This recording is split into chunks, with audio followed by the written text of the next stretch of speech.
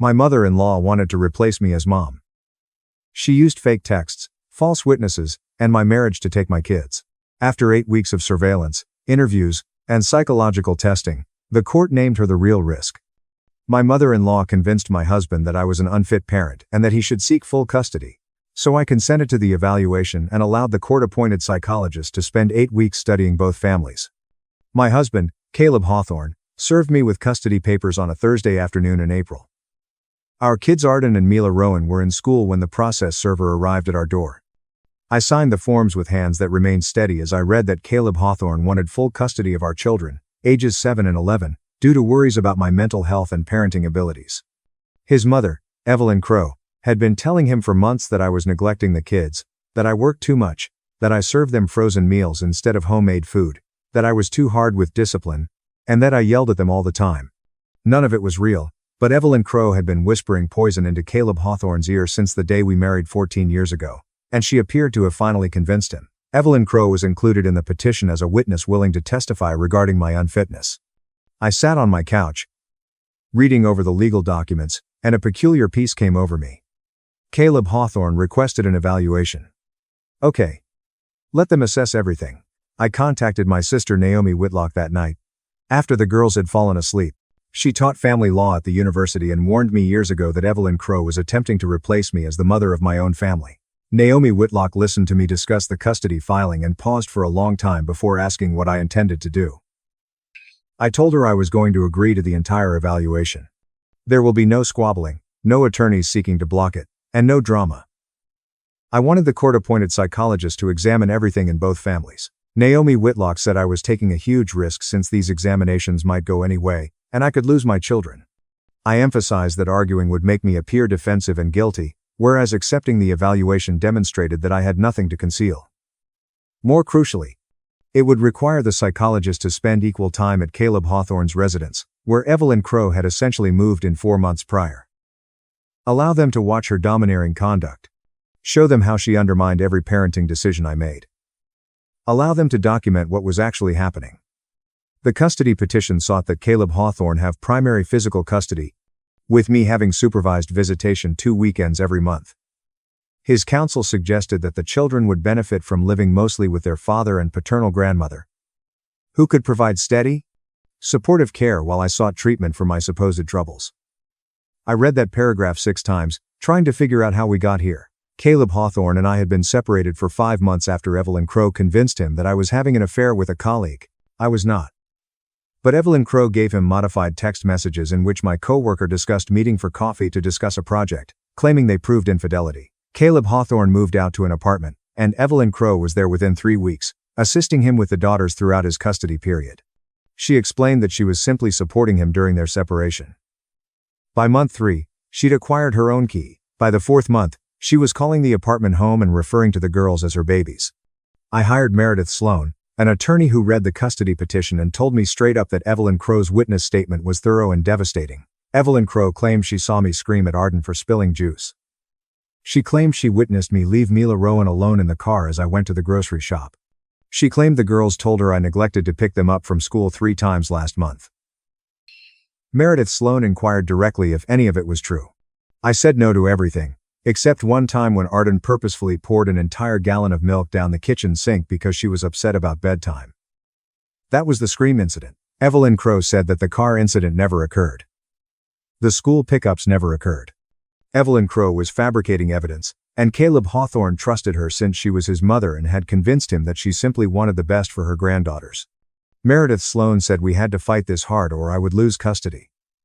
I informed her that I wanted to agree to the evaluation immediately and requested the most thorough one possible. The court designated Dr. Julian Ashcroft as the custody evaluator. He was a clinical psychologist with 28 years of experience handling family court issues. His intake letter stated that he would spend 8 weeks undertaking extensive observations, including family visits, individual interviews, psychological tests, and behavioral assessments. He would observe both parents and their children separately and together. He planned to interview teachers, doctors, and other important parties. He would examine all documentation, including school records, medical files, and any proof presented by either party. His report would then be given to the judge, along with suggestions for custody and parenting time. The letter stated that his fee was $5,500, shared between the two parties. Caleb Hawthorne's lawyer quickly appealed to the expense, but the judge ordered it nonetheless. Meredith Sloan informed me that this was beneficial since extensive evaluations were more likely to reveal the truth than quick, superficial ones based on he said, she said. Dr. Ashcroft called me the following Monday to set up his first house visit. His tone was calm and professional, with no indication of judgment or preconception. He asked if Wednesday evening would be suitable for monitoring my typical routine with the girls. I agreed and asked what I should do. He instructed me to go about my evening normally as if he were not present. He intended to see homework, supper, bathing, and bedtime routines in their natural state. I spent Tuesday cleaning my house, but I forced myself to stop because I recognized that having everything perfect would look contrived. Dr. Ashcroft needed to witness our everyday lives, the breakfast dishes in the sink, the mound of clothes waiting to be folded on the couch, and the art projects that covered the refrigerator. Wednesday afternoon, I picked up the girls from school and informed them that a doctor would be visiting to meet with our family and observe how we do things at home. Arden inquired whether anyone was unwell. I emphasized that it was a different type of doctor who worked with families and that they should simply be themselves. At 5:45, Dr. Ashcroft came, carrying a leather briefcase and dressed in khakis and a button-down shirt. He shook my hand and greeted Arden and Mila Rowan with warm smiles, putting them at ease. He sat on an armchair I had placed in the corner of the kitchen, where he could observe without being invasive. I started preparing dinner, which included baked chicken, roasted vegetables, and rice. Mila Rowan sat at the kitchen table doing her math homework, and I assisted her with multiplication problems. Arden was in the living room, reading for her book report due on Friday. Every few minutes, I checked in on Arden's progress and urged her to focus when she became distracted by the cat. Dr. Ashcroft made brief notes but largely watched. During supper, the girls discussed their school day and briefly clashed about who would feed the cat. I mediated quietly, reminding them that we had a chore chart on the fridge. Mila Rowan had a meltdown after supper because she didn't want to take a bath until she finished watching her show. I turned off the TV and explained that screen time on school nights ended at 8 p.m., something she was already aware of. She cried for almost 4 minutes, while I remained firm. Then she went upstairs to take a bath. Bath time lasted 45 minutes since both kids wanted to play with their bath toys, which I let them do as long as they washed. I sat on the shower floor folding towels as they splashed and discussed their day in greater depth than they had at supper. Arden reported that Grandma Evelyn Crow contacted her at Dad's house last night to say she missed her babies. Mila Rowan said that Grandma Evelyn Crow claimed Mom was probably not feeding them well. When I asked what Mila Rowan told Grandma, my stomach tightened but my voice remained neutral. Mila Rowan stated that she informed Grandma that we had tacos on Tuesday night, which were delicious. I made a mental note that Evelyn Crow was guiding the kids over the phone. Dr. Julian Ashcroft wrote something down. After baths, we read bedtime stories, with each daughter choosing a book. I read both stories in various voices for the characters, which made them giggle. Lights Out at 9, Hugs, and I Love You. Dr. Ashcroft joined me downstairs, and we sat at my kitchen table as he inquired about our usual routines, the children timetables, and any worries I had. I replied everything honestly, even informing him about Evelyn Crow's phone call, which the girls mentioned. Dr. Ashcroft returned Saturday morning to watch the weekend rituals. The girls and I prepared pancakes together, which became messy when Arden spilled batter on the floor, and Mila Rowan attempted to help clean it but knocked over the orange juice. I cleaned things up without yelling, and we chuckled at my kitchen's state of disarray.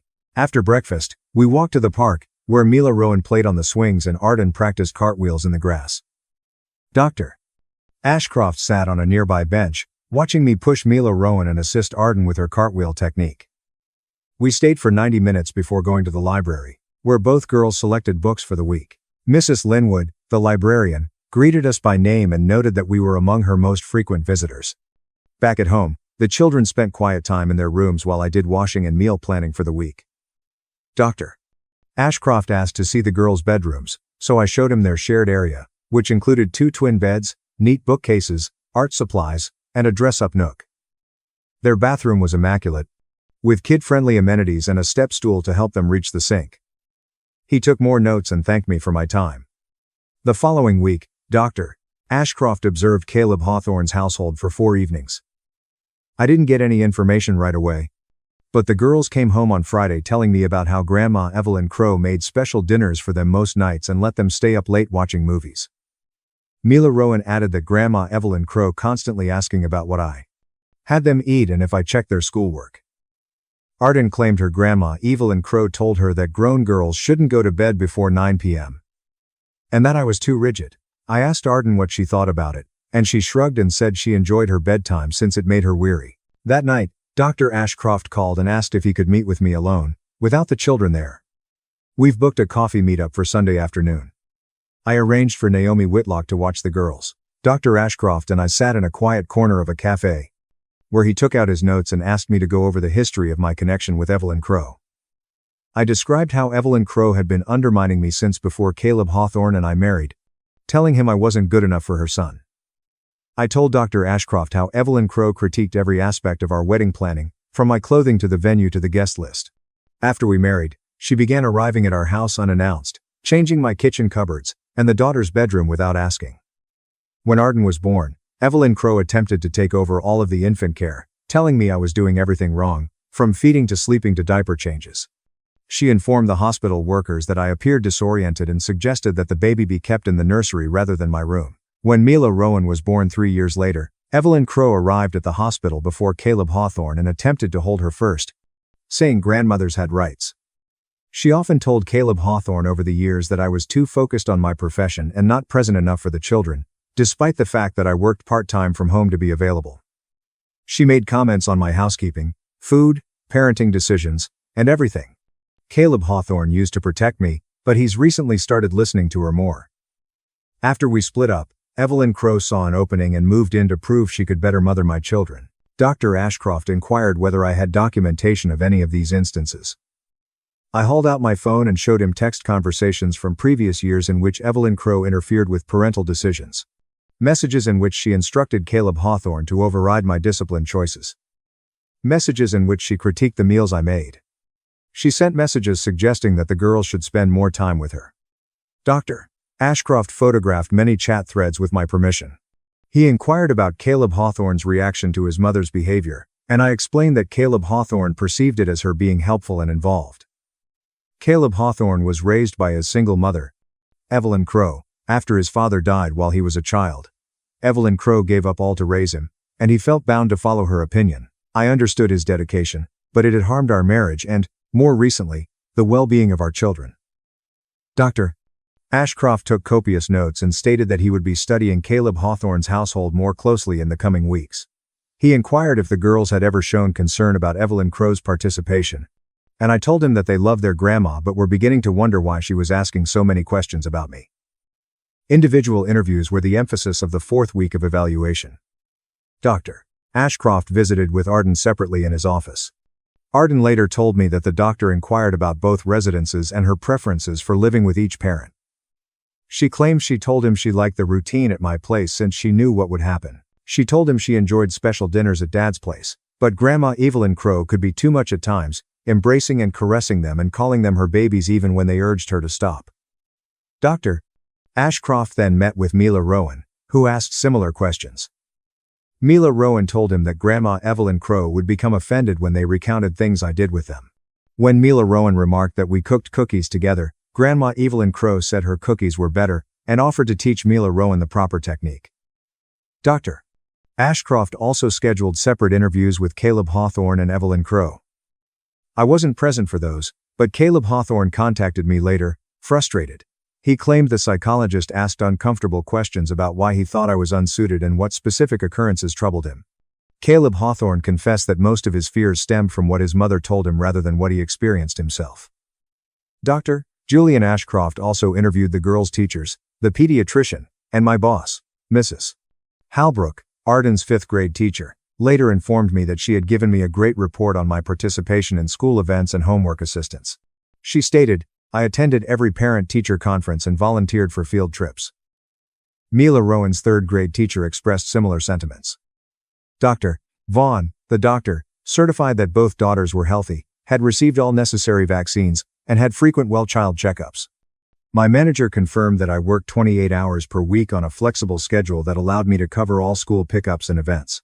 Dr. Ashcroft was compiling a thorough picture from many sources. Meanwhile, Evelyn Crow allegedly gave him a list of persons who could validate her version of events, but when he contacted them, they turned out to be her pals, who claimed they had never seen me parenting improperly. They simply knew Evelyn Crow was concerned. One friend informed Dr. Ashcroft that Evelyn Crow was continually talking about getting custody of her granddaughters and how she deserved to nurture them properly. Week 5 included more house observations.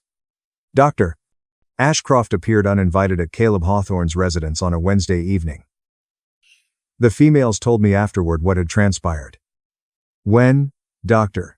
Ashcroft knocked, Evelyn Crow answered the door, looking flustered that he had come without calling ahead. Caleb Hawthorne had a late meeting at work, so he wasn't home yet. Evelyn Crow had the girls eat chicken nuggets and French fries in front of the television, which was tuned to a show aimed at teenagers rather than young children. Even though it was 6:45 p.m. Homework had yet to be completed. The apartment was dirtier than normal, with Evelyn Crow's stuff scattered over the living area. Dr. Ashcroft inquired about the girls' schoolwork, and Arden said she did not understand her science assignment, but Grandma Evelyn Crow said they could complete it tomorrow morning before school. Dr. Ashcroft inquired about their typical bedtime, and Mila Rowan stated that Grandma Evelyn Crow allowed them to remain up until they fell asleep, which was generally around 10:30 p.m. Dr. Ashcroft made copious notes. When Caleb Hawthorne arrived home at 8:15, he appeared fatigued and shocked to see the evaluator. He informed Dr. Ashcroft that he had been working late more frequently, because Evelyn Crow was there to manage the nighttime routine. Evelyn Crow jumped in, saying she was delighted to assist her son and grandkids. Then Dr. Ashcroft wanted to speak with Caleb Hawthorne quietly, and they entered the bedroom. The girls couldn't hear the talk, but Arden noticed Grandma Evelyn Crow was nervous and kept cleaning up the living room rapidly. After Dr. Ashcroft left, Evelyn Crow informed Caleb Hawthorne that the psychologist was clearly biased against me and that they needed to document everything to demonstrate that the evaluation was unjust. Caleb Hawthorne reportedly did not answer. The following evening, Dr. Ashcroft returned to Caleb Hawthorne's apartment for supper, but this time, Caleb Hawthorne was present. He made pasta and insisted the girls do their homework at the table before any screen time. Evelyn Crow repeatedly interrupted with comments and revisions. She warned Caleb Hawthorne that he was heating the water incorrectly. She told Mila Rowan that her math technique was improper, despite the fact that Mila Rowan was receiving accurate results. She instructed Arden to sit up straighter and show better manners. Dr. Ashcroft remained silent while he witnessed everything. Caleb Hawthorne subsequently told me that the psychologist asked probing questions regarding Evelyn Crow's role in the household, and whether he thought he was raising his own children or simply following his mother's directions. Week 6 featured psychological testing. I went to Dr. Ashcroft's office and spent 4 hours filling out written evaluations and questions regarding personality, stress, depression, anxiety, and parenting strategies. The examinations were rigorous and invasive, with questions ranging from my childhood to my coping strategies to my relationship with my children. Dr. Ashcroft stated, these were standard instruments used to assess parental fitness.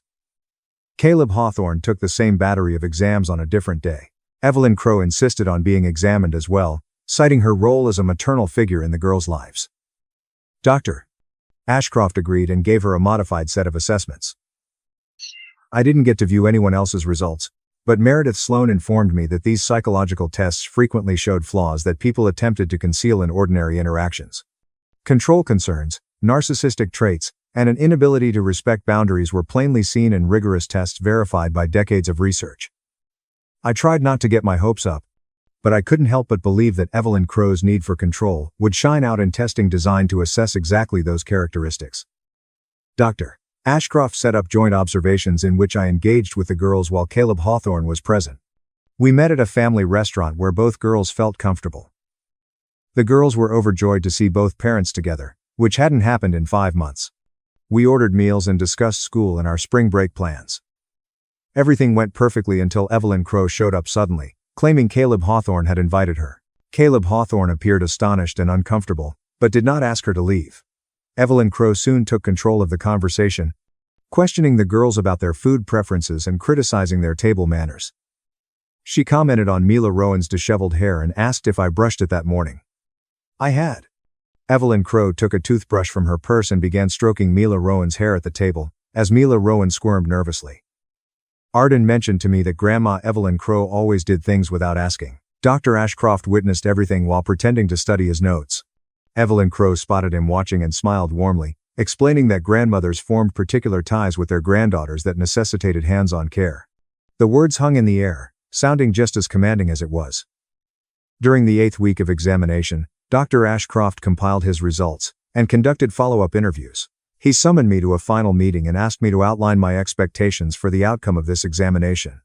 I told him truthfully that I wanted joint custody to continue as it had before Evelyn Crow persuaded Caleb Hawthorne that I was unfit. I wanted my children to have a bond with both parents. I wanted Caleb Hawthorne to realize his mother's influence and establish appropriate limits. I wanted the girls to feel safe in both homes, without one undercutting the other. Dr. Ashcroft inquired as to my opinion on Evelyn Crow's future position in the girls' lives. As I previously stated, the grandmother plays a vital function, but it should not take precedence over or replace the mother. Evelyn Crow needed to support our parenting rather than taking control. Dr. Ashcroft took notes and praised me for being honest throughout the process. He stated that his report would be completed within 3 weeks and presented to the court. He couldn't give me his advice directly, but he stated the judge would get a thorough review of both houses and all pertinent variables. 3 weeks felt like an eternity. I kept typical routines with the girls, trying not to reveal my nervousness. Naomi Whitlock came over most evenings to entertain me after bedtime. She reminded me that I had nothing to conceal, and my evaluation should reflect that. Meredith Sloan called with updates from court papers and reported that Caleb Hawthorne's lawyer appeared concerned about the upcoming report. Evelyn Crow reportedly called Meredith Sloan's office 6 times, demanding to know what the psychologist was writing and requesting that she be permitted to examine his conclusions before submission. Meredith Sloan informed her that this was not how custody evaluations operated. The evaluator's report was sent straight to the judge and kept confidential until the court hearing. Evelyn Crow attempted to file her own motion, saying that the evaluation was prejudiced, but the judge refused it without even setting a hearing. Meredith Sloan stated that this was a very good sign since judges did not ignore concerns about evaluator bias unless they were clearly unfounded. Evelyn Crow's increasingly frantic behavior was likely to harm rather than help. Caleb Hawthorne's case. Dr. Julian Ashcroft's report arrived at the courthouse on Friday morning. The judge set a hearing for the following Wednesday. Meredith Sloan received a copy of the report that afternoon and phoned me right away, asking if I could come to her office. I arranged for the girls to stay with Naomi Whitlock and drove to Meredith Sloan's office, my hands trembling on the wheel. Meredith Sloan greeted me in the conference room, with the 72-page report sprawled across the table. She smiled. The report's executive summary said unequivocally that I provided consistent, appropriate, and nurturing parenting throughout all observations and evaluations. My home environment was solid and organized, with age-appropriate routines. The children formed a strong bond to me and demonstrated comfort and contentment in my care. My psychological assessment found normal stress levels typical of a working parent going through a custody fight, but no signs of mental health issues, emotional instability, or parenting inadequacies. All collateral contacts, including schools and medical providers, affirmed proper parental engagement and care. Meredith Sloan navigated to the part regarding Caleb Hawthorne's household. Dr. Ashcroft observed that Caleb Hawthorne appeared to be a loving father who wanted the best for his girls, but he showed little actual parental participation. During the observations, Caleb Hawthorne deferred most parenting decisions to his mother, Evelyn Crow. Evelyn Crow controlled the household, making decisions regarding food, bedtime, discipline, and activities without consulting Caleb Hawthorne. According to the study, Evelyn Crow demonstrated controlling behaviors that were consistent with enmeshment and boundary violations. Her frequent attempts to destroy my bond with the children were documented through text messages, remarks to the evaluator, and observations of joint sessions. Evelyn Crow's psychological tests revealed high levels of narcissism, a need for control, and trouble accepting disagreements with others. According to the study, Evelyn Crow's involvement in the custody petition looked to be motivated by a desire to establish herself as the major maternal figure rather than genuine worries about the children's well-being. Dr. Ashcroft specifically said that Evelyn Crow's interference posed a risk to the children's emotional well-being if not addressed with clear limits. My eyes blurred with tears as I read the recommendation section. Dr. Ashcroft advised me to keep primary physical custody of Arden and Mila Rowan, with conventional parenting time for Caleb Hawthorne. He suggested that Evelyn Crow's contact with the children during Caleb Hawthorne's parenting time be greatly limited and monitored for 9 months. While in family therapy, Caleb Hawthorne worked on creating proper boundaries with his mother. He proposed that Evelyn Crow not be allowed to attend custody swaps or school functions unless both parents agreed in advance. According to the report, reunification therapy for Caleb Hawthorne and the children would help to mend the relationship damage caused by the custody fight. He stated that with adequate boundaries and assistance, Caleb Hawthorne might be an effective co-parent, but that he needed to parent independently of his mother's influence. Meredith Sloan glanced at me across the table and said this was the most strongly written custody evaluation she has read in her 18 years of family law practice.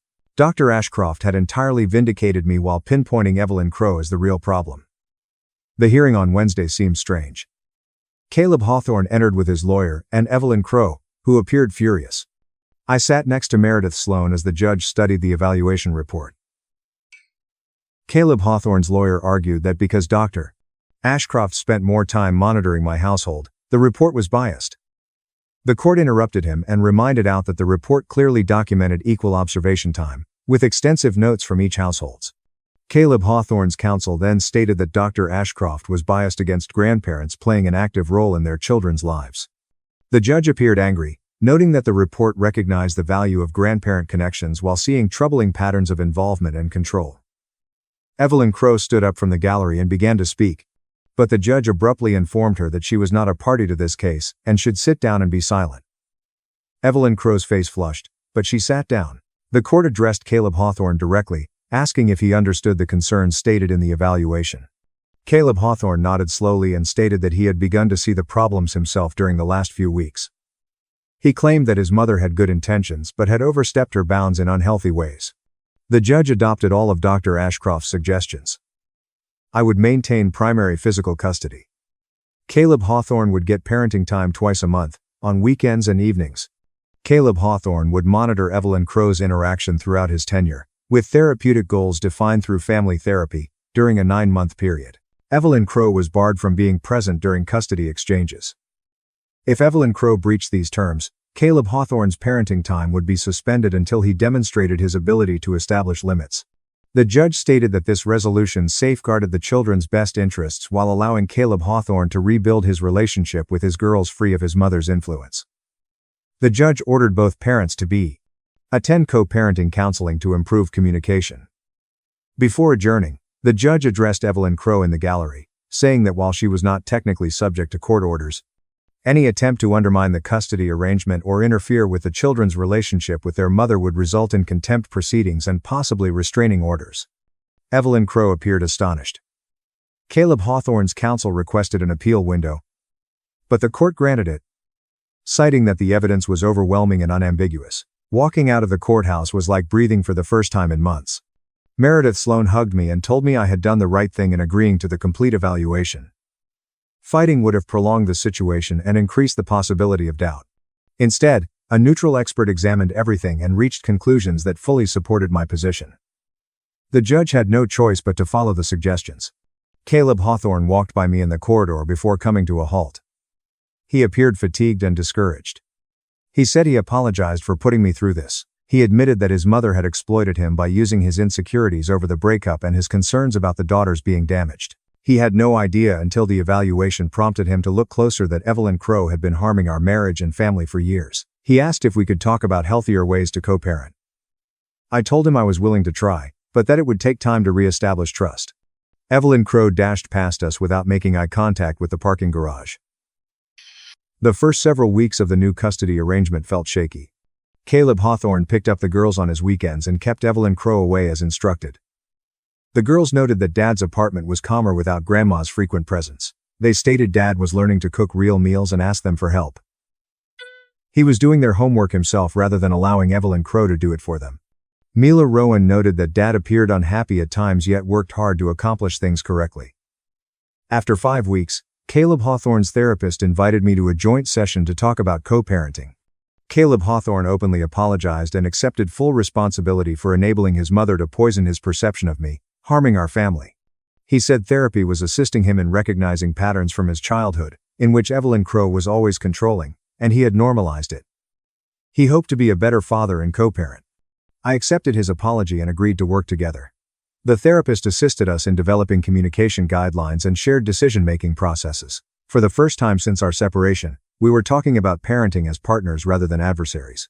Evelyn Crow tried to contact me several times via text and email, demanding to see her granddaughters without supervision. I forwarded all communications to Meredith Sloan, who issued a formal cease and desist letter.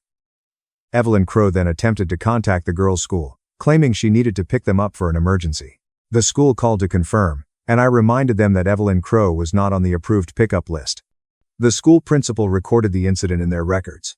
Evelyn Crow showed up at my house one Saturday morning as the girls and I were leaving for the grocery store. She blocked my car in the driveway and demanded that I show her her babies. I remained calm and informed her that she needed to leave or I would call the police. She refused. I phoned the cops. When the police arrived and studied the custody order, he informed Evelyn Crow that she was breaching a court order by harassing me and may face arrest if she did not leave right away. She eventually departed, but not before accusing me of poisoning her grandkids against her. The officer documented everything and gave me a report number, which I emailed to Meredith Sloan and Caleb Hawthorne. Caleb Hawthorne called that evening and told his mother she couldn't have any contact with the girls until she finished counseling and shown her ability to respect limits. Evelyn Crow had no contact with the daughters for 9 months, as required by the court order and enforced by Caleb Hawthorne. Caleb Hawthorne frequently attended family therapy and made tremendous progress in establishing an autonomous relationship with Arden and Mila Rowan. The girls began to relax during his parenting time and even looked forward to weekends with Dad. Caleb Hawthorne relocated to a larger apartment so that each girl had her own room. He learned to menu plan and cooked with the girls. He created bedtime habits identical to mine, making transitions between residences easier. Our co-parenting relationship improved considerably after Evelyn Crow's influence was removed. We spoke directly about school concerns, medical visits, and activities. We went to parent-teacher conferences together. We distributed holiday time fairly. The girls thrived on the security and predictability. Their professors observed an improvement. Mila Rowan's nervousness over moving houses vanished. Arden's grades have improved. Both girls reported feeling happier and more secure. Dr. Julian Ashcroft's evaluation compelled everyone to face the truth about what was really causing this family's problems. And it was not me. Caleb Hawthorne's therapist provided a report during the 9-month review hearing outlining his improvement in setting boundaries and parenting independently. The doctor suggested that supervised contact between Evelyn Crow and the daughters continue once Caleb Hawthorne was ready and Evelyn Crow had completed her own therapy to address her controlling behaviors. Caleb Hawthorne told the judge that he wasn't ready for his mother to contact him. He claimed he was still working on improving his relationship with his daughters and was unsure he could maintain boundaries if his mother was involved. The judge agreed with his argument and extended the no-contact order for playing another 9 months, with the ability to review if circumstances changed. Evelyn Crow's lawyer argued that this was punitive and unreasonable, but the judge pointed out that Evelyn Crow had repeatedly violated the earlier order, including the harassment episode at my home. The judge ruled that Evelyn Crow's behavior revealed that she was not yet capable of respecting limits, and that preserving the children's well-being came above her need for grandparent access. I sat in the courtroom, feeling validated by a system that had actually worked as intended. The rigorous evaluation showed the truth, and the judge shielded my children. Caleb Hawthorne and I never restored our marriage, but we did build a solid co-parenting relationship that prioritized the children. He eventually permitted supervised meetings with Evelyn Crow after she had finished intense therapy and exhibited changed conduct for several months. The visits were brief and always overseen by Caleb Hawthorne, who set strict limitations. Evelyn Crow never restored her previous level of participation, and the girls are healthier as a result. They adored their grandma, but recognized that she could be overly controlling at times, and that boundaries were necessary. Arden wrote a school essay about family dynamics and how people can benefit from learning to collaborate. Her teacher described it as extraordinarily mature for an 11-year-old. Mila Rowan informed me one night before sleep that she used to be confused about whether Grandma Evelyn Crow or I was meant to care for them, but now she realized moms were moms, grandmas were grandmas, and everyone had their own role. I kissed her forehead and told her she was spot on. The evaluation had rescued my family by accepting scrutiny rather than rejecting it. When you have nothing to hide, transparency is your most powerful weapon. Dr. Julian Ashcroft's 8 weeks of observation revealed truths that years of debate never could. When provided complete information, the court system functioned effectively. Justice was achieved not via spectacular confrontation, but through careful documentation of facts. 14 months after that dreadful day, When Caleb Hawthorne presented me with custody papers, my daughters slept blissfully in their rooms as I sat in my quiet house, grateful for the bravery to agree to the evaluation that virtually everyone thought I should contest. Sometimes the bravest thing a mother can do is believe that when given the opportunity, the truth will speak for itself. If you enjoyed this, you'll want to view the next ones as well. So, subscribe today and share your thoughts in the comments. At dinner, Mom said, "Be a good daughter," while Dad used my fake signature to move $3.2 meters. I let them finish the transfer. Then the screen flashed red. Federal fraud alert triggered. IP logged. My sister screamed, "Undo it." I said, "You can't. My name is Sloan."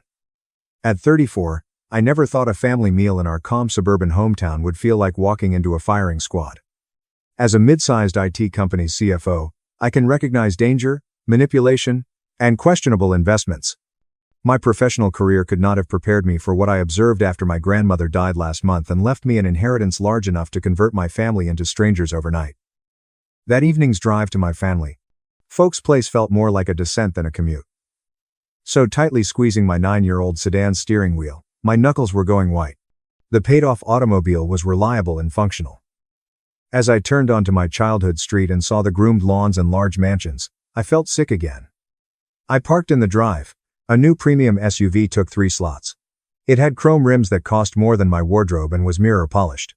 My parents paid for my sister Marlo's automobile as she discovered herself. Her 7-year-old self-discovery began in high school.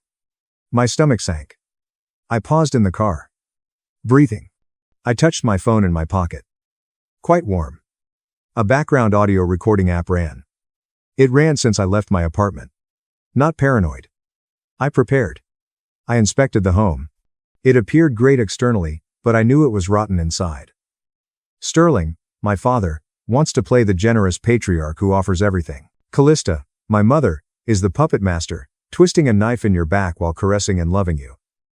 And then there's Marlo, the golden child, who could do no wrong even when she burned our lives. Checking my rearview mirror reflection. I looked exhausted but determined. They assumed I was come for a therapeutic supper.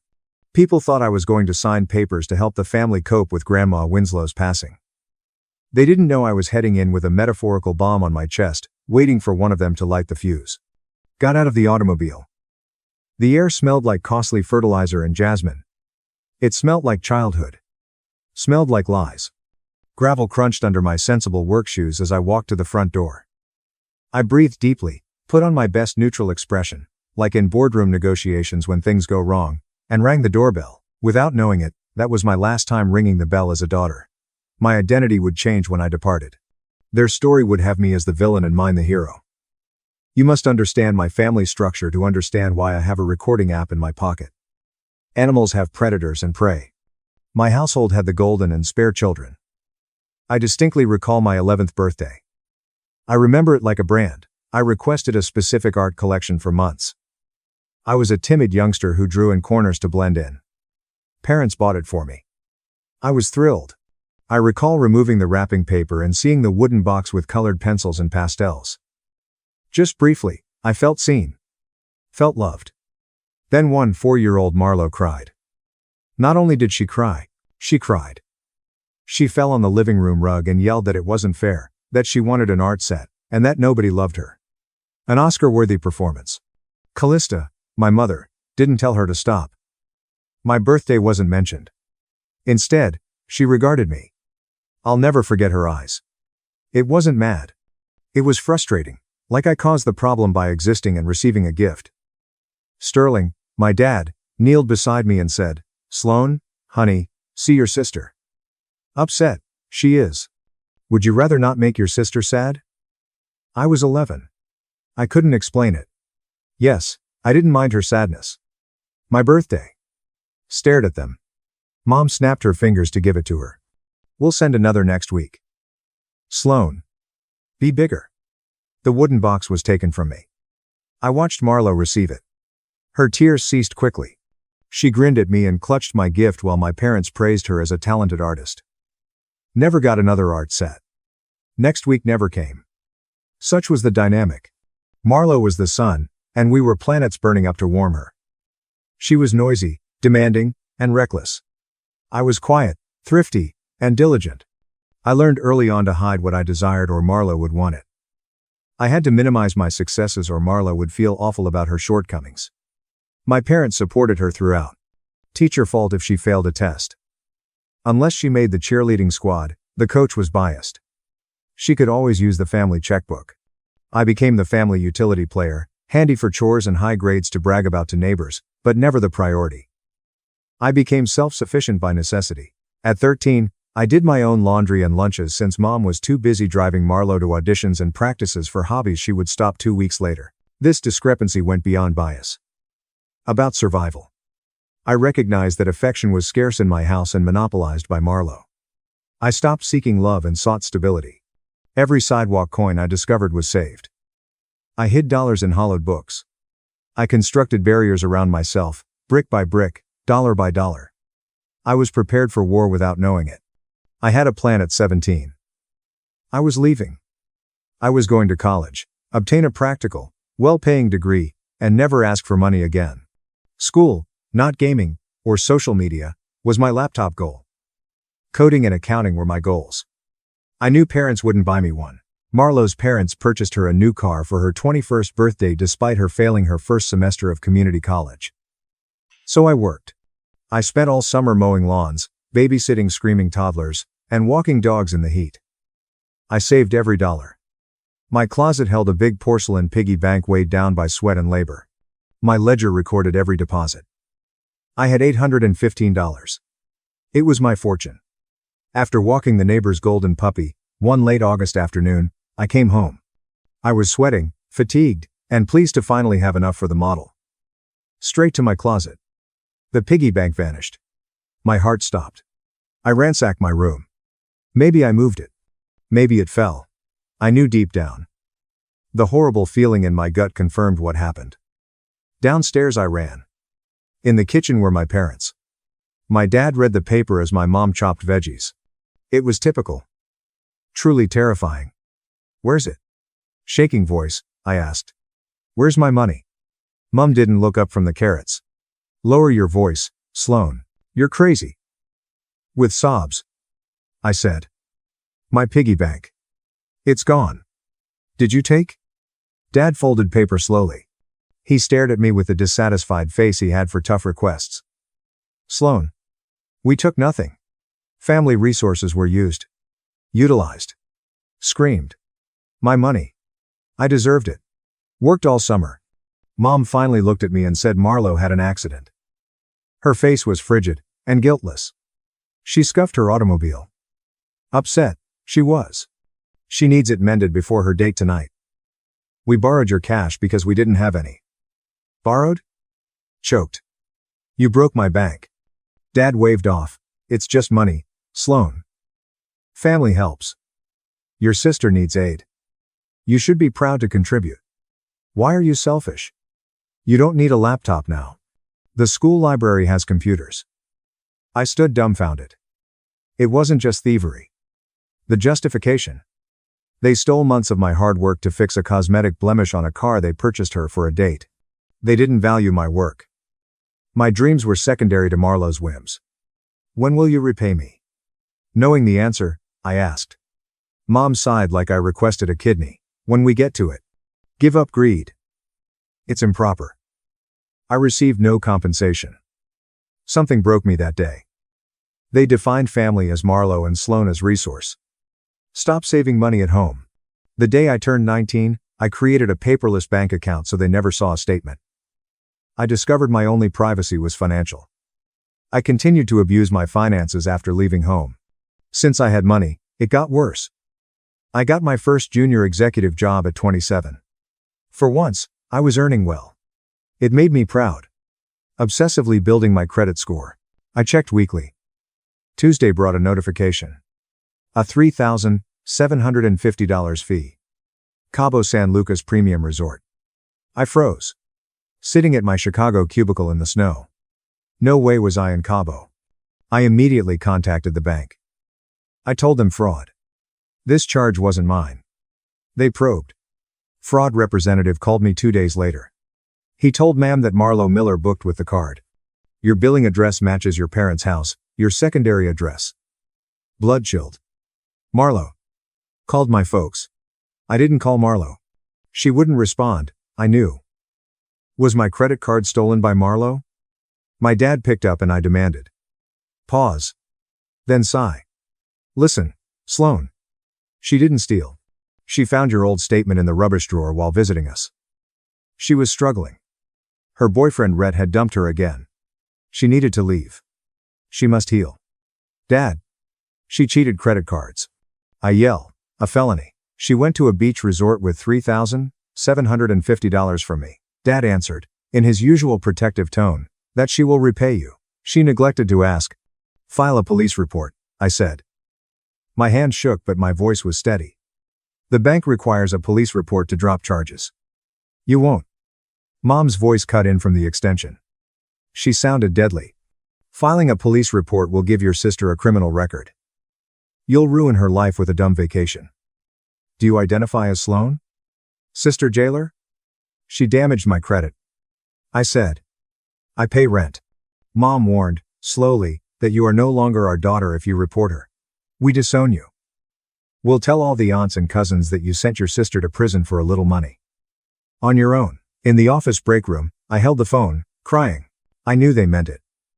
They would villainize me. They would defend Marlo at all costs. I was 27. I remained feeble. My desire for their acceptance or fear of rejection persisted. Fine, I whispered. Fine, but she must repay me. Mom responded she would, her voice suddenly brightening. I guarantee it. I paid $3,750. I lost my emergency savings. I never was paid by Marlo. I asked her about it over Thanksgiving, and she laughed and said, oh my God, Sloan, you're still obsessed. You earn so much. Why so stingy? Just a trip. I gave them nothing else after that. Locked credit. I changed my passwords but learned something. They never stopped taking. People felt entitled to my accomplishment. They thought I supported the weak because I was strong. Born to pay this tax. With Grandma Winslow's inheritance, the tax was too expensive, so I stopped paying. In my family, only Grandma Winslow noticed me. She was my mother's mother, but not Callista. Precision, elegance, and a titanium spine defined Winslow. She established a little real estate empire in the 80 seconds and 90 seconds, by buying duplexes when others sold. I biked to Grandma Winslow's place while my folks worshipped Marlo's path. A sanctuary. It smelled like lavender and ancient books, not falsehood's intention. It was ritualistic. We talked about money over real tea and porcelain mugs every Sunday afternoon. Practical, not greedy. She taught me compound interest at 13. She taught me real estate deeds at 16. Sloan, she said, staring at me over her teacup. You resemble me. Numbers and truth are your strengths. That combination is perilous for this family. She saw through Callista's selfishness and Sterling's fragility. She never said it directly. She was excessively polite. But she told me. Your mother loves herself first. Winslow remarked. She considers Marlo her reflection. Therefore, she spoils her. You are unique. She fears losing control because she can't control you. Winslow was whiter than normal on one Sunday a couple months back. Shaking, she set down her cup. Sloan, she whispered. Have news. You cannot tell anyone. Not Mom. Especially not your sister. What's it? Grandma? I inquired with fear. Pancreatic cancer. She stated. Stage 4. My physicians estimate 4 months. My world fell apart. I sobbed and grabbed her hand. Her grip on my fingers was startling. Listen to me, she said. Do not cry yet. We must work. After I die, vultures will arrive. They've waited decades for my money. Callista has wasted her inheritance mentally. Marlo thinks she'll receive the lake house. Her eyes were dead on me. Sloan. They perceive you as an ATM. Without me, the shield is gone. They will pursue you with everything. We must plan. We do what? Wiping my tears, I asked. We defend your freedom, she said. Money's more than paper, sweetheart. The ability to decline. I will give you the power to leave them forever. Grandma Winslow's final month was a study in greed. Her condition became public when she couldn't hide the hospital bed in the living room. My family descended. They didn't hold her hand. I read to her and brushed her hair, but they didn't. They arrived to check the loot. I distinctly recall one afternoon. Sleeping. Winslow breathed poorly. Sitting in the armchair with my laptop, I watched. My mother and Marlo entered. They were noisy, perfumed, and fast food smelling. "Look at this apartment," Marlo said, wandering around the living room and touching everything. "This wall should be demolished. Open concept improves resale value." "Oh," I hissed. "She sleeps. She can't hear us," Mom replied dismissively. She examined the bottom hallmark of a silver candlestick. "Sloan, we must catalog. You excel at spreadsheets. List anything valuable. Things shouldn't go missing before the estate settles." Suffocating irony. The only thieves were in front of me.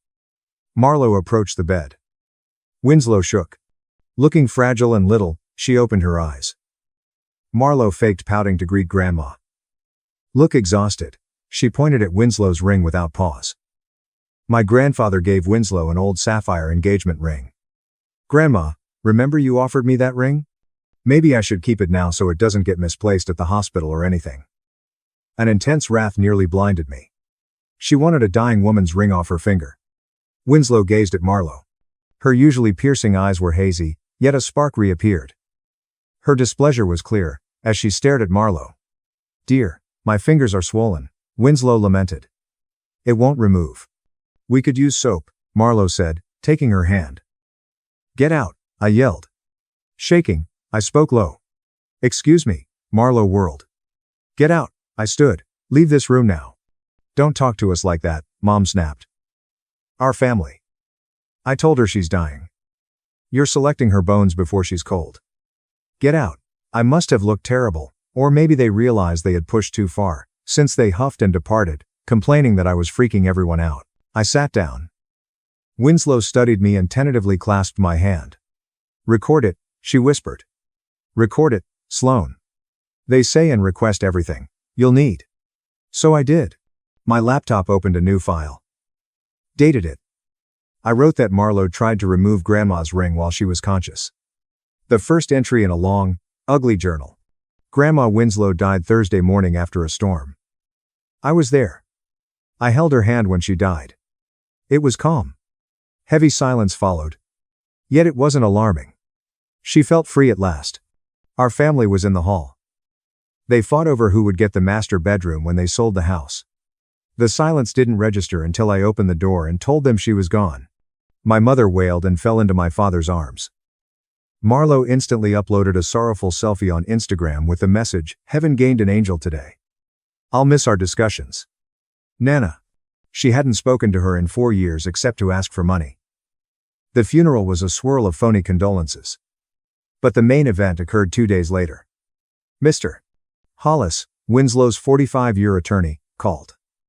He had granite-like features and steely gray eyes that saw everything. "Sloan," he said. "Visit my office alone. Avoid telling your parents." I went. "The will is easy," Mr. Hollis remarked, sliding a parchment over his mahogany desk. "Winslow recognized your family." I read it. Winslow left me her whole inheritance, including the property, investment portfolio, and cash accounts, totaling over $3.2 million, in an irrevocable freedom trust. With me as sole beneficiary and trustee, Callista had nothing. Nothing for Marlo. Nothing for Sterling. Hollis said she left a letter but told me to wait. She encouraged you to start early. A head start on? To be honest, Hollis said. Winslow created a trap. You own the assets legally. Transferred at death. Family doesn't know that yet. They anticipate probate. They assume they can charm or intimidate their way to money. Leaning forward. We'll keep the trust private for 120 days. Let them expose their true colors. Choose to aid if they act with decency. But if they steal, forge, or take what isn't theirs, we'll be ready. I responded, with a heavy heart, they will try. Definitely will try. If they do, Hollis coldly stated, we'll close the law's steel jaws on them. Good job listening so far. Please like and subscribe if you appreciate this story and want to see how the trap springs. Very helpful. Please comment below with your viewing city. I adore how these stories spread. Returning to the tale. 2 months have passed since the funeral. I returned to work with a deep ache in my chest from mourning. I avoided my folks and answered their texts with one-word replies. They grew impatient. They continued wondering when the lawyer would call and release the assets. Played dumb. No idea. Courts move slowly. Then my phone buzzed Tuesday afternoon. My Identity Theft Protection Service sent it. A high-risk inquiry was detected. Launched the app. Someone tried to access Grandma Winslow's locked bank account, which we had transferred into the trust. This was the kicker. A power of attorney was used. I immediately called Mr. Hollis. Did someone access old accounts with your permission? Absolutely not. He said. Who tries? I'm reading the bank alert's IP address log, I said, typing furiously. Finance geek here. I trace things. Residential IP in. Oh. You're kidding me. My parents live there. I answered coldly. They're using a power of attorney. But Grandma's power of attorney ended when she died. That's legal. Hollis agreed. Even if alive, she never provided them one. I concluded they forged it. They falsified a legal document to steal a dead woman's money. Trying to access an empty shell. The money is gone, replied Hollis. Your trust, yet criminal purpose. Grand larceny and wire fraud are attempted. Unaware of the money's loss. I realize they assume it's still waiting to be snatched. A plan formed in my head. It was risky. It was petty but necessary. Mr. Hollis, what if we let them think the door is open? Give them the rope to hang themselves. Sloan, what do you envision? I replied, I want to capture them in action. More than a failed login. Undisputed proof, please. I want them to do it in front of me so they can never lie again. I took a half-day off work the next day to visit Mr. Hollis. The bank's fraud division's forensic accountant and cybersecurity specialist met with us.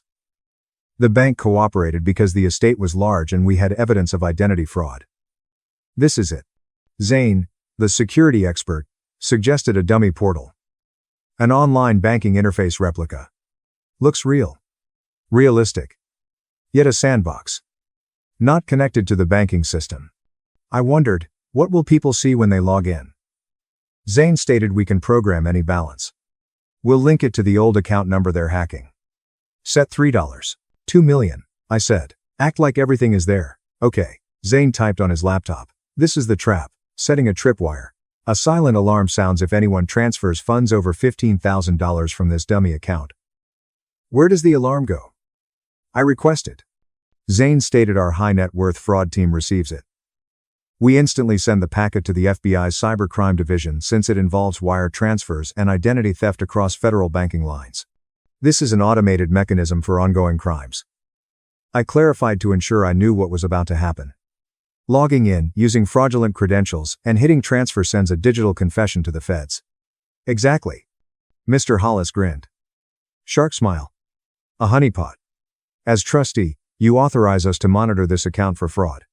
They started the hack, thus, it's legal entrapment. Another thing, I said. I need the transfer error message. Don't just say failed. Let them know it's finished. Zane said rejection screens can be customized. Color it red. Bright red. Federal fraud alert triggered. IP recorded. Authorities informed. Brutal. Zane laughed. I love it. Set up by us. The trap was set. Just the bait was required. I knew family. They grew desperate. Marlo advertised her luxury bags on Facebook Marketplace. The credit card bills were due. It wouldn't take long. I just had to be there when they fired. I needed to see their greed destroy them. The call arrived 4 days later. I was examining a quarterly budget at my desk when my phone rang. Dad appeared on screen. I inhaled, centered, and replied. Sweet Sloan, hello, Sterling roared. It was too loud and happy. A used car salesperson was trying to sell a lemon. How's my hard-working girl? I'm okay, Dad. What's up? Your mother and I were talking, he said. We're sorry about recent events.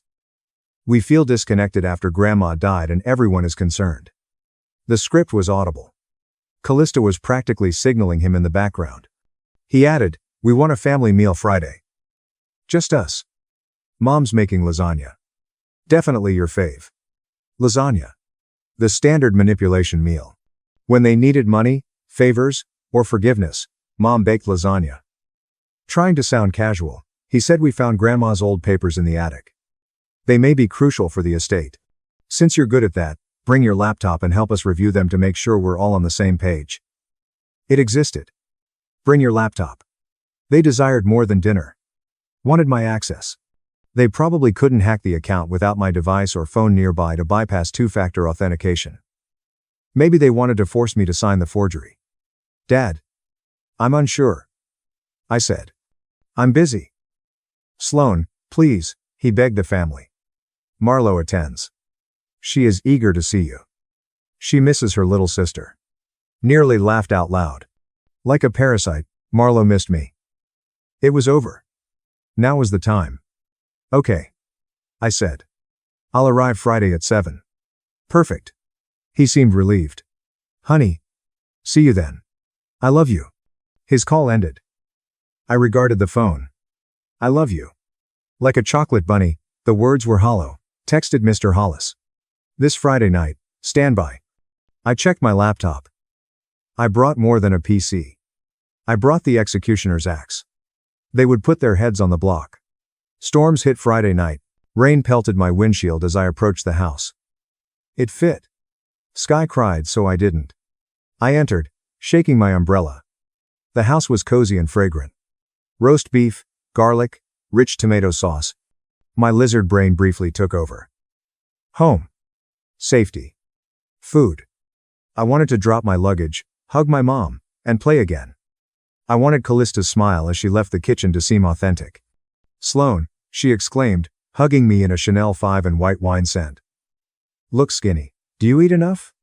I'm all right, Mom, I responded stiffly, not hugging back. Come, sit.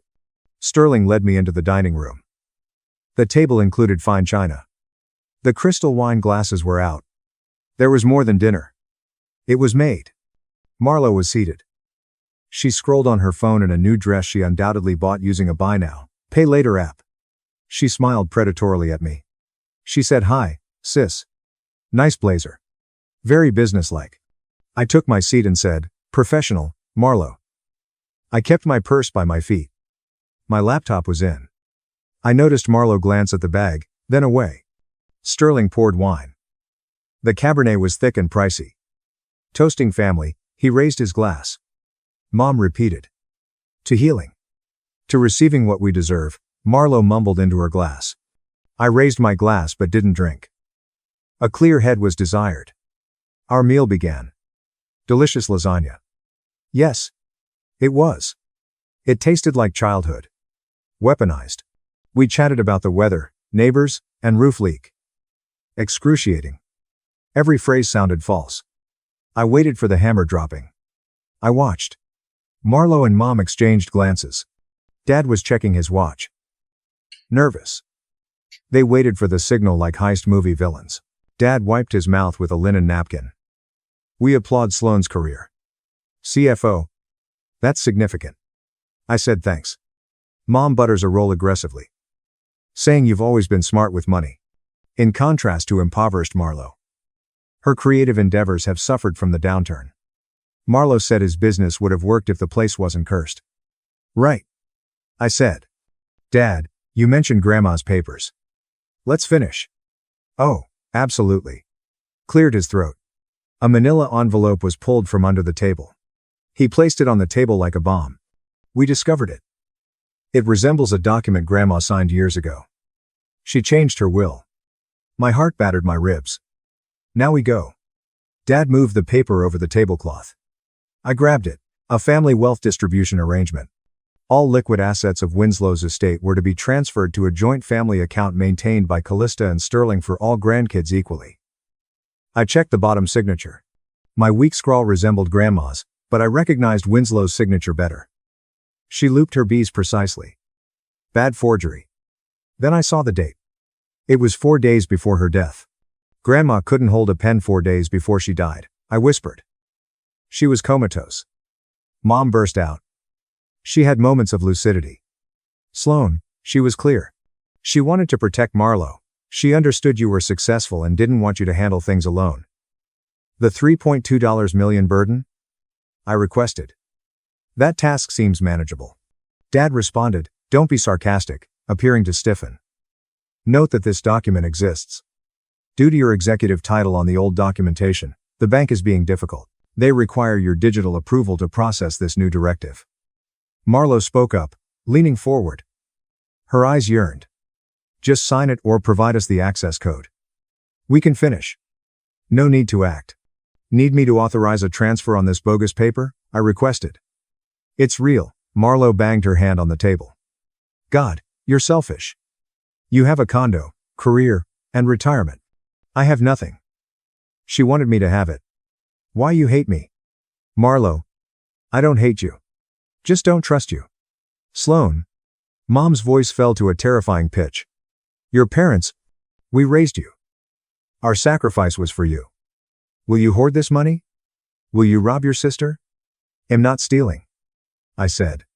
Just following the law. The law says I own the trust. Dad yelled, trust is a mistake. She was old. She's confused. Our paper corrects the error. I won't sign it, I said, dropping the paper. I won't allow access. Room went quiet. The air was choke-worthy. Callista grinned. The smile was unnerving. Fine. Without your support, we'll help ourselves. Sloan. We tried to be polite. Marlo took a laptop from under her chair. It wasn't mine. It was hers. Marlo mocked. We don't need your permission. I recalled your security responses. First pet? Mr. Whiskers. Maiden name of mother. Easy. And guess what? You parked outside and Dad found your old bank statement in your glove box. We have account number. I froze. They broke into my car while I ate lasagna. Illegal. I said. Breaking in. Dad said it's taking hours. Proceed, Marlo. Do it. I watched Marlo open the laptop. She typed furiously. I'm entering the gateway, she said. Oh, look. Security questions are requested. All done. She seemed triumphant at me. I'm in. Her laptop screen faced me. The dummy portal Zane and I made was there. The bank webpage appeared identical. It showed balance in huge, bold numbers in the center, $3,200,000. Wow, Mom gasped. Her hand covered her heart. Everything's there. Look at that, Dad said, licking his lips, 3.2 million. I said, Marlo crowed. I told you she concealed it. Small snake. Sitting, I drank wine. My heart was racing so loudly I thought they could hear it, but my hands were firm. The end. The end. Marlo, I said gently. Avoid this. Shut up, she spat. Can't stop me. I stated moving that money as a federal offense. You sent payments with false documents and stolen credentials. That's wire fraud. Family money. Mom shouted. Belongs to us. Go ahead, honey. Transfer to joint account. All of it. Dad laughed uneasily. Leave $5 so they don't close the account cost. Marlo declined. Taking it all. She selected transfer monies. She entered their joint account number. She entered $3,200,000. Last opportunity, I said. I beseech you. For your sake. Stay away from enter. Marlo said, watch me. She fixed my gaze. She wanted me to witness her win. She desired my ruin. She pressed enter after lifting her finger. It appeared to slow down. The key click was the room's loudest sound. Marlo smiled, awaiting triumph. Mom was reaching for the sideboard champagne. Dad loosened his tie. The screen blinked. Green didn't appear. It turned bright red. Laptop speakers made a loud digital klaxon. For real? Zane added that. The screen displayed large block lettering. Critical warning. Unauthorized access found. Activated federal fraud alert. IP recorded. 192.168.1.45. FBI cybercrime unit notified. Stay inside. Marlo yelled. She threw the laptop on the table. That's what? You did what? Mom held the champagne bottle and froze. That means what? Why red? I stood up and smoothed my skirt. Saying you entered a honeypot. A what? Dad asked with a colorless face. A trap. I said. That account is fake. The money was placed in an irrevocable trust months ago. The bank's fraud division created that portal to catch the estate hacker. You. Marlowe shook his finger at me. Set us up. Marlowe. I didn't make you press the button, I responded coldly. I beg you not. You did that alone. Fix it, Mom yelled. She raced to the keyboard and pounded. Undo. Cancel. Cancel. Federal alerts are non-cancelable. I mentioned the FBI received the log when you pushed enter. They have your IP. Keystrokes exist. They have evidence you attempted a multi-million-dollar theft under a false identity. Tell them it was a mistake. Dad grabbed my arm. His grip hurt. Call them, Sloan. Tell them it was joke. Your parents. Release me, I said. My arm retreated. You didn't steal my piggy bank as parents. When you let Marlowe steal my identity, you weren't my parents. Just thieves with my DNA. Marlowe sobbed. We'll go to jail. Can't go to jail. I'm too pretty for jail. You shouldn't have committed a felony, I said. Disorder spread throughout the room. Marlowe wailed. Mom swore at me and called me every name. Evil, frigid, unappreciative. Dad paces and mutters, attempting to lie.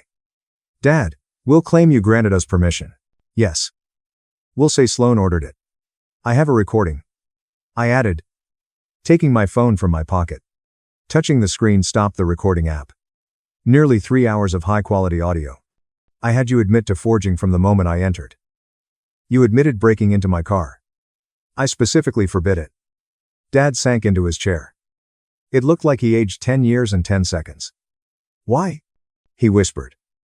Why would you hurt us? I replied as Grandma Winslow requested.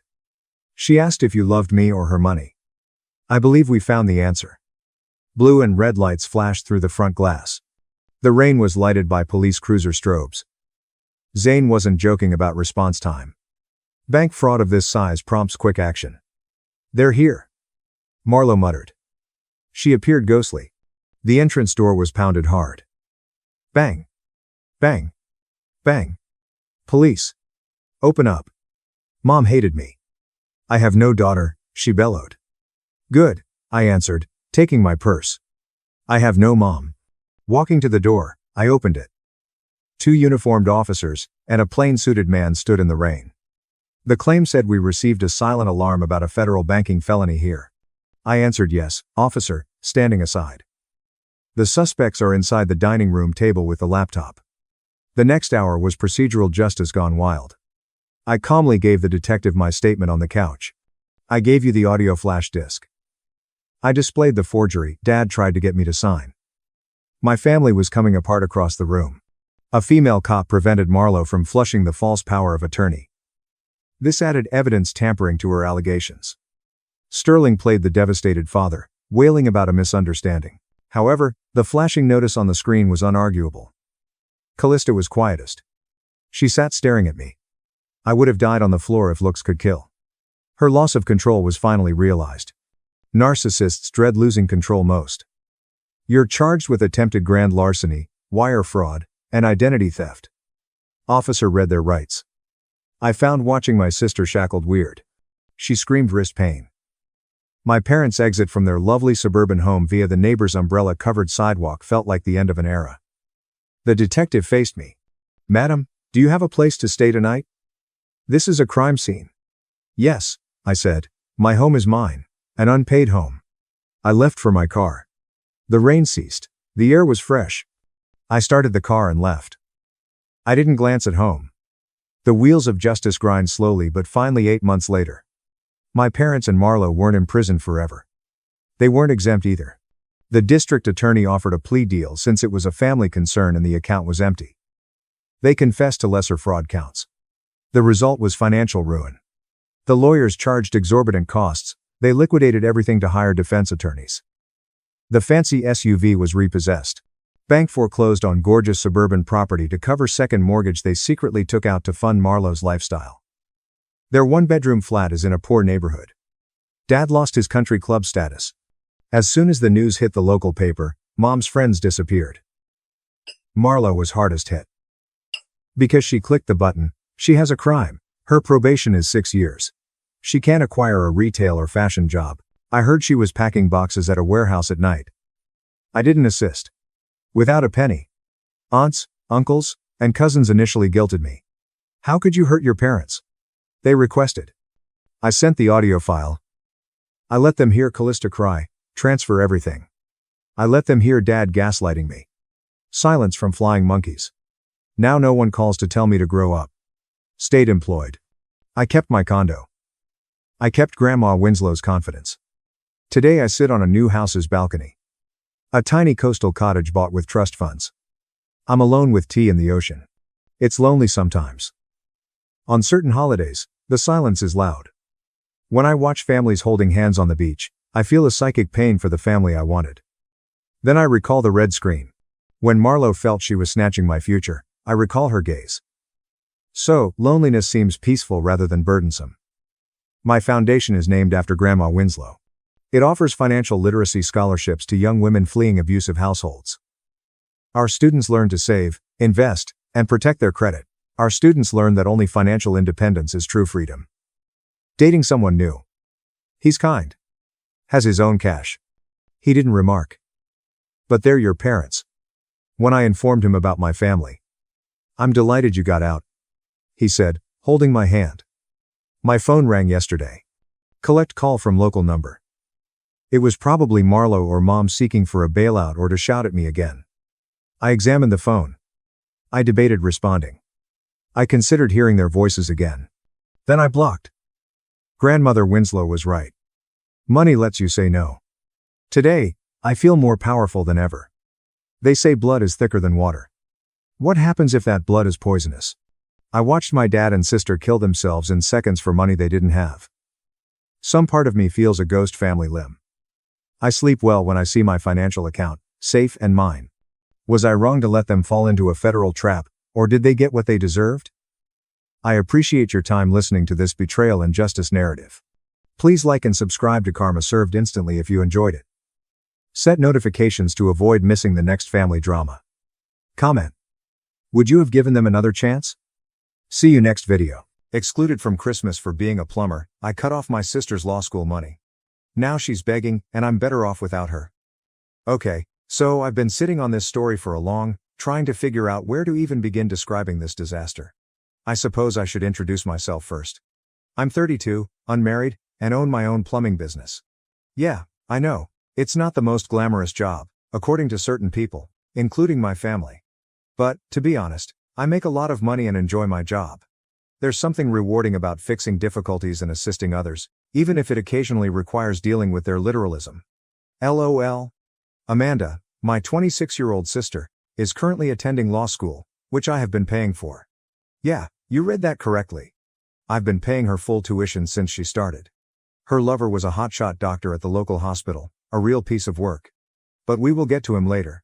So this is where things went awry. About a week before Christmas, I received this call from my mother. Now, you have to realize something about my mother. She never calls just to speak or check on me. It's always because she wants something or there's a family issue that needs to be resolved, usually involving money, to be honest. However, this call was different. She begins with a strange, hesitant tone, as if she is about to tell you that your dog has died. Then she lays the bombshell on me. I'm not invited to Christmas this year. Just like that. There is no notice, discussion, or anything. At first, I assumed I misheard her, as if she had said they were altering the date or something. But, nah. She goes on to say that it might be best if I sit this one out because they want to keep things comfortable for everyone. I'm sitting there, thinking, what the actual, one, since this is so unexpected. We've always celebrated Christmas together, even while I was working long hours to get my business off the ground. Sure, my family has always been odd about my job. They enjoy the money I make, but God forbid they tell anyone what their son and brother does for a living. So I pressed her on it, asking, what's the real reason? She began hedging and hawing, talking in circles about professional looks and everyone's comfort, but she refused to give me a clear answer. It wasn't until later that day that I learned the true cause, from my cousin Sarah. She'd overheard Amanda discussing it with our mother earlier that week. Apparently, my lovely sister had informed our parents that having me for Christmas would be awkward because I did not fit in with her and her boyfriend's professional standing. Allow that to soak in for a minute. My own sister, who I've been helping through law school, was ashamed to have me for Christmas because I'm only a plumber. She was concerned about how her fancy doctor partner would react to having to sit at the same table as someone who worked with their hands for a career. The more I thought about it, the more things fell into place, like how Amanda never invited me to any of her law school events, despite the fact that I was paying for her to attend, or how she always changed the subject when her friends asked what her brother did for a living, or how she never introduced me to her boyfriend, despite the fact that they'd been dating for nearly a year. Do you know what the worst part was? My parents agreed with her. They truly believed it was okay to exclude their own son from Christmas because his employment would make their beloved daughter's boyfriend uncomfortable. The same son who has been providing for the family since he was 18. The same son who built his own successful firm from the beginning. The same son who has been paying for their golden child's law school education without complaint. My mother tried to sugarcoat it with phrases like, "Well, honey, you know how these professional circles are. And maybe, next year, when you've developed your career more. What the boss does that even mean? I own my own business. I have staff. I earn 6 figures performing honest work. But apparently it isn't evolved enough because I don't wear a suit and tie to work." I spent the entire day stewing over this information, growing increasingly irritated. Not the heated, angry type of pissed off, but rather a cool, calm knowledge that my family, particularly my sister, had been exploiting me while being ashamed of me the entire time. That's when I decided it was enough. If I was too embarrassed to bring to Christmas dinner, my money would be too embarrassing to spend for law school. What kind of message would it send to my sister's fancy beau if he discovered her law degree was paid for by a gas-passing plumber? But hold on, this is only the beginning. The real, what AITA show began when I made the decision to take action.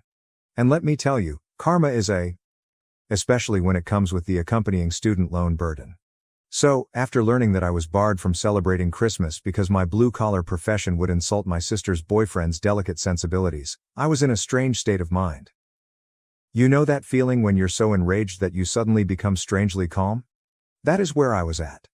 I spent the entire night reading over previous text messages and discussions with Amanda. And holy, guys, the signs were everywhere. I was simply too blind, or perhaps foolish to see them. For example, last spring, she had a graduation party to celebrate finishing her first year of law school. I had truly paid for the entire year, but I didn't receive an invitation. When I approached her about it, she lied about it being a minor issue in her study group. Later, I learned from Facebook that it was a large party at a posh downtown restaurant. Then there was the time when she required a new laptop for class.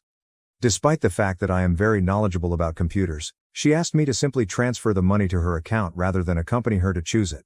Nowadays, it's almost a requirement. Even in plumbing, we use tablets and specialized software to provide job bids and schedule appointments. She said that she was too busy to go shopping together. But now I'm quite sure she didn't want to be seen with her plumber brother in the Apple store. Looking back, it's sort of funny in a sad way.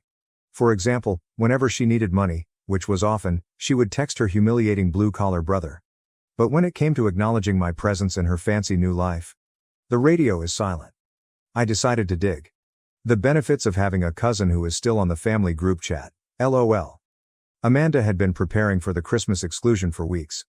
She told our parents that her boyfriend, Craig, yes, his name is Craig, was from a very prestigious family, and she was concerned about making a good impression. Apparently, having a plumber sibling may harm her professional prospects, or some elitist, like that. Want to know the true kicker? My cousin Sarah, bless her messy, drama-loving heart, forwarded me screenshots of Amanda's remarks from the family chat. She had actually written, and I'm quoting this directly, "I just don't want Craig to think our family isn't, educated. It could affect how his family sees me, and they have so many connections in the legal world. Educated? Educated." I wanted to respond and inform her that the reason she's getting an education is because her uneducated plumber brother pays $43,000 per year in school. But I held back. I was beginning to formulate a strategy, and sometimes you have to play the long game. As I thought about it, I realized it wasn't only about Christmas. This was about years of my family, particularly Amanda, treating me as a filthy little secret. They were pleased to accept my dirty plumber money, but God forbid they acknowledge how I earned it. Here's a fascinating truth about plumbing that most people don't know. We have to study extensively. For example, years of apprenticeship, license examinations, and ongoing education to stay current with new legislation and technologies. I probably spent more time researching water systems and construction codes than Amanda did studying tort law. But because I work with my hands, they treat me like an idiot who couldn't make it in the real professional world. The reality is, I selected plumbing because I am skilled at it and saw an opportunity. I began working as an apprentice right out of high school, learned everything I could, obtained my licenses, and eventually launched my own firm. I currently have 3 vehicles on the road, 2 full-time staff, and more work than I can handle. But to my family, I am still the embarrassing brother who fixes toilets. I kept thinking about all the times I went late at work or did additional work to make sure I could pay Amanda's tuition. All those times I postponed purchasing new items for myself or contributing more to my retirement account because family came first. Meanwhile, she was actively attempting to conceal my existence from her new lover and his family. That's when my cousin threw another bomb at me. Craig's family did not appear to be overly concerned with such matters. His uncle, a successful contractor, built their family house. Amanda had simply assumed they would look down on me since that is how she sees me. I sat with all of this information for a few days, monitoring the family group chat via Sarah. They'd removed me from it weeks ago, ostensibly to minimize any discomfort surrounding Christmas arrangements. Amanda was going on and on about how pleased she was to host Craig for Christmas dinner, how his family had ties at all of the city's large law firms, and how this could be her opportunity to earn a summer position through his contacts. No one stood up for me the entire time, not my parents, nor any of my other relatives. Nobody remarked, "Hey, maybe we shouldn't exclude the guy who's been supporting Amanda through school." Everyone was just pleased about Amanda getting a prestigious internship through her boyfriend's family. That's when I realized exactly what I needed to do.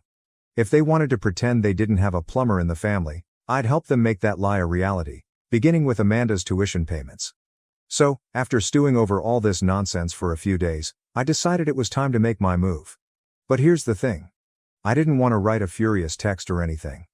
I wanted to do it in such a manner that they couldn't distort my words or make me look like the evil person, which is, incidentally, my family's favorite hobby.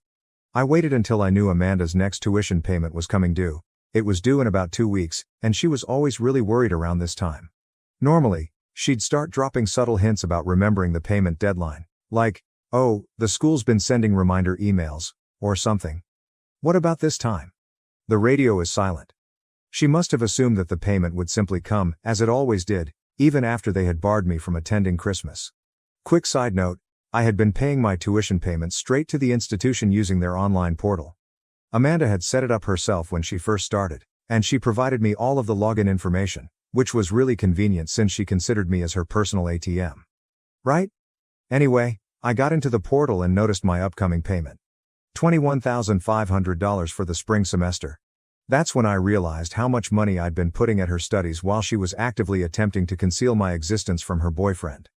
Do you know how many toilets you need to fix to generate that much money? Answer: a lot more than most people realize. So I phoned Amanda. I didn't text her, I called because I wanted to hear her voice when I dropped the bomb. She picked up on the third ring, sounded angry, as if I was interrupting something essential. "Hey," she remarked in that tone that shouts, "Make it quick, I'm kind of in the middle of something." "Oh, sorry," I replied, attempting to sound nonchalant. "Just wanted to talk about your tuition payment. It's due soon, right?" Her voice changed instantly. Suddenly, she became all lovely and interested. "Oh yeah, thanks for remembering. It's due on the 15th. You're still okay to cover it, right?" "Actually," I replied. "I've been thinking about what you told Mom and Dad about Christmas, about how having a plumber brother might embarrass you in front of Craig and his family." There was complete stillness on her end. You could almost hear her brain short-circuiting as she attempted to figure out how to spin this. "That's not who told you that," she eventually exclaimed. "Does it matter?" I inquired. "Is it true or not?" More silence. Then she sought to enter damage control mode. "Listen, you don't understand. Craig's family, they're really particular about these things. His father's a judge. His mother's on all these charity boards. I just thought it would be better if you pretended your brother doesn't exist." I completed for her. "Because he's just a lowly plumber." "That's not fair," she complained. "I never said that. I need them to take me seriously if I want to have a future in law. You know how these circles work." I couldn't help laughing. "Actually, I don't know how these circles work. I'm just a plumber, remember? But you know what I do know? The exact amount I've paid for your law school so far. Want me to break it down for you?" She began to say something, but I continued going. "First year costs $43,000. Second year, first semester cost $21,500. Plus all the other costs, your laptop, textbooks, and that special study program you simply had to have. According to my calculations, That's around $770,000 thus far. Everything was paid for by your embarrassing plumber brother. Why are you acting like this? She moaned. You know how important this is for my future. Craig's family has connections at all the top firms, and having a plumber brother would ruin that. I inquired. Even though that plumber brother is the only reason you're in law school in the first place. You promised to help me, she replied. You said you'd support my dreams. That's when I said it. Yeah, I did, when you were proud to call me your brother. But if I'm too embarrassed to have Christmas dinner, then I guess my money should be too embarrassing to pay for your tuition. You guys, the screech that came out of her mouth sounded like a pterodactyl's tail being stepped on. You can't do that, she shouted. The payment is due in 2 weeks. What am I supposed to do? I don't know, I responded, feeling strangely peaceful. Maybe ask Craig. I'm sure his fancy doctor salary could cover it. Or is my dirty plumber money the only kind you're willing to touch? She began crying, full-on dramatic sobbing. Please, she asked. I'll tell Mom and Dad I was wrong. You can come to Christmas. Just please don't do this to me. No, I replied. I don't want to come to Christmas. I don't want to embarrass you in front of Craig and his family. In fact, I don't want anything to do with any of you anymore. Consider this my last payment to the family that's ashamed of me. I hung up while she was still crying and begging and immediately banned her phone number. I poured myself a drink and braced myself for the impending storm.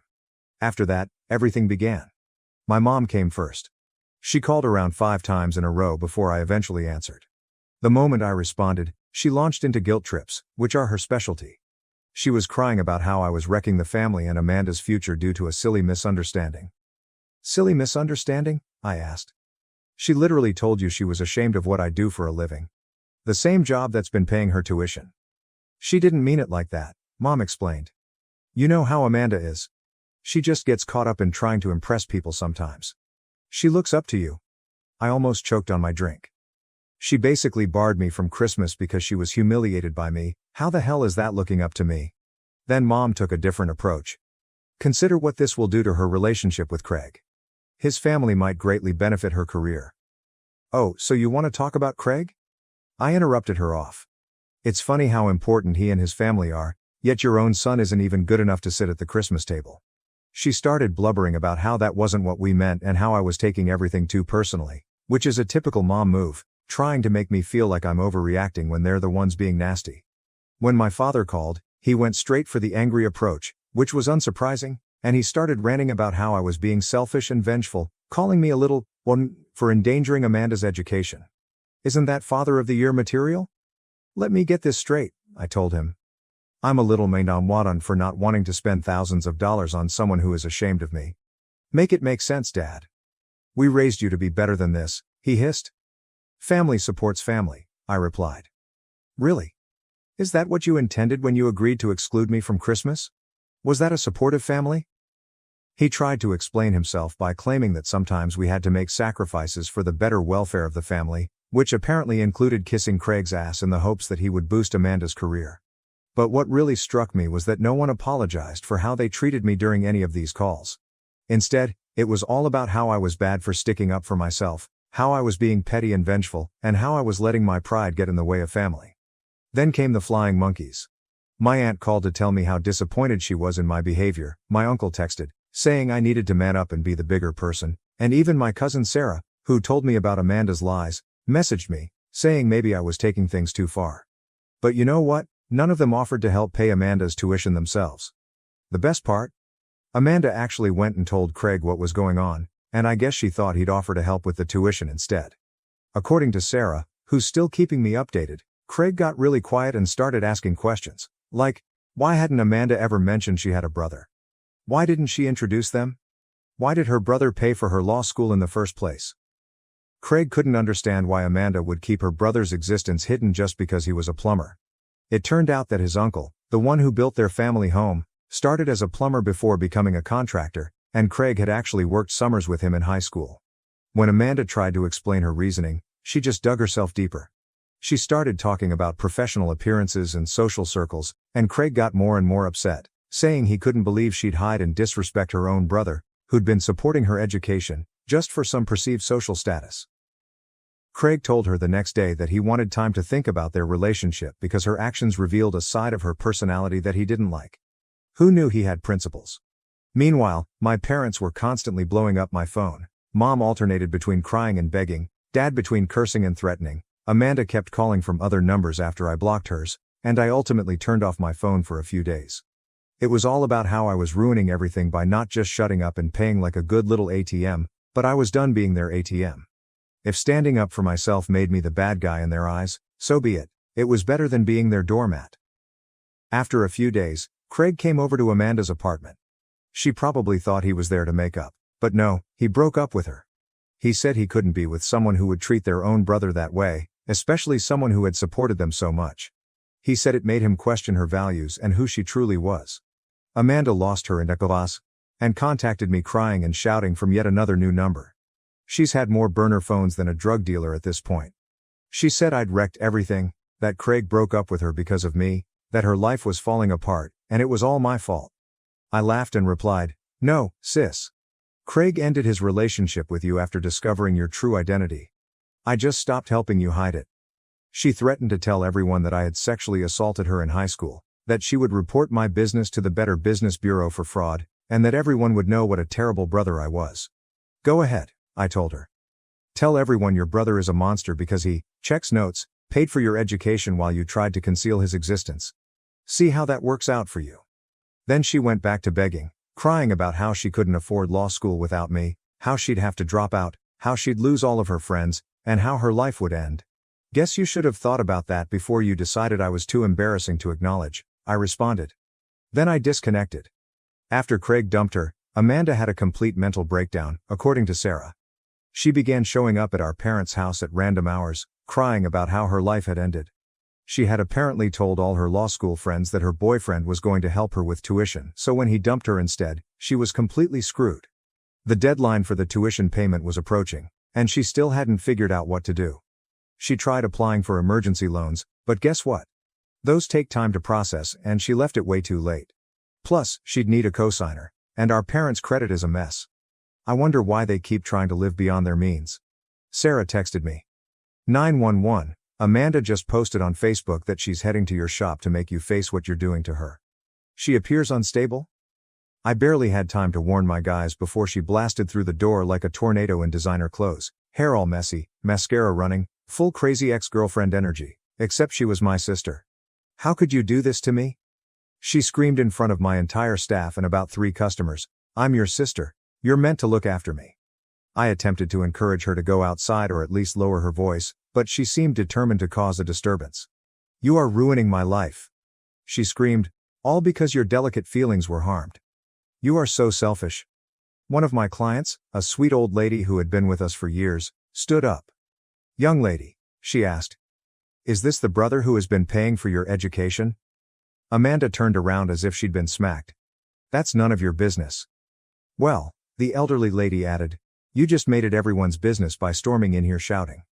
And, based on what I've heard, you excluded your brother from Christmas because you were ashamed of his profession, but you still expect him to pay for your education.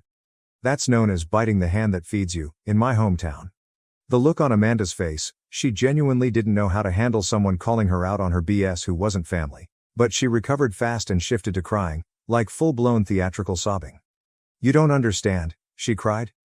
"He is doing this to punish me. He's attempting to harm my future because he's envious of my achievement." I couldn't help laughing. "What success, Amanda?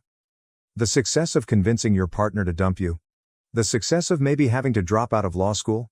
The success of embarrassing yourself in front of my staff and customers?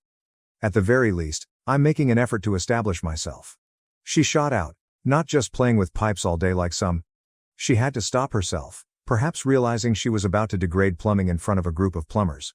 My senior employee, Mike, went up, and heck, a large fellow who's been with me since I started the business, said, "Ma'am," in a dead serious tone, "I think you should leave now.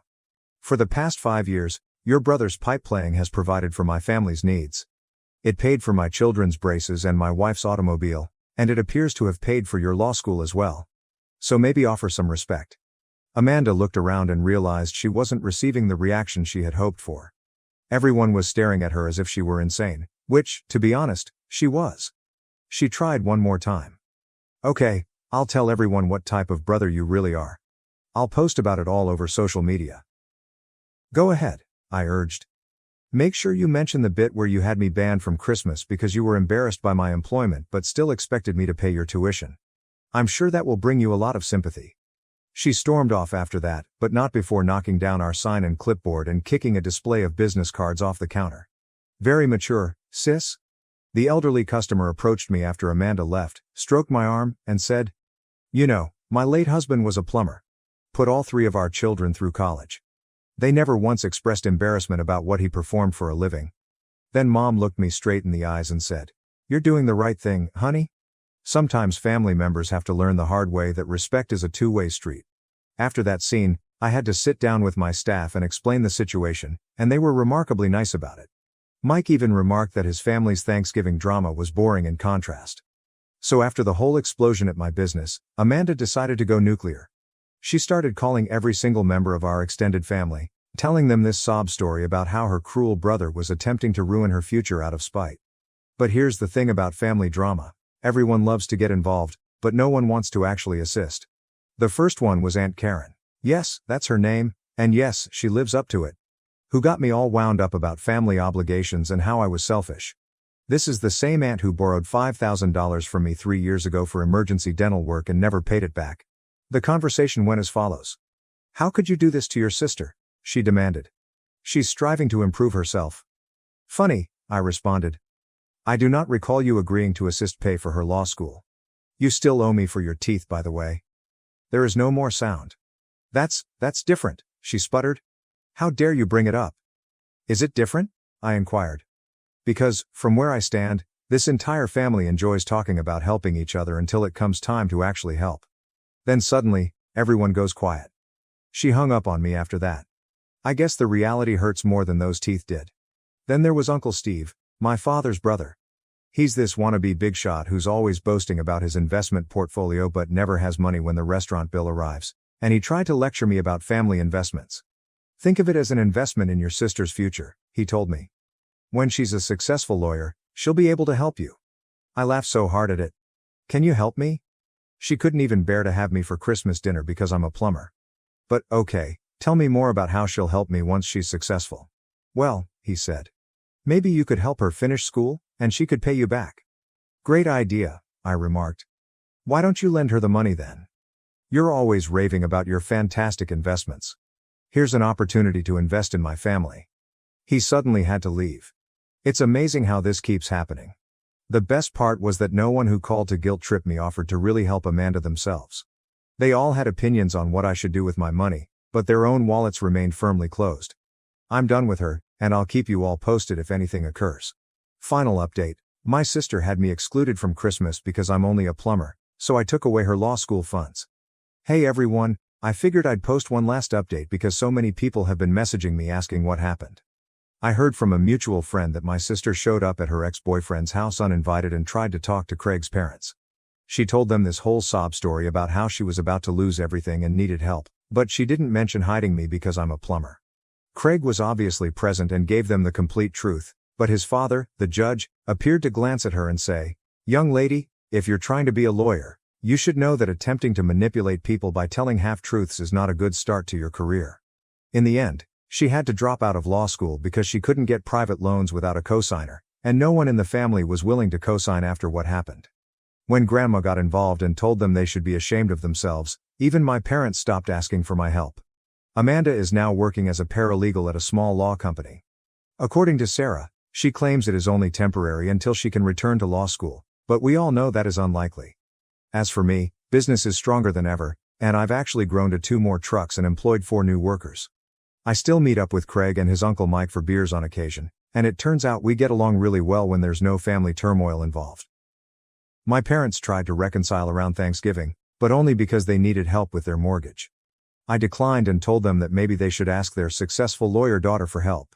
Oh wait, funny thing is, I actually feel better now that everything's out in the open. No more pretending, no more being the family ATM, no more walking on eggshells about my job, just me, my successful business, and my actual friends who don't give a can what I do for a living. Thank you for your support, Reddit. Sometimes you need strangers on the internet to confirm you're not insane for standing up for yourself. Edit. Holy, this blew out. Thanks for all the accolades, and to everyone who DM'd me about needing a plumber in my region. Sorry, I'm trying to remain anonymous here. Edit 2. To everyone who says I ruined my sister's life, she did it herself. I simply stopped paying it. My family tried to force an arranged marriage for business. I eloped. Now they're furious because I just sent them my wedding photo. I'm Zara, and I've been dating Logan for nearly 2 years. We met at our friend Andre's monthly game night, one of those informal get-togethers when everyone brings dollar store munchies and spends hours playing board games. My parents are traditional, not the wealthy sort of traditional with vacation houses and country club memberships, but the kind where dad works extra hours at his job and mom saves every penny at the grocery store. They've always had a family comes first attitude, which usually means whatever dad says goes. Logan and I have been keeping our relationship quiet around my family, not exactly hiding it, but not making a big issue either. He attends occasional family gatherings, delivers flowers to my mother, which she angrily places in the kitchen rather than the living room, and does his best to talk sports with my father, who usually simply grunts in response. Yesterday, I attended our customary Sunday supper. Everything appeared normal. Mom was preparing her famous pot roast, which she extended for the entire week. Dad was watching TV, and my sister Vera was texting on the couch. Then I observed that there were extra places arranged at the table. Who else is coming? I inquired while assisting Mom with the salad. Oh, Warren and Dexter are joining us, she replied. Warren is Dad's best friend from high school, and they work together. I scarcely know his son Dexter, other than he is 27 and also works with them. Dinner began normally enough. Warren arrived with Dexter, who was dressed in a button-up shirt still creased from the store. My mother kept offering him the nicest cuts of meat while giving me strange, meaningful glances. Vera kept kicking me beneath the table while enlarging her eyes, as if she knew something I didn't. Then, between the pot roast and Mom's box mix brownies, my father cleared his throat. Zara, Warren and I have been talking. I immediately felt a strange sensation in my gut, like if something horrible was about to happen. Dexter here is ready to settle down, Warren announced, beaming like he'd won the lotto. And we thought, what better match than our two families coming together? I almost choked on my water. What? It makes sense, my father said, not looking at me.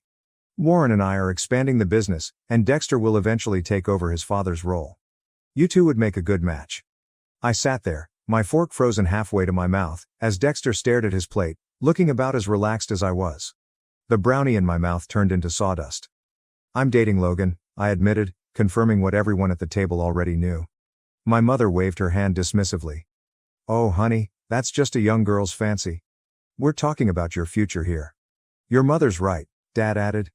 Logan's a nice enough kid, but he's not going anywhere. Dexter here has a real future in the business. I looked at Dexter, who was still fixated on his brownie. He hadn't spoken anything in the entire time. Warren was smirking as if he had just solved global hunger, and my parents were staring at me expectantly. This is insane, I stated. I'm not marrying Dexter. I love Logan. My father's face got somewhat purple. This isn't about love, Zara. This is about family and the future. As I walk towards the door, I hear my father say, you have until the end of the month to end things with that boy. We're announcing the engagement at Warren's birthday party. I didn't say anything else. I simply grabbed my crossbody bag and left. Logan was already waiting in his car, just around the bend. We had planned to go to Walmart after supper to get some items for his apartment. I climbed inside the car, my hands shaking as I attempted to buckle my seatbelt. That was yesterday. Today, my phone has been flooded with texts from my mother about being rational and thinking about the family. Vera sent me a series of WTF texts, followed by cautions that Dad is serious about this. Even my cousin, Ophelia, called to see whether it was true. Logan and I remained up late last night in his tiny studio apartment, discussing what to do. We had actually planned to move in together when his lease expires next month. Nothing extravagant, just a little two-bedroom in the same building as his friend Andre. We've been saving money and keeping it quiet. Now I'm wondering if we should speed up those plans.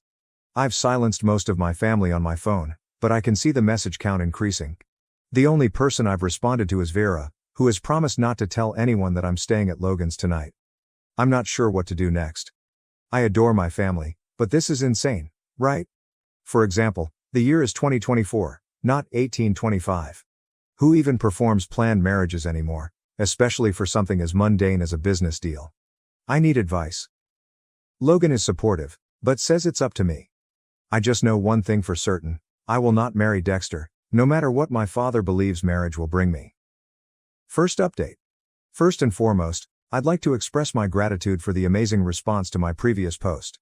It's been 2 weeks since that bizarre Sunday dinner, and I'm writing this at 1 a.m., on Logan's couch, stress eating dollar store cookies and trying to figure out how everything went so swiftly. Our water heater recently broke, and the landlord isn't responding to texts, so now seems like a good opportunity to update you all while I wait for the kettle to heat water for a sink shower. The day after my last post, I waited until my folks were at work before going home to fetch some necessities. I assumed I'd be in and out, but Vera was home ill from her community college studies.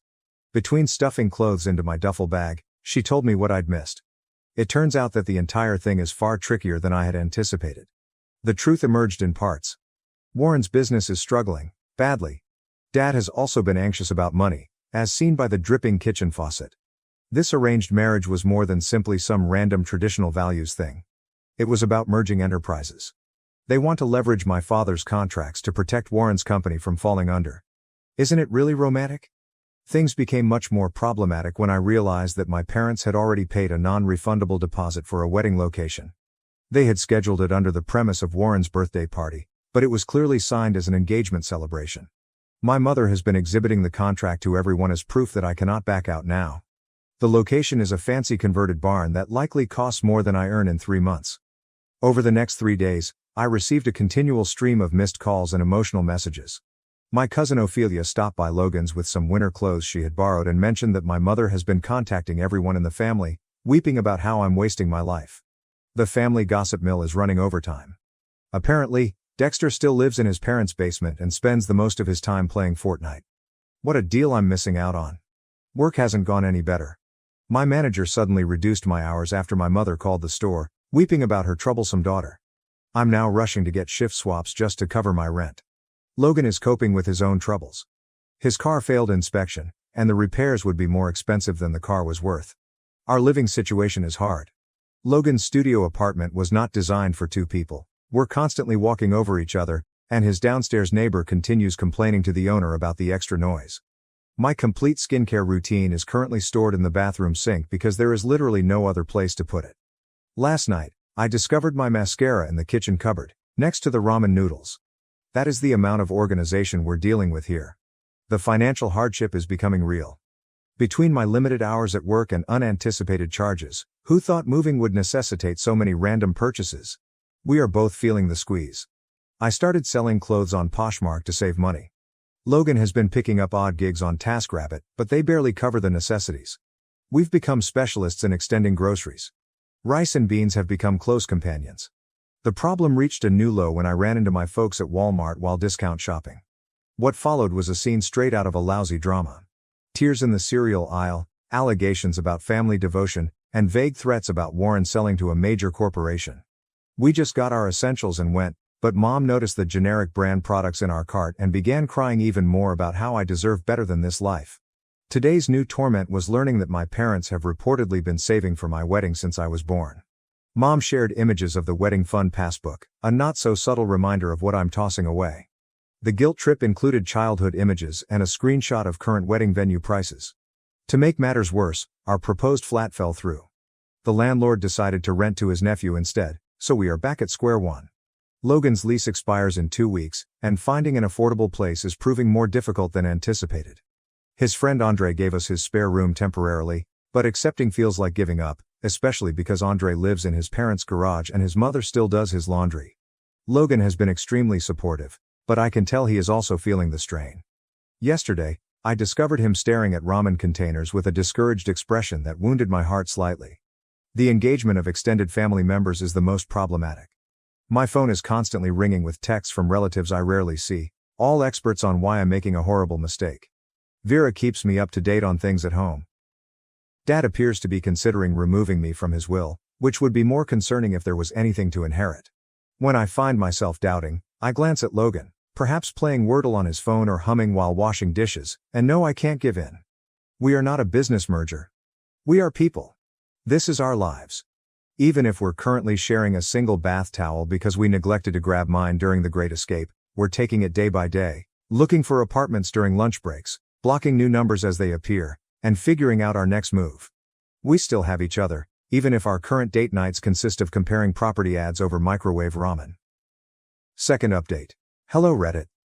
Some of you may remember me from my earlier post about my parents attempting to arrange my marriage to my father's best friend's son Dexter. A lot has happened in the last week, and I'm writing this from a motel room that costs $45 a night, eating leftover pizza, and still wearing the $30 Amazon outfit. It wasn't the wedding I envisioned as a child, but honestly, it was perfect in its own unusual manner. The idea to elope occurred after I discovered that my parents had already begun sending out pre-engagement party invitations to the luxury farm site they had reserved. My sister Vera sent me a photograph of the invitation. They had already decided on my future wedding name and everything. That was the last straw. Logan and I had already discussed marriage, especially since we had been living together for a few weeks. One night, while eating a bowl of microwave mac and cheese and staring out the window at our neighbor's cat, we've named her Princess despite the fact that she's not ours. We just knew. We scheduled it for a random Tuesday, not because it was special, but because we both had the day off work and the courthouse was open. Logan's friend Andre, not my father's friend, thank God, agreed to be our witness. I purchased a modest white dress from Amazon that actually looked better in photos, and Logan wore his one excellent button-down shirt, the one without wrinkles. Everything that could have gone wrong on the morning of happened. The zipper on my dress became caught. Logan's automobile made that strange noise again and would not start. We had to take an Uber to the courts and divide the cost 3 ways with Andre because we were all penniless. The driver continued wondering why we were dressed up, and we simply explained that we had a court appointment. Technically correct, right? The ceremony itself lasted maybe 10 minutes. The clerk was having her lunch as she processed our paperwork, and there was a man in the corner feverishly filling out jury service forms. Not quite romantic, but we couldn't stop smiling like idiots. Andre took photos with his phone. Most of the pictures are blurry, but there's one decent one in which Logan and I are just looking at each other and laughing because I almost dropped the $12 ring we received. We celebrated at the diner around the corner, sharing a plate of fries and a milkshake because that was all we had left from our wedding budget. Andre insisted on paying for his own coffee, claiming it was a wedding gift to us. When the waitress found out we had recently married, she handed us a free pie. This was the first bit of wedding luck we got all day. Then came the hard part. Telling people. We decided to do it with a simple Instagram post, just one good photo Andre took, with a casual caption. So, we did a thing. Ophelia responded first, sending a stream of heart emoticons. Then Vera called, both laughing and weeping. She was thrilled for us, but concerned about the consequences. She was right to be. My mother saw the post while at the grocery store. I know this because she contacted me from the parking lot, sobbing so hard that the cart attendant inquired if she required assistance. She kept claiming she would never be able to attend church again. How could you do this to our family? How about the venue deposit? Dad's reply came through Vera. He reportedly tossed his phone across the room when he saw the post. Warren, his best friend, quickly drove over to their house. Surprisingly, Dexter liked our Instagram picture and remarked, "Congratulations," which most likely exacerbated the situation. The extended family's reaction has been mixed, shocked Facebook messages, angry texts, and a few quiet congrats. My cousin even included me in a TikTok about ungrateful children. Really mature. We're now staying at this motel because our apartment application is still being processed, and Logan's lease expired yesterday. The room smells like old cigarettes, and the Wi-Fi frequently fails, yet it's our first home as a married couple. We've been making the most of our time by watching weird YouTube videos on Logan's phone and eating inexpensive takeout. Then the wedding venue called. It turns out that my parents attempted to cancel my engagement party but still lost the money. They're supposedly telling everyone that I forced them to book it, which is an interesting take of events. Money is still scarce. We're both working extra shifts when we can, and I'm selling more items on Poshmark. The apartment we applied for is not fancy. It's a ground floor, 1 bedroom with an unusual layout and no dishwasher, but it would be ours. The leasing agency stated they will notify us by Friday. Vera has been our primary source of news from home. Mom seemed to have already redecorated my previous room, taking down all of my photos and everything. Dad is informing everyone at work that I am going through a phase. Warren's wife is constantly trying to set up a family gathering to fix things. The most unusual reaction came from Dexter himself. He sent me a DM claiming he's relieved because he can finally tell his father about his girlfriend. They've been dating for almost a year, and she's not only a streamer, but also a single mother. Warren would certainly not approve. Logan and I are taking things day by day. Sometimes I wake up in a panic about everything we've done. Logan occasionally makes me chuckle, such as when he attempted to cook ramen in our hotel room's coffee machine. I remember why I selected this. It is not ideal. But this is ours. Third update. Sometimes the truth arrives in the most unexpected ways. In my instance, it came from a stack of water-damaged papers I discovered while assisting Vera in cleaning out our flooded basement following last week's storm. The basement incident occurred when Vera asked for assistance. Mom and Dad were at a church function, and she was worried about water getting in. Logan and I drove there to help preserve whatever we could. While shifting boxes to a higher level, I discovered Dad's old filing cabinet had turned over, spilling documents everywhere, most of which were drenched. As we went over what may be saved, I noticed something interesting. Loan papers. There are a lot of them. All with Warren's signature and my father as guarantee. The dates went back years. Small loans at first. Then larger ones. The most recent? From shortly before the whole marriage disaster began. Some had final notice stamps. Others had payment plans with missing checkmarks. It was like seeing a chronology of Warren's firm gradually falling. But this is when things get crazy. Mixed up with the loan papers were printed correspondence between Dad and a large development company. They wanted to buy both businesses, Dad's and Warren's, but only as a package deal. The offer was genuinely reasonable, enough to cover all of the debts and then some. Is there a catch? They sought confirmation of consistent succession planning. Essentially, they would not buy until they were confident that the businesses would remain together in the long run. That's where Dexter and I stepped in. We were the ideal solution for demonstrating that the businesses will continue to be controlled by families for many years. While we were still digesting this, Vera discovered other papers. Warren had been disguising how horrible things were from everyone, including his own wife. He had mortgaged their home twice without informing her. My father had co-signed everything, probably hoping Warren would turn things around soon. Then came the real kicker, a draft contract dated shortly before the whole marriage proposal saga. Warren had already begun selling off equipment to make payments. Dad was about to lose all he had worked for over 20 years because he trusted his best friend. I photographed everything before the water destroyed it totally and forwarded them to Dexter. He deserved to know. How did he respond? Well, that explains the rush. Apparently, his father had been pressuring him to settle down for months, even attempting to break up with his girlfriend. The next day, Ophelia came over to our flat with housewarming ramen, because that's what we do now. She had more tea. Warren's wife learned about the second mortgage and moved in with her sister. Dexter finally told everyone about his girlfriend and her child, then moved in with them. Warren? He's staying with his brother, presumably to give his wife some space. However, she most likely changed the locks. Dad still won't speak to me directly, but he started asking Vera strange questions about my new home. If I eat enough? That type of thing. Mom went from angry Facebook rants to sharing missing my daughter memes, which I suppose is an improvement. Yesterday, Warren texted me. Only 2 words. I'm sorry. I have not yet responded. Not sure if I will. Logan has been incredible during all of this. He doesn't say much about it, just embraces me when I need it and cracks bad jokes when I get too serious. Last night, he attempted to lighten the situation by suggesting that we start our own business. But something simple, he replied. Maybe selling those little hats for cats online. We are doing okay.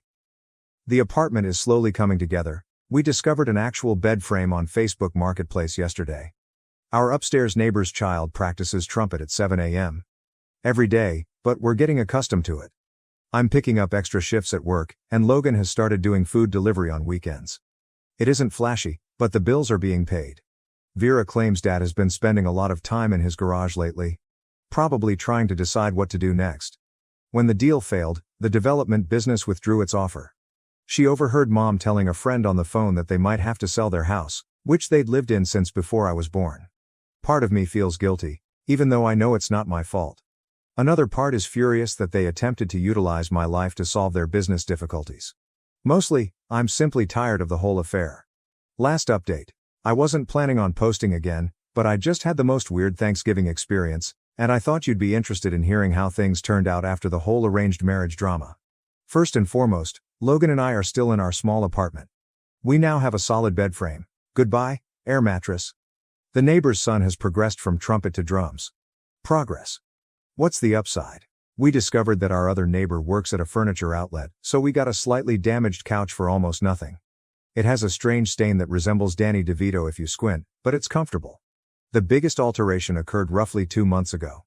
Mom began sending strange thinking of you texts, generally late at night while she was viewing weeping videos on Facebook. She then asked if we could meet for coffee. I agreed, mainly because I was tired of avoiding her at the grocery store. We met in the cafe where Logan and I celebrated our wedding reception. She cried into her coffee. I nervously stirred the tea. And somehow we ended up having a real chat. It turns out that Dad's business survived. Barely. They needed to shrink, sell some equipment, and relocate to a smaller office. Nonetheless, they are getting by. Warren's company wasn't as fortunate. Speaking of Warren, he and his wife have formally separated. Finally, she received the house. Remember those secret mortgages? He's still living with his brother, who has apparently begun charging him rent. Dexter is doing pretty well. He moved in with his fiancée and her child, started broadcasting on Twitch, and now makes a respectable living doing so. His mother informed my mother that he appears happier than he has been in years. He and Logan occasionally play games together. Which is strange. But that was kind of wonderful. Dad took a while to come around. The breakthrough occurred when our automobile broke down again. This item is currently held together by hope and duct tape. Logan was fixing it in the apartment parking lot when Dad arrived. Vera mentioned it to Mom, who then mentioned it to Dad. He didn't speak much. I just started assisting with the car. Now they have this strange habit of texting each other car maintenance videos. Dad still rarely speaks to me personally, but he will give Logan links to vehicle components for sale. Baby steps, I suppose. Thanksgiving was the real test. Mom had been hinting for weeks that we should visit. I was concerned, but Logan explained that free food is free food. We were still on a tight budget, so we went. It was awkward. South awkward. Aunt Alice continued to make sharp remarks about unconventional life choices. Uncle Bob pretended we weren't present. However, Vera and Ophelia handled the situation admirably. Mom actually hung our wedding photo on the mantel, right next to that terrible school picture of me from 7th grade with the braces and butterfly clips. What about the surprise guest, Warren's ex-wife? Apparently, she and Mom are still friends. She brought this delicious sweet potato casserole and spent the majority of supper telling everyone about her journey of self-discovery and new pastime. Dad seemed to want to dissolve into his mashed potatoes. What's the true highlight? Cousin Andre, not Logan's pal Andre, keep up, has announced his engagement. Everyone quickly began arranging this massive wedding, discussing venues, flowers, and other details. Mom caught my eye across the table and winked. Progress. Our flat is still small, but we have made it home. The ring finally stained my finger green, but I actually enjoyed it. It fits our aesthetic. Logan's car is still making that noise, but we are saving money for a new one. Slowly. Very slow. Work is work. Nothing spectacular, but we are both getting by. Logan began taking online computer science courses. I'm thinking about it too. But for now, I'm just trying to pick up more shifts wherever I can.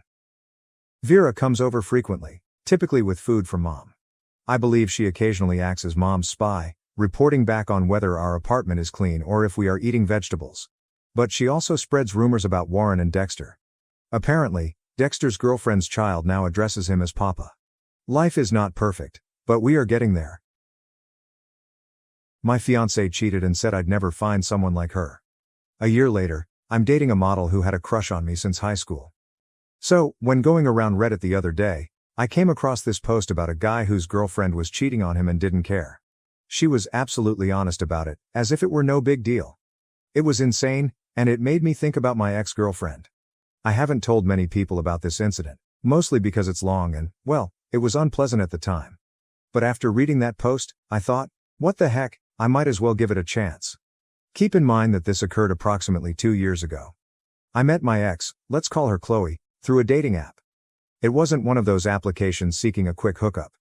It was one of the more serious ones, with people reportedly hoping for a relationship. Anyway, at the time, I was 33 and she was 30. We matched, chatted, and there was an instant connection. It's difficult to explain, but we just understood each other. We shared the same sense of humor, interests, and could talk for hours without becoming bored. It was very refreshing. After a few weeks of online and phone conversations, I eventually invited her out on an actual date. I was a little nervous, to be honest, because she was so lovely. I mean breathtakingly stunning. I am not suggesting I am a troll or anything. I think I'm a decent-looking guy, but she was clearly in a different league. I remember thinking at the time that I probably wouldn't be looking for anything serious with her because, girls like that usually have a lot of options. I did not want to have my heart broken. Being with someone who is overly attractive is a strange problem, I know, but it can provide its own set of challenges. Anyway, she agreed to the date, and we had a great time. It just validated everything I felt during our internet conversations.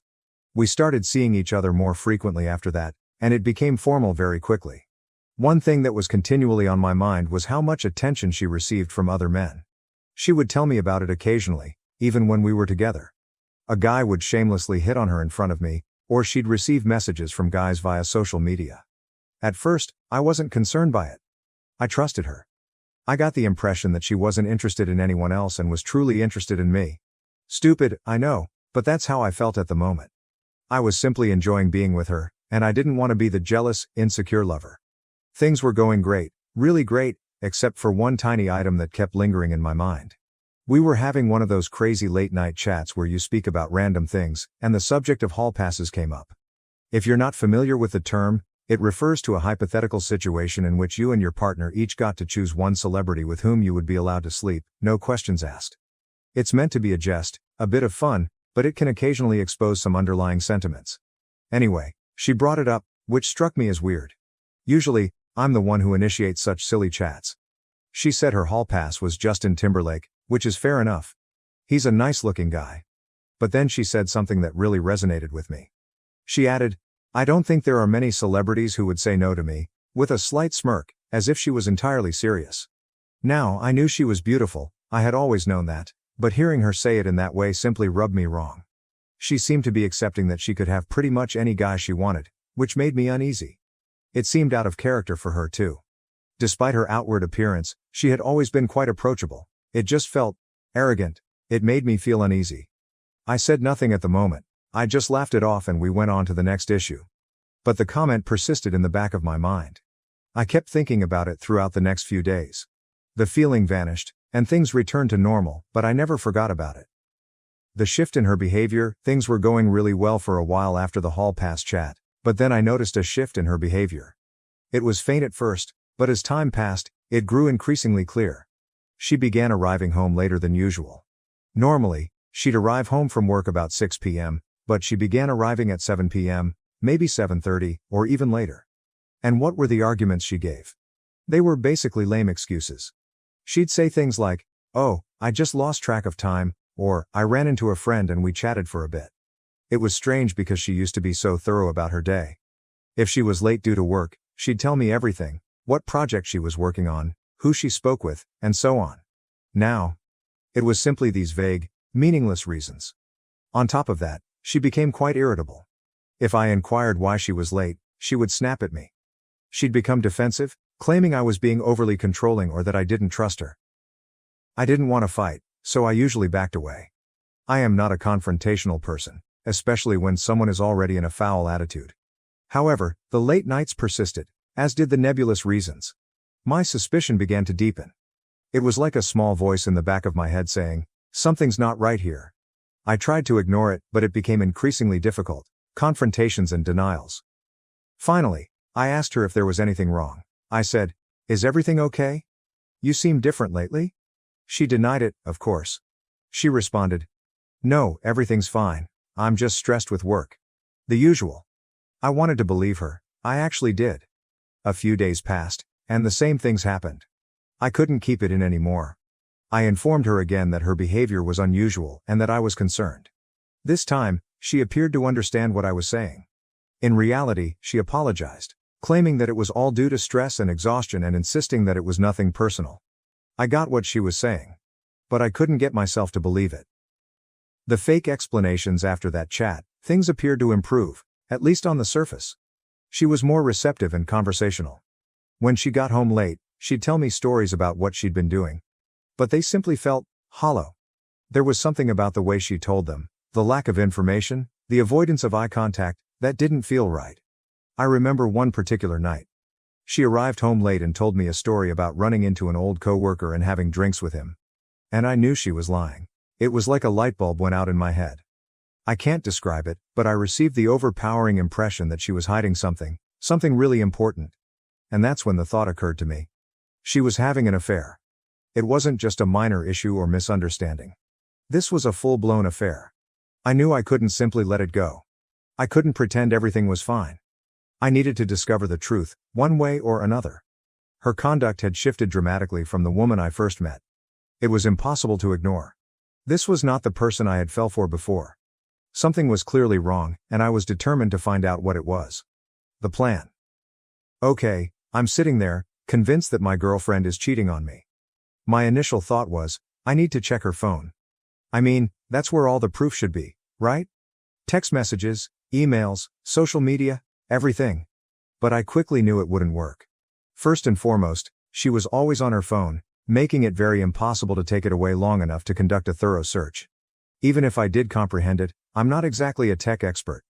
I wouldn't know where or what to look for, and she'd probably removed anything damning anyhow. Plus, I needed proof. I didn't want to locate a questionable text message and then confront her with it. I wanted to catch her in the act, to know without a doubt. So I decided to take a different way. Hire a private investigator. Yeah, I understand. It seems like something out of a film, but I was desperate. I needed the truth.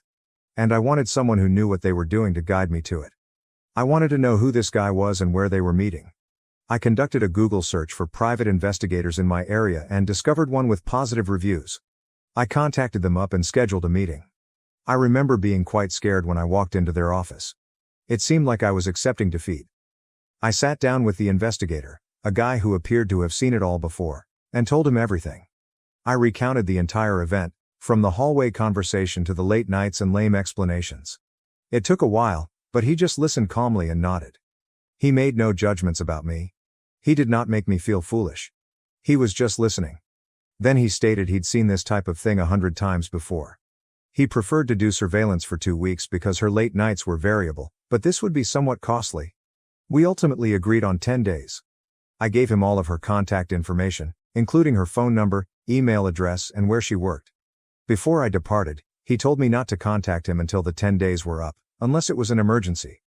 It'll be difficult, he told me, but you need to let me do my job. I agreed. I knew it would be torment, but I had to believe him. The longest 10 days of my life. These 10 days were among the longest of my life. It was awful to know that this investigator was following my fiancée and could unearth proof that confirmed my darkest concerns. I felt helpless, just waiting, wondering, and thinking all kinds of possibilities. It was difficult to focus on anything else. Work was a nightmare. I could not sleep. I barely ate. And the worst part? Throughout the 10 days, she consistently arrived home late. 3 times, she arrived home after 9 p.m., using the same tired, pathetic justifications. Oh, I had last-minute plans with some friends. Traffic was terrible. She had no idea that every time she said those things, it further confirmed my suspicions that she was lying. Each time she was late, I thought, okay, this is it? This is when the investigator will catch her. It simply offered him more opportunities to get the evidence I required. The truth comes out. Finally, the 10-day period ended. The investigator phoned me precisely on time. He didn't say much over the phone, just that he had the information I needed and asked if we could meet in person. I answered, yes, absolutely. This was something I needed to hear face to face. I couldn't bear hearing this kind of news over the phone. I had been waiting for what seemed like an eternity, and I needed to see his expression to know for certain that what he was telling me was true. I drove to his office, my hands trembling on the steering wheel. I felt terrible to my stomach. When I stepped in, he was sitting with a manila envelope on the desk in front of him. He motioned for me to sit down. Then he asked if I wanted him to simply explain what he discovered or if I wanted to examine the contents of the package myself. I said I wanted to hear it from him first. I thought it would soften the blow a little. In my brain, I compared it to walking in on your partner cheating and having a moment to brace yourself before the gut punch. He took a big breath and replied, "Your suspicions were correct." Just like that. There's no avoiding the issue. There's no sugarcoating it. He informed me that he had followed her to an apartment building 3 times. She went in alone and left about 2 hours later, always with the same man. He had obtained the apartment number and the individual's name. Cody. Obviously, I'm changing the name. To be honest, my initial thought was that I wanted to find this Cody person, and let's just say I was not thinking peacefully. But then I realized this wasn't the point. The point was that my girlfriend, the lady I adored, had deceived me. That's what I needed to concentrate on. The investigator slid the envelope across the desk. I opened it. And there they were. Pictures. Photos of her and this Cody guy in front of the apartment building. Embracing, holding hands, kissing, in front of her car. Everything was there, in black and white. Unquestionable proof. I almost lost my mind. I almost broke down right there in his office. It was one thing to suspect something, to have a gut instinct. But seeing it with my own eyes was a very different experience. The visual evidence was very overwhelming. I managed to keep back tears, although it was difficult. It wasn't just the affair, it was the realization that my entire life, the future I had planned with her, was falling in front of me.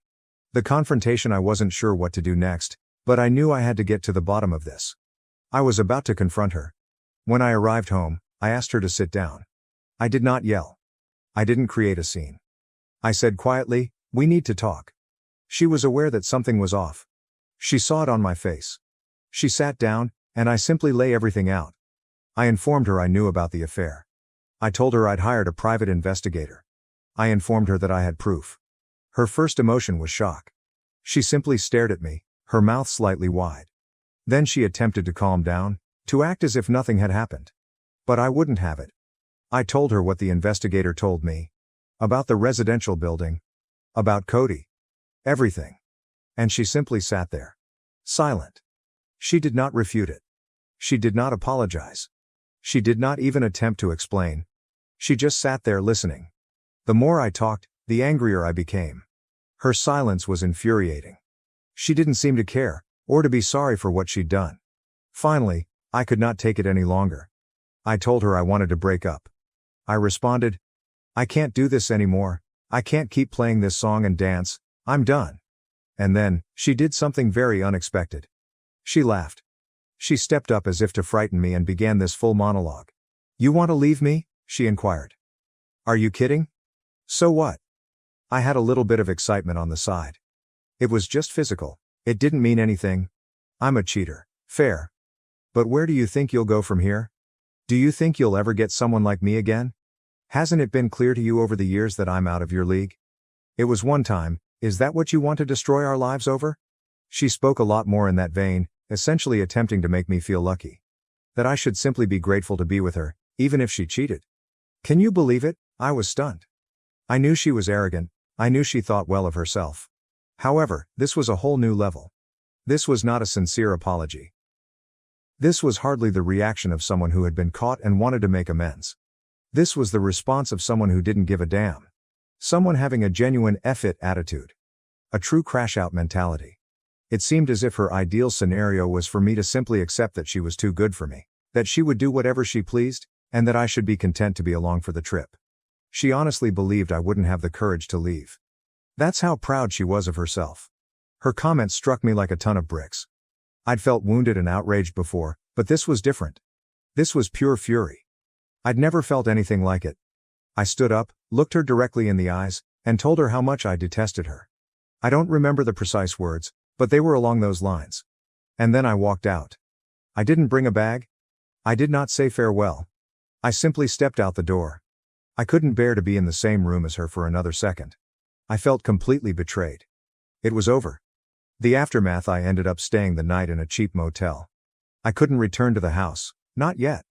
I just needed to be alone and contemplate all that had transpired.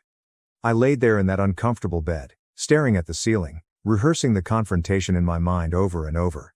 I couldn't believe the way she reacted. It was simply unbelievable. The next day, I returned to the house to get some of my belongings. I assumed she would be at work. But she was present. She appeared to have been crying, but she was attempting to play tough, as if nothing was wrong. And then, get this. She had the nerve to reply, "I knew you'd be back," with a smug little grin on her face. As if I had just thrown a small tantrum and crawled back to her. I didn't say anything. I just went inside and grabbed some clothes, toiletries, and other necessities. I knew I couldn't acquire everything at once, but all I wanted was to get out of there as soon as possible. I replied, "I'll be back for the rest of my stuff later." She just stood there staring at me, her face filled with disbelief. As if she couldn't believe I was leaving. She said nothing till I was walking out the door. Then she merely whispered something under her breath, which I didn't catch. And frankly, I didn't mind. I've been trying to understand why she acted the way she did. I'm still having trouble wrapping my head around it. Perhaps she was looking for validation or excitement outside of our relationship. Perhaps she was insecure about becoming older or about our routine. Perhaps she regarded me as a safe, dependable, cuddly husband, but also as someone who she considered beneath her. And perhaps because she had always felt that way, she did not consider the infidelity to be a huge problem. She'd already rationalized it in her mind. Of course, all of this is just me guessing, attempting to make sense of something that does not make sense. The aftermath. After I departed, she began contacting me. The first few messages were mocking and caustic, as if she thought the whole thing was a joke and that I would just run back to her. She definitely believed I was lying. That I would not go through with leaving, but, a few days later, I returned to the house with a friend to retrieve the remainder of my possessions. And she was shocked. She could not believe I was being serious. I believe it was the moment she realized it was truly over. One of her final texts to me read, "I hope you know you'll never find anyone like me again." Seriously? I blocked her after that. I couldn't take it anymore. It was simply too much. Moving on. Okay, let's skip ahead a bit. The whole breakup with Chloe was a shambles, and it took me a bit to get my bearings. But life continues, right? A few months later, I had my 15-year high school reunion.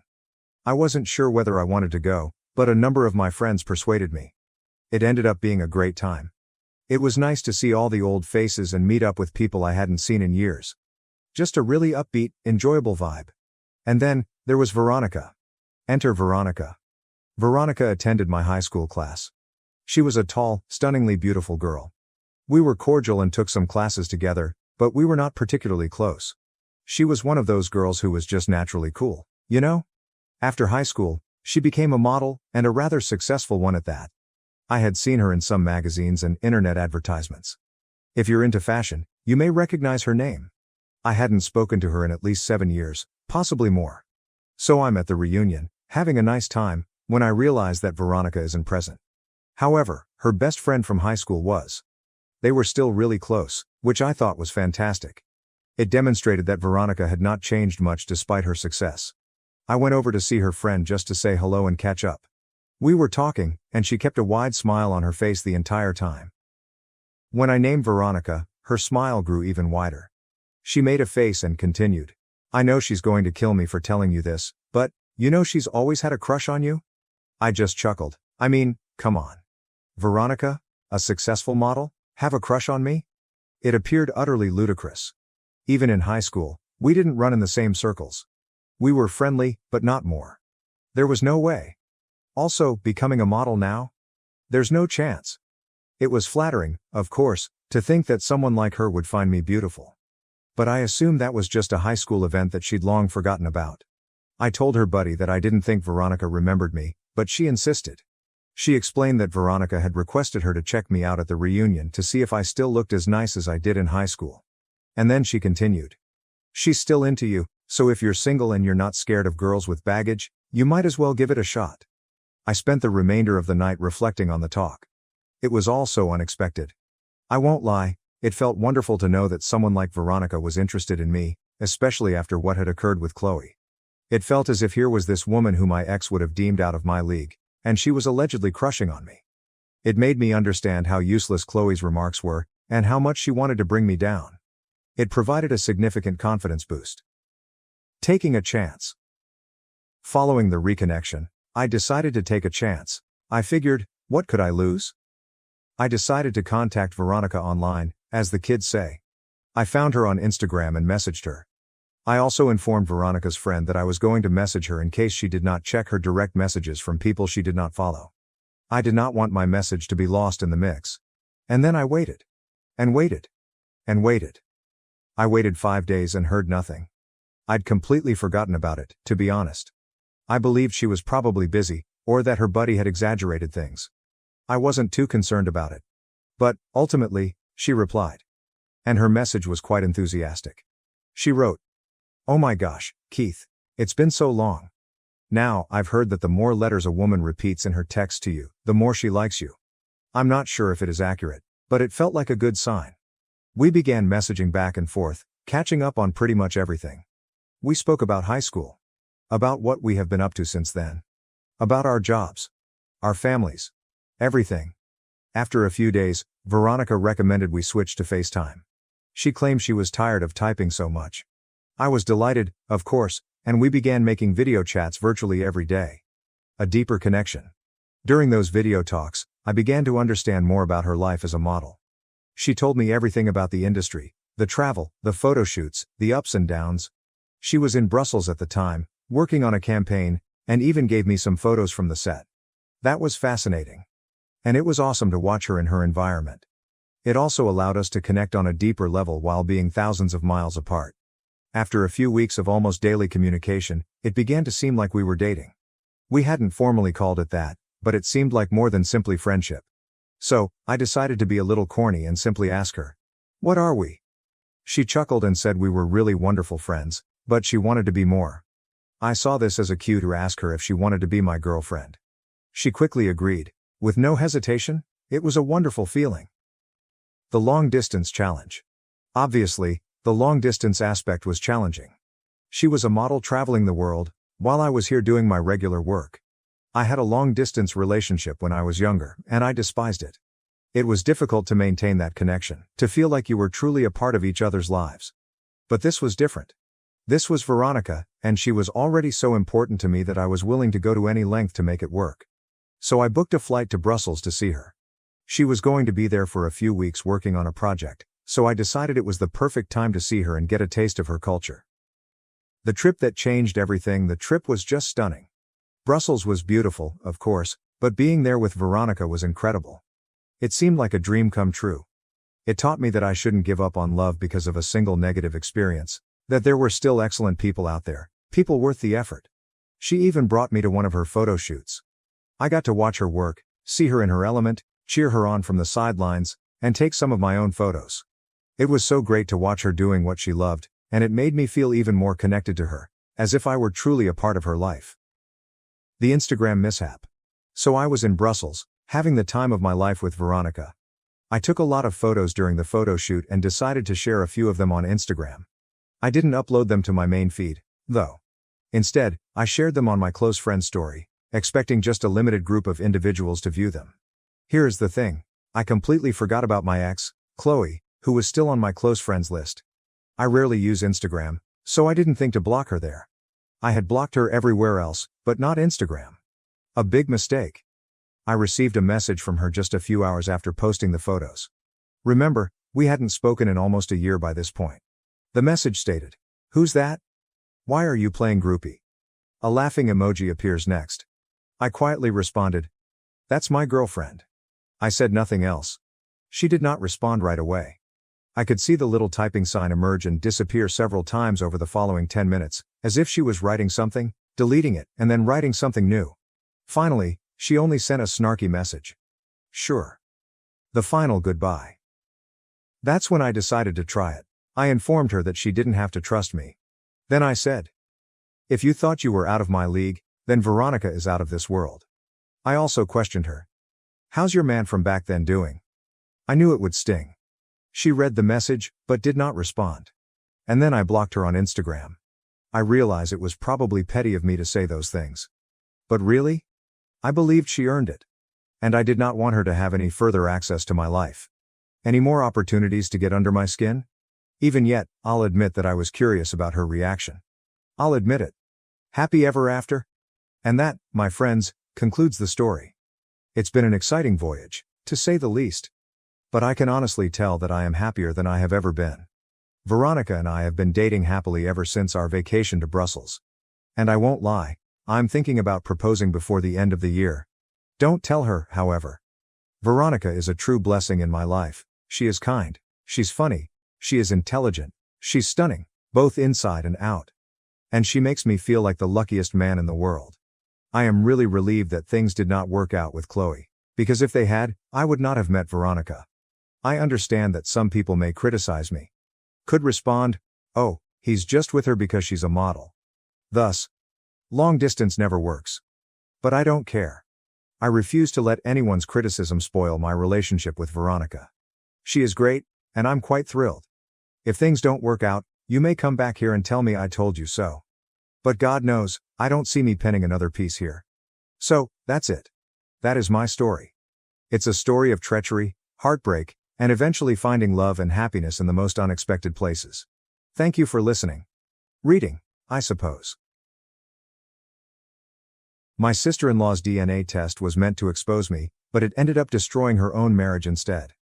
I met my husband James, in our late 20s, and we soon fell in love. We married after 2 years of dating and have lived a wonderful, tranquil life ever since. Our friendship looked unshakable, based on trust and shared dreams. We celebrated the birth of our beautiful baby, Nathan. Now 5 years old, he brightens our days with laughter, love, and boundless enthusiasm. We felt like the perfect little family, and I believe nothing could separate us. That is, until Sarah, my sister-in-law, decided to put a wrench in everything. Sarah and I had never really gotten along. We had an underlying tension since James introduced us. I attempted to be friendly, but Sarah clearly had other plans. She accused me of trying to overshadow her by wearing a cream-colored dress to her wedding. This wasn't even my option. Sarah had specified that all of her bridesmaids wear cream. However, on her special day, it became about me taking the show. She launched a temper tantrum, turning what should have been a happy moment into an embarrassing one for everyone. From that moment on, it was a never-ending game of sarcastic remarks, backhanded compliments, and petty behavior. If I put on a new dress, Sarah would comment, "That's nice, but I liked it better when I saw it in the store last year." If Nathan reached a milestone, she would try to belittle it by comparing him to her own son, Tommy. It was exhausting, but James and I always chose the high path. We did not want family conflict to spoil our lives. Furthermore, we wanted Nathan and Tommy to grow up together, like siblings. However, things took a nasty turn this Christmas when Sarah sought to stir the pot in unexpected ways. For Christmas, she gave Nathan one of those DNA testing kits that everyone seems to be using nowadays. At first, I didn't think much about it.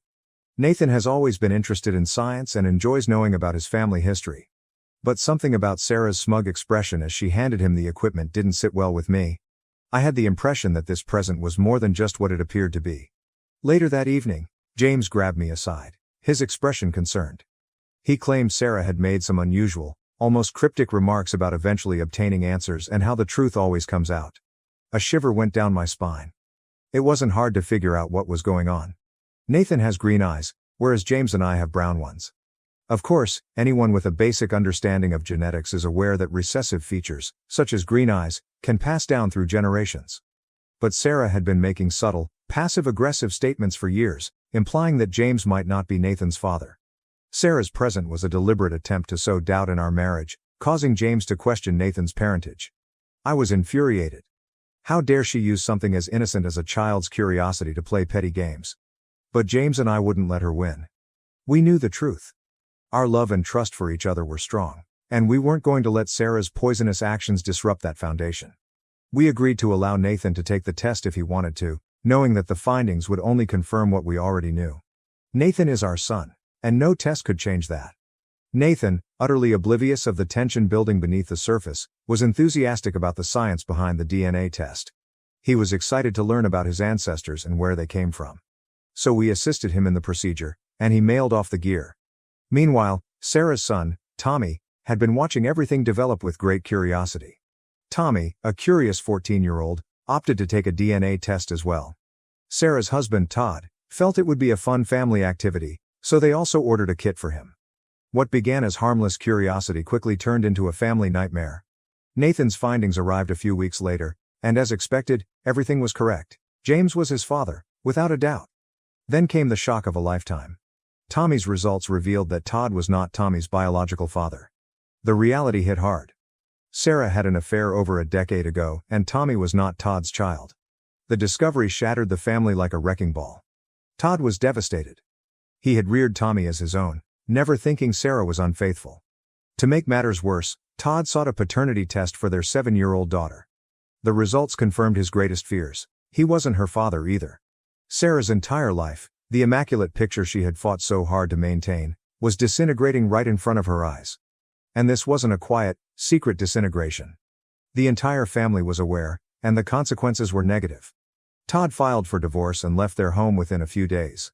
Sarah's world fell, and the once smug lady who had attempted to destroy my family now stood in the ruins of her own. The irony of the situation could not be ignored. Sarah's attempt to pull apart my marriage had simply exposed her own lies. Tommy was struck the hardest. He transitioned from a carefree, joyful youngster to a confused and heartbroken young adult. The man he had always called dad was not his father, and his family was disintegrating. Nathan, too, was impacted. He and Tommy had always been close, and watching his cousin go through such upheaval made him sad and scared. He began questioning why Tommy's father was no longer around, and it hurt my heart to watch him so concerned about his cousin. Sarah's life became increasingly chaotic as time went. Todd pressed for full custody of their children, seeking to limit Sarah's role in their lives. Sarah, who had always been the glue that held the family together with her domineering personality, now appeared to be a shell of her former self. At family gatherings, she was a nervous wreck, her face pale and her eyes red from sobbing. The woman who had before attempted to make my life miserable now appeared completely defeated. Then, one day, something unexpected occurred. Sarah reached out to me. She called me, her voice unsteady and teary, pleading for assistance. She wanted me to talk to Todd and persuade him to lighten off on the custody agreement. She was anxious to salvage what little she had left of her relationship with her children, and she was seeking assistance from me. At first, I was stunned.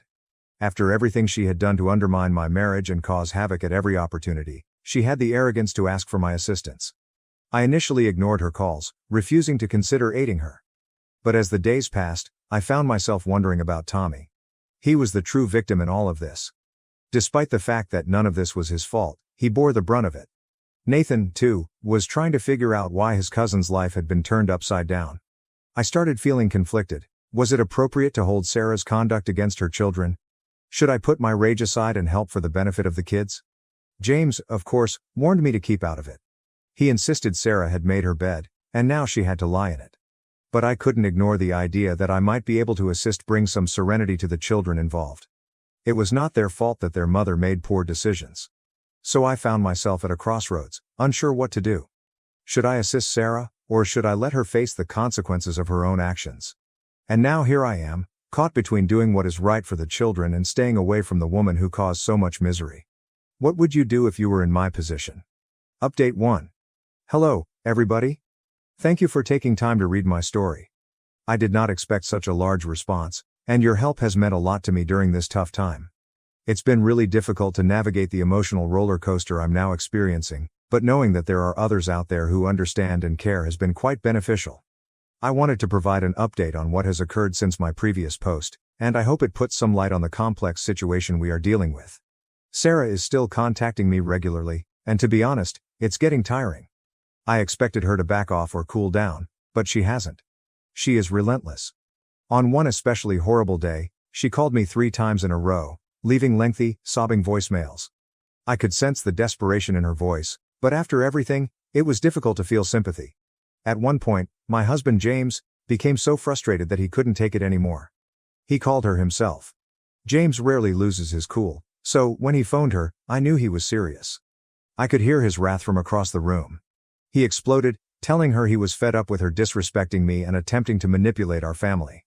He made it apparent that this was more than simply a DNA test. It was about years of snarky remarks, manipulation, and her blatant disrespect for limits. Sarah did not take it well. She burst into tears on the phone, telling James that I had poisoned his mind against her, that I was the one who was keeping him away from his family. Hearing her sob like that made me conflicted. I felt a glimmer of sympathy, but basically, I was tired. After that chat, things became worse. Sarah's tone changed again. She began contacting me regularly, alternating between asking for help and accusing me of attempting to ruin her life. She was pleading for my aid at one point, claiming she wanted me to talk to Todd and help things go well. The next thing I knew, she was calling me manipulative, alleging I was jealous of her and her family, and that I wanted to end her marriage. It was as if she wasn't sure if I was her enemy or her rescuer. Honestly, coping with her emotional outbursts has been draining. I feel like I'm locked on a roller coaster that I didn't sign up for. Throughout all, my main focus has been the children. They are innocent in all of this, but they are the ones suffering the most. I can't quit thinking about Tommy and Nathan.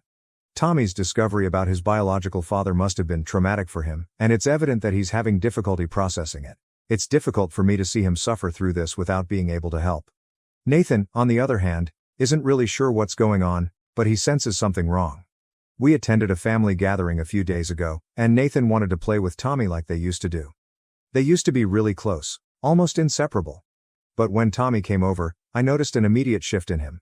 He was distant, reserved, and rarely engaged with Nathan. My heart bled as I saw the two boys, who had previously been like brothers, drift apart. Nathan continued asking why Tommy wasn't laughing or playing like he used to, But I didn't have the heart to tell him the truth. Instead, I made up reasons, telling him Tommy was simply sleepy or had a lot on his mind. But I knew it was more than that. Meanwhile, Sarah keeps sending me lengthy, dramatic texts. She wrote me a note yesterday, claiming she felt betrayed by our family. I really wanted to yell. How could she feel betrayed? She was the one who made these decisions. She was the one who caused the situation.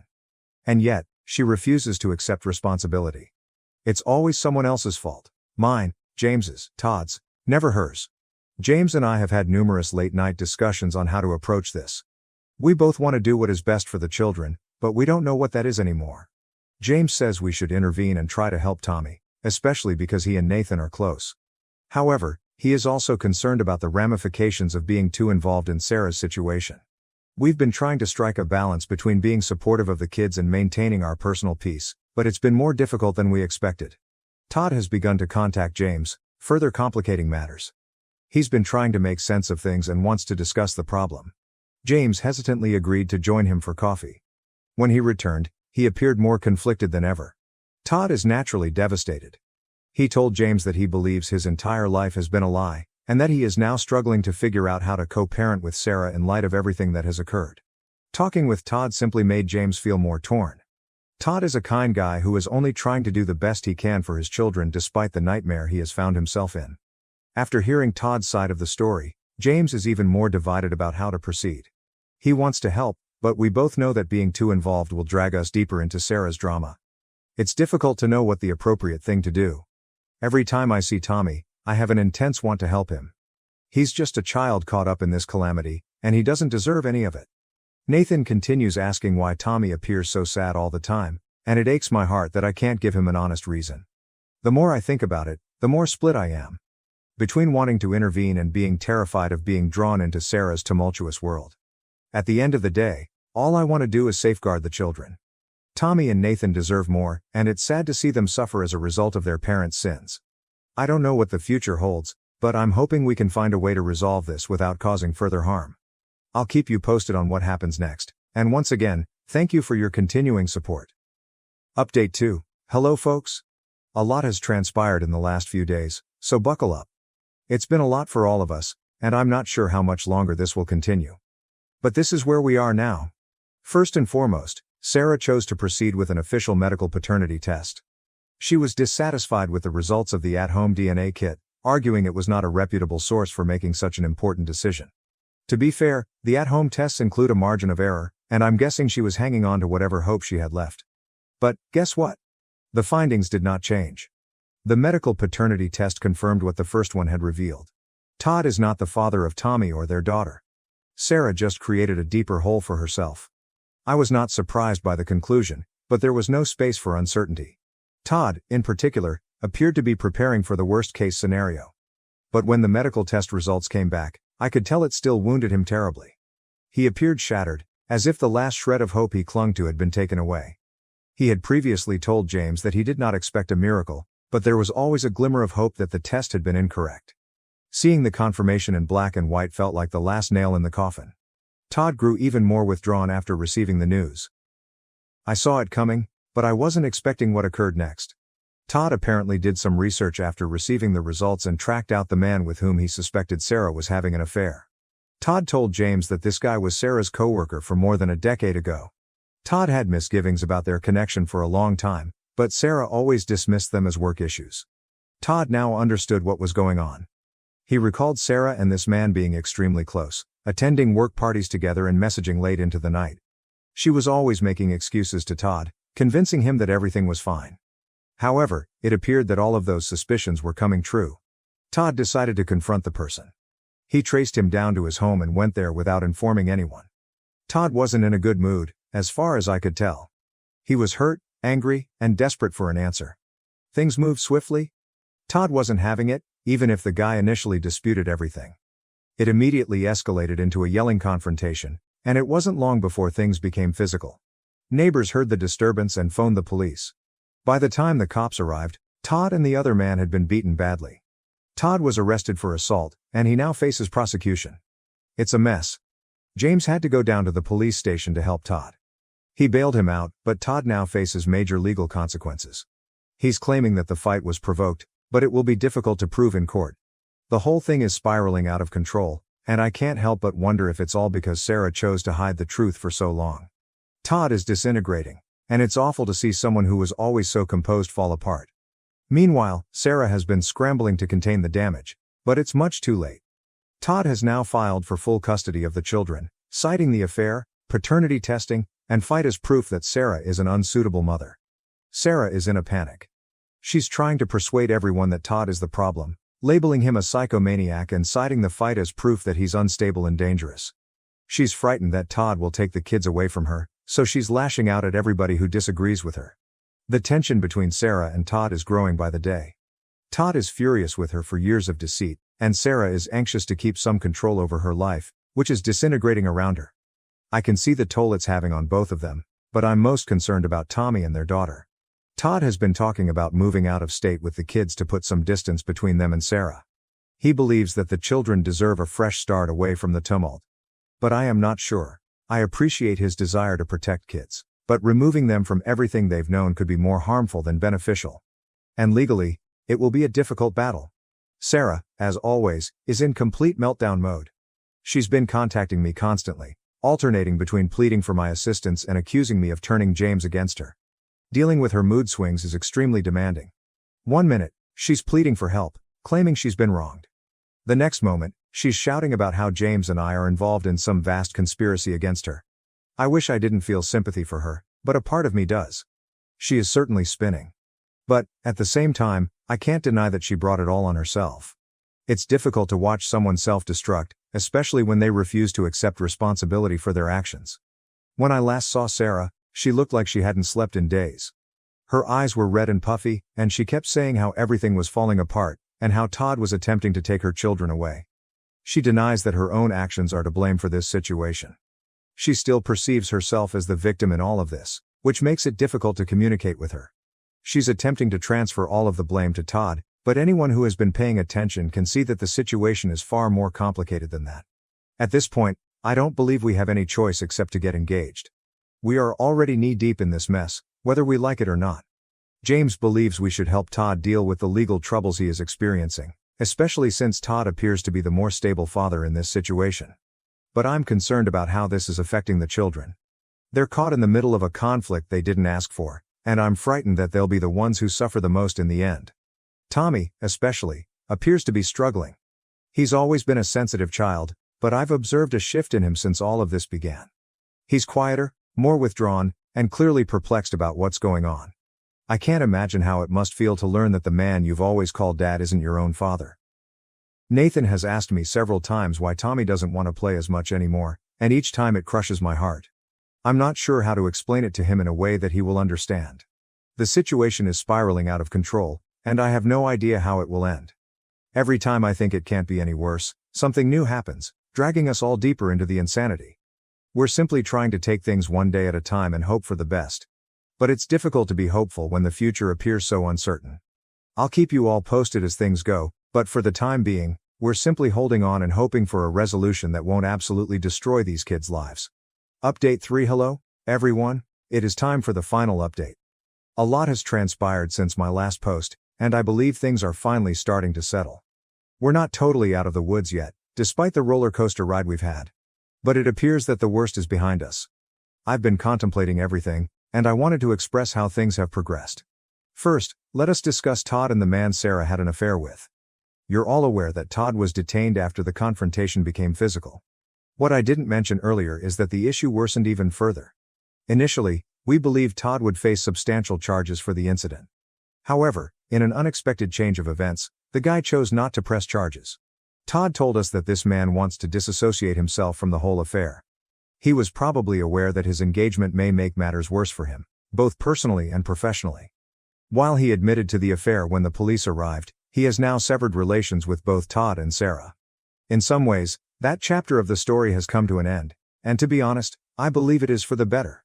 Todd does not need to continue battling with someone who clearly has no regard for the consequences of his actions.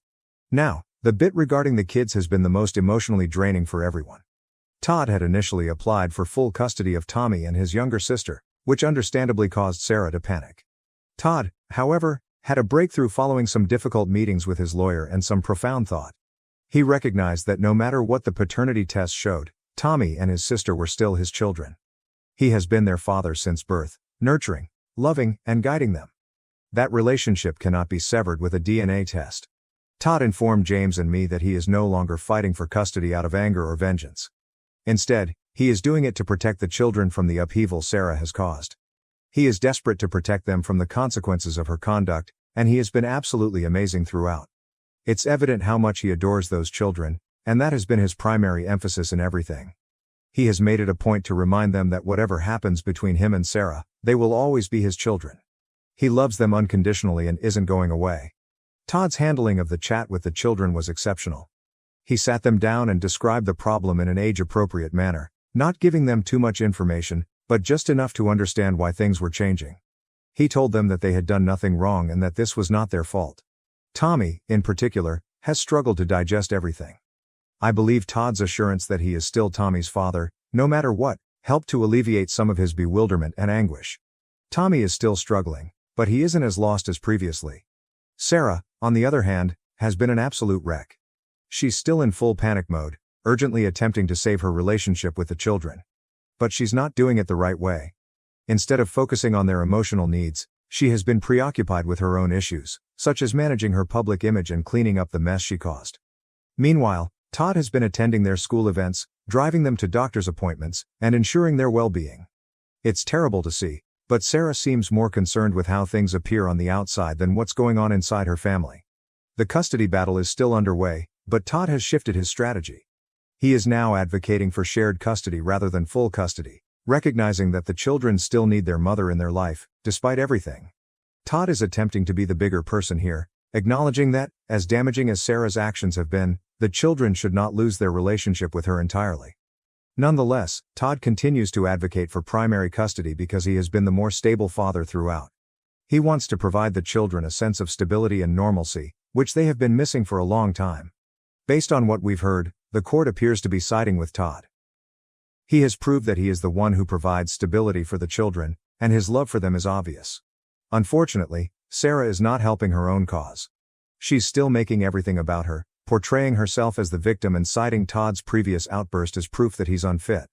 But everyone involved understands Todd's outburst was motivated by hurt, and he's been doing everything he can to move on in a healthy way. Sarah and Todd's marriage is over. The divorce is underway, and there is no going back. Todd is now at peace with this. He's told James and me that he's no longer furious at Sarah, just sad. It's sad to think about what could have been. I'm sorry their relationship ended the way it did. It is unfortunate that it has had such an influence on the children. But he is also focused on going forward. Todd's top priority right now is his children, and he's doing everything he can to be the best father possible. James and I are doing well despite all of this. It's been difficult to see everything unfold, but we've tried to be supportive without becoming overly involved in the drama. Nathan and Tommy remain as close as ever, and we've been making sure the boys spend time together to assist Tommy cope. I think it's been beneficial for both of them to have that connection, especially because everything else feels so unstable. One thing I've learned from all of this is how resilient children can be when surrounded by love. Despite the tumult, Todd's love for his children has served as a stabilizing force, keeping them on track. We've all tried to help, but in the end, Todd's strength and determination will see them through this. I'd also like to take a moment to thank everyone for their tremendous support. I never dreamed that a DNA test would change my life so dramatically, but here we are. Your wisdom, good words, and support have helped me more than I can express. Navigating this scenario has been difficult at times, but knowing that there are others who care and understand has made all the difference. I'm hoping that this will be the final significant update I need to provide. Things are still in motion, but I am hopeful that the worst is behind us. The kids are still surrounded by affection, which is ultimately what matters. Thank you again for staying with me on this trip. Let's hope the next chapter is one of healing and harmony. I suspected my wife was planning a divorce, so I moved my assets. 2 weeks later, she filed, then backtracked when her plan backfired. Hello everyone, before we start today's video, I need your help. We've noticed that the channel is losing traction, and subscribing is one of the best ways you can help us. It's quick, free, and allows us to continue bringing you great content. Your support means everything. Let's keep this channel growing together. Thank you very much. Now, let's begin the video. Hello people. I've been skimming through the posts here for a while, believing I'd never have my own tale to tell. However, life has a way of shocking you, and I've been lugging this about for months. I need to let it out. Let me be clear, I've never been the sort to jump to conclusions or assume the worst. My wife, let's call her M, and I have been together for 6 years and married for 4. Things were solid, or so I thought. We experienced the typical ups and downs, but nothing that made me think, oh, there's a problem here. In reality, throughout the majority of our relationship, we were that couple, completely committed colleagues. We laughed at stupid inside jokes, argued for hours about which movie to watch, and had a cadence that just worked. She'd organize elaborate date nights, and I'd treat her to her favorite takeout after a long day. It felt effortless. As if we had figured out the whole love thing. That is why what occurred next struck me like a ton of bricks. The shift around 6 months ago, things began to alter. At first, it was minor details. Things you'd likely miss if you weren't paying attention. She began carrying her phone everywhere, even when she was only going to the kitchen or folding clothes. Before this, her phone would sit on the coffee table for hours, and she didn't mind who picked it up. One day I made this joke.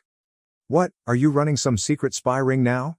She chuckled and added, "No, work's been emailing me a lot." Okay, fine. But, a few days later, she created a password. That one caught me off surprise because she had never used it before. When I casually inquired why, she responded something vague about security and hackers. I didn't press it since I didn't want to appear paranoid, but it simply felt off. And it did not end there. She began taking calls outside the room, which she had never done before. It wasn't subtle either. Her phone would ring, and she'd say, "Oh, let me just grab this real quick," before disappearing into the bedroom or outside on the porch. If I inquired who it was, she would just say, "Just a friend from work." Then I noticed a new habit. Keeping her phone face down on the table.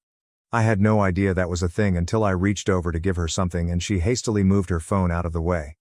It was one of those blink and you miss it moments, yet it stayed with me. Growing distance. However, it wasn't all about the phone. She started to feel distant.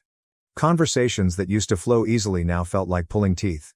If I brought up future plans, such as where should we go for our anniversary? Or, do you think we should start saving for a new car? She'd simply nod and say, "Yeah, we'll see," before shifting the subject. It all came together for me on a random Wednesday. She informed me that she was seeing a buddy for coffee after work. It didn't sound strange, she does that occasionally. I happened to be running errands in the same area, so I figured, why not surprise her?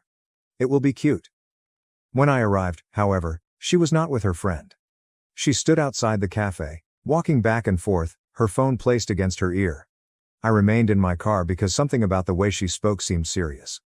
I didn't intend to eavesdrop, but I overheard phrases like, "It's almost ready," and "starting fresh soon."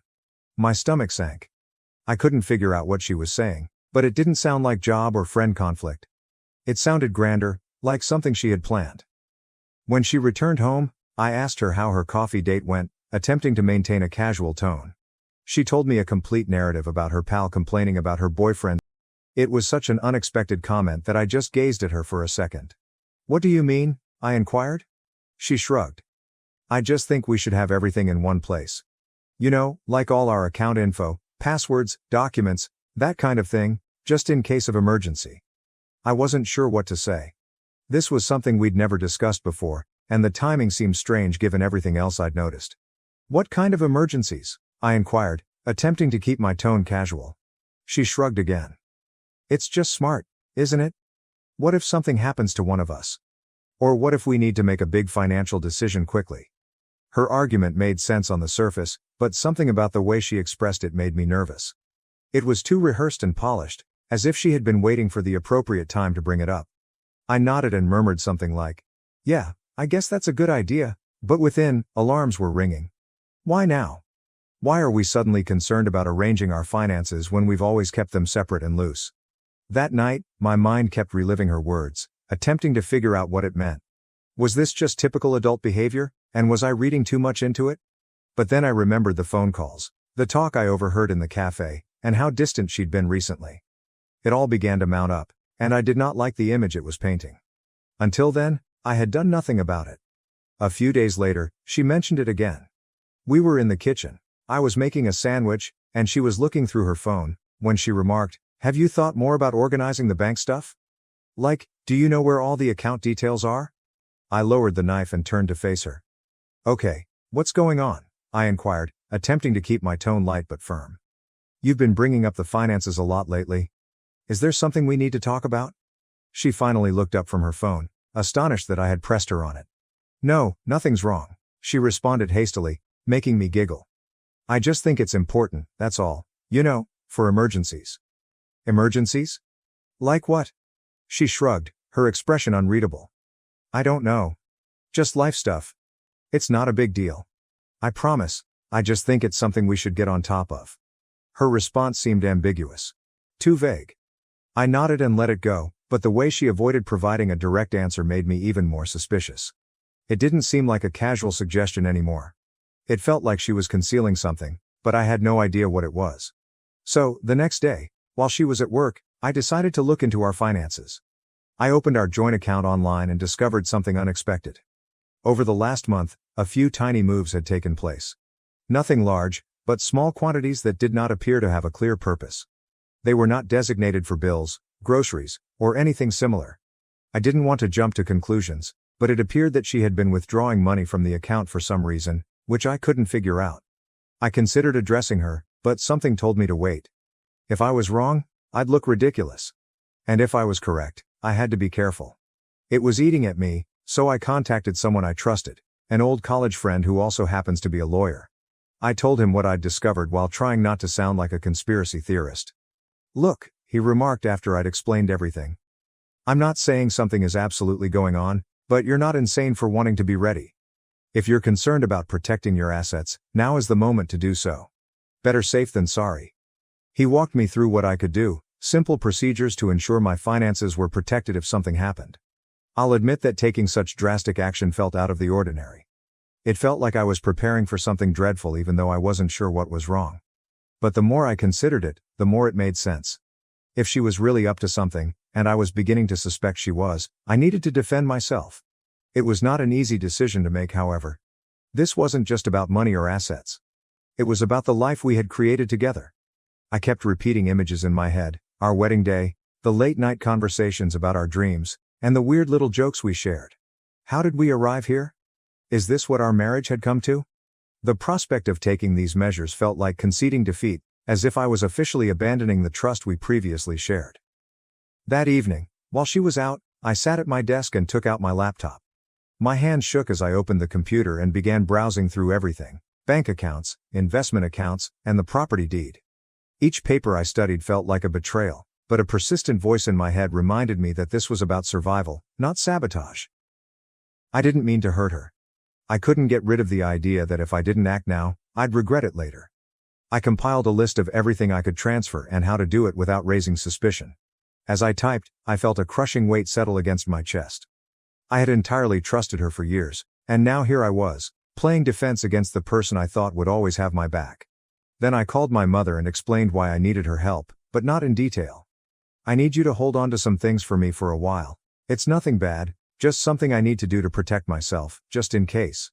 She was silent for a minute, likely trying to figure out what I wasn't saying.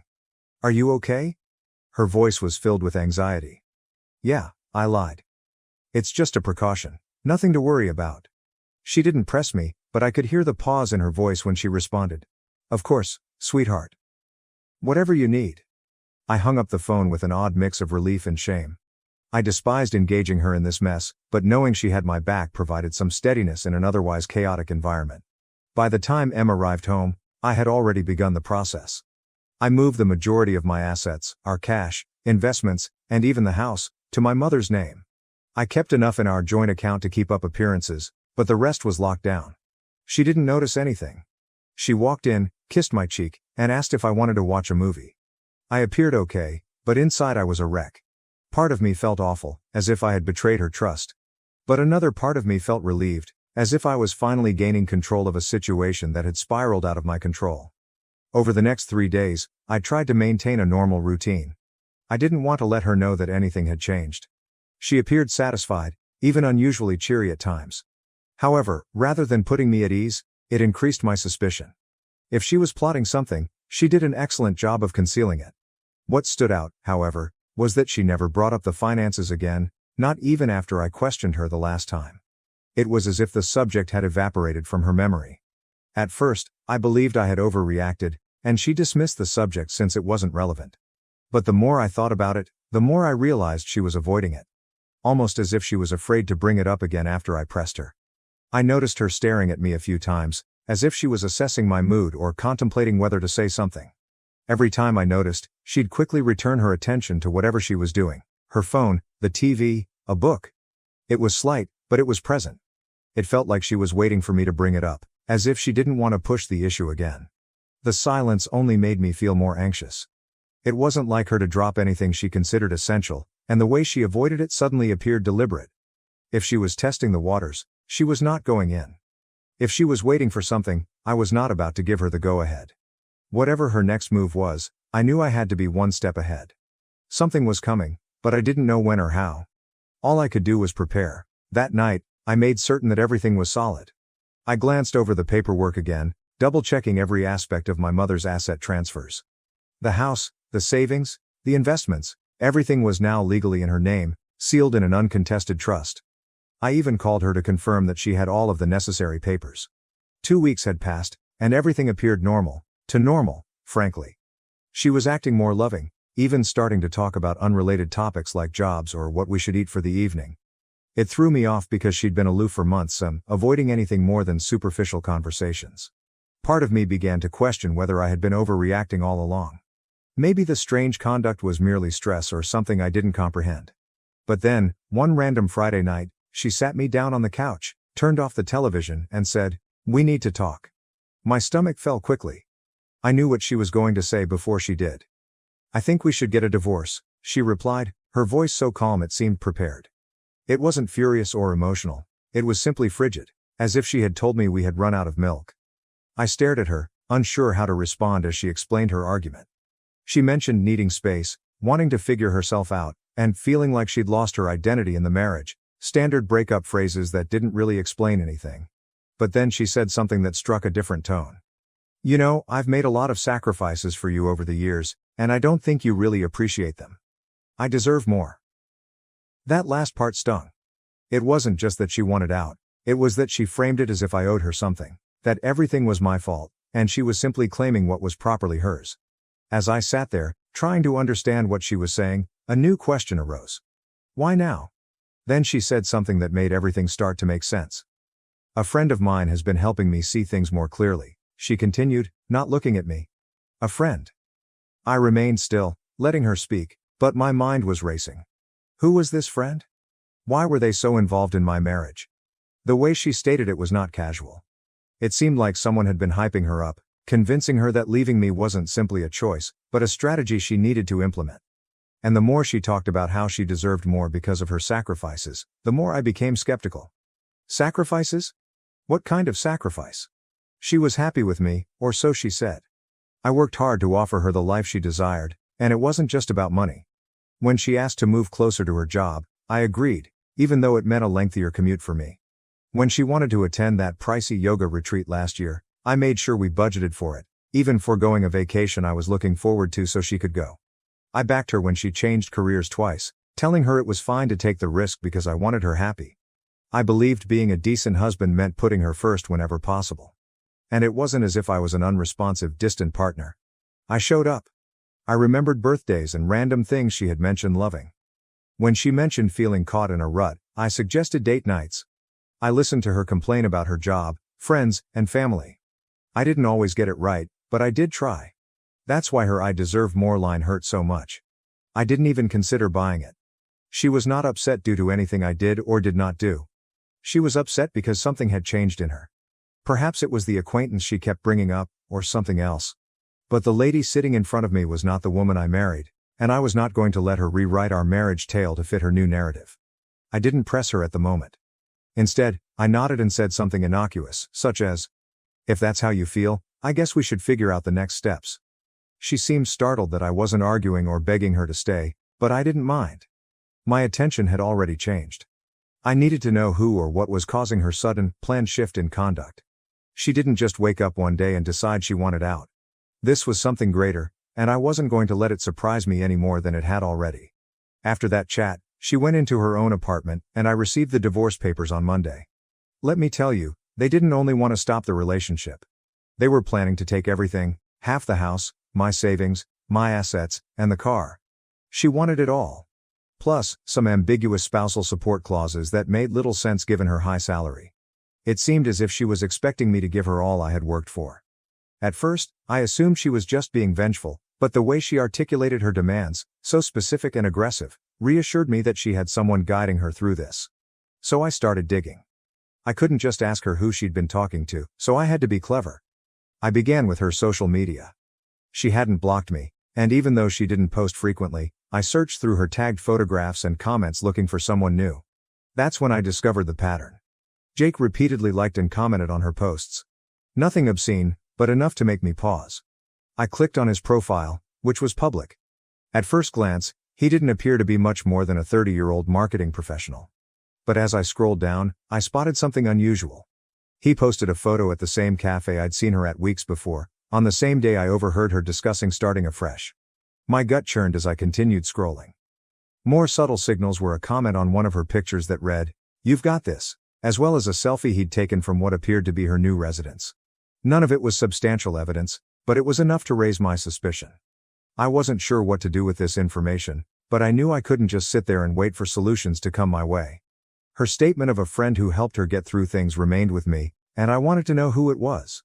I decided to contact one of our mutual acquaintances, Lisa. She and my wife had been friends for years, so she knew what was going on. I kept the conversation light at first, asking if she'd lately spoken with my wife or if anything seemed strange. Lisa reacted swiftly, saying she had no idea about the friend or any suggestions. I asked a few more probing questions, but she cut the conversation off defensively, claiming she couldn't help me. The entire situation felt rushed, as if she was trying to avoid becoming engaged. Not willing to give up, I called another buddy, Emily. I followed the same pattern, stating that I was simply trying to make sense of things. She was apprehensive at first, responding vaguely to my questions. When I pressed her more, she quickly ended the call, leaving me even more skeptical than before. I sat there, frustrated, trying to figure out my next move. Then, to my astonishment, Emily called back. She told me she needed to make sure what she said didn't come back to her. I assured it wouldn't, and after a long pause, she revealed what she knew. Apparently, my wife had been spending a lot of time with someone named Jake, whom she had met at work. Emily claimed she didn't know much else, but from what she'd heard, Jake was very active in the divorce advice my wife was receiving. Hearing that name felt like a puzzle piece fitting into place. It was evident that this was more than just her need for space or to find herself. Someone else was in the picture, directing her decisions, and I was eager to discover why. I chose to confront it in my own manner. That Saturday, I headed to her apartment building and parked a block away, trying to confirm what I already suspected. A few hours later, she and Jake stepped out of the building. They did not hold hands or anything, but the way they walked together, close, leaning in to talk, was plenty. They got into his car and drove away, leaving me sitting there, staring at the spot where they had been. I did not follow them. I did not need to. At that point, it was evident she hadn't simply stopped loving me. She'd been preparing to go with someone else, and now everything made sense. The unexpected distancing, the money questions, the forceful demands, and the divorce papers. She wasn't simply abandoning me, she was leaving me with nothing, and she was accompanied by someone at all times. I went home that night, my head racing with everything I'd learned. The betrayal burned, but what hurt the most was how premeditated everything was. She was using the divorce as a stepping stone to whatever life she was creating with Jake. But she had no idea what I had planned for her. The first mediation session felt strained from the time we stepped in. Her lawyer arrived with a binder so thick that it appeared they were bringing a case against a Fortune 500 firm. He began listing her demands as if they were entirely reasonable: half the house, the money, my assets, the car, and even some gibberish about spousal support. I remained silent, seeming to listen, but I was waiting for my attorney to make his move. When it was finally our turn, he handed a stack of paperwork across the table and said, "Before we proceed, I think it's important for everyone to review these." Her lawyer took the papers and skimmed through them. His confident posture changed fast as he flipped through the pages, his brow furrowing harder with each one. "What is this?" he inquired, gazing at my lawyer. "These documents show the transfer of all major assets into a trust under my client's mother's name," my lawyer said calmly. "The transfers were completed several weeks before the divorce filing, and the trust is fully legal and irrevocable." The room became utterly silent. Her lawyer looked at her, confused and frustrated. "You didn't mention this," he stated flatly. She snatched the papers from his hands and flipped through them, her face flushing. "This can't be real," she said, staring at the notarized signatures and dates. Then she turned to me, her countenance changing from incredulity to rage. "You planned this?" she muttered, gazing at me as if I'd committed a heinous crime. "You knew I was going to file, and you set this up to screw me over." I did not respond. I just sat there and let her connect the dots on her own. Her lawyer, apparently agitated, requested my counsel to elaborate. So he did, slowly, deliberately, and with every piece of evidence necessary to make the transfers irrefutable. The dates aligned exactly, indicating that I had transferred everything well before she filed. The signatures were duly notarized, and the confidence was solid. There was nothing they could do to challenge it. She was furious. "You're unbelievable," she said, leaning forward in her chair. "I can't believe you'd do something like this to me." I still did not say anything. What was there to say? This was not about me doing anything to her. This was to defend myself because she had made it apparent she was not going quietly. The conference finished with her lawyer saying something about needing to rethink their strategy, but everyone in the room knew they had no further moves to make. When we walked out of the building, she took me aside in the hallway, her expression a mix of rage and desperation. "This isn't over," she added, her tone low. "You're going to regret this." I just looked at her and said, "I already regret trusting you. That's the only regret I have." Things escalated faster than I had anticipated following the mediation session. She went into complete meltdown mode almost instantly. It began with the calls, endless calls. At first, she appeared calm, even remorseful, leaving voicemails that began, "I think we just need to talk," or "I know this got messy, but we can fix it." When I did not answer, the tone changed. By the second day, her messages alternated between sobbing and screaming. One voicemail would be her lamenting about making a mistake and not wanting to lose what we had created together. Then she'd launch into a furious tirade accusing me of being stingy and cruel, blaming me for everything that was wrong in her life. I ignored it all. My lawyer told me not to engage, and I honestly did not want to. I was finished playing her games, but she was not. When the calls and texts did not work, she began telling stories. Mutual friends informed me that she had been telling people that the divorce was a hoax, and that it was all part of a larger farce. A prank? I mean, who would believe that? The flaws in her story quickly became apparent. Friends began to ask questions like, "If it was a prank, why did you file actual legal paperwork?" Or, "Why hire a lawyer and make such specific demands if it wasn't serious?" When others didn't instantly accept the hoax justification, she doubled down. She said it was not a joke, but rather a test of our relationship's strength. She began casting herself as the victim, claiming that my reaction had hurt and betrayed her, that I had gone too far and broken our marriage's trust. At first, some individuals seemed to believe her stories. I'd get strange emails or comments from acquaintances like, "Wow, I didn't realize things were so rough for her." Even her brother lashed out, saying, "You should have just talked it out instead of being so drastic." It was annoying, but I knew the truth would eventually come out. And it did, due to a common buddy. Let us call him Matt. Matt and I were not particularly close, but we had always been nice. A few weeks after the mediation, he messaged me unexpectedly, stating he had something I needed to see. When we met, he brought out his phone and showed me a series of text messages between her and Jake. I was confused at first. "How did you even get these?" I inquired, scanning through the messages. Matt revealed that he and Jake shared a mutual buddy, who had heard their talks. Apparently, this common acquaintance had grown concerned about the way things were going, especially when Jake began gloating about how he was assisting her in securing her future.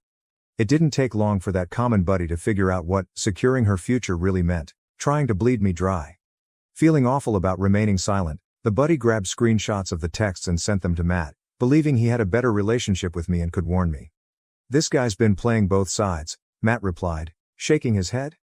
"He's been hyping her up to take you for everything while making her believe he'd be there for her afterward." Matt gave me the texts and said, "I thought you should know.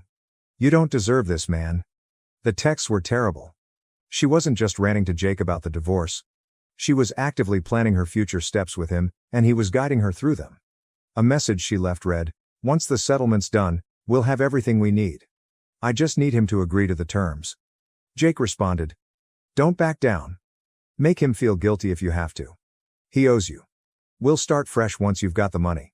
I sat there, staring at Matt's phone and trying to understand what I was reading. This was neither a misunderstanding or an emotional response to a failed marriage. This was a cold, deliberate manipulation. I thanked Matt and he left, but my thoughts were racing. Everything made sense now: her abrupt isolation, her fixation with our finances, and her harsh demands throughout the divorce. It was all part of a plan, one she had been developing with Jake behind the scenes. The text soon circulated among our mutual friends. Matt shared them with a few friends, and they quickly spread. Her story suddenly ceased to be credible. People who had previously been indifferent or even supportive of her began to distance themselves, and the change was nearly immediate. People who had previously defended her or remained neutral suddenly recognized her for who she truly was. Even her closest allies started to distance themselves. By the time the divorce was finalized, she had only her personal things. Her lawyer quietly dismissed her complaint after recognizing there was no legal basis to stand on. All of those bold requests had crumbled under the weight of the documents I had produced, and the trust I had established with my mother was unbreakable. Jake seemed to vanish as soon as things began to unravel. I wouldn't be surprised if he used her as much as she did me. From what I could tell, he'd been feeding her fantasies of independence and a new beginning, but the moment it became evident she wasn't going away with anything, he was gone. Without Jake in her corner, her confidence plummeted. The calls and texts continued, but they became increasingly desperate. She was not accusing me anymore. She begged. "Can we just talk, please? I'll do anything to fix this." One voicemail stated. A different opinion. "You don't have to forgive me, but can't we just settle this and move on? I'll drop everything if you just talk to me." I did not respond. I could not. It was too late to reverse the harm. Even her family began to drift away. Her brother contacted me at one time, apologizing for some of the things he had said before when he believed her side of the story. "I didn't know what she was doing to you," he said. "I'm sorry I ever took her word for it. As for me, I received the house, my savings, and something I hadn't experienced in a long time: peace of mind. My mother, as usual, was my rock. She arrived with buckets of paint and a list of suggestions to help me reclaim the area as mine. Now, life feels like it's mine again. No more second-guessing every small interaction. No longer feeling betrayed. Just peace. She is a chapter from my history that I no longer read. And the remainder of the story is entirely up to me to write." My brother got my fiancée pregnant, and my dad gave him the family business and a house, so I decided to make them both pay for their betrayal. Hello everyone, before we begin today's video, I need your help. We've noticed that the channel is losing traction, and subscribing is one of the best ways you can help us. It's quick, free, and allows us to continue bringing you great content. Your support means everything. Let us keep this channel growing collectively. Thank you very much. Now, let's begin the video. Okay, people, this is going to be long, but I need to get this off my chest. The recent events in my family have been extremely upsetting, but in order to understand why, you must first understand the context. I am 33 years old, and I grew up with my younger brother Alex, who is 30 years old, in what appeared to be a normal household from the outside. But, gosh, the dynamics in our house were severely off. See, Alex was a miraculous baby. Mom had a difficult pregnancy with him, and he was quite sick for the first couple of years, in and out of the hospital, breathing problems, infections, the entire thing. I recall sitting in hospital waiting rooms a lot as a child. I understand that having a sick child is scary, but even when Alex recovered, my parents, particularly my father, continued to treat him as if he were made of glass. Meanwhile, I was expected to be the perfect, responsible elder brother who should know better about everything. Alex could miss school. He needed to recuperate. Alex failed a class. He has been through a lot. Alex broke something expensive. Don't be upset with your brother, what about me? From the age of 7, I was expected to obtain excellent grades, never say anything back, work around the house, and overall act like a small grown-up. The double standard was ridiculous. I recall one incident in high school when I received detention for being late to class and was grounded for a week. That same month, Alex was caught skipping school to hang out with his friends at the mall, and my parents had just spoken with him about it. When I was 15, I started working with my father in his electrical business, not because I was particularly interested in becoming an electrician, but because it was the only way I could obtain his attention or acceptance. And you know what? I actually grew better at it. Very good. I began learning everything I could about electrical work, staying late to watch Dad handle the difficult tasks, reading manuals, and watching YouTube videos to learn more. Meanwhile, Alex remained, well, Alex. He was a smart kid when he wanted to be, but he lacked work ethic. He could enchant everyone with his sad little ill kid routine, which he never outgrew. He attempted college for about 2 semesters, got out because it was too stressful, began an online business selling dropship trash that flopped, and then tried to be a day trader, losing a lot of his father's money. But nevertheless, I was still the one receiving lectures about supporting your brother and putting family first. I won't lie, it made me feel a strange mix of hatred and responsibility. I liked my brother because he was my brother, but I couldn't tolerate being around him the most of the time. We were complete opposites. I was the serious, hard-working person who valued keeping my word and doing things well. He was the fun one who never faced repercussions and believed regulations were for other people. Dad's business was dependable, basic home electrical work, some small commercial work, nothing special, but it paid the bills. I saw potential in it, however. When I wasn't working, I was studying about new technologies, smart home systems, and security installations. Dad was old school, preferring to do things the way he'd always done them, but I insisted on modernizing and taking on larger projects. The strange thing is that even when I brought in new clients or completed large projects flawlessly, Dad would find a way to credit Alex. Your brother's charm really helps with customer relations. He answered phones sometimes. Alex has such good ideas for the business. He suggested we get a website. In 2020, I moved out as soon as I could afford it. I moved into my own place around 20 minutes from my parents' house, close enough to help with the business but far enough away to have some space. I felt I was doing fairly well. You know, I had my own place, made decent money, and was learning new skills. I was even considering getting my master electrician license and even having my own business someday.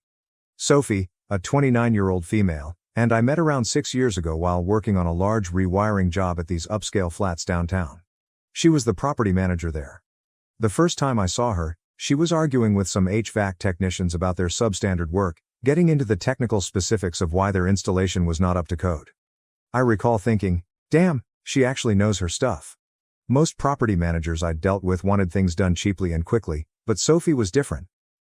She had read through all of the electrical codes and knew exactly what she wanted done. For the first few weeks on the job, she kept coming around to inspect our work, not in an irritating way, but because she truly wanted to know what we were doing and why. I began taking lunch breaks when I realized she'd be making her rounds. We'd discuss the project first, then about other topics. She told me about growing up with her father, a general constructor, and how she learned everything about construction by helping him on assignments. I informed her about my desire to update my father's business and potentially grow into more commercial work. She was simple to chat to, right? I could rave about my family turmoil, and she understood. Her brother was also the beloved kid, a hotshot lawyer who could do no wrong. We joked about forming a support group for responsible siblings. After we finished the apartment job, I assumed that was it, but about a week later, she called the office to report an urgent electrical problem in her own apartment. Dad asked me to check it out. It turned out there was nothing wrong. She just wanted to see me again. I have to say, that was a really nice maneuver. We began dating after that. Sophie was different from the other girls I dated. She did not play games or expect me to read her mind. If something bothered her, she would simply express it. If she was happy, you would know. She also showed genuine interest in my job. She'd helped me study for my licensure examinations and eventually started assisting with the business side of things. Within a year, she was effectively running our business, having implemented a new scheduling system, upgraded our invoicing, and prepared actual contracts in place of the handwritten quotes we used to use. Dad was initially unhappy about it. He preferred doing everything on paper, but he had to acknowledge the firm was functioning more smoothly. I finally felt like I was creating something real. We moved in together after 2 years and started talking about marriage and even having children someday. Sophie would joke about our future children becoming electricians and carrying on the family business. Man, I thought I had everything sorted out. The weird part is that my family liked her at first. Mom was continually calling us over for supper, asking Sophie for assistance with computer issues, or soliciting her advice on house renovations. Even Dad warmed up to her once he realized how much she was contributing to the company's growth. We were gaining larger contracts, doing more commercial work, and establishing a solid reputation in the area. Sophie got along well with Alex too. When I became irritated with his latest unsuccessful attempt, she would defend him, telling me that I should try to understand his point of view better, how growing up unwell might have influenced him. Looking back, I should have recognized that as a red flag, but you know how it is when you really trust someone. You do not want to see the signs. We became engaged after 4 years together. Nothing spectacular, I proposed at home after we finished the massive project we had been working on together. She'd been helping me plan this large electrical renovation for a nearby hospital, staying up late with me to go over blueprints and deal with contractors. It just felt right, you know. As if we were true partners in everything. Around a year ago, things began to change. Alex had spent another chunk of Dad's money trying to launch a cryptocurrency trading business, returned home bankrupt, and Dad offered him a job in our office. Just the basics: answering phones, filing papers, and organizing appointments.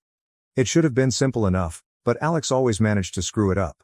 Sophie began spending more time at my parents' place, assisting Mom with wedding preparations and such. She stated it was easier to focus on company documents there while Alex was learning the procedures. I was working most days, so it made sense at the time. Following that, everything began to spiral out of control. I began to notice subtle changes about 8 months before everything blew up. Nothing big at first, just minor details that didn't line up. Sophie was spending more time at my parents' house, helping with business matters.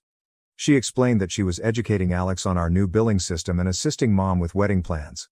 Makes sense, right? I was out on jobs most days, working my tail off to save money for our future. We planned the entire wedding and talked about buying a property. I wanted to do things correctly.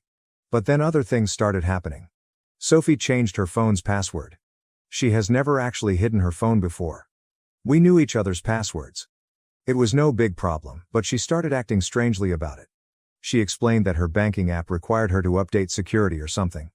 Whatever, I absolutely trusted her, so I didn't think much of it. Then Alex began acting differently. He began wearing cologne at work. Dude used to turn up half the time in the same clothes as yesterday. He got all these new clothing and started showing up to work on time, which was unusual for him. He was also strangely polite to me, volunteering to stay late at the office and expressing a strong desire to study business. Sophie was talking about him differently. Alex is really getting good at handling the scheduling, or, your brother's actually pretty smart when he applies himself. She'd get angry whenever I complained about his messing something up, and even started taking his side in family disputes. The atmosphere in the office also becomes strange. Janet, our receptionist for the past 15 years, was like a second mother to us. She began giving me these looks while Sophie and Alex were working late together, but whenever I asked what was going on, she would simply say nothing and change the subject. Once, I returned to the office early from a task because we had run out of materials. Sophie and Alex were in the break room, giggling over something. There was nothing clearly wrong, but they both jumped as if they had been caught doing something when I stepped in. Sophie mentioned that they were just going over some invoices around 7 p.m. Right. Sophie seemed to talk less about our future. She used to be quite enthused about wedding planning, looking at houses online, and discussing what kind of family we'd have, then she became quiet about it all. She claimed she was just anxious about work. The true red flag I missed was when she stopped visiting job sites to check on projects. It used to be our thing. She'd bring lunch, we'd go over plans, and solve problems together, but she was suddenly too busy at work with Alex. We had a large family meal approximately 6 months ago. Sophie was acting funny all night, barely speaking and constantly checking her phone. Alex kept attempting to make inside jokes with her. Sophie snorted with laughter when he mentioned that insane person at work. But when I questioned what was hilarious, they both said, "You had to be there." After dinner, on the way home, I finally brought it up. Sophie remained glancing at her phone. "You okay? You seemed off tonight." "Just tired. Work's been crazy." "Yeah, it seems like you and Alex are getting along better these days." She tightened up but tried to keep it casual. "He's not as bad as you always say. He's actually pretty funny when you get to know him." "Funny enough to make you ignore everyone else at dinner? What's that supposed to mean?" "Nothing, just that you've been different lately. Distant. Always on your phone." She became defensive quickly. "Oh, so I'm not allowed to have my own conversations now? Everything has to be about you?" That threw me off guard. Sophie never spoke to me like that before. "That's not what I said. Just feels like something's changed. Maybe you're just paranoid. I'm tired of you always complaining about Alex. He's trying his best." I recall getting a horrible feeling in my stomach, like if something was seriously wrong, but I couldn't put my finger on it. She had never defended Alex like that before. "Since when are you Team Alex?" "Since I actually got to know him instead of just listening to you bashing him all the time." We drove the rest of the way silently. Man, all the symptoms were there: the protective attitude, the phone, the inside jokes, the way she suddenly thought Alex was fantastic. But you never want to believe someone you absolutely trust could do that to you, especially not your own brother. I recall lying there that night, watching her try to sleep and thinking, nah, I'm just being paranoid. The next several months were just more of the same. Sophie working late, Alex becoming interested in the business, and me being a complete idiot working 12-hour days to save for our future while my brother was stealing my girl right under my nose. Then came the day when everything burst. It was Tuesday. I recall because I was working on a large commercial project that involved rewiring a warehouse. Sophie called about 2 p.m., crying so hard I couldn't hear her. She claimed she needed to speak with me in person and that it was urgent. My immediate impression was that something had happened to her parents. I told my colleagues that I had a family emergency and drove straight home. I discovered her sitting in her car in our driveway. She refused to come inside, instead sitting there gripping the steering wheel as if it was the only thing holding her together. I sat in the passenger seat, waiting for her to say anything. I'm pregnant, she explained. For a few seconds, all I felt was happiness. We discussed starting a family after the wedding, and suddenly it was happening. I started talking about how we'd work things out, and how we could move the wedding up if necessary. She kept crying. There's more, she said, choking. It might not be yours. Everything within me became still. My brain initially refused to accept it, as if I needed to repeat it to ensure that I had heard her correctly. Might not be mine? My voice sounded strange, as if it weren't even mine. Who else would it be? I paused. It all connected at once, the late nights, the sudden secrecy with her phone, and the strange discomfort whenever I mentioned it. No. I gazed at her, waiting for her to deny it and tell me I was wrong. She did not. It's not him, she sighed. My hands tightened into fists. Sophie, my voice was strong and demanding. Tell me it's not Alex. She made a broken sound in her throat. It wasn't supposed to happen. I gave a harsh laugh, but there was no comedy in it. Oh right, you just tripped and fell into my brother's bed. It wasn't like that, she replied hastily. It was one time. I shut her off. One time? My head was pounding. Tell me the truth, nothing but quiet. How long? Her breathing sounded unsteady. 3 months. Maybe 4. I had to press my hands on my knees to keep myself steady. Does he know? My voice was tight and controlled. She nodded. I told him yesterday. That's when I realized I had to tell you too. I stared at her, as if she wanted me to be relieved she had finally decided to come honest. I got out of the car because I needed air. She followed me, attempting to explain how it wasn't planned, how horrible they both felt, and how they had ended it weeks before. All I could think about was them laughing in the break room during those late-night work sessions. Were you ever going to tell me if you weren't pregnant? She did not respond to that. It explained all I needed to know. I hopped into my truck and drove directly to my folks' place. I found Alex in the office, doing business as usual. When he saw my face, he knew I knew. Listen bro, I can explain. I don't remember what happened next. It's all a blur, but I recall him on the ground with blood gushing from his nose. Dad and 2 of our employees are pushing me away from him. Alex began ranting about how I was crazy, how Sophie had come onto him first, and how they were in love. In love. My own brother, the guy who'd seen me plan my future with this lady and sat there at Sunday dinners knowing exactly what he was doing. Dad got between us, tried to calm everyone down, and told us we had to address this like adults. That's when Alex released the next bombshell. She's having my baby. You can't just ignore that.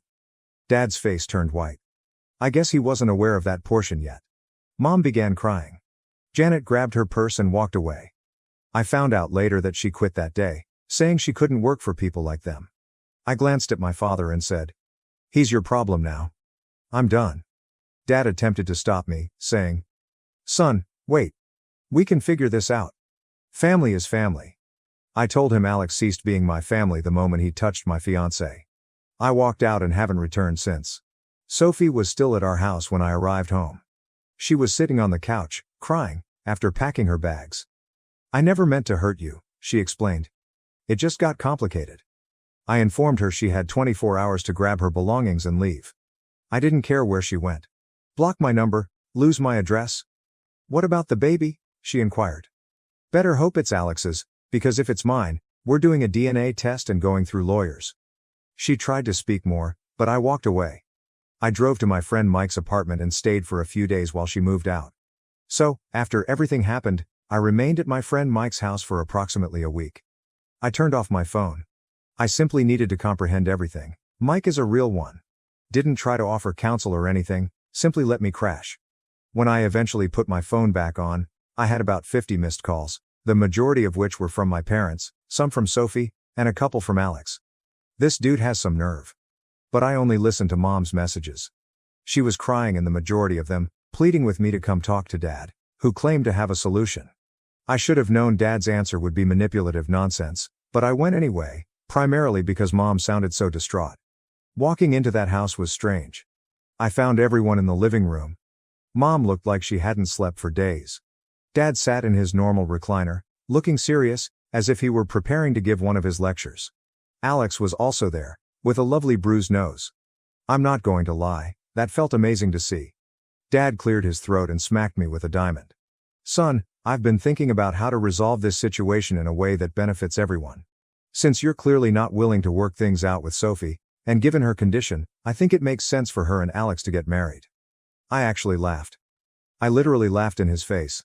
But he wasn't finished. Furthermore, since they'll be starting a family, I think it's appropriate for Alex to take over the business. With Sophie's experience running the office and Alex learning the trade, they could. Alex learning the trade? I interrupted him. He can't even wire a count outlet without supervision. Dad had the same look he typically does when someone disturbs him. Language, and your brother has shown real interest in learning. In fact, I want you to train him. Guys, I've lost it. I started laughing again, but it was the kind of insane chuckle you get when something is so twisted up that you can't process it. Let me get this straight, I remarked. You want me to train the brother who screwed my fiancée to take over the business I helped build, while they're married and raising a kid that might be mine? Are you actually insane? Mom began crying again. Alex simply sat there, staring at the floor like a coward. Dad took out his final card. This business is still in my name. If you won't help your brother, maybe you should find somewhere else to work. That's when I realized all those years of hard effort had been for nothing. All of my hard work, the business I brought in, and the reputation I earned were insignificant in comparison to precious Alex's latest blunder. I just got up and headed to the door. Mom tried to stop me, but I just said, I'm done. Good luck with your new golden team. Alex eventually spoke up. Bro, wait. I turned around and simply stated, call me bro again, and I'll break more than your nose. Dad raged at me about loyalty and second chances. I did not even look back. The next day, I began calling all of our big clients, including those with whom I had personal relationships. I informed them that I was departing and offered some other reputable contractors they could work with. Dad called, yelling about how I was attempting to damage the business. I told him I was only informing my clients that I would no longer be handling their jobs. It's not my responsibility if they don't want to work with his new ideal team. Alex and Sophie genuinely agreed to the entire thing. They married at the courthouse 2 weeks later, as if it were a love story rather than a total betrayal. Dad even backed them up, giving them a down payment on a house as a reward for what they'd done. Meanwhile, I was left standing amid the ruins of all I believed I knew. There was no apology, no meaningful consequences, only the expectation that I move on while they played happy family. So, I did. I walked away from it all. I took a position with one of our old competitors, where my work was respected rather being treated as an afterthought. Better income, genuine recognition, and best of all, no family drama. I pushed everything into starting over and developing my own reputation. I even acquired my master electrician's license, something Dad always claimed I wasn't ready for. Turns out, I was more than prepared. I just had to get out of his shadow to prove it. I didn't hear much about the family business for approximately 4 months. Mom would occasionally text me, but I requested her not to inform me about Alex or Sophie. I didn't need the stress in my life. Then, last week, I received a call from Mom at approximately 11 p.m.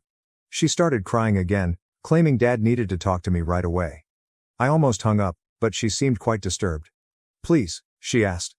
I know you have every right to say no, but we're about to lose everything. I was truly curious and remained on the line. Dad came on, and his voice was different, not the typical I know everything tone. He sounded broken. It turns out that allowing Alex to run the business was exactly the nightmare I predicted. This genius screwed up 3 large commercial jobs so horribly that one customer has threatened to sue us for code violations. I'm talking about fundamental things like incorrect gauge wiring, missing ground wires, and junction boxes put without covers, mistakes that may practically burn a building down. And things get better. Instead of recruiting qualified electricians, he appointed his drinking buddy from college as chief electrician. The guy's whole electrical experience involved changing light bulbs in his flat. No license, no credentials, and probably couldn't tell the difference between a voltage meter and a screwdriver. They run a real professional operation there. Then there's the monetary side. Alex reportedly neglected to pay their liability insurance. Consider this. You're in the electrical company. They'd lose everything with one accident or fire. But, hey, why spend money on frivolous things like insurance when you can pocket the cash instead? Because that's exactly what he was doing. Accepting cash payments from consumers while conveniently failing to record them in the books. And the financial genius had been taking out loans against the firm without informing Dad. Multiple loans. We're talking significant money here. And the best part? Nobody can figure out where all that money went. Nothing in his bank account, nothing in his investments, it all vanished like magic. I'm betting his new automobile and the luxury clothes he's been wearing could be a hint. It's almost impressive how thoroughly he ruined everything in just a few months. Dad spent 30 years building this firm, and Alex virtually destroyed it in less than half a year. That's what happens when you give over a profitable business to someone whose greatest accomplishment was becoming the beer pong team captain in college. Dad finally found out when their insurance was canceled, and he began looking into the books. Alex had been concealing all of the difficulties by tampering with the papers, as Sophie had taught him during all of those late hours at work. Most of their seasoned members quit. I can't blame them. Alex treated them poorly, and checks began to bounce. Janet, our previous receptionist, evidently tried to notify Dad about strange activity in the accounts months ago, but he refused to listen. Dad's voice was shaking as he told me all of this, and then he slapped me with, "Son, I need you to come back, help me fix this. We can make you majority owner, give you full control." I told him that I needed to think about it. He started to become desperate. "Please, we're going to lose everything, the business, the house, everything I built. Your mother, she's not handling this well."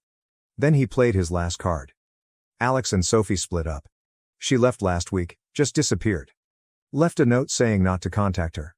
The baby. We don't even know where she is. Alex wasn't daddy material after all. My response was, not my circus, not my monkeys anymore. Dad began with his typical guilt trip about family and devotion. I cut him off. Remember when I begged you not to give the business to Alex? When I told you he'd run it into the ground? What was it you said? Oh yeah, family is family. Well, this is your family's mess now. Mom called back, weeping about how they might be homeless soon. That hit hard. Mom did not deserve any of this. She's the only one who's ever attempted to keep the family together, the only one who hasn't taken sides, even when she probably should have. I told her she may come and stay with me at any moment. It's just her. Not Dad. Not Alex. I can't leave your father, she explained. I exhaled. Then that's your choice, Mom, but my door is only open for you. It sucked knowing she would never go through it. A few days later, Sophie texted me. I know I'm the last person you want to hear from, but I need help. The baby's yours. I got the test results. Alex took all my money and disappeared. Please, I don't have anywhere else to go. I read it, stared at it, and set my phone down. Did not respond. Not going to. But damn if it didn't sit there like a stone in my gut, like a punch I knew was coming but couldn't handle. It should have meant something. It should have been life-changing. But all I felt was tiredness, like if I had finally climbed out of this mess just to have it reach back and try to drag me under again. And for the first time, I didn't know what to do. Dad showed up at my place last night while I was still trying to figure out what was going on. There was no notice, simply standing there when I arrived home from work. Looking grungy, wearing an old jacket I recall from my childhood. Hadn't shaven in what seemed like weeks.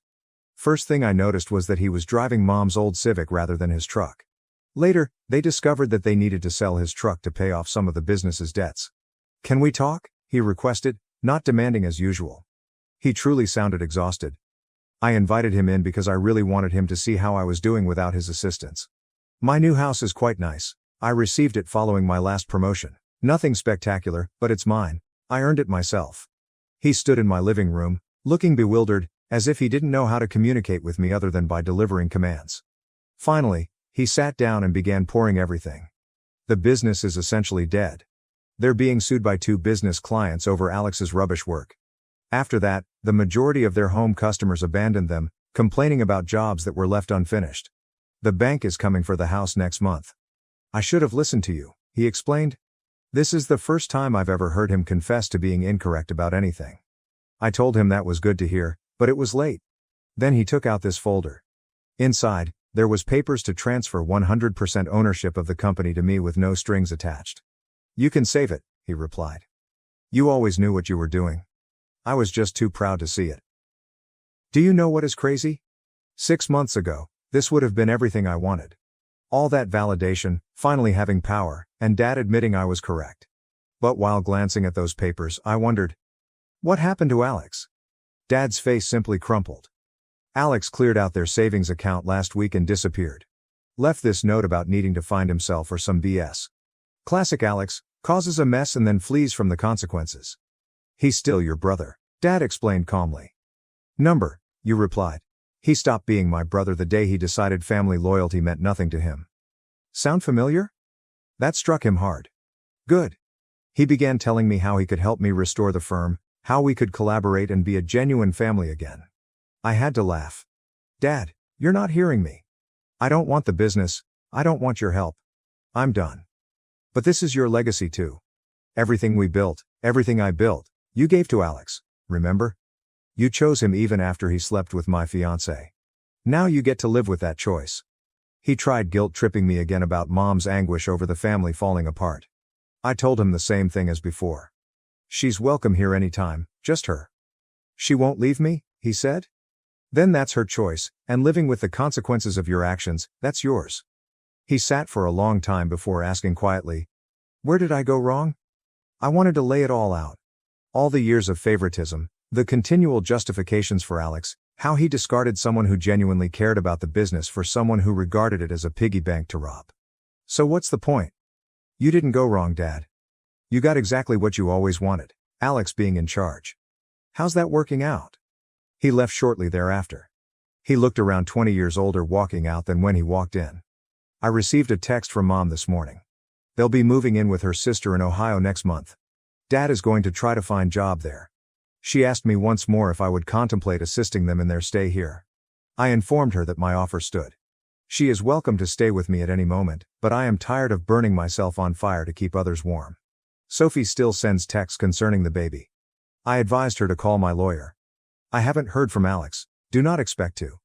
You know what's weird? I imagined that witnessing them lose everything would be satisfying, as if karma was punishing them for what they had done to me. But honestly, I don't feel anything. Nor pleased, nor sad, just finished. I began dating someone new last month, taking it slowly. She asked about my family, and I simply stated that we are not close. Maybe someday I'll tell her the whole tale, but for now, I'm focused on creating my own life. There is no drama, no poisonous familial BS, and no attempting to gain favor that never comes. I informed Sophie that everything would now be handled by lawyers. Will I be present for my child? Yeah, I am not my brother. I do not abandon my responsibilities. But Sophie destroyed that bridge. We'll work out custody and support through the courts. She made her choices, and now she must live with the consequences, just like everyone else in this mess. For the time being, I'm simply trying to keep my head straight, focusing on work, my new relationship, and creating something unique to me. Some nights, I lie awake thinking about how messed up it is that my children will be born into all of this drama, but you can't undo other people's mistakes. You can only strive to follow your conscience. Sometimes the best vengeance is simply living well. This is the last section, guys. Thank you for following along. Writing it all out truly helped me sort through some of my thoughts. Edit 2. Since people keep asking, yes, if Sophie can show the baby exists and is mine, I will step forward, but only through legal means. No direct interaction. My wife, learning I was infertile, grew distant and eventually left for another man. Her family and friends reached out, but I refused to help.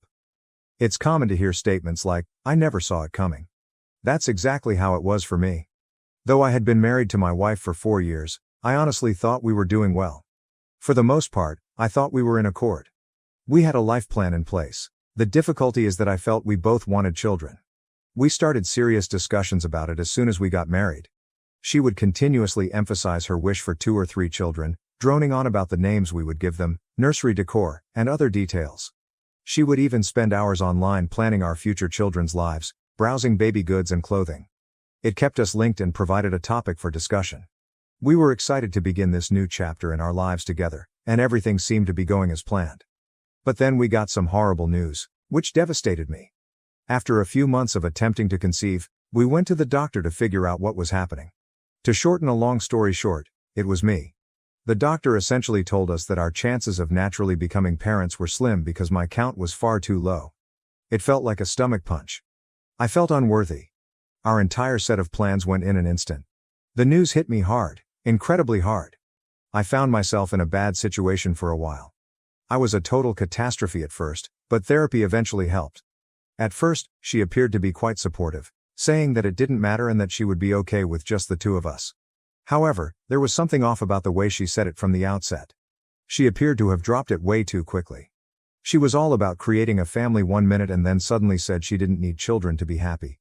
I understand that people's opinions evolve, but her entire behavior struck me as weird. She had stopped talking about children since she was preoccupied with baby names. Furthermore, it appeared that she began to perceive me in a different light. She would suddenly start making tiny barbs at me, something she had never said before. She would make comments about how I wasn't taking care of myself, how I should exercise, or how I should be more productive at home.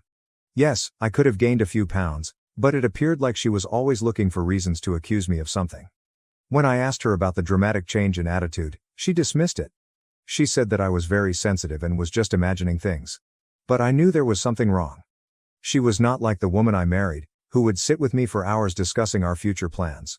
She wasn't particularly harsh, but she had a frigid demeanor about her, as if she had already checked out mentally and was only acting.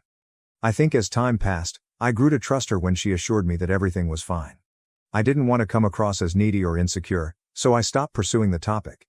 In any event, after a few years, we were barely getting by. We had fallen into a practice of rarely discussing anything serious.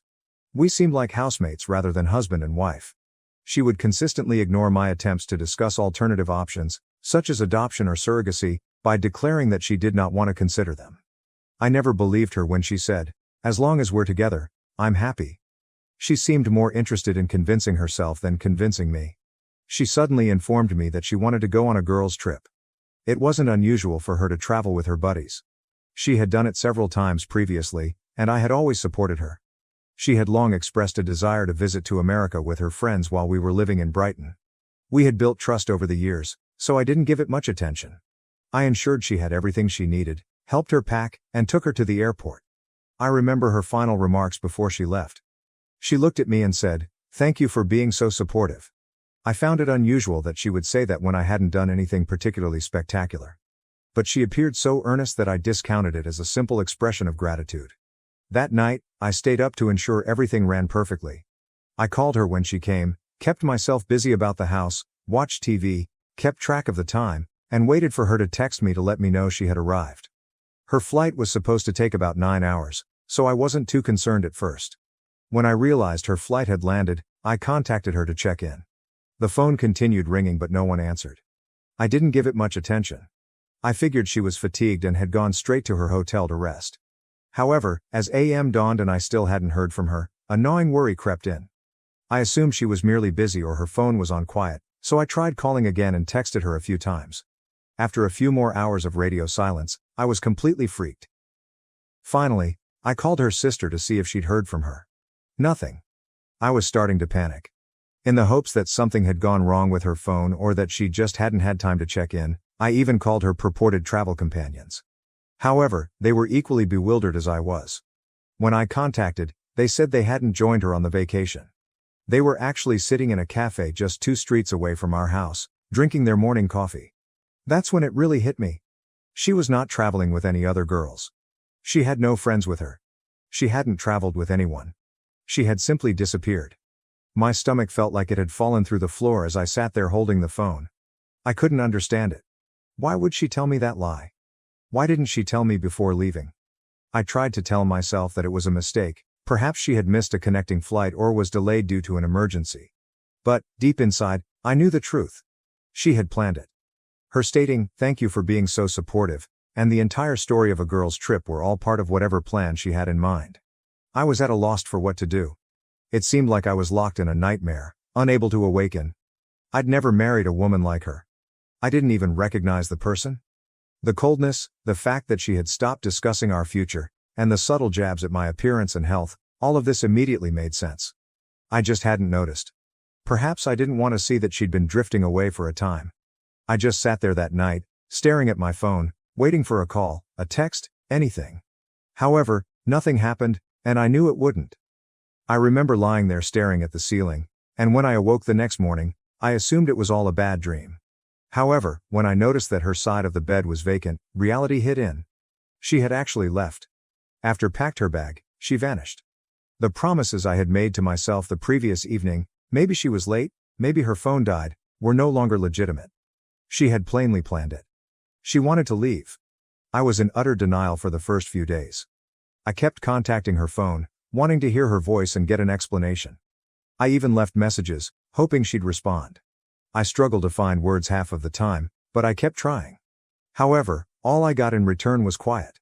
Strangely, the silence made matters worse. It was as if I'd always been a stranger to her, left alone to figure out what had gone wrong. Her family was originally as astonished as I was. They had not heard from her, and her mother had no idea of her plans. In the end, I visited her family more times than I could count, desperate to meet with her mother and gain some answers. They must have felt bad for me. When I couldn't bring myself to cook, her mother would make dinners for me. She occasionally allowed me to stay at their home. She'd sit with me as I talked about all the little things that didn't make sense, trying to figure out why my life had suddenly become so complicated. To be honest, there were times when I felt too numb to talk. I would simply sit there in solitude. I alternated between wrath, sorrow and guilt. What went wrong? I kept asking myself. Was there a sign that I missed? Wasn't I paying enough attention to her? On certain days, I would go over all of our disputes and chats, attempting to figure out what had caused her to leave. I kept thinking about what I should have done better to save our marriage. It may sound dramatic, but I was possessed by the desire to find it out. I clung to the hope that obtaining the answer would somehow improve everything. I barely slept. I barely ate. My productivity began to decrease. People began to notice. When people inquired about my well-being, I would dismiss it as I was preoccupied with personal concerns. Admitting the truth, that my wife had abandoned me without saying anything, was too embarrassing. I eventually confided in a few close pals. They did their utmost to divert me by taking me out and pushing me to move on. But even when I was among them, my thoughts kept going to her. Where was she? Why wasn't I enough for her to stay? One of the most difficult parts was the constant inquiry from others, neighbors, relatives, acquaintances, and even former coworkers who had learned I was married. Each time someone inquired, "How's married life treating you?" Or, "How's your wife?" It was like peeling off a new scab. I'd simply grin and fib, assuring them everything was all right. But each time I said that lie, it felt heavier. Finally, treatment proved to be the only thing that helped. I'd never gone before, but after months of barely functioning, I realized I couldn't do it alone. I needed to speak with someone who was neutral and did not carry the weight of our common experience. I contacted a therapist and began attending weekly sessions. It helped. I talked constantly about her fury, betrayal, and the hole she had left behind. I talked about the sleepless nights, about lying awake and replaying every scene over and over. The therapist let me realize something I had not been able to accept. If she really wanted to stay, she would have. It was not my fault, she decided to depart. That was a difficult pill to swallow. For a long time, I believed myself that I was flawed and had somehow turned her away. However, I eventually came to see things differently. I chose to ignore her long-standing coldness and isolation, believing that things would improve on their own. I had convinced myself that if I just kept my cool and put in enough effort, I could save our marriage by myself. The revelation that I couldn't, that nothing was ever enough, hurt. As time passed, I started rebuilding my life piece by piece. It wasn't until she left that I realized how much I'd lost in our marriage. I had always tried my hardest to make her happy and to keep our home life comfortable. But now, with so much free time, I'm at a loss for what to do. So I began revisiting old pastimes that I had long forgotten. I tried making fresh meals. I went to the gymnasium. I started reading novels that I'd been putting off for years. Finally, my work improved. At first, I was just going through the motions, barely keeping up. However, when I began to feel more like myself, I increased my effort at work. It was one of the few things I still felt in control of, and it gave me a sense of success. I'd always been brilliant at what I did, but now I threw myself entirely into it. The extra hours, the focus, they paid off. I got a promotion. Something I would not have accomplished if I had spent all of my time drowning in my sadness. Nevertheless, there were difficult days. A picture, an old movie ticket stub, or another minor memory would abruptly transport me back to the past. I'd find myself wondering if she ever thought about me or regretted what she'd done. But as time passed, those instances got fewer and farther apart. Each time, it grew little easier to let go. I also reconnected with people I had lost touch with after getting married. We went trekking. We went to the golf range. I began doing activities that I hadn't done in years. Having friends by my side, people who weren't caught up in the turmoil and could support me without dragging me back into the pain, was a huge comfort. Looking back, I realized I had invested too much of myself in that connection. As her husband, I had lost a huge part of me. When she departed, it felt as if she had stolen a piece of me with her. However, I was gradually rediscovering myself. It was not quick, it was not easy. But I was making progress. At the end of that year, when I looked in the mirror, I saw more than simply a man whose wife had abandoned him. I'd rebuilt. I had survived. I was stronger now. For the first time in years, I felt free to live my life without her shadow lurking over me. And I took pride in it. I genuinely thought I'd moved on from everything. After all of the commotion, things had begun to feel normal again, or as normal as it could be. Work was progressing smoothly. My friends kept me busy. I had a routine down. Even my thoughts of her had disappeared. Sure, there were occasional flashbacks, odd recollections that appeared unexpectedly, but they weren't as often as previously, when everything I did seemed to be linked to her. She was the last person I expected to see standing outside my door on Saturday morning. But there she was. She holds a baby in her arms. I got chilled. It was like witnessing a ghost. For a little while, my brain ceased to operate. She appeared nearly identical, perhaps a touch worn down, but otherwise unchanged. And the way she looked at me, as if she truly believed I would be delighted to see her, moved me. I thought I had stopped caring. But meeting her again resurfaced emotions I had long suppressed. For a minute, I stood there in silence, staring. She smiled as if nothing had happened and asked, "May I come in?" A nerve. After everything she has done, she simply walks up here, expecting me to welcome her back with open arms. However, I kept my cool and told her, "No. You can stay right there." I said that I did not want her in my home, bringing all of the chaos back into the place I had established for myself. Despite her bewildered demeanor, she remained where she was and simply began her story. She began by saying, "I know this may come as a shock, but I wanted to come back and explain everything." Her look was hopeful, as if she genuinely felt I would be eager to listen. I was tempted to simply close the door in her face. Perhaps even laugh. But I was too curious. I was curious about the reason for her disappearance and the tale she had come up with. She went on to say that she had made a mistake in leaving and had now recognized that she had lost the best thing that had ever occurred to her. Not my words, but hers. She claimed that after much thought, and after having this child, she had finally realized what was truly essential in life. After years of ignoring me, it appeared that what was most important had unexpectedly brought her back to my doorstep. "This is our second chance," she said, looking down at the newborn. What I was hearing was incredible. Our second chance? As if this child were some sort of miraculous reset button, allowing us to resume where we left off. I was outraged on the inside, but my expression remained neutral. She went on to suggest that, despite having made a terrible mistake, we could now start over, just the three of us. She wanted us to be a family again. "Why did you leave?" That was the question that had haunted me since she first appeared. I tried to keep my voice steady, but I wasn't sure how long I could do it. Now that she was present, I needed to hear the truth. For years, I tortured myself with unlimited possibilities, attempting to make sense of everything. She hesitated, looking down at her feet, as if embarrassed. Then she finally said it. Or, at least, what she said was true. She stated that she had gone because she wanted a child, and she had found someone who could provide one, because I could not. She spoke nonchalantly, as if it were insignificant, as if she hadn't ruined my life, as if I should simply nod, accept, and go on. She went on to explain that, while the man she had left me for did not remain, she had already given birth and had realized she wanted me back. How convenient. I paused to digest what she was saying. She was standing here, confessing that she had abandoned me, fled with another guy, had his child, and now expected me to simply accept it. To pretend that none of this had ever occurred. "So, you left. Found someone else. Had his baby? And now you think you can just come back and pretend like nothing happened?" I responded with curiosity. She burst into tears and apologized repeatedly, acknowledging she had made a tremendous mistake. I remained unaffected. She kept talking, attempting to persuade me that she knew she was meant to be with me. That I was the person she actually loved, To be honest, it was difficult to maintain a straight face. She sounded deluded. The desperation was written all over her face. It wasn't love that brought her back. It was terror. Then she attempted to guilt-trip me. She went on and on about how tough it had been for her as a single mother, as if she were the victim in this whole situation. As if her own decisions had not brought her here. She assured me that this time, she was prepared to make it work. She said she needed my help. All I could think was, who does she think I am? I let her continue. I stood there listening. Then I'd had enough.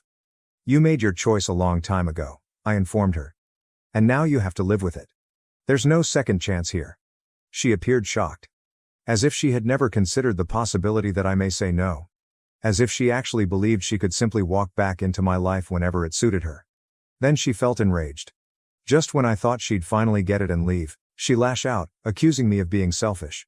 She demanded that I give her another chance and let her repair things.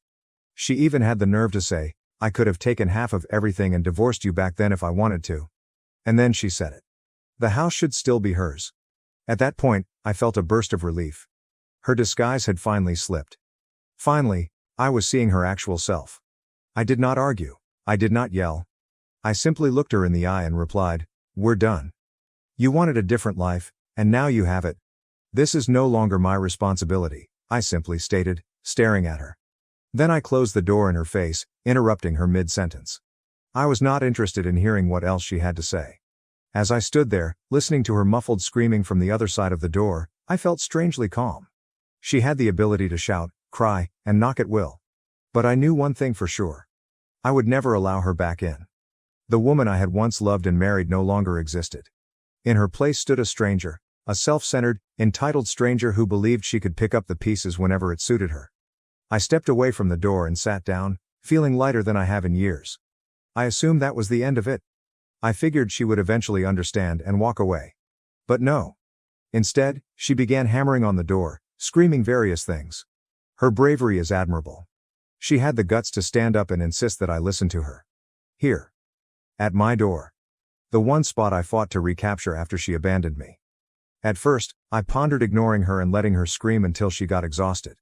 But then curiosity got the better of me. I was curious what kind of excuses she would come up with this time. So I opened the door. Just enough to let her know I was listening. Not enough to allow her in. She appeared stunned. As if she'd just been smacked. As if she expected me to react differently.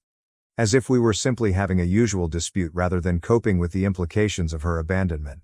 Then she began into a long monologue. She expressed her willingness to forgive me for closing the door on her. About her desire to start over. She went on and on about how, if we both worked hard, we could get things fixed. And that's when I lost it. I laughed. Not simply a chuckle, a full, sincere and unrestrained laugh, because this woman possessed more nerve than I had ever seen. When I did, she snapped. She was enraged, as if I had harmed her. As if I were the one who should feel guilty. You left, I informed her, my tone even. You had your chance, and you threw it all away. I'm not just going to pretend none of that happened because you feel like it. Her face turned crimson. Then she started talking about how lost she had felt after leaving. She discovered her mistake too late. You don't understand how hard it was for me, she told me. I didn't believe any of it. No, I replied. You made the decision to leave. You planned it, you lied about it, and then, you went through with it. Now, I scoffed. Now your regret means nothing. And that's when she finally gave up the act. Her entire demeanor changed. The gloomy, remorseful woman was gone. In her place was the bitter, greedy individual she had always been. She attacked me. She accused me of being harsh and not having the grace to give her another chance. Then she said it. If I'd wanted to, I could have taken everything from you back then. I could have taken half of everything you own. She genuinely stated that. I just stood there, staring at her in bewilderment. This woman, who had abandoned me without saying anything, now claimed she was deserved something for not screwing me over even more. As if she deserved recognition for not being as bad as she could have been. So, what? Am I supposed to be grateful? I requested an explanation. Grateful that you only ditched me and didn't take my stuff too. Her expression shifted between wrath, desperation, and remorse. But I didn't care anymore. That was it. That was the point at which all of the years I had spent questioning myself, wondering if I had done something wrong, vanished. For the first time in years, I saw her as she truly was. I felt free. But she wasn't done. She began pacing my porch, shouting about how I'd regret not giving her another chance. I'd never find somebody like her again. She even tried to make it appear as if I was the one losing, as if she were the prize. It was surreal. This was the same woman who had demolished everything we'd constructed. Yet there she was, acting as if I should be asking her to stay. When she realized I wasn't going to cave, she grew louder. She began ranting about how I forced her to leave in the first place. She claimed that none of this would have occurred if I had been more accepting of the entire kid scenario. Her rationale was perplexing. She was actually implying that I had failed her as a husband because I was unable to conceive. As if this validated her decision to have a child with someone else. The mental gymnastics were incredible. To be honest, I was stunned that she was attempting to blame me for her actions. I glanced at her and commented, "Look, if you wanted a kid that badly, you could have just told me the truth. You didn't have to lie to my face and pretend everything was fine while planning your escape." She gave no response. She simply gazed at me, as if I had hit her. But I did not let her talk. "You made that decision entirely on your own," I continued. "And now you have to live with it. That's not my problem." She made one last attempt. Her face returned to that depressed expression, and she pleaded with me to think about the boy. She said I was being unjust by ignoring him. She tried to make me feel guilty by holding the youngster in her arms. As if I were the villain in this scenario. But I was not buying into it. "I don't know that child," I informed her firmly. "I have nothing to do with him. He's not mine. And neither are you."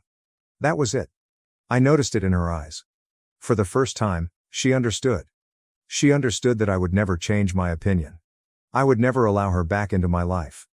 The wrath in her expression dissipated, to be replaced by something else, perhaps regret. Or maybe she was just frustrated because her manipulation wasn't working. I didn't care.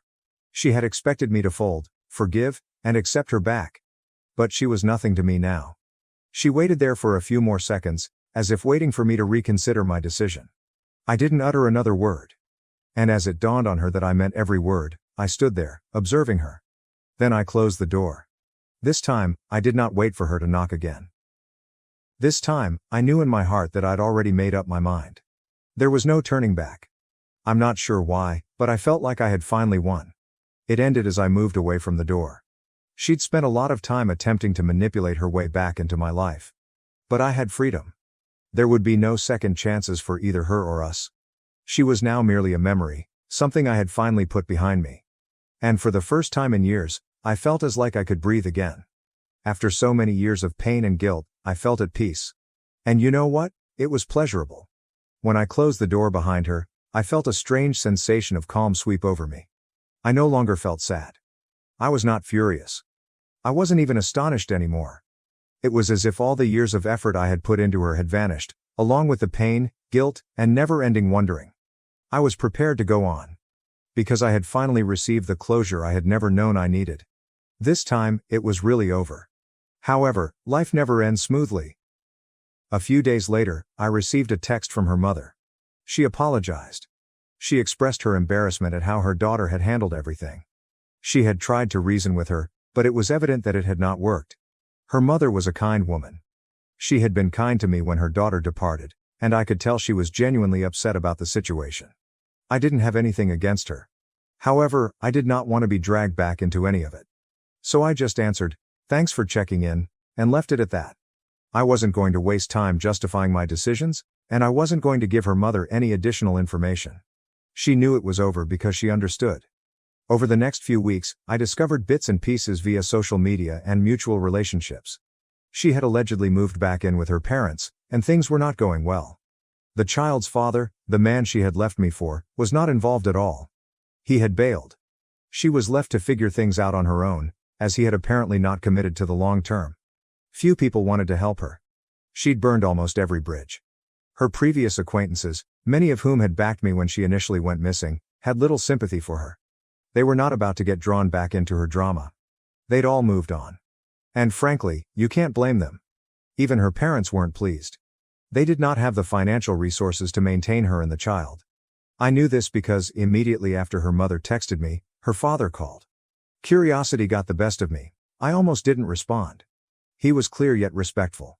He added that they were hurting financially and quietly suggested that I might be able to assist them. He spoke about the youngster and how terrible things were for them. "We know you cared about her once," the man added. I listened politely, but the irony of the situation made me laugh within. Then he went on and on about how his daughter only needed a little support to get back on her feet. That's when I joined in. "Your daughter made her choices," I said, my voice calm but forceful. "I am neither in a position, nor in the right frame of mind, to help her." He didn't press the subject. I believe he received the message. Then, out of nowhere, individuals I hadn't communicated with in years, her old friends, began to reach out. Some attempted to use guilt, telling me that she was struggling and that I should find it in my heart to give her another chance. One even had the guts to suggest, "The child requires a father figure. Do not let resentment prevent you from doing the right thing." I refused to back down. I refused to let anyone make me feel guilty about my decision. I'd already given the woman everything I had. Years of self-doubt, trying to be enough, and she'd thrown it all away. Instead of expecting me to save her, she had to accept responsibility for her own actions. The calls and mails gradually slowed and eventually stopped completely. It seems that everyone had finally understood I was serious. That I'd moved on. That I wouldn't get pulled back in. And that's when I really felt at ease. For the first time in years, my life seemed normal. I had friends. My job. My routines. I'd recreated my life on my own terms. It wasn't lavish or glamorous, but it was mine. Ironically, I found myself rediscovering joy in the small things. Things I had overlooked when I was married. I began reading novels that I had planned to read for years. I cooked my own meals. I took long walks. And for the first time, I felt liberated.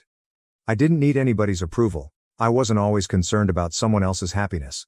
For once, I arrived first. Every now and then, I would come across someone who knew us both. They'd say, "Hey, whatever happened to her?" I would respond briefly, politely, and change the subject. I didn't need to revisit that part of my life. It wasn't like I was hiding anything. I had previously perfected the capacity to abandon her. The last I heard, things were still not going well for her. She was jumping between her parents' house and sleeping on friends' couches. She couldn't keep a consistent job. Occasionally, someone I barely communicated with would message me, saying she needed aid from anyone who would listen. Some even suggested that she was still hoping I would reconsider. That maybe one day, I'd alter my mind and play father to her child. But that wasn't going to happen. I'd worked too hard to reconstruct my life. She'd made her bed. And I wasn't going to be the one picking up the pieces. Nothing could bring me back into that chapter. I was finished. In the end, I believe I found the closure I needed. She was now facing the repercussions of her own actions. And me? For the first time since she departed, I felt entirely and really free. I'd finally let go of the weight she had left behind. And you know what? I was pleased. Not in a big dramatic way. Just content, and it was enough. My wife became distant and obsessed with her career. I discovered her affair when I found evidence of her planning a future with another man. 48 hours later, she had nothing, and the electrician she underestimated had the power cut, and now she is begging. Hey everyone, before we jump into today's video, I need your help. We've noticed the channel is losing some traction, and subscribing is one of the best ways you can support us. It's quick, free, and it helps us keep bringing you awesome content. Your support means the world. Let's keep this channel growing together. Thanks so much. Now, let's start the video. What's up, Reddit? Never thought I'd be one of those guys posting their relationship drama online, but here we are. I'm going to lay out the whole show that's been my life these past few months. Buckle up. I'm Alex, 34, male. I've been an electrician since I was 19. Started as an apprentice, made money, worked my way up to journeyman, then master electrician. 5 years ago, I started my own business. Nothing fancy. Just me and 2 other guys wiring up houses and doing commercial jobs around town. I make decent money now, enough to be comfortable without being rich. Me and Jessica, 31, female, met at my buddy Dave's housewarming party 6 years ago. She was his girlfriend's friend from college. Not going to lie, the first thing I noticed was her hourglass body, but what actually got me hooked was how she laughed at my dumb jokes, like genuinely laughing, not that fake polite giggle most chicks do when they're just being nice. We hit it off right away. She was working at this marketing firm downtown, handling social media accounts for local businesses. She was smart as hell, always had something interesting to say, not like those boring dates where you're desperately trying to keep the conversation going. Our first date was at this dive bar that has the best wings in town. She showed up in jeans and a t-shirt. I knew right then I was in trouble. 3 years of dating, 3 years married. We built what I thought was a pretty decent life together. I was busting my ass getting my electrical business going, sometimes working 14-hour days, crawling through attics in the middle of summer or wiring new constructions in the freezing cold. But it was worth it. We bought a modest 3-bedroom in a decent neighborhood. Nothing fancy, but it was ours. Well, mostly mine since I put down most of the down payment, but whatever. In the beginning, Jessica seemed to genuinely appreciate what I did. She'd have dinner ready when I got home from a long job, and listen to me about the general contractor who nearly got himself electrocuted because he couldn't wait for me to kill the power. She'd brag to her friends about how her man could fix anything, and used to wear my old work shirts to bed because they smelled like me. Never complained about my calloused hands or the fact that some days, I came home so tired I'd fall asleep on the couch before dinner. Weekends were simple but good. We'd work on house projects together. She actually got pretty decent with a paintbrush and could hold her own with basic power tools. We'd have friends over for BBQs, binge-watch shows, try new restaurants, normal couple stuff. Took a vacation once a year. Nothing extravagant, usually a beach somewhere within driving distance, but we had fun. But I'm going to be real. There were probably signs that things weren't as perfect as I thought. When you're grinding every day trying to build something, you don't always see what's right in front of your face. Honestly, I've never been the most observant guy when it comes to emotional stuff. My dad was old school, fix things, provide, protect. Talking about feelings wasn't exactly part of the training manual. Things were good for the first couple of years of marriage. We talked about kids but agreed to wait until my business was more stable and she got to a better position at her company. We had a decent little savings building up, I was landing bigger contracts, she got a promotion, everything was on track. Her family liked me well enough. Her dad appreciated that I worked with my hands and built something from nothing. Her mom was always a bit snooty, typical suburban Karen who thought her daughter would have landed a doctor or lawyer, but I won her over by fixing everything in their house whenever we visited. Nothing builds goodwill with the in-laws like solving the plumbing problem that's been driving them nuts for months. My family loved her. My mom was just happy I found a girl who could put up with me. My dad thought she was a little too into social media and brand names, but he kept that to himself mostly. My younger brother thought she was hot, the little shit, but respected our relationship. We had a good group of friends too, a mix of my construction buddies and her marketing co-workers. Regular game nights, summer cookouts, fantasy football league that got way too competitive. Normal. A good life. If you'd asked me then, I would have said we were solid, not perfect. We had the normal fights about dumb stuff like dishes in the sink or me tracking mud into the house. She'd get annoyed when I'd forget some event with her friends. I'd get irritated when she'd spend too much money on clothes or makeup. But nothing major. No red flags, at least, none that I saw. Man, typing all this out, it's like watching the beginning of a horror movie where everything seems fine, but you know the serial killer is about to jump out. Except in my case, the monster was wearing Victoria's Secret and sleeping next to me every night. The first sign something was changing was probably about 8 months ago. That's when Jessica started talking more and more about this new guy at work. Mike with his MBA from some fancy school. Mike with his amazing ideas for the company. Mike who was going places? Should have paid more attention when my wife couldn't go 5 minutes without mentioning another dude's name. But like I said, I was focused on growing my business, landing contracts, managing my small crew. Didn't realize I should have been focusing on what was happening right under my own roof. But then it became Mike this, Mike that. Mike thinks we should approach the Johnson account differently. Mike went to Cancun last year and said we should go. Mike says my ideas have real potential. Pretty soon, I'm hearing about Mike's breakfast choices and workout routine, like I give a shit that Mike does CrossFit and eats avocado toast. Around this time, Jessica started coming home late from work. It started with team happy hours that were supposedly mandatory for team building once a week.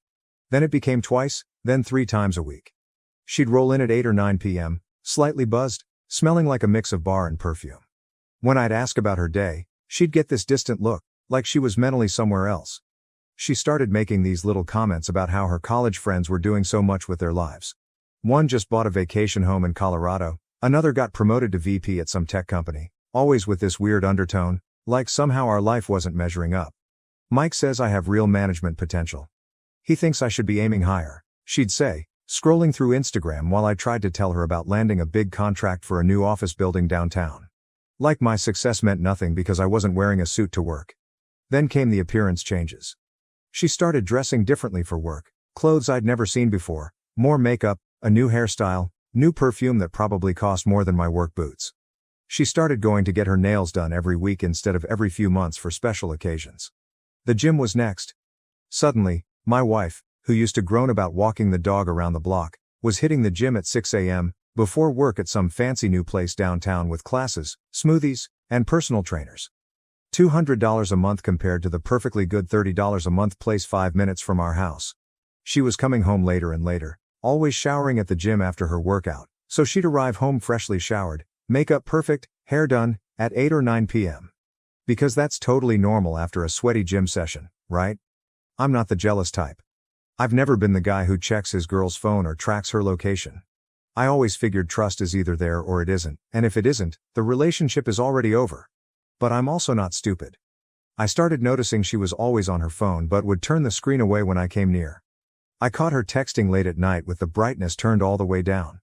She would take calls and suddenly need to step outside for better reception, at our house, which has never had reception problems. One night, I woke up around 2 a.m. to use the toilet, and she wasn't in bed. I found her in the kitchen, furiously texting someone. When she saw me, she nearly dropped her phone and quickly said she couldn't sleep and was checking work emails at 2 a.m. Sure. Money changes too. We always had separate accounts for our own spending money, plus a joint account for bills and savings. I started noticing larger than normal withdrawals from the joint account into her personal account. When I asked, she'd say something vague about needing to help her sister or investing in a work thing. Credit card statements showed charges at restaurants on nights she was supposedly at girls' night or working late. Expensive clothing stores when she claimed she was just browsing. Hotel bar charges in the middle of a work day. The final straw was Valentine's Day. I'm not usually big on that commercial holiday, but I made reservations at this nice steakhouse she'd been wanting to try. Ordered flowers to be delivered to her office. Even bought her this silver bracelet she'd been hinting about. I texted her around noon to make sure she'd be home in time for our 7 p.m. reservation. No response. I called at 5 a.m., straight to voicemail. By 6:30, still nothing. I ended up sitting on the couch in nice clothes with flowers wilting on the table and a cold bracelet box in my pocket. She finally strolled in at 11 p.m., clearly drunk, saying there was a work crisis and her phone died. She didn't even notice the flowers or my dress clothes, just went straight to bed. The next morning, she acted like nothing happened. When I brought it up, she got defensive, saying I was overreacting and making her feel guilty about having to work late. That's when I knew for sure something was up. The Jessica I married would have at least felt bad about missing Valentine's Day, would have apologized, tried to make it up to me. This new Jessica just seemed annoyed that I expected her time and attention at all. I'm a pretty straightforward guy. My first instinct was to just confront her, ask if she was cheating, and have it out. But something stopped me. Maybe pride, maybe self-preservation. Instead, I decided to pay attention. Really pay attention. I started keeping track of patterns. Every Tuesday and Thursday, late meetings. Every other Saturday, girls' brunch that somehow lasted until dinner. Always came home with her hair done but no shopping bags from these supposed shopping trips. I checked our cell phone records online, multiple calls and texts to the same number, always at times when she was working late or at the gym. A number that wasn't saved in our family phone plan contact list. One day, while she was in the shower, I did something I never thought I'd do. I checked her phone. It was locked with a new passcode. Since when did she need to lock her phone from me? We used to know each other's passcodes, not because we were checking on each other, but just for convenience. Then the work events started. Company parties, client dinners, team outings, that I was suddenly not invited to. It's just for employees, or it would be boring for you. The Jessica I married used to love showing me off to her coworkers, introducing me as her sexy electrician husband. I'm not the most observant guy with relationship stuff, but even I couldn't ignore what was happening. My wife was pulling away, building a separate life that I wasn't part of. The question was, what was I going to do about it? As I was deciding what to do, the universe decided to hand me a piece of real evidence. I was fixing our leaky bathroom sink when I dropped my wrench, and it knocked over Jessica's makeup bag that was sitting on the counter. While picking up the scattered lipsticks and whatnot, I found a hotel keycard tucked in the side pocket, not from any vacation we'd been on. This one was from the Marriott downtown, walking distance from her office. Weird thing to keep as a souvenir unless it had some special meaning, right? I put it back exactly where I found it and finished fixing the sink like nothing happened, but that keycard kept eating at me. That night, after she fell asleep, I did a deep dive into our finances. Jessica always handled the bills and budgeting. Not because I couldn't do it, but she was pickier about that stuff, and I was happy to let her deal with it. I logged into our joint accounts and started going through recent statements. Found large withdrawals to her personal account over the last 3 months. We're talking about $500 here, $700 there, money that was supposed to be for our future, our savings, our life together. Credit card statements showed shopping charges at stores way above our usual budget. Dinner charges on nights she told me she was eating with the girls at restaurants that were definitely not the casual places her friends usually picked. Charges at high-end lingerie stores for stuff I'd never seen her wear. Then I spotted it. A hotel charge from the same Marriott downtown from 3 weeks earlier.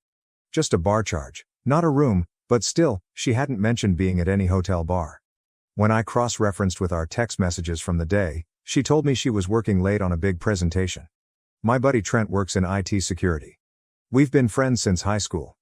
I'm not proud of it, but I called him up and asked if he could help me access Jessica's email. I told him my suspicions. He was hesitant at first, but he'd been through a bad divorce himself after his ex cheated, so he understood where I was coming from.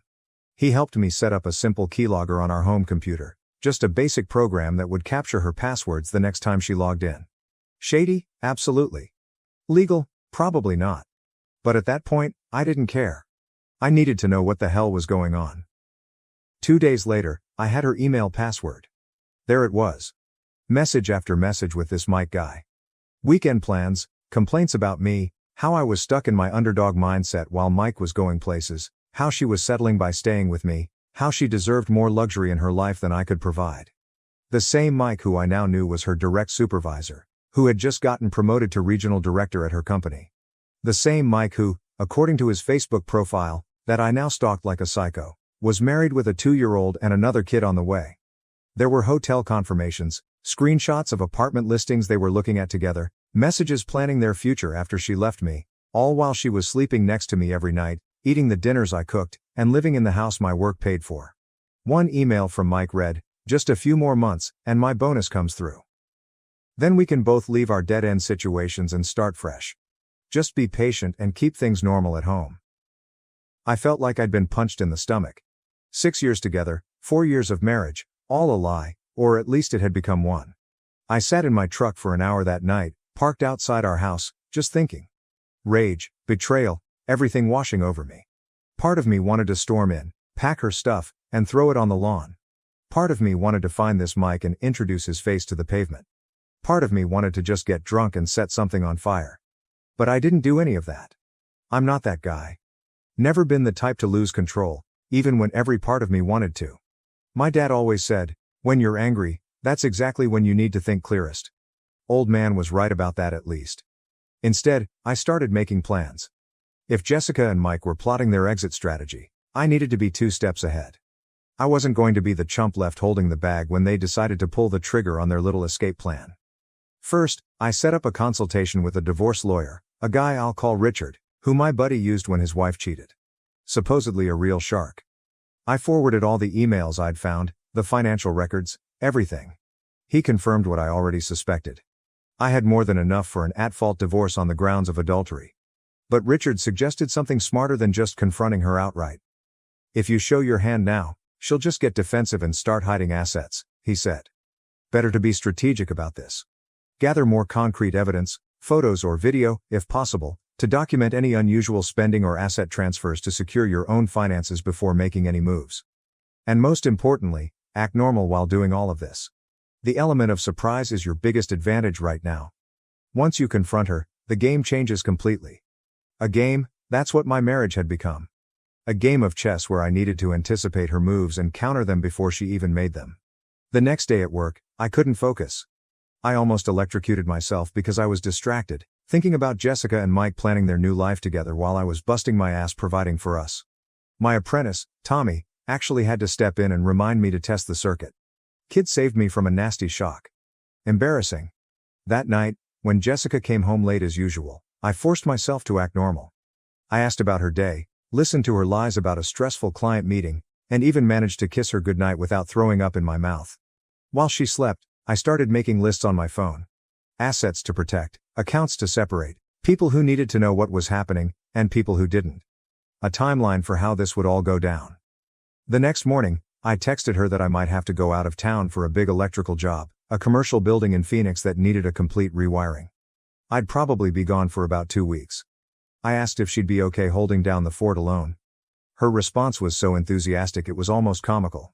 "That's great, babe. Such a good opportunity for you. I'll be fine here. Don't worry about me." I bet you will be, I thought. I bet you will be. The trap was set. Now I just needed to put the rest of my plan in motion. I made a big show of packing, loading my truck with tools, kissing her goodbye. I even stopped by my parents' place on the way out so they'd think I was really leaving. Told them not to mention anything to Jessica if they talked to her. I said I wanted to surprise her with a gift from the money I'd make. Mom thought that was sweet, if she only knew. Once I was clear, I circled back to town and crashed at my buddy Tony's empty rental property about 15 minutes from my house. He's been through his own divorce nightmare, so he got it. I needed eyes on my house, so one of my friends, Kevin, who installs security systems, hooked me up with some discreet outdoor cameras I could monitor from my phone. We set them up when Jessica was at work, one watching the driveway, another on the front door. Nothing inside the house.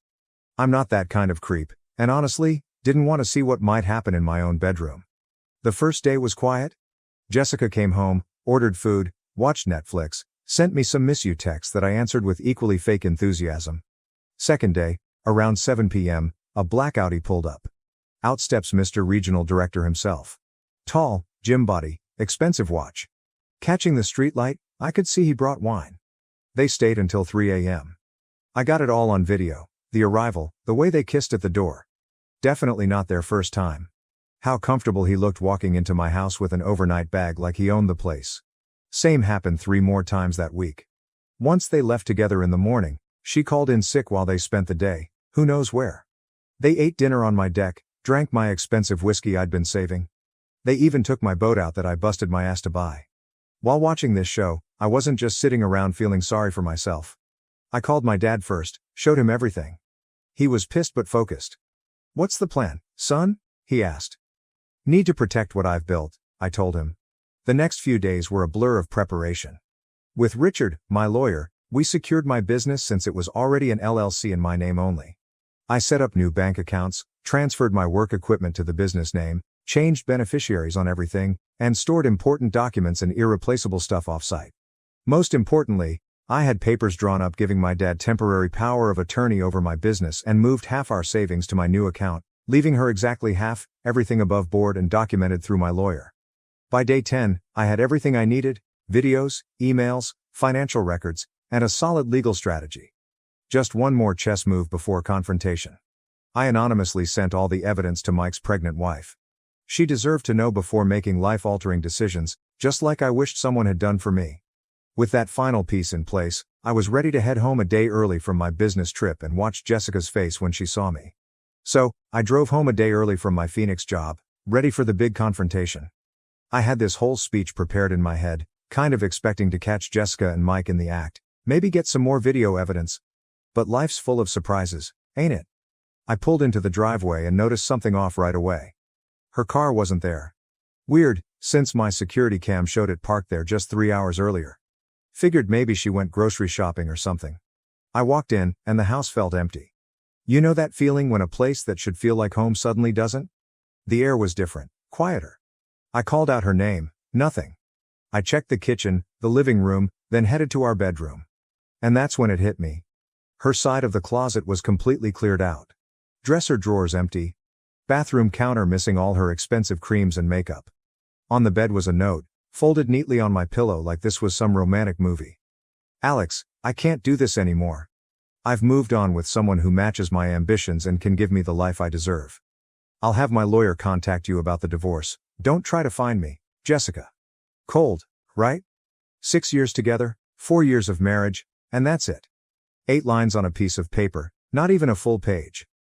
I sat on the edge of the bed, note in hand, feeling nothing. No rage, no heartbreak. Just this weird emptiness, like I was looking at the aftermath of something that had been dead for months, but I just hadn't admitted it yet. I headed to the living room and opened my laptop, pulled up the security footage from earlier that day. There it was. Jessica and Mike loading suitcases and boxes into his Audi around noon. She was laughing as he struggled with a heavy bag, both of them looking excited, like kids sneaking out past curfew. I spent the next few hours making lists. Bank accounts, credit cards, passwords, utilities, all the practical stuff that needs handling when your wife decides to vanish. I changed the locks, changed every password she might know, and called Richard, my divorce lawyer buddy, to get the ball rolling. While checking our accounts, I noticed something interesting. She'd cleared out her personal checking account but hadn't touched our joint savings. Either she forgot in her rush to start her fancy new life, or she was planning to come back for it once things settled. Then it hit me, the safe in my home office. I opened it, and yep, all her important documents were still there. Birth certificate, passport, social security card, everything you need to function as an adult in this country. She'd been in such a hurry to bail that she'd completely forgotten the basics. Stupid. I picked up my phone to text her about it but stopped. Richard's advice came back to me. Don't engage.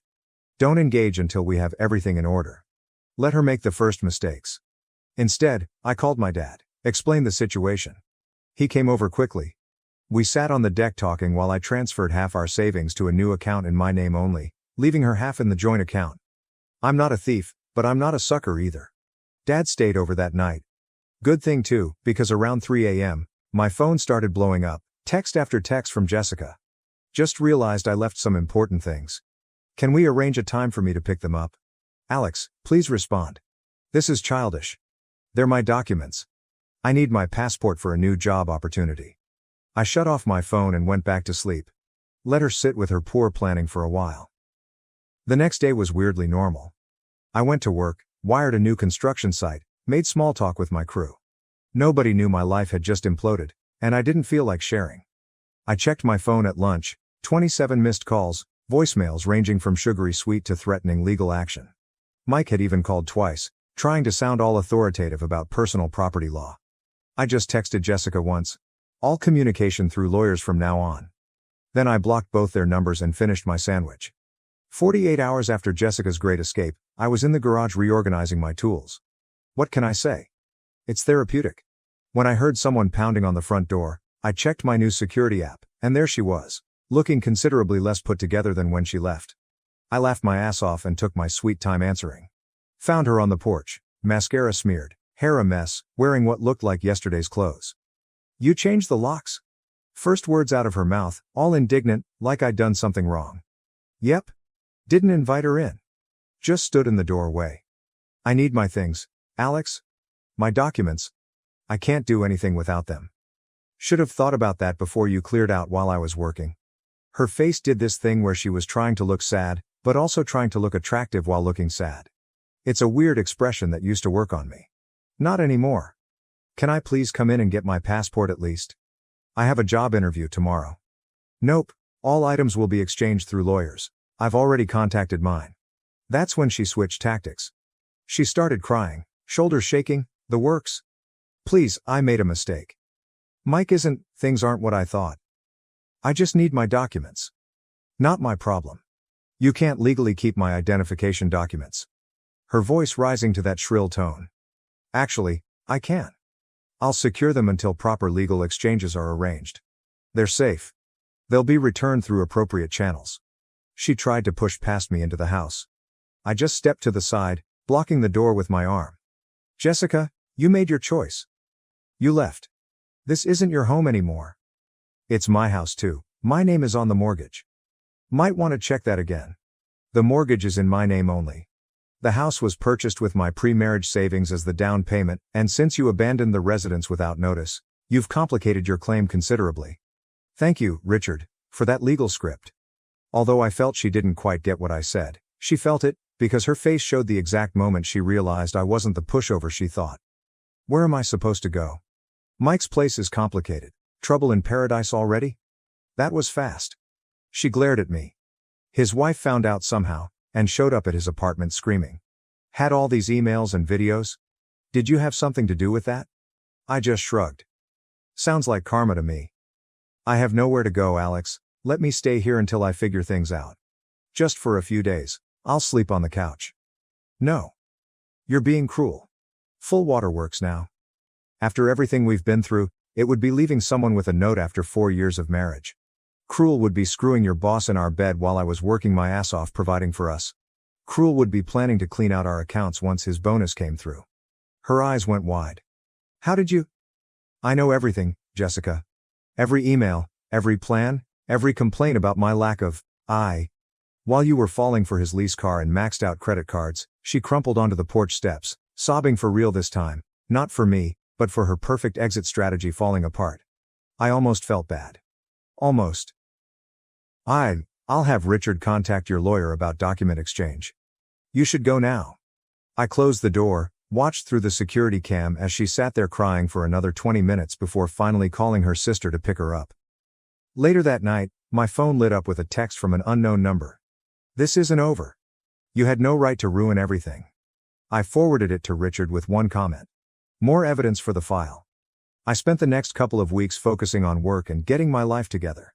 Had a massive rewiring job for a restaurant downtown that kept me busy. Plus, Richard was putting together our divorce strategy. And yeah, it's been 3 weeks since she showed up crying on the porch. The document exchange finally happened, supervised by both our lawyers at Richard's office. Jessica showed up looking rough. Dark circles under her eyes, wearing clothes I recognized from 2 seasons ago. Guess the fancy shopping sprees were over? She tried to corner me before the meeting. We need to talk privately, Alex. Nothing to say that can't be said in front of the lawyers. Richard was a beast. Had everything organized, documented, ready for signature. Jessica's lawyer looked annoyed the whole time, probably because she kept interrupting him to make emotional appeals directly to me. I made a horrible mistake, she said at one point, reaching for my hand across the table. We could work through this. I moved my hand away. We're here to exchange documents, not reconcile. Her lawyer finally had to tell her to stop because she was making things worse. That seemed to wake her up to the reality of the situation. As we were wrapping up, I found out through Richard that Mike's situation had imploded spectacularly. His pregnant wife, Emma, had filed for divorce with evidence of multiple affairs, not just with Jessica. The company fired both Mike and Jessica for violating policy about manager-employee relationships. He was facing possible legal action from the company for using business trips to conduct his affairs. Jessica had been staying with her sister but wore out her welcome after a week of crying and drama. I also heard that she tried moving in with Mike, but that lasted all of 3 days before reality set in. 2 unemployed people with mounting legal bills in his expensive apartment that turns out he could barely afford when he was employed. Meanwhile, my life's been improving. The business is doing better than ever. Landed 2 major commercial contracts that will keep us busy all year. Bought a new truck, not to show off, but because I actually needed one for work. The divorce is moving quickly. Since Jessica left voluntarily, leaving a written note about moving on with someone else, and there's solid evidence of her affair, it's pretty straightforward. Richard thinks we'll be done in record time. Jessica still tries reaching out occasionally, texts from new numbers about how she misses what we had and made the biggest mistake of her life. I don't respond. Nothing left to say. Last I heard, she moved back in with her parents in Ohio. And I'm pretty sure that Mike's sleeping on his brother's couch and working at DoorDash to make child support payments. Their grand romance lasted less than a month. In the real world, some of my friends ask if I regret how I handled everything. If I was too harsh or calculated. I tell them the same thing. When someone shows you who they really are, believe them. And when they're planning to screw you over, there's no shame in protecting what you've built. My old man told me something that stuck. In electrical work, you always plan for the worst-case scenario because it only takes one mistake to kill you. Turns out that applies to marriages too. Life's not perfect now, but it's real. And it's mine. Met that chick at the job site the other day. Been grabbing coffee after work a couple of times a week, and I'm already developing feelings for her. Nothing serious yet, but there's something about a woman who can thread a pipe and talk circuit breakers that just works for me. She laughs at my dumb jokes. Lisa thought she's the only woman on earth who laughs at my jokes, and she doesn't look at her phone every 5 seconds when we're together. Crazy how you don't realize what you're missing until you actually have it. No regrets. Thanks for coming to my TED Talk, Reddit. You guys helped more than you know. Edit. Holy thanks for the gold. To answer the most common question, no, I won't take Jessica back. Not even if she changes some wires. Once crossed, can't be fixed. After 15 years of dedication, I resigned, causing chaos in the company and financial trouble because my father favored my younger brother over me.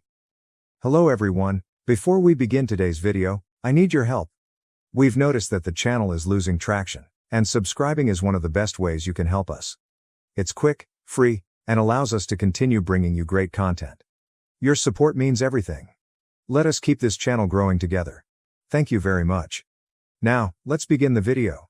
Hello Reddit, long-time lurker and first-time poster. I had to get this off my chest before I lost my sanity.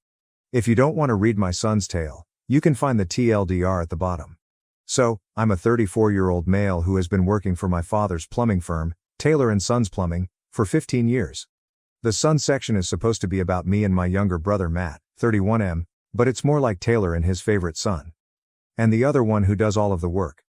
My father founded this company around 30 years ago, a classic small business story. We started with just him in a van and now have 15 plumbers, 3 office workers, and are one of the larger plumbing companies in our community. And I'm not being arrogant when I suggest that most of that growth occurred after I joined. After high school, I attended college to study business management for 4 years, earning an official degree. Meanwhile, my brother Matt barely graduated high school and required 6 years to complete a 2-year degree at a community college. While I was studying, he was uploading gym selfies and making his way around the local bar scene. After graduation, I returned home to work for my family's business. Dad emphasized the need of learning from the ground up, so I spent 3 years as a plumber's assistant, unclogging toilets, crawling beneath houses, and dealing with others' physical. Fine, whatever. I got it.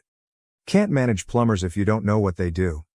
I worked my way up, obtained my master plumber's license, which is a massive pain in the ass, BTW, and learned scheduling, inventory, and all of the boring but essential stuff that keeps a business running. I worked 60-hour weeks for years, missed my friends' weddings due to emergency calls, and did not date for around 5 years. Who has time? Then I finally made it. I became operations manager about 5 years ago. I began implementing all of the systems I had been planning. Digital scheduling, better inventory management. Follow-up calls following jobs.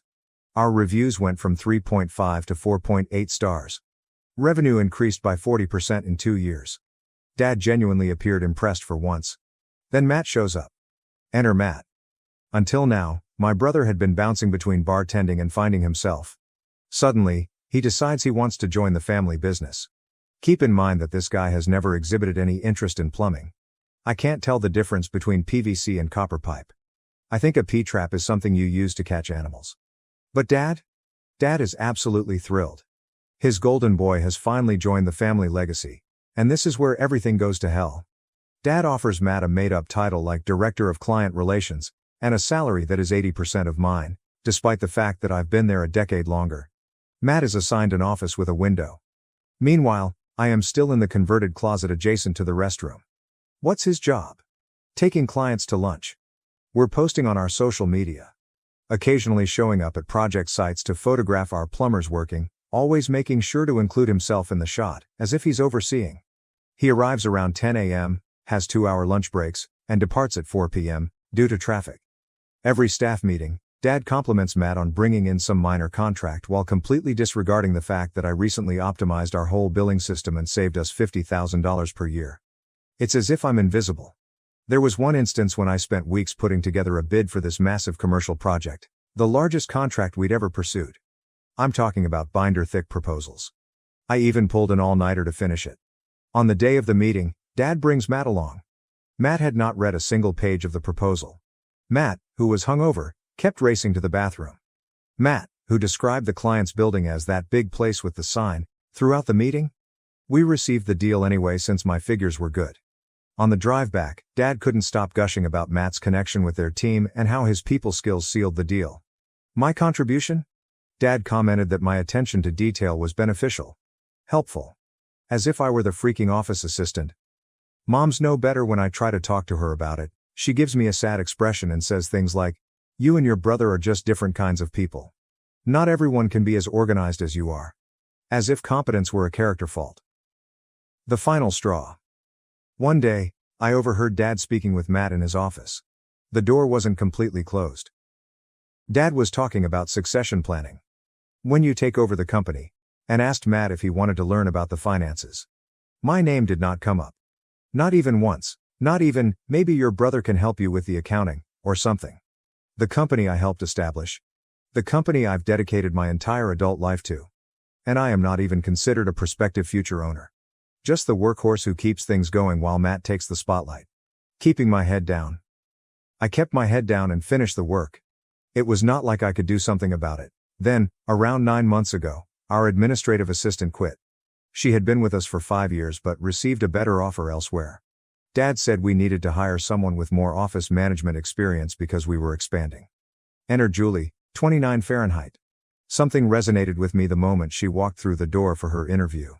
She walked with confidence, her dark hair was always in a perfect bun, and her emerald eyes seemed to see right through all the bogus corporate BS.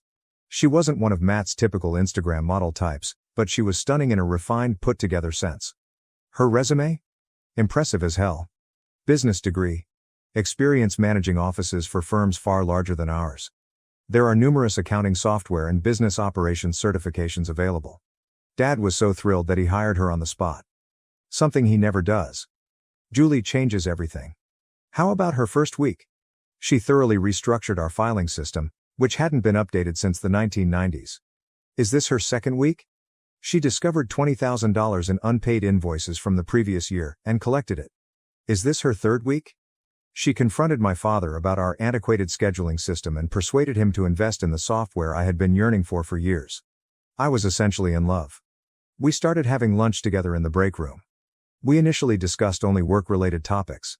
Then we realized we both enjoyed the same true crime podcasts.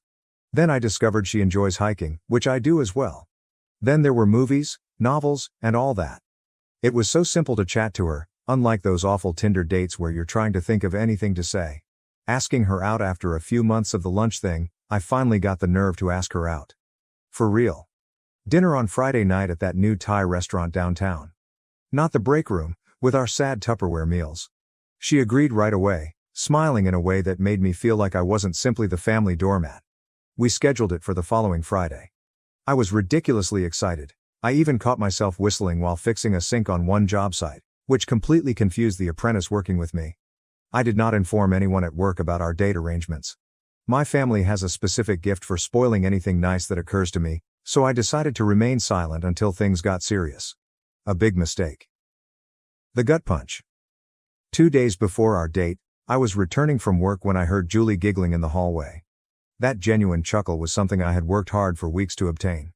But she was not laughing at what I said. She was chuckling about something Matt said. As I approached the corner, I noticed them standing far too close together at the coffee machine. Matt was performing his famous lean against the wall, "Look how cool I am" posture. He was showing her something on his phone, and she was genuinely interested in whatever rubbish he was spewing. "Hey, Ryan," Matt said as he noticed me, using that false brotherly tone he saves for when other people are present.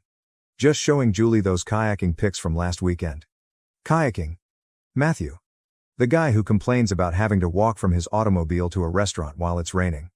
The guy who once asked me if the river near our house included those fish things. Since when does he frickin' kayak? Julie smiled at me, but it was not the same grin. It was simply polite, professional. The kind you give to a coworker, not the person you're about to go on a date with. My stomach sank. "They're amazing photos," Julie replied, returning her gaze to Matt. "I've always wanted to try kayaking but never had the chance." "You should come with me sometime," Matt added, flashing that idiotic smile that always works on ladies. "I go most weekends when the weather's good. Very peaceful out on the water." Let me tell you, this guy has never kayaked in his life. The closest he's been to a water sport is drinking beer on someone else's boat. But suddenly, Mr. Outdoorsy appeared. "That would be fantastic," Julie stated. And she really meant it. I could tell. She turned to face me. "Ryan, I didn't know your brother was so into outdoor activities." "Neither did I mumbled. But they were quickly back to scanning through his phone, which I'm sure featured stock shots of boats or images he found online. The next day, Julie found me alone in the break room. My heart skipped a beat as I wondered if the Matt encounter was all for nothing. "About Friday," she said. And I knew exactly what was coming. "I'm really sorry, but I need to reschedule. Something came up." Something came up is the worldwide code for "I found a better offer." And in this case? My brother undoubtedly made the superior deal. "No problem," I replied, attempting to sound nonchalant. "Maybe another time." "Definitely," she said. With a smile. A smile that did not reach her eyes. A smile that conveys, "This is never happening." Sure enough, I found out later through an office rumor that Julie and Matt had their first date on Friday, the same day she was supposed to go out with me. At the Thai restaurant where I had planned to take her. The next week was torture, Matt strutted around the office, as if he had won the lottery. Julie flushed every time he passed past her desk. When I entered the room, the whispered talks halted. Matt casually mentioned their date during the staff meeting. I felt like garbage. Every time I try to construct something for myself, Matt swoops in and takes over as if it was never mine in the first place. And of course, things got worse. Matt tells Mom everything, so she knew about it right away. She called over the weekend, all thrilled. Have you met this Julie that Matthew is seeing? He says she's just wonderful, so accomplished and pretty. She works at your office. She's our office manager, I replied bluntly. Well, isn't that nice? Matthew says she's very smart. Organized too. Sounds like she and Matthew have so much in common. They share nothing in common. Except for maybe living on the same planet. But sure, Mom. They are soulmates. Finally, I snapped. Actually, Mom, Julie and I were supposed to go out first. I asked her out, and she said yes. But then Matt swooped in. There was a prolonged pause. I could almost hear Mom trying to assimilate this information in a way that would not make her beloved Matthew appear terrible. Well, sweetie, you know how these things go.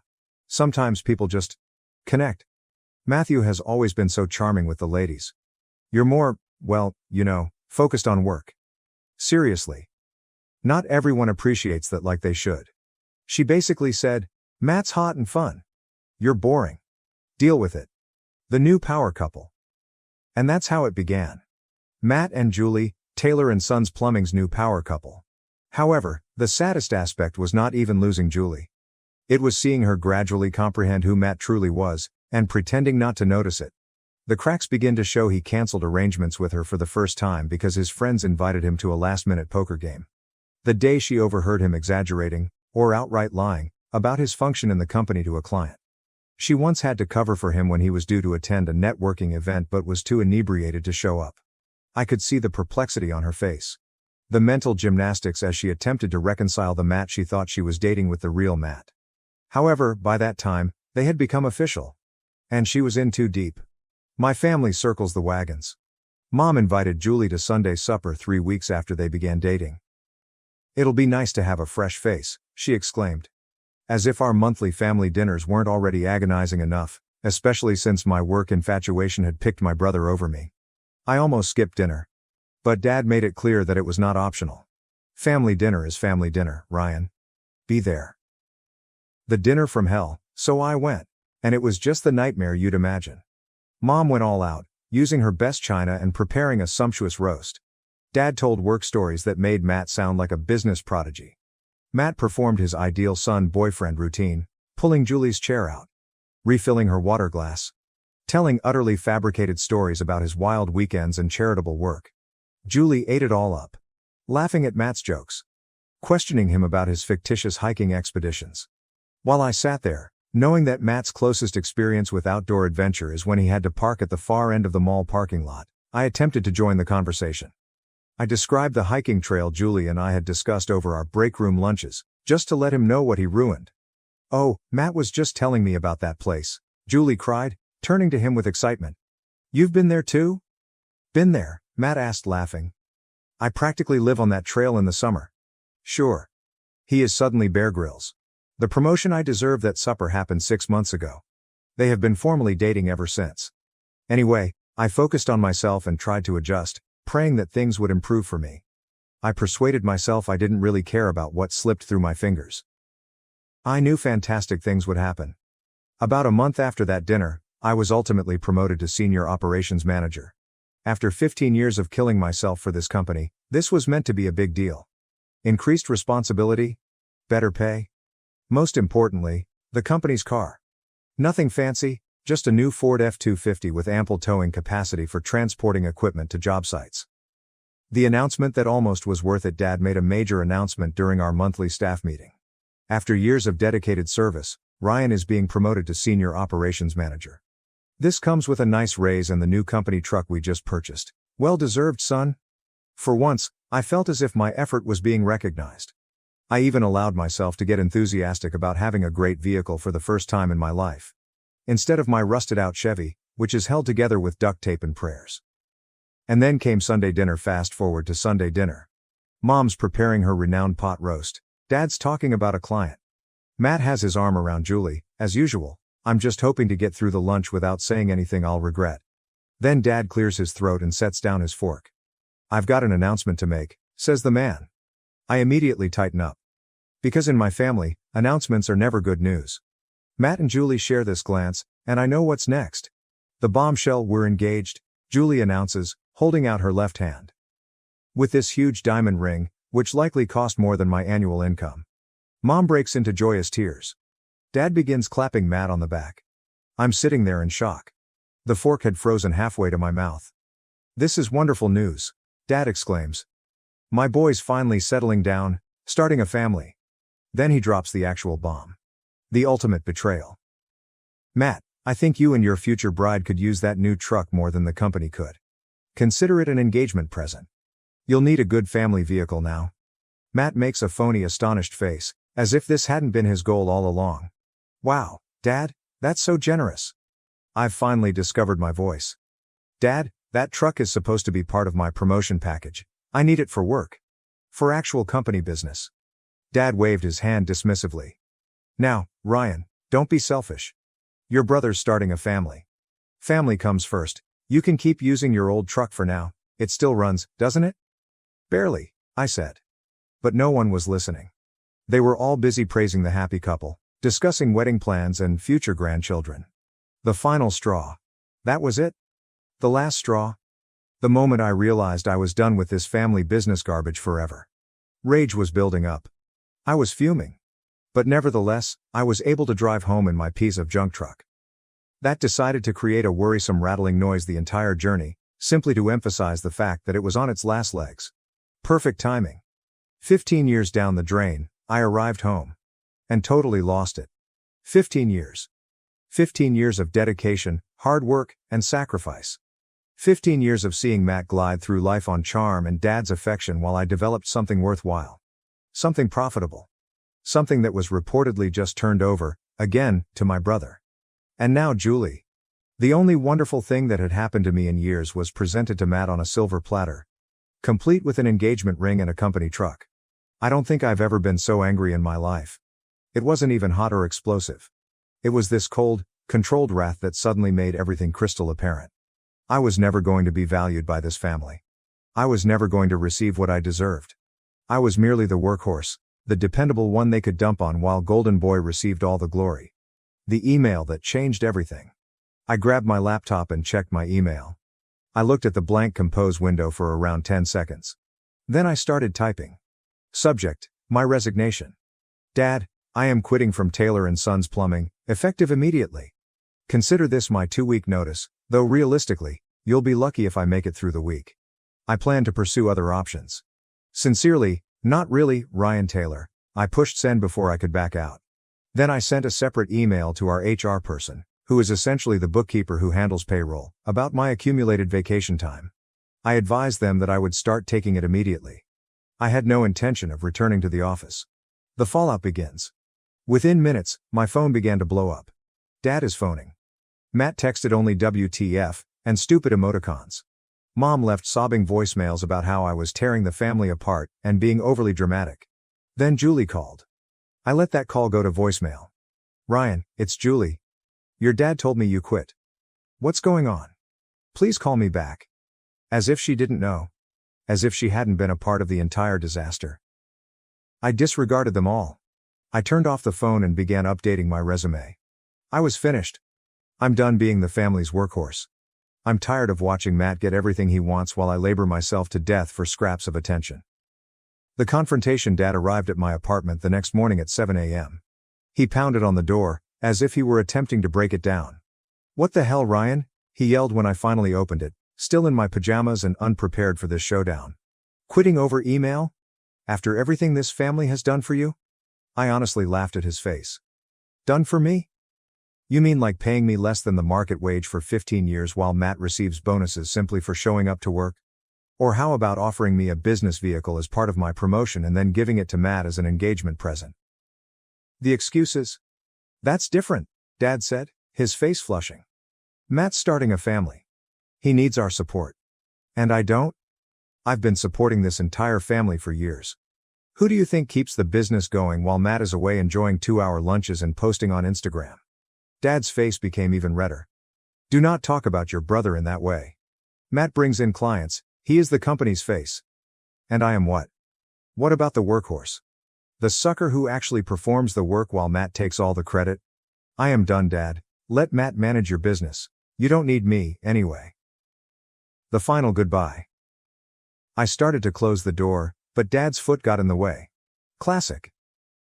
You walk away from this company, you walk away from this family, he told me. It was all very dramatic, as if we were watching a horrible television program. I looked him dead in the eyes. If this is how family treats each other, maybe it's for the best, I replied, pushing the door so firmly that Dad had to shift his foot. He pounded and yelled for a bit before giving up and leaving. The aftermath begins. The next day, Matt arrived. I didn't even open the door, but yelled through it that he needed to go before I called the cops. He attempted the "come on, bro, don't be like that" thing, but I wasn't buying it. Mom called repeatedly, crying about how I was breaking your father's heart and tearing the family apart. As if I were the problem here. As if the 15 years of favoritism and disdain were my fault. But, you know what? I've never felt more free in my life. A new beginning. The job search was shockingly easy. That first week, I got 3 interviews, all with larger and more professional organizations than my father's. Both of them made offers. I accepted the position with Wilson Plumbing and Heating, a competitor across town. They're tiny but developing quickly, and the owner, Dave Wilson, values experience and hard effort. Isn't this a novel concept? What is the best part? They offered me a partnership track, in writing. After 2 years, I'll have the chance to buy in and become a part owner. Despite 15 years of service, my father never considered gifting me this. Oh, and they gave me a business truck. A brand new Ford F-350 Super Duty. Better than what Dad took from me. Fully loaded, with the firm logo on the side and everything. During my first week, I made sure to drive past my parents' house. Petty? Yeah. Satisfying? Of course. Watching Taylor & Sons fall apart, meanwhile, the Taylor & Sons enterprise crumbled without me. I've been receiving texts from some of the plumbers, who were truly nice guys, and their stories are better than any revenge fantasy I could have imagined. Week 1. Dad attempts to take over. Dad tried to handle operations on his own while I was gone. He hasn't done the job in 15 years. He had no idea how my scheduling system operated. He ended up scheduling 3 distinct crews on the same day. Then there was no one available for an emergency call at the hospital. That's a large account that I've personally managed for years. They were not pleased. Week 2, Matt gets promoted. Dad delegated responsibility for operations to Matt since he was in over his head. Matthew. He can't even remember to arrange his own dental appointments. Predictably, it was a complete disaster. According to my friend Steve, one of the senior plumbers, Matt arrived late every day. He spent most of his time on the phone with Julie or his friends. Couldn't answer simple job-specific questions. They lost one of our second largest commercial contracts entirely because Matt failed to submit the renewal papers. The account was worth $50,000 each year. Gone. Matt was too busy posting gym selfies or whatever it is he does all day. The dominoes keep falling. The scheduling is so disorganized that they have had to call clients the night before to reschedule. This is infuriating everyone. Their online ratings have plummeted from 4.8 to 3.2 stars in only 3 weeks. Dad is blaming the new system. My system. Not the fools attempting to run it. The office chaos. One of the office employees resigned because Matt continued to blame her for his failures. Accounts receivable are stacking up because no one is invoicing on time. That was another thing I managed that no one seemed to know about. But I didn't expect. Did Dad have to take out a short-term loan to cover payroll? Because their cash flow is all messed up. 3 weeks ago, the business was solidly profitable, is currently struggling to stay afloat. And Julie? Apparently, she stays up late every night to keep things functioning. But she is an office manager, not an operations professional. She can arrange files and answer phones all day, but she knows nothing about schedule plumbing jobs. Managing a group of 15 plumbers. Handling various talents and certifications. She didn't realize what she was getting into with my family. Have you made your bed? Lie in it. The Taylor family breaks apart. Mom has been messaging me nonstop, increasingly desperate messages. Your father's working 16-hour days trying to sort out the schedule. Matt's really trying, but he doesn't understand your system. We had to tell 3 clients we can't get to them this week. Notice that none of these messages contain an actual apology. Or an admission that they messed up. Classic Taylor family. Dad's breaking point. Dad left me only one message, slurring his words as if he had been drinking. This business was okay prior to your sophisticated systems, and it will be fine afterwards. You think you're irreplaceable? No one is. Yes, Dad. Keep reminding yourself of this, while your business rings the drain. Matt's panic mode. Matt's messages have progressed from phony brotherly concern, "Hey bro, everyone's worried about you," a barely veiled panic. "Do you still have the login for the scheduling software? Dad can't find it," to outright desperation. "Seriously dude, just tell me how you handled the Henderson specs, their project manager is freaking out." Julie's half-hearted attempt. "Am I the only one who hasn't reached out much?" Julie. She sent one email to my personal account about a week after my departure. It was lengthy and full of apologies about how she never meant to hurt me, and how things with Matt just happened. And, of course, she hoped we might remain friends. Finally, almost as an afterthought. "If you have time, could you possibly write up how you handled the scheduling? We're having some issues." I removed it without replying. Not my circus, not my monkeys. "Oh, and the truck? Apparently, it's creating an odd sound." Matt had the audacity to ask if I could look at it, according to his most recent text message. The truck that should have been mine. The truck was part of my promotion but was given to him as an engagement present. I laughed out and then deleted it without answering. Not my truck, not my problem. A new life at Wilson. Meanwhile, I've been at Wilson for 2 weeks now, and it feels like I've entered a parallel dimension where competence is truly respected. Dave asks for my thoughts on operations.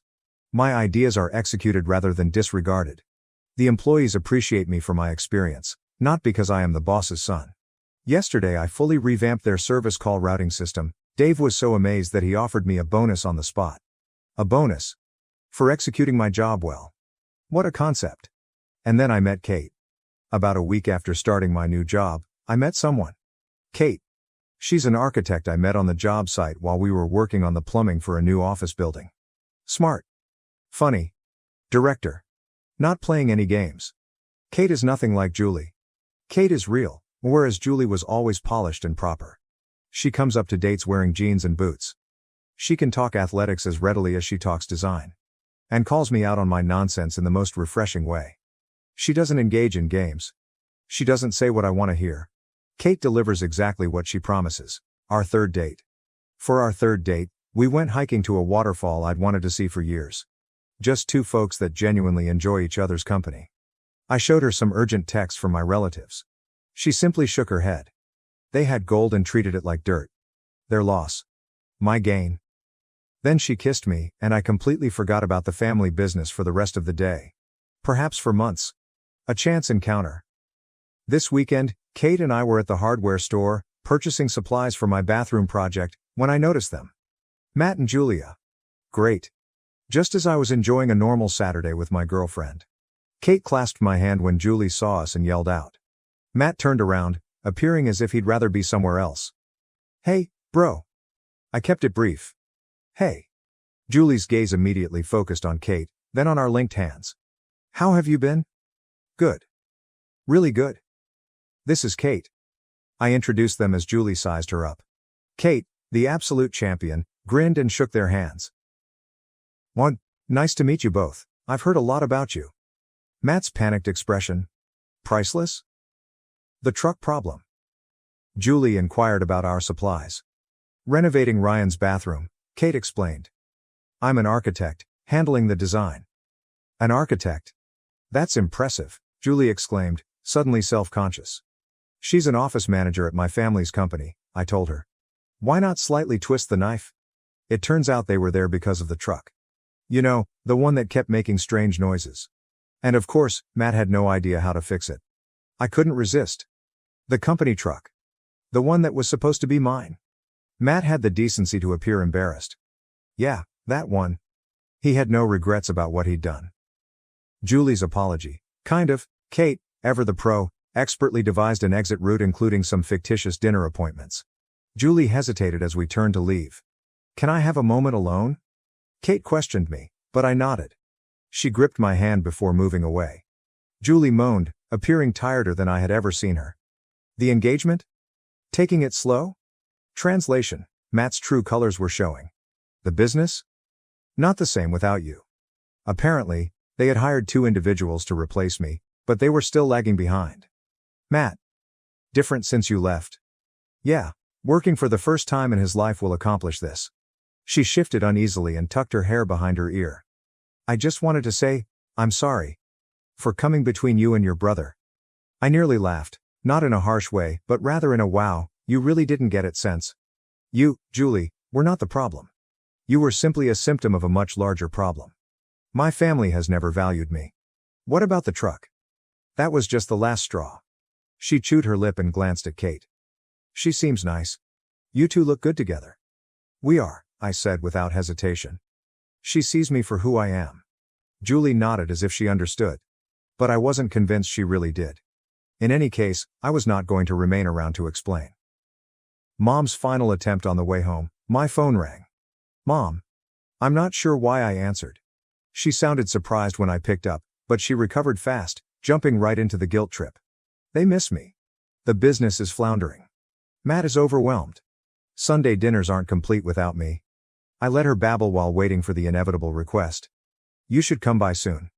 Maybe we can figure things out. I'm busy every Sunday for the foreseeable future, I told her, maintaining my voice level. Kate smirked as she overheard from the driver's seat. Want me to say I told you so? Or would you prefer to just bask in the schadenfreude? Definitely basking, I replied, smirking. No going back later that night, as we lay twisted on the couch, watching some bizarre true crime documentary, Kate looked at me. Would you ever consider going back to the family business? I didn't even need to think about it. Not even for a second. She grinned, delighted with the response. I'm not sure what will happen with Taylor and Sons Plumbing. Perhaps they can figure it out. Perhaps they will crash and burn. Either way, not my problem. What do I know? Sometimes the best thing you can do is move away from individuals who don't appreciate you. Even if they are family. Especially if they are family. It took me 15 years in a company truck to learn this lesson. Better late than never. My wife hired a trainer to lose weight. Now, she has filed for divorce and started flaunting her new life online, even starting an OnlyFans account.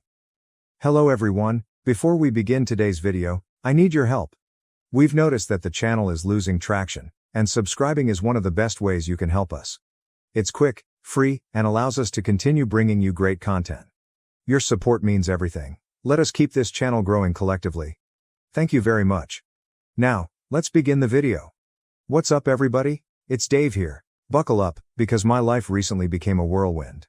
I'm 34, a typical warehouse manager living in Columbus. My life was not glamorous, but it was consistent. I had an excellent career, a great home, and was married to Carla. We had been dating for 5 years, married for 3, and I believed we had a good thing going. Sure, we weren't the romantic pair from TV, but we made it work. Bills were paid, we had date evenings, and the occasional disagreement was simply typical married stuff, or so I thought. Carla decided to embark on a major fitness adventure approximately 6 months ago. It came out of nowhere, but I was already on board. She joined an elite gym downtown that resembled more of a spa than a gym. She hired a personal trainer, Justin, and soon began discussing meal prep, macros, and detox programs. I did not mind. In fact, I encouraged her. Everyone should feel good about themselves, right? Plus, I believed it was simply a phase, similar to her brief knitting passion or her interest in tarot cards. At first, I even pitched in to assist her. I began taking on more of the housework, such as dishes, clothes, and groceries, so she could devote more time to her workouts. I figured that was a way to show her I cared. However, things began to change gradually, and not in a positive way. Carla's ego grew in proportion to her loss of weight. She got fascinated with her reflection, spending hours in front of the mirror perfecting her gym attire or photographing the perfect progress shot for Instagram. She wasn't doing it just for herself. She wanted an audience. I remember once suggesting that we see a movie together. It was Friday night, and I figured we could unwind like old times. She scoffed. Dave, I don't have time to sit around, I have goals to crush. Goals? What goals? I inquired. We weren't discussing running a marathon or conquering Mount Everest. She was simply lifting weights and drinking green sludge. But I just shrugged it off. Perhaps I was being unreasonable. Then came the morning, which began like any other.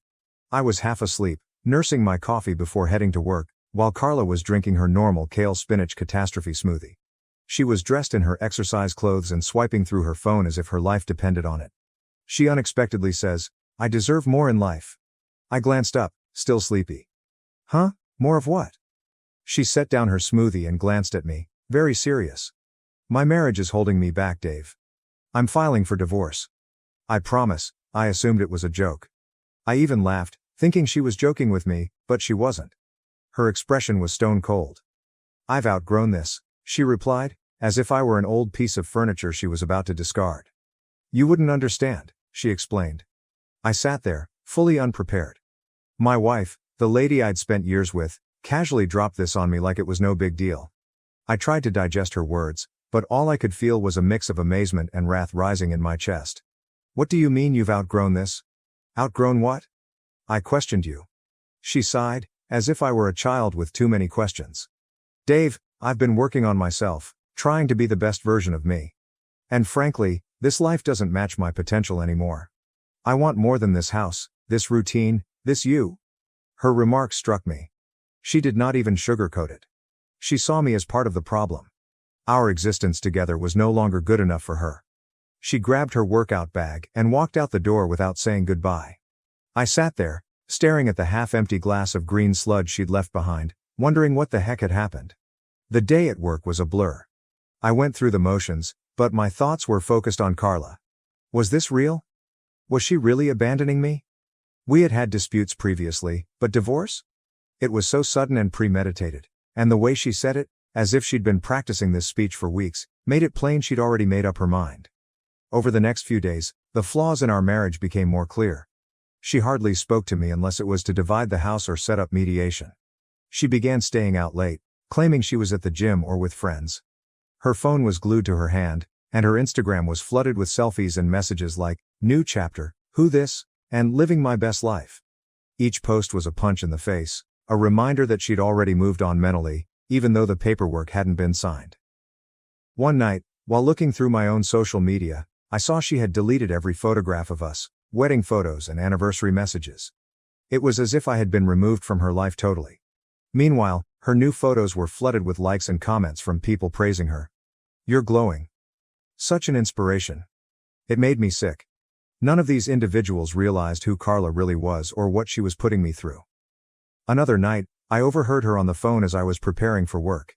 She was in the kitchen, speaking to someone in that phony, syrupy tone she used when she wanted something. "Yeah, I just feel so free now," she explained. "I'm finally doing what makes me happy." She paused and giggled. He doesn't even get it. He's stuck in the past. That was when it hit me. Carla wasn't simply leaving me, she was reinventing herself, and I was the anchor she was letting go. But here's the thing, I'm not the type of man to just roll over and accept it. She expected to steamroll me and go away with everything, but she was in for an unpleasant awakening. This was simply the beginning, and Carla might expect a fight. But wait, things get worse. One afternoon, I'm having lunch at a bistro near work. I was minding my own business, looking through my phone, when I overheard these two guys at the next table. They're talking about a fitness model they discovered online. I didn't pay much attention till one of them said her name, Carla. My stomach sank. They were giggling as they discussed how she had some premium content to promote. At first, I thought, no way, not Carla. But then one of them pulled up her Instagram on his phone. It was my Carla. They discussed how she had begun teasing an OnlyFans account by placing links in her bio, such as for the real workouts. My blood boiled. This was not merely a fitness phase. She was turning her newfound freedom into a full-fledged thirst trap for money. When I arrived home, I confronted her. She was seated on the couch, scrolling through her phone as if nothing had occurred. "Carla," I asked, attempting to remain calm. "What the hell is this OnlyFans thing I'm hearing about?" She looked up, unaffected. "It's my body, Dave, my choice, and it's none of your business anymore." I couldn't believe she had the nerve. "None of my business? We're still married. You're out here selling yourself on the internet while I'm trying to hold our lives together." She rolled her eyes, as if I were some ancient relic who didn't get it. "I'm not selling myself, it's content creation. Plenty of people do it. Besides, it's not like you're paying my bills anymore." That's when it struck me. Carla wanted more than just a divorce. She wanted a new life. A life in which she was the star, the main character, and I was simply an extra she had written off. She was neither embarrassed nor remorseful. If anything, she felt proud, as if she had finally discovered her real calling as an internet spectacle. Her actions continued to grow over the next few weeks.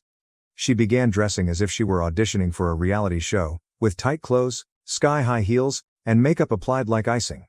Every time she walked out the door, she appeared to be heading to a red carpet event rather than the grocery store.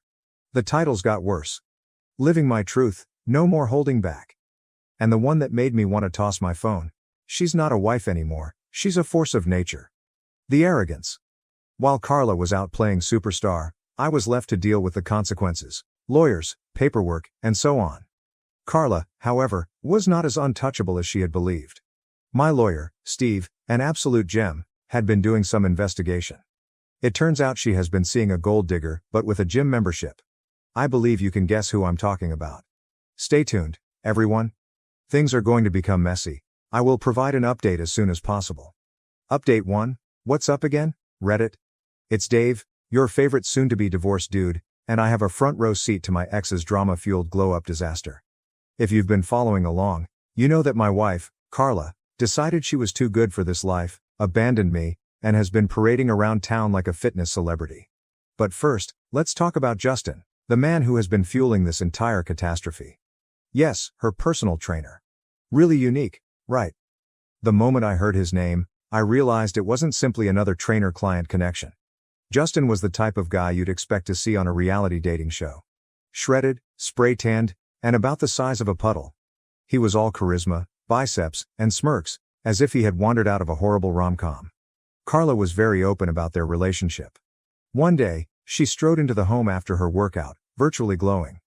Justin says I'm the strongest I've ever been, she boasted, without looking at me. Yeah, Carla. I'm sure Justin also told you he's never trained anyone like you before, because that's his script. A few weeks later, she stopped pretending it was just an exercise. She began mentioning his name in everyday conversations. Justin's taking me to this new vegan restaurant, and Justin said this protein powder is life-changing. Meanwhile, I'm standing there like, do I look concerned? Carla wasn't simply dropping names. She was parading him as if he were the prize. Word spread quickly. Friends began contacting me with sightings of Carla and Justin throughout town. They were holding hands, laughing, and behaving like the Instagram couple of the year. Carla did not even bother to hide it. She came home one night, as brash as ever, and said, just so you know, Justin and I are dating now. I think it's time you accepted that. Oh, I accepted it, all right, I said. Accepted that my wife had turned into a full-blown caricature of entitlement. She'd already psychologically divorced me, so what did it matter if she added a public affair to her resume? The more I discovered about Justin, the hotter my blood became. He wasn't your typical gym bro. This individual had a past. My lawyer, Steve, who deserves a freaking medal at this point, did some research and discovered that Justin had pulled this stunt previously, twice actually. He had a pattern. Find a married woman, shower her with compliments and affirmation, and then urge her to leave her spouse. When the dust settled and the money stopped coming, he'd disappear like Houdini. Justin was a professional home wrecker. It was not love, it was a hustle. He pumped these ladies up, made them believe they were invincible, and rode their wave until it was no longer convenient. And Carla? She was the ideal mark. She sought attention and approval, just like a fish craves water. Justin had her wrapped around his finger, and she didn't realize it. The worst part was his smug attitude about it. I heard from mutual acquaintances that Justin was already discussing their major plans. He reportedly told someone, once the divorce is finalized, Carla and I are going to build an empire. Empire? Dude, you are a trainer, not a tech mogul. But, certainly, dream big. Justin was banking not just on Carla's money, but also on mine. Carla demanded half of my funds, spousal support, and even tried to take the house. She imagined she could stroll into court, play the victim, and walk out with a golden ticket to her and Justin's new life. Little did she know, my lawyer had receipts, and I wasn't going to give up. Let me paint a picture of Carla and Justin as a couple. Imagine a guy who only owns tank shirts standing next to a lady who suddenly believes she is a Kardashian. They were all over social media, posing in front of nice cars, not their own, and tagging themselves at costly restaurants. I'm guessing Carla was paying the tab. It was as if they were screaming, "Look at us, we're winning." But anyone with half a brain could tell they were overcompensating. Their partnership was not without flaws, however. Justin's over-the-top personality began to conflict with Carla's developing diva mentality. One night, I heard Mom on the phone in the kitchen, shouting with someone. "I don't care what your exes said about you, Justin. You're with me now, and I deserve better than your baggage. I didn't catch the rest, but it was enough to convince me that their little fantasy wasn't as flawless as they wanted everyone to believe. As much as it irritated me, there was something strangely fulfilling about seeing Carla go all in on Justin. She'd put everything on this guy, believing he was the key to a better life, and it was only a matter of time before the house of cards collapsed. My lawyer and I were making certain of that. Carla's confidence dipped after mediation. She entered the room acting like Beyoncé and exited looking like a deer in headlights.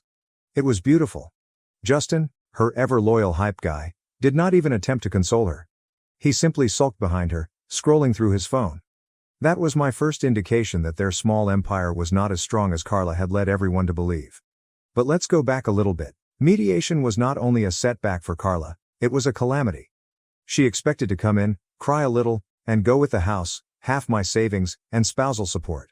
Carla's counsel portrayed her as an underappreciated wife who gave up all for my mediocre goals. Do you have mediocre dreams? I'd been working my ass off at this warehouse job for years. Steve, my lawyer, was prepared. He provided spreadsheets, screenshots, and even credit card stubs to back up my claims.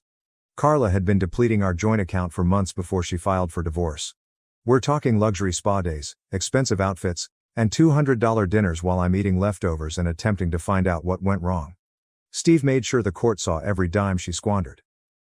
Then came Justin's skeletons, his previous romances, his habit of sweet-talking married women, and how he always bailed when the money didn't flow as planned.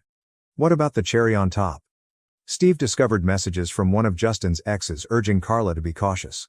Of course, Carla refused to listen. She felt she was unique. Justin's smirk was also gone. In fact, he appeared uneasy. He probably saw his little scheme was crumbling in real time. Carla attempted to defend him, stating, "Justin isn't like that anymore." However, the evidence was stacked against them. The judge didn't buy their act. By the end of the session, it was evident Carla wasn't going to walk away with the riches she expected. Justin? He appeared to be already plotting his exit route. Carla began acting out after the mediation session. She wasn't as arrogant anymore. She continued to post uplifting rubbish on Instagram, but the captions became frantic. Instead of living my best life, Carla said things like, "Growth isn't always easy, but it's worth it. Keep reminding yourself of this." Justin, on the other hand, revealed his true colors. He was still present, but not in the way Carla described. He began skipping their public appearances, no more hand-holding at posh restaurants or couple goals gym photos. Word spread that he was already flirting with one of his other clients, a younger woman who did not come with Carla's baggage. Typical. Carla was late getting home one night. I was still living in the house with her at the time, as I couldn't legally kick her out. She stumbled in, looking completely exhausted. I didn't say anything, I simply sat there on the couch, observing her. She placed her fancy bag on the counter and sighed dramatically, as if she wanted me to ask what was wrong. But I was not playing that game. I just went inside my room. Carla tried to act normal the next morning. She went around the kitchen preparing one of her kale smoothies, but her typical smugness had vanished. "Justin's been busy with his clients," she announced unexpectedly. I did not respond. I knew she wanted me to bite and ask about him, but I wasn't giving her what she wanted. A week later, the real drama began. Steve called me. Carla apparently filed some last-minute paperwork in an attempt to claim additional assets. She demanded emotional compensation for the stress I had given her during our marriage. Yes, you read it correctly. Carla believed she might acquire more money by blaming me for her midlife crisis. I couldn't believe their arrogance. Steve, being the legend that he is, was already ready for this crap. He filed a countersuit, demonstrating how Carla had depleted our funds and emotionally manipulated the situation to her advantage. He even used her Instagram posts as evidence. The subtitles alone were great, proving that she wasn't some stressed-out victim, but rather a self-absorbed diva living her best life at my cost. Around this point, Justin officially quit. He stopped showing up to their gym sessions, stopped returning her calls, and even blocked her on Instagram. Yes, it's blocked. Carla was losing it. I could hear her pacing around the house, calling him repeatedly. "Justin, call me back. We need to talk." She sounded desperate, and it was actually satisfying. Finally, one of her companions spilled the tea. Justin had moved on to another client, someone younger, flashier, and, more crucially, not involved in a difficult divorce. Carla was devastated. She tried to keep things cool by posting cryptic comments like, "Sometimes people aren't who they seem," and, "You can't build an empire with someone who's playing games." But everyone understood what had transpired. Her ideal man had bailed the moment things became tough.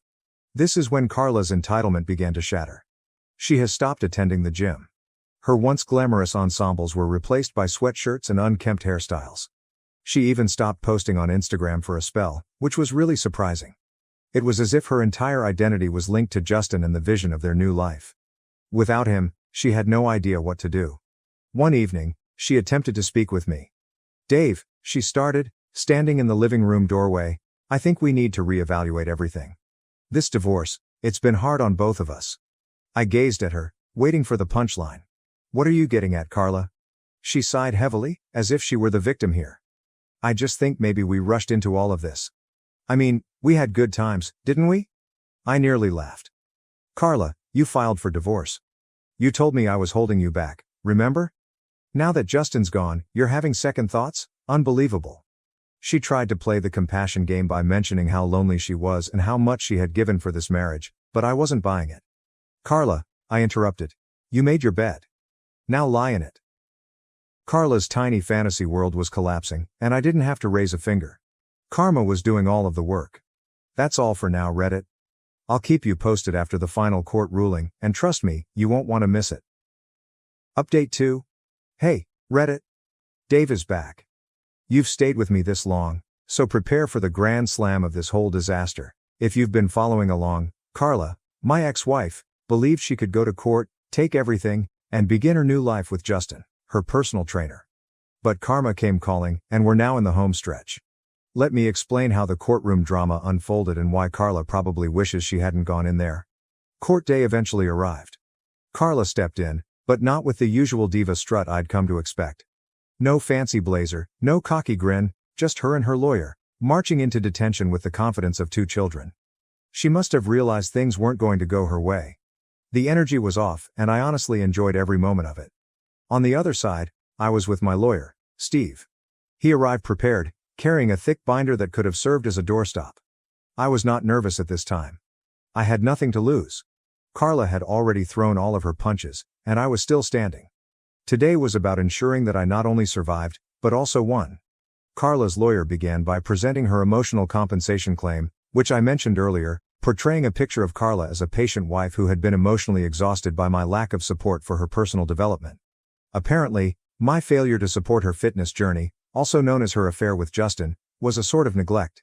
Steve, my lawyer, let her lawyer speak for a long, enabling them to dig their own hole. Then it was our turn. Steve began by meticulously demolishing their argument. He demonstrated that I had not only supported Carla, but had gone above and above on her so-called fitness journey. He provided evidence that I had taken over home tasks, modified my work schedule, and even pushed her to pursue her ambitions. He read aloud text conversations in which I offered to make her healthy meals, encouraged her gym sessions, and even suggested we join couples fitness classes to deepen our bond. Then Steve dropped the bombshell. Carla's emotional compensation claim was not only unfounded, it was a clear attempt to conceal her own emotional carelessness. He showed emails and texts in which Carla openly mocked me to her friends, calling me dull and dead weight. He also had screenshots of her gushing about Justin and referring to me as her backup plan. The final nail in Carla's coffin came when Steve addressed the financial side of her claim. He showed us our bank statements, revealing how Carla had diverted thousands of dollars from our joint account to fund her lavish lifestyle. Carla's lawyer attempted to argue, but Steve refused to give up. He disclosed the ultimate piece of evidence, Carla's journal entry, which Steve had subpoenaed. Carla had written about her master plan to leave me, get whatever she could out of this marriage, and use the settlement money to start a new life with Justin.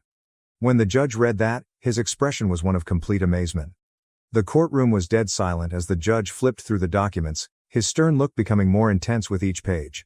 Carla sat next to her lawyer, looking agitated, her polished nails nervously pounding on the table. Her confidence, which she had displayed so brazenly during mediation, had vanished into thin air.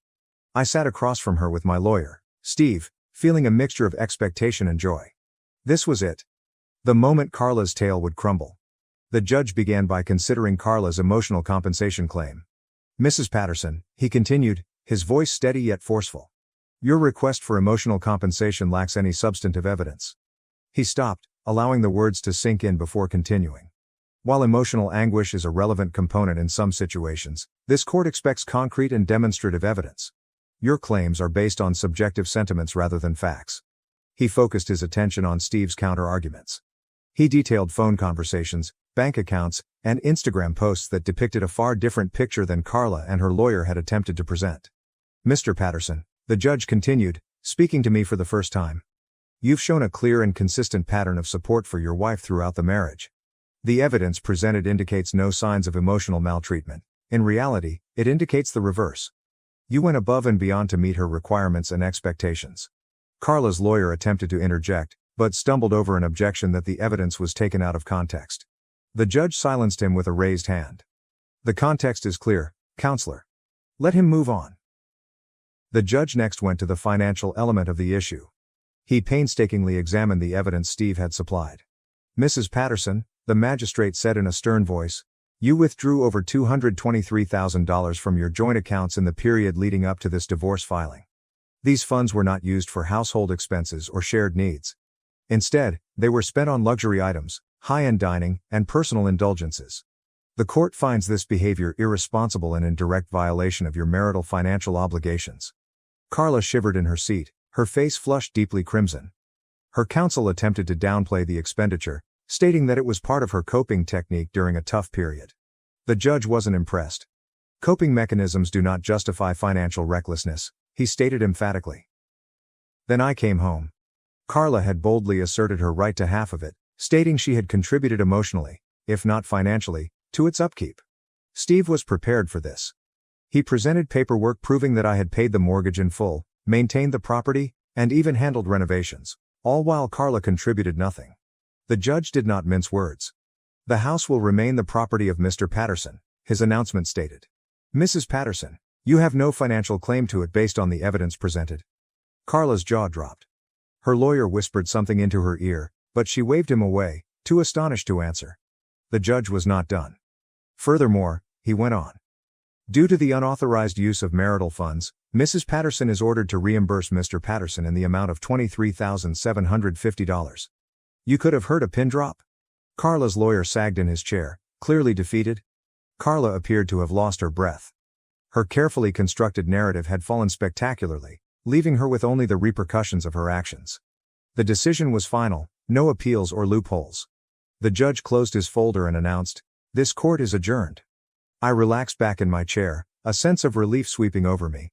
Justice had been served, and I felt free to breathe for the first time in months. The anxiety in the air as we left the courtroom was apparent. Carla's lawyer was already packing his suitcase and avoiding eye contact with everyone. Carla walked following him, her head lowered. For someone who had entered this process with the confidence of a reality TV star, she suddenly appeared completely defeated. Steve rubbed my back as we walked out. "We did it," he added with a slight smile. I nodded, appreciating his work. He had not only supported me, but also revealed the truth about Carla's manipulating ways.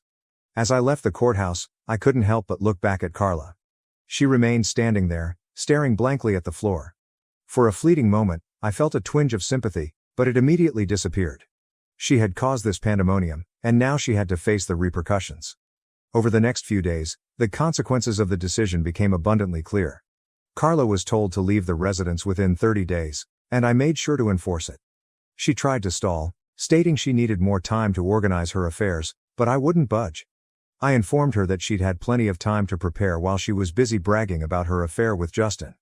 But reluctantly, she packed her belongings and moved out. It was surprisingly pleasant to watch her leave on that final day. She piled her luxury bags into an ancient automobile, which one of her friends had reportedly loaned her, and drove away without saying goodbye. The house, which had before been filled with tension and hostility, felt unexpectedly tranquil. Carla's financial position deteriorated dramatically. She was left to fend for herself because she no longer had access to my income or the marital funds she had been draining. She attempted to sell some of her fancy clothes and handbags, but it was insufficient to repay the sum she owed me. Word spread that she was borrowing money from friends, who were rapidly bored of hearing her sob stories. Justin, however, has completely vanished. He didn't respond to her calls or messages. Carla unexpectedly arrived at the residence one night, roughly 2 weeks after the verdict. I opened the door to see her standing there, her once perfect beauty replaced by unkempt hair and haggard eyes. She looked like she hadn't slept for days. "Dave," she replied gently, her voice cracking. "Can we talk?" I stepped outside and closed the door behind me. "What do you want, Carla?" I inquired. She hesitated and wrung her hands. I wanted to say I'm sorry for everything. I made mistakes, big ones. I let Justin manipulate me. I got caught up in this fantasy, and I ruined everything. Her comments seemed scripted, but the despair in her eyes was genuine. She didn't come to apologize out of true remorse. She was here because she had no other options. I don't know what you expect me to say, I said, my tone calm but forceful. You made your choices. You chose Justin. You chose to try and take everything from me, and now you're dealing with the fallout. Tears welled in her eyes. I just can't. We at least be civil? Maybe start over? I have nothing, Dave. I'm lost. I looked at her for a time, feeling nothing but resolve. Carla, I gave you everything, my support, my trust, my love, and you threw it all away. You don't get to come back now and ask for a second chance. That's not how this works. She fell down sobbing on my porch, but I didn't move. After a time, I returned inside and shut the door, leaving her alone with her regrets. Since then, I've moved on. Carla, according to what I've heard, is still battling to get back on her feet. She's destroyed bridges, lost friends, and is now facing the consequences of her own actions. Sometimes karma doesn't just knock. It kicks down the door. Carla was left with only the repercussions of her deeds. I found out my daughter wasn't mine, and that my wife had an affair with my brother for 8 years. They stole $200,000 and planned to run away. I'm writing because I still can't believe what occurred. It all began like any other month. My buddies, Howard, Jeremy, Kyle, David, John, and I, George, have known each other since we were children. We're all in our late 30s and early 40s now. We aim to meet up once a month at my beach property. It's nothing fancy, just a comfy 2-story home that's a little weathered, but it smells like the beach, which I adore. We have an old surfboard hanging on the wall in the living room. We were all into surfing back in the day. Anyway, we all have our belongings. Howard is Mr. Organized, and everything has to be just right. He will mend any picture frame that is even a millimeter off. Jeremy, he is the joker. His jokes can be a little bit harsh at times, but he's a wonderful guy at heart. He has a scar on his arm from a fight he got into years ago, but he never talks about it. Kyle is the quiet one. He's an architect who creates stunning buildings. According to my understanding, he had a difficult upbringing, yet he grew up to be okay. David is ex-military and doesn't say much about his time in duty, but you can tell he's seen a lot. He is constructed like a brick wall. John always seemed to have it all. He's a successful lawyer who always dresses nicely and drives a luxury automobile. You know the type. Our get-togethers are rather predictable. We have an old playlist of music from our college years that we always play. Howard is in control of the grill, it's his nice grill, and no one else is permitted to use it. He is quite picky about his grilling. We normally just hang around, eat, drink some beer, and catch up. Howard was particularly worked up this month. He takes out his phone and shows us a photo of his son, Alan. In the picture, Alan is scowling and appears to be very angry. Howard claims the school principal called him. Apparently, Alan was behaving up, being impolite, not listening to teachers, and his grades were sliding. Howard was beside himself. He continued screaming, "I don't even know who this kid is anymore." He was truly devastated and enraged. We all tried to give counsel, the normal kids go through phases type of thing. Then Jeremy, being Jeremy, cracked a joke. He glanced directly at Howard and said something like, "Maybe he's not yours, man." It was a bad joke, especially given Howard's displeasure. I believe we all squirmed slightly, but it was exacerbated by the fact that he shouted it straight to Howard. Kyle then asked, in his typical quiet tone, "Why don't you all just get a DNA test? Clear the air." He stated it nonchalantly, as if he were recommending we order pizza. Initially, we all laughed it off. It appeared silly, but the more we joked about it, the more we thought, well, why not? The next day, there we were, 6 mature men stepping into a paternity testing clinic. I had to explain to the receptionist why everyone needed tests. It was very embarrassing. I attempted to make light of it, but she just gave me a blank expression. To make matters worse, Howard's brother, Harold, and his 2 nephews were with us. The boys continued to ask questions. "Why are we here, Uncle George? What are they going to do?" It was embarrassing. And, of course, with all of our families present, it evolved into a hugely awkward scene. People were clearly staring. We all took the swabs, paid the cost, and agreed to meet at John's apartment the next week to receive the findings. John's place is the polar opposite of my beach house. It's everything modern, minimalist, and spotless, Almost too beautiful, as if nobody lives there. We sat around, attempting to make light talk, but everyone was plainly on edge. Howard took his findings first, as he was the one who initiated everything. He'd been putting on a brave face, but we all knew he was extremely concerned about Alan. The joke Jeremy told had gone under his skin more than he cared to admit. He ripped open the packet, and I watched his expression change from one of fear to one of sheer relief. 99.99%, he exhaled, leaning back into his chair. Alan was his. He even smiled a little, raking his hands through his hair and muttering about how he was going to ground that youngster for a month for causing him such stress. The other findings were as expected, but we kept looking at John, waiting for him to say something. He was unusually quiet, and he was clearly drinking more than he normally did. He was still standing there, and when he finally said, "Jenna isn't mine?" he pushed the paper across the table, his hand shaking so violently that he nearly knocked over his beverage. What made things worse was how John just stood there, staring at nothing, as if he was trying to make sense of figures that couldn't be real. He kept whispering, 25.0%, like a broken record. In some ways, everything went downhill from there. Howard, in shock, knocked over a glass, which smashed on the floor. Jeremy, who had made the initial joke, appeared to want the earth to swallow him whole. Kyle simply closed his eyes, as if he were trying to block everything out. David looked like he was about to punch something. And me? I felt a surge of sickness, relief that my children were mine, and anguish for John. It was simply dreadful. The whole affair seemed strange. We sat for hours. The aftermath was a mess.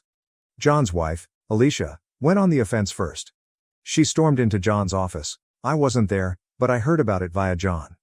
She was yelling at him, calling him a liar, and making a big deal in front of his coworkers. It was very embarrassing for him. Then she attempted to persuade my wife, Maria, to her side. She came over to our house crying, attempting to create a story about John misinterpreting everything and how it was all a big mistake. However, Maria is quite sharp. She saw through Alicia's ruse quite immediately. Alicia often changed her story, contradicting herself. Maria later told me that she had gotten a horrible sense from her. Alicia's next tactic was to phone Kyle late at night. She was sobbing and virtually asking him to help her, claiming John was ruining her life. Kyle, being the nice soul he is, listened to her for a time, but made no promises. He informed me about it the next day, and we were all beginning to see how manipulative Alicia was. The reality emerged gradually at first. Alicia stated that her romance with John's brother, Stephen, was a one-time occurrence, a moment of weakness. John naturally did not believe her. He performed some research, possibly even engaged a private investigator. He wouldn't tell for certain. He discovered that the relationship was far longer and more involved than Alicia had previously admitted. The ultimate encounter occurred at their home. I was not present, but John informed us about it afterward. Alicia eventually admitted everything. The romance began before their wedding and had continued on and off for years. She also stated that Stephen had major financial issues, and she had been covertly providing him money, John's money. And things got worse. It was more than simply a casual flirtation. They had been meeting in hotels while John worked late, believing he was providing for his family. They even used John's automobile occasionally. They celebrated Jenna's birthday like a couple, snapping photos and pretending to be joyful. Days before John's family gathering, Stephen had been sending Jenna costly gifts that John could never afford, all purchased with money that had been essentially stolen from him. It appeared that he was attempting to buy Jenna's adoration. Is this the lowest blow of all? She would tell John she was working late when, in fact, she was out with Stephen. The financial side of things was completely out of control. These family loans that Alicia had been handing Stephen were massive. He'd squandered his money on gambling, lousy investments, and frivolous purchases like a nice watch and sports vehicle. He stated that these were business costs. Alicia had even forged John's signature on a few loan paperwork. They made bogus invoices and receipts to hide their tracks. John discovered emails between them in which they discussed leaving their husbands and running away together. Everything was laid out in black and white. When everything started spilling out, Alicia began hurriedly phoning everyone, attempting to mitigate the damage. She called me, my wife, and even contacted my parents. It was pathetic. The entire event culminated during Jenna's birthday celebration. It was a spectacular event at a nice restaurant. Everyone was pretending to be joyful. Stephen was present, acting smug and touchy-feely with Alicia. It made John obviously angry. He kept clenching and unclenching his hands while standing near the exit, as if waiting for Stephen to flee. Then, during the toasts, Stephen mustered the courage to stand up and thank John for being such a wonderful brother and provider. He understood it was all a deception. He handed Jenna a very expensive gift, most likely purchased using John's money. He also began bragging to some of the other guests about his own financial triumphs, making John look awful by contrast. That was the breaking moment. John stepped up, took the DNA test results from his pocket, and displayed them for everybody to see. He stated unequivocally, 25.0% probability. He then proceeded to deliver this brief, furious speech, detailing everything, Alicia and Stephen's affair, the falsehoods, and the stolen money. He even showed everyone printed out images of their emails and photos from when they were planning their future together. He made certain that everyone knew about the watch, the car, the extravagant parties, and the fictitious business trip to a tropical island. John's mother-in-law gasped and fainted. His father-in-law attempted to punch John, but fortunately, some other guests pulled him back. Stephen attempted to sneak out the back, but John's father, who, like David, is an ex-military, saw him and knocked him down. It was not pretty. Some individuals attempted to assist, while others simply stood there, mouths agape, watching the entire incident happen. The police were summoned, but they did not take any action. They said it was a domestic disagreement. I later learned that someone had recorded the entire thing on their phone and posted it online. It was not any of us. The consequences were quick and terrible. John's dad was outraged. He refused to speak with Stephen and proceeded to Stephen's flat, where his wife also lived. He grabbed all of Stephen's stuff and put them outside the apartment owned by Stephen and John's father. He subsequently wrote a note to the entire family, stating that he no longer regarded Stephen as son. He did, however, talk with John. He informed him he was disappointed with how things turned out, but he still loved him. Stephen's wife, Kelly, had a different narrative. She did more than just yell. She took action. She promptly filed for divorce and locked all of their joint accounts, barring Stephen from receiving any additional funds. She retained a lawyer and did not stop there. She went to John's house, confronted Alicia, yelled at her, and even smacked her in the face while pulling large chunks of her hair off. I do not condone violence, but I cannot say I blamed her. Kelly eventually began treatment to try to overcome the trauma. John, on the other hand, withdrew. He went to one of his beach houses, not mine, but it wasn't as comfortable for him as it had been previously. It seemed like a prison. He would not answer the phone. He would not see anyone. He ordered meals online and stared at the ocean for hours. He later informed me that he had dreams about the DNA test and the overall affair. He really considered selling the property and committing suicide somewhere in a distant wilderness, but he couldn't bring himself to do so, too many memories. He began drinking extensively to numb the ache. He stopped shaving and changing his clothes. He simply gave up. Meanwhile, Alicia and Stephen were residing at John's house. Apparently, Stephen moved in after getting booted out of his residence. They acted as if nothing had happened. They were seen going on shopping sprees, purchasing pricey clothing and accessories. They were even plotting their escape, working out how to get away from the disaster they had created. It was horrible. They ordered pricey takeout every night while John struggled to pay his debts. They had noisy parties, which bothered the neighbors. Alicia even began remodeling Jenna's room despite knowing she might have to leave at any time. And Stephen, the jackass, began parking his automobiles in John's driveway. John started experiencing panic attacks. Just seeing Alicia and Stephen together triggered them. He stopped caring for himself. He wasn't showering or eating properly. One day, he accidentally smashed a framed photo of Jenna. He wounded his palm badly on the broken glass, but he didn't appear to notice. That's when we, his pals, realized we needed to act. We held a meeting at my residence. Howard brought all of the bank statements and, with John's assistance, the fake documents. He didn't simply show us the documents, he hurled them on the table, scattering them around. He was furious. Jeremy claimed he wanted to bash Stephen up. David, given his military background, even joked about making them disappear. I believe he was joking anyway. Kyle, who is usually so cool and controlled, was visibly angry. We spent hours discussing, fighting, and attempting to figure out what to do. We argued the legality and morality of it all. Howard completed some research, including landlord-tenant legislation and eviction procedures. He came up with an idea. Jeremy would be the muscle, so to speak. David devised a backup plan in case something went wrong. We even developed a code word, pineapple, to indicate that the job had been completed. I was just sitting there, Pikachu-faced, listening to everything. The next step was to get John out of the way and avoid unintentionally turning up until we finished what we were going to do.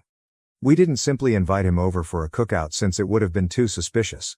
Kyle feigned to seek John's legal counsel on a serious property matter. Given John's occupation, it was a valid reason. We kept John engaged with food and alcohol while also keeping the conversation going, distracting him from what was truly going on. Meanwhile, the rest of us visited John's residence. The confrontation was fierce. Alicia instantly began playing the victim, crying and claiming we had no right to be there. Stephen attempted to seem strong, but you could see fear in his eyes. We took pictures and films of everything, documenting the chaos and the fancy stuff they purchased with John's money. We discovered additional evidence, including images of them on secret travels and documentation indicating that they intended to buy a property together. We didn't just neatly pack their possessions when we were clearing them out. We hurled them out the window, resulting in a massive pile of garments, shoes, and whatever else we could find. Jeremy was raving at Stephen, calling him every term in the book and threatening him if he ever approached John or Jenna again. I discovered a stockpile of valuable items that Alicia had been hiding. I flung it at her feet, saying, "Here's your blood money." Alicia began weeping hysterically, yelling, and threatening to call the police. Jeremy stepped in and gently explained her that the house was exclusively in John's name, that they had signed a prenuptial agreement before getting married, and that she had no legal right to be there. Howard finally got in Stephen's face, forcing him up against the garage door and calling him a lowlife. Kyle and John waited at my beach house. I sent him the word pineapple. Finally, he informed John that it was time to return him to his true home. Kyle described John as a jumble of emotions, including rage, relief, anxiety, and remorse. He was driving wildly, speeding, slowing, and then speeding up again. He continued to murmur to himself, revisiting the last 8 years of his life in his thoughts, attempting to make sense of it all. He was scared of what this could do to Jenna. When they arrived at the house, it was quite the sight. Alicia and Stephen's belongings, including clothing, furniture, and golf equipment, were strewn around the front lawn. The neighbors were outside, watching the entire event. It felt like a yard sale from hell. Alicia stood there, red-faced and enraged, yelling at John. She was blaming him for everything, claiming he was wrecking her life and was a horrible guy. Stephen stood behind her, gazing down at the ground, as if humiliated. He didn't say anything. John did not even recognize them. He strolled right by them, as if they were invisible. He went into the home. It was disturbingly silent. Of course, the furniture remained, but everything else, all the small personal touches that made it their home, had vanished. It was like coming into a set model home, not the one he'd shared with his family for years. He moved from room to room, slowly taking everything in. The emptiness was the worst part. He told me later that was when it hit him. They were genuinely gone. While the turmoil erupted at John's house that day, Jenna was safe at her best friend's house for a playdate. Her friend's mother was one of the few parents at Jenna's school who saw through Alicia's act and was always sympathetic to John. She had planned this playdate knowing what was going to happen at the house, because we had told her about it. She returned perplexed. John needed to explain everything. "Is Uncle Stephen my true father?" she asked. John felt nauseous. Then she asked, "Don't you love me anymore?" He broke down, telling her that nothing could ever change his feelings for her. But then Alicia returned, seized Jenna by force, and we couldn't stop her. John spent the first night alone. The next day, he told us he had ended up sitting on Jenna's bed, marveling at her toys and drawings. It was one of the most challenging things he'd ever done. He spent the following few weeks in his daughter's room, and it was a blur. John wasn't doing well. He had both good and bad days. I believe that seeing a therapist helped him. He attempted to keep himself busy by focusing on his work. He began playing his guitar again, which he hadn't done in years. He even went surfing a few times, hoping to relive part of his former life. We, his pals, supported him every step of the way. We frequently checked on him, made sure he was eating, and hauled him out of the home when necessary. The biggest worry that troubled John, the one he couldn't shake, was, what does Jenna think of me now? He was consumed by the dread that she blamed him, that she believed he had abandoned her. He kept wondering, does she believe I abandoned her? Will she ever forgive me for what occurred? He couldn't ask her directly just yet. He had missed her school dance presentation, which she had been practicing for months. He felt bad about it, but he didn't know how to confront her or explain why he hadn't been there. The guilt was crushing. He simply wanted to cuddle his little baby and tell her everything was fine, but he wasn't sure whether it was. He wasn't sure if he'd be okay. However, John could not have fought this fight alone. None of us could have handled something like this on our own, and it wasn't only the guys who rallied around John. Our spouses were also great. They observed how much John was hurting and stepped up big time. They didn't just say they were sorry, they did something. They confronted Alicia immediately. They made it clear to her that they understood exactly what she had done and would not allow her get away with it. They posed a formidable challenge. They also cared for John. They put together a care box for him, complete with his favorite snacks, novels, and a handwritten note from each of them expressing their support. They took turns fixing him dinner, ensuring that he ate something other than takeaway.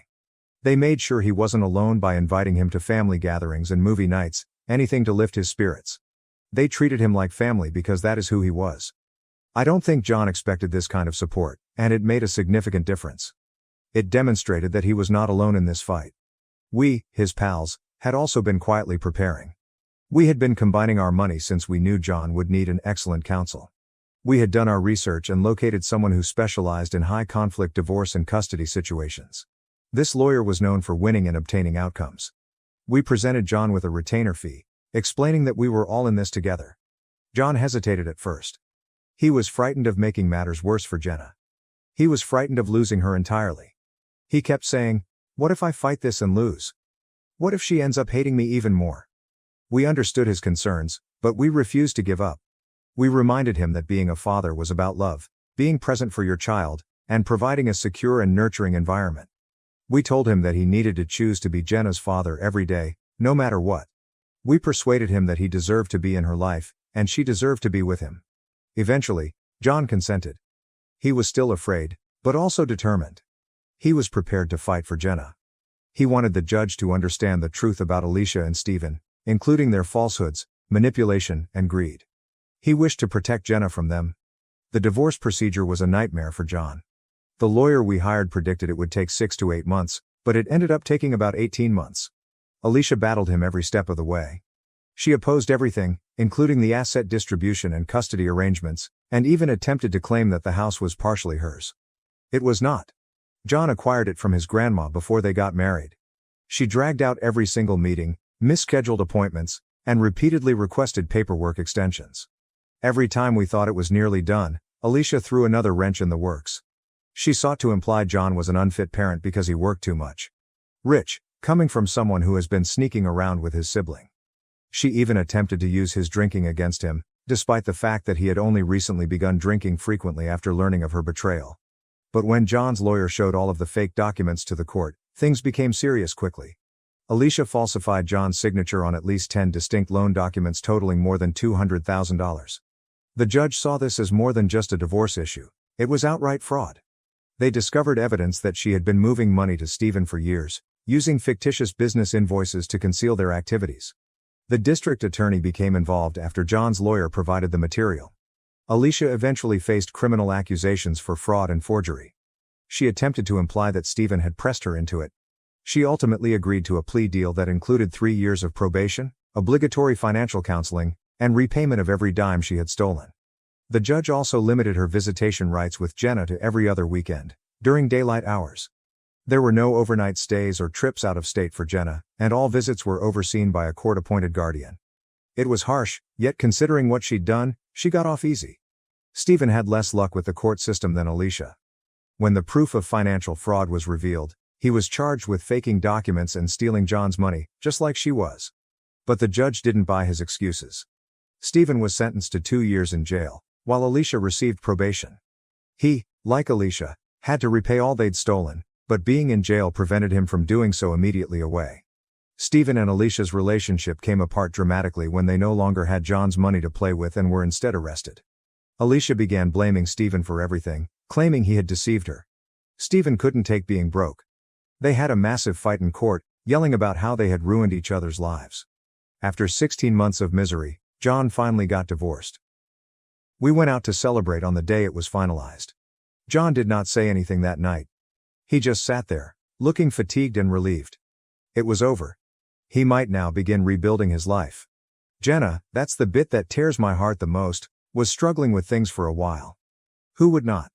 A therapist helped her comprehend that Stephen was her biological father, but John was still her father. John told me about a conversation they had where Jenna questioned if she could still call him dad. He claimed he cried for an hour after that.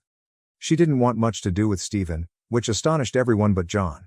She rapidly realized that Stephen had contributed to the harm of her father, the only real father she had ever known. Stephen tried to give her expensive gifts during supervised visits, but she refused them.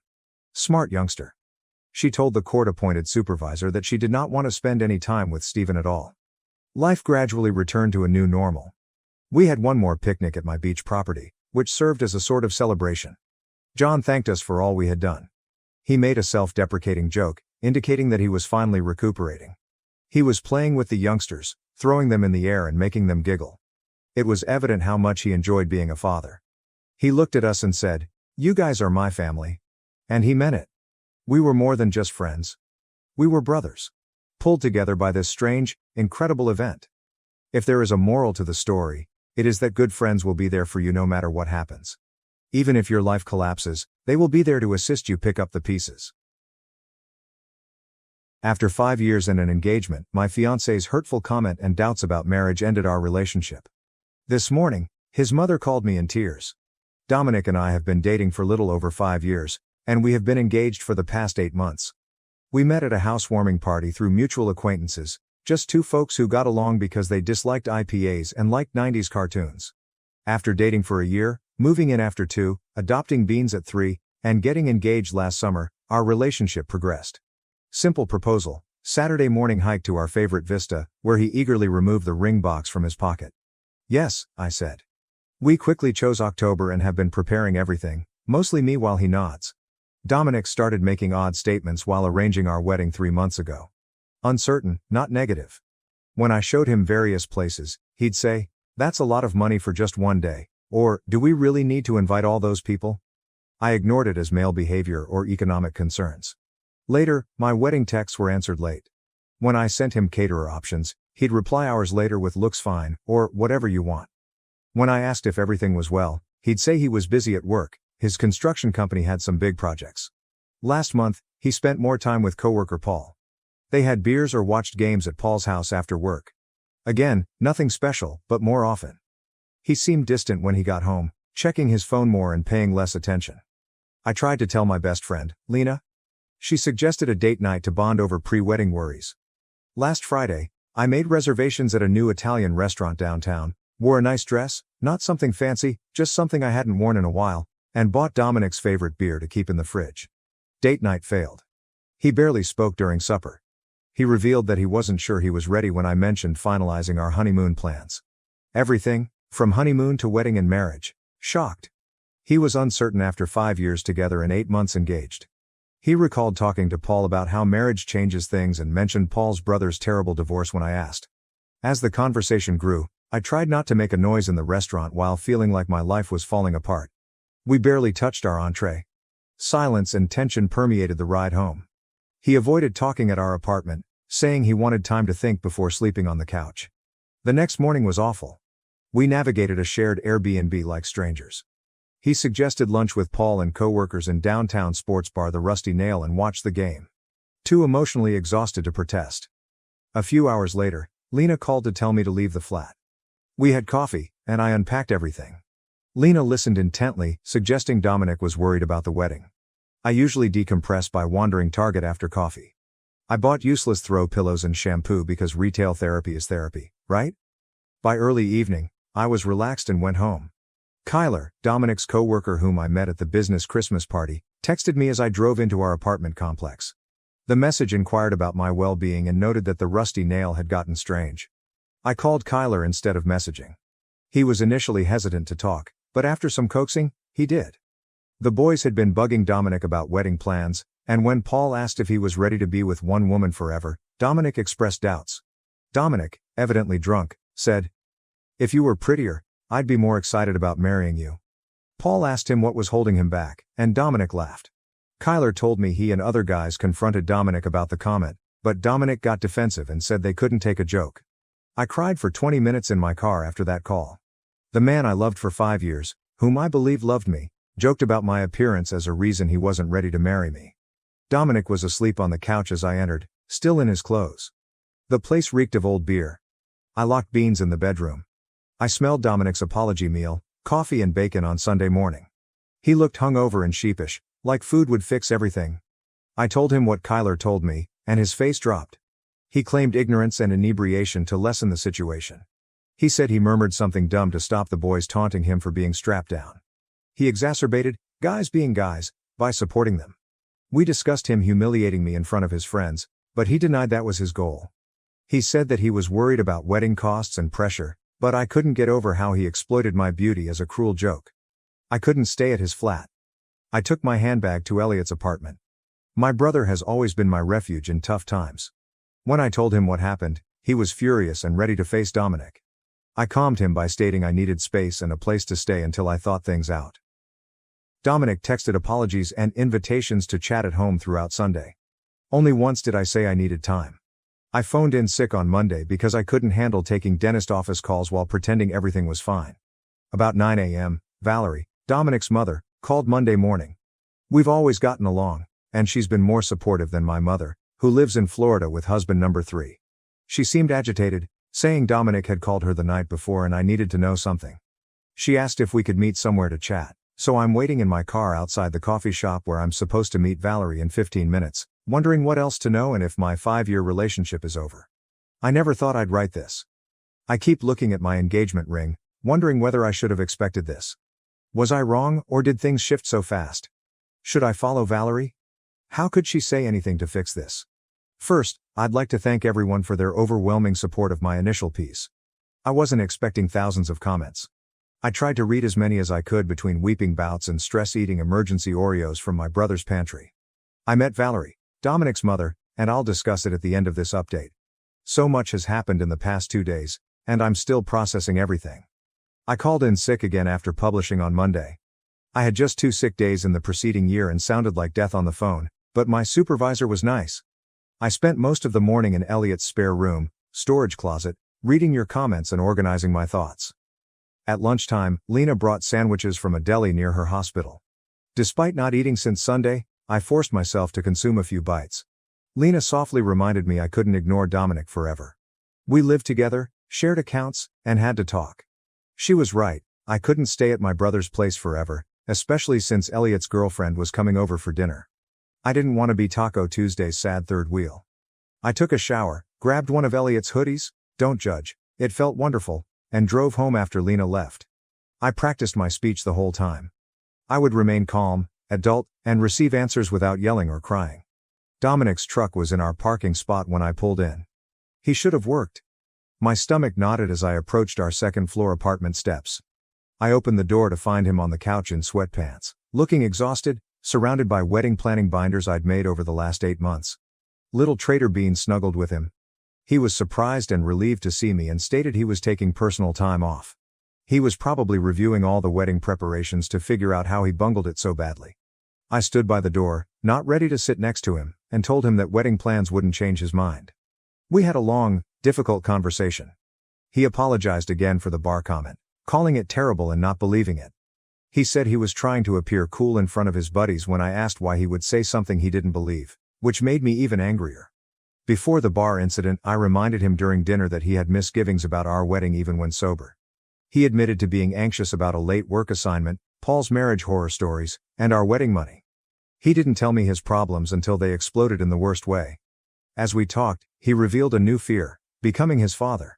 Dominic rarely talked about his father, who left him at 12 after having an affair with a coworker and moving to Arizona to start a new life. Dominic had always said it didn't bother him, but he now admits he was worried about a genetic predisposition to cheat or abandon his family. I explained that he was not his father and that genetics do not affect relationships. His comment was telling. He wondered if he could pledge eternity when it seemed impossible from his childhood. He hesitated to say he had spoken with Kyler when I asked if he had told anyone else. Since Kyler joined the group, they had become closer, and Kyler had relationship troubles. This explained why Kyler called me about the bar incident. He knew Dominic's concerns. When I asked Dominic about his problems, the conversation soured. He was honest. He was scared, anxious, and unsure about marriage while loving me. He said he kept thinking about how his parents were happy until they weren't and didn't want to put us in that situation. I wondered why he hadn't spoken up sooner. He said he was afraid I wouldn't think he loved me enough. I saw the irony. Hiding his anxieties created the situation he wanted to avoid. I inquired if his joke about my appearance was a genuine lack of interest, and he said he'd always thought I was gorgeous. He mentioned our first meeting at the housewarming party and my green sweater and his terrible beer pong skills. He said he made the comment out of insecurity and a desire to look in control in front of his friends rather than stuck. I asked a crucial question as we talked. Were his doubts against marriage in general or just marrying me? His sluggish response told me everything. He finally admitted that he was worried about marriage and commitment but also about our long-term compatibility. This hurt more than comments about my beauty. He was still unclear if we were compatible after 5 years. He explained how we had evolved since our early 20s. My increased need for preparation versus spontaneity and his abandoned hopes of launching a business. He asked if we had grown closer or apart, even though I told him partnerships change. I was emotionally weary by then. I told him I needed time to think about his public humiliation, secret fears, and now our compatibility anxiety. He told us to try therapy or couples counseling, but I insisted on separation. He noticed my phone vibrating as I packed more clothes. I found 3 Valerie missed calls. With everything going on, I forgot about our coffee date. Dominic looked worried after I mentioned this. My mother called crying the morning before, stating she needed to talk about something urgent. After calling her Sunday night, he replied clearly. When I asked what he told her, he was pale and reluctant to look at me. He made vague references to their fight and his doubts, but I was dubious. When pressed, he said he couldn't explain and suggested I ask his mother. I called Valerie after leaving. She reacted instantly, worried I hadn't attended our meeting. I replied I was with Dominic at the flat. She requested that we meet promptly since she had important news. Her voice seemed strange when I mentioned being with Dominic, which reinforced my fears that I was missing something essential. After agreeing to meet Valerie in 30 minutes, I asked Dominic what his mother knew that I didn't. Remorse and resignation filled his face when he looked up. He said he should have told me anything and suggested I go to his mother, promising to leave when I returned. I rapidly packed a week's worth of clothes, toiletries, and my laptop. Dominic told me he loved me at the door, but I said love isn't enough. Karina, Dominic's sister, called me on my way to Valerie. She was worried about Dominic and me after hearing from Paul about the bar situation and seeing that Dominic wasn't responding to her texts when their mother was unhappy. Karina looked surprised when I told her I was meeting Valerie and asked if it was about Maria. Name struck me like a truck. What about Maria? Karina's horror and hasty retreat suggested she had accidentally revealed something significant. She apologized and recommended me to listen to Valerie, but refused to elaborate despite subsequent attempts. Valerie was waiting at a window table when I entered the coffee shop parking lot. She had red, puffy eyes. I thought what she would say would change everything.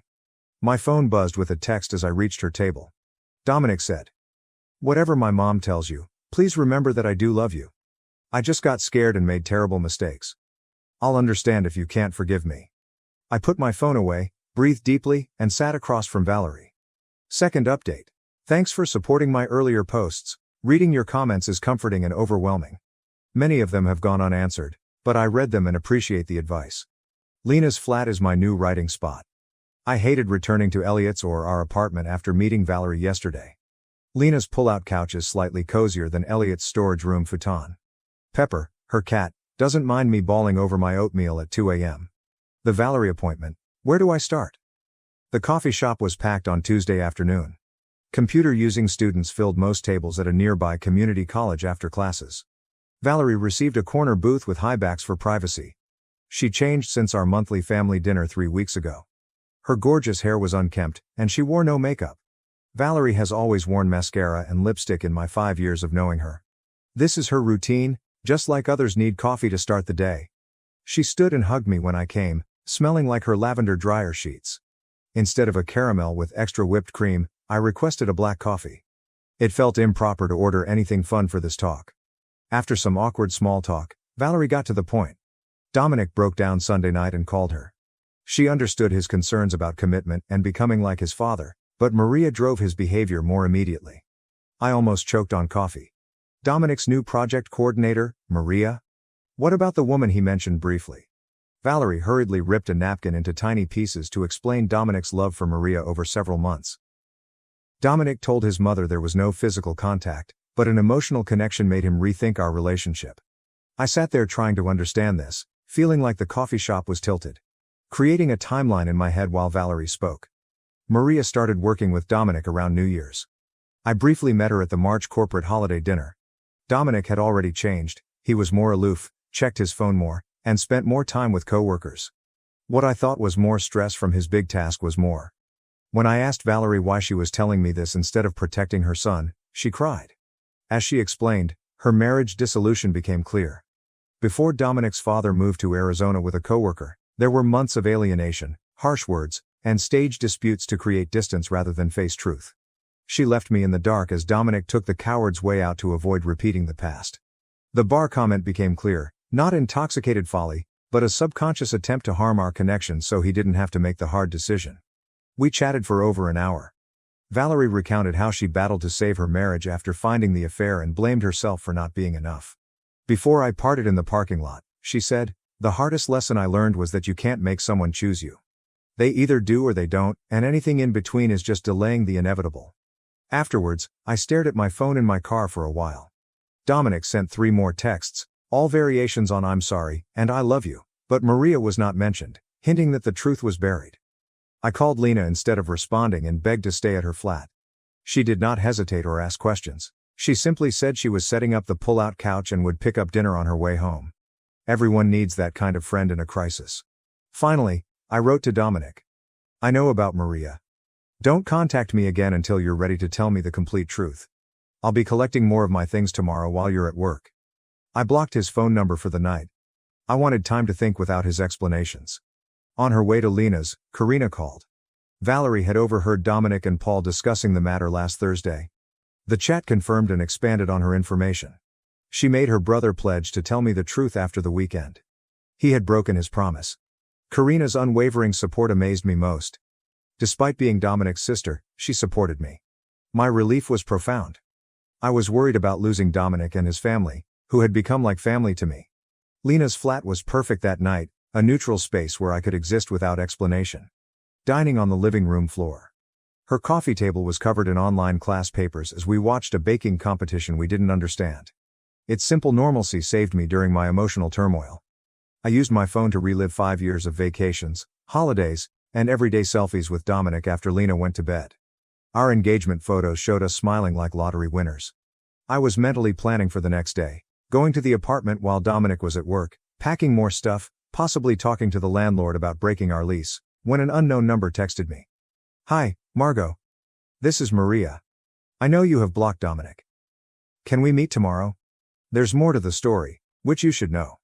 Only the 2 of us." My pulse raced as I glanced at the letter, wondering what else could be and why this woman would want to tell me directly. I scribbled a response after what seemed like an hour but was actually minutes. Where and when? Third update. First and foremost, I want to thank everyone for their overwhelming support in my previous posts. Your comments have helped me through restless nights more than you realize. Yes, I'm alive. Sometimes are easier. My visit with Maria went differently than expected. Probably impartial, we met at a little brunch establishment near the park. She was nervously checking her phone when I arrived. She seemed less polished and more human than at the corporate party. Her ponytail was messy, and she wore little makeup. Her unease caught my attention immediately. Shouldn't she have been more confident if she got involved with my fiancé emotionally? She kept fiddling with her coffee cup, avoiding eye contact. The talk presented 2 major surprises. First, Maria didn't know Dominic liked her until Paul casually mentioned it last week.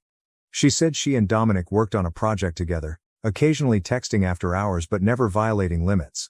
According to her, she never flirted with him or promoted anything other than friendship. She showed me their work-related messaging history and the occasional meme, nothing romantic or inappropriate. She had a 3-year boyfriend who occasionally joined them for happy hours. The second insight affected Paul. He was apparently intentionally causing trouble. Maria overheard him at work encouraging Dominic to consider his options before settling down, calling her someone who gets Dominic better than I do. She explained that Paul had been telling everyone at work that Dominic was having second thoughts about the wedding, joking about him being trapped and missing out on his freedom. After our meeting, I felt unusually peaceful. Maria wasn't the monster I expected. She was a victim of Dominic's manipulation and frailty. Before leaving, she said, "You seem like someone who understands their worth. Don't let anyone make you doubt it." My perspective and tactics changed after the encounter. The focus shifted from Dominic and me to Paul's detrimental influence, Dominic's family, and my role in this. I emailed Karina later to organize a neutral family gathering at her place because I wasn't ready to be alone with Dominic. She agreed fast. I remember yesterday's lunch. Her small yet pleasant flat was organized by Karina. She ordered simple pasta and salad from the Italian restaurant near her building. Valerie arrived first, then Paul. He attended because Karina insisted, and Dominic, who looked exhausted, did too. First 20 minutes were terrible. We ate pasta at Karina's dining table, talking about the weather and her new coffee table. The elephant in the room was almost eating our meal, but no one wanted to confess it. Finally, Valerie broke the silence by reiterating that we were there to face what had happened and find a solution, not to socialize. That opened the floodgates. I told Paul all I learnt from Maria, watching Paul's expression. The uncertainty and defensiveness in his face said it all. He tried to help his friend, but Karina cut him off immediately. Dominic sat calmly, staring at his unturned pasta. He confessed that Maria had been pleasant, but he had twisted it out of fear of becoming his father. Valerie recoiled at that comment. Dominic seemed embarrassed when I told the joke at the bar. He said it was his cowardice, not Maria. Paul was teasing him about being whipped, so he shouted something mean to appear cool. Dominic says my appearance never mattered. Paul dismissed it as guy talk, but Karina reminded everyone that Dominic and I were getting married in 3 months. That simple comment, a reminder of our fast-approaching wedding, hit me hard. After sending save the dates and paying deposits, my dress was hanging in Lena's spare closet for final modifications. I subtly remarked that I no longer believed the wedding would happen. The room quieted.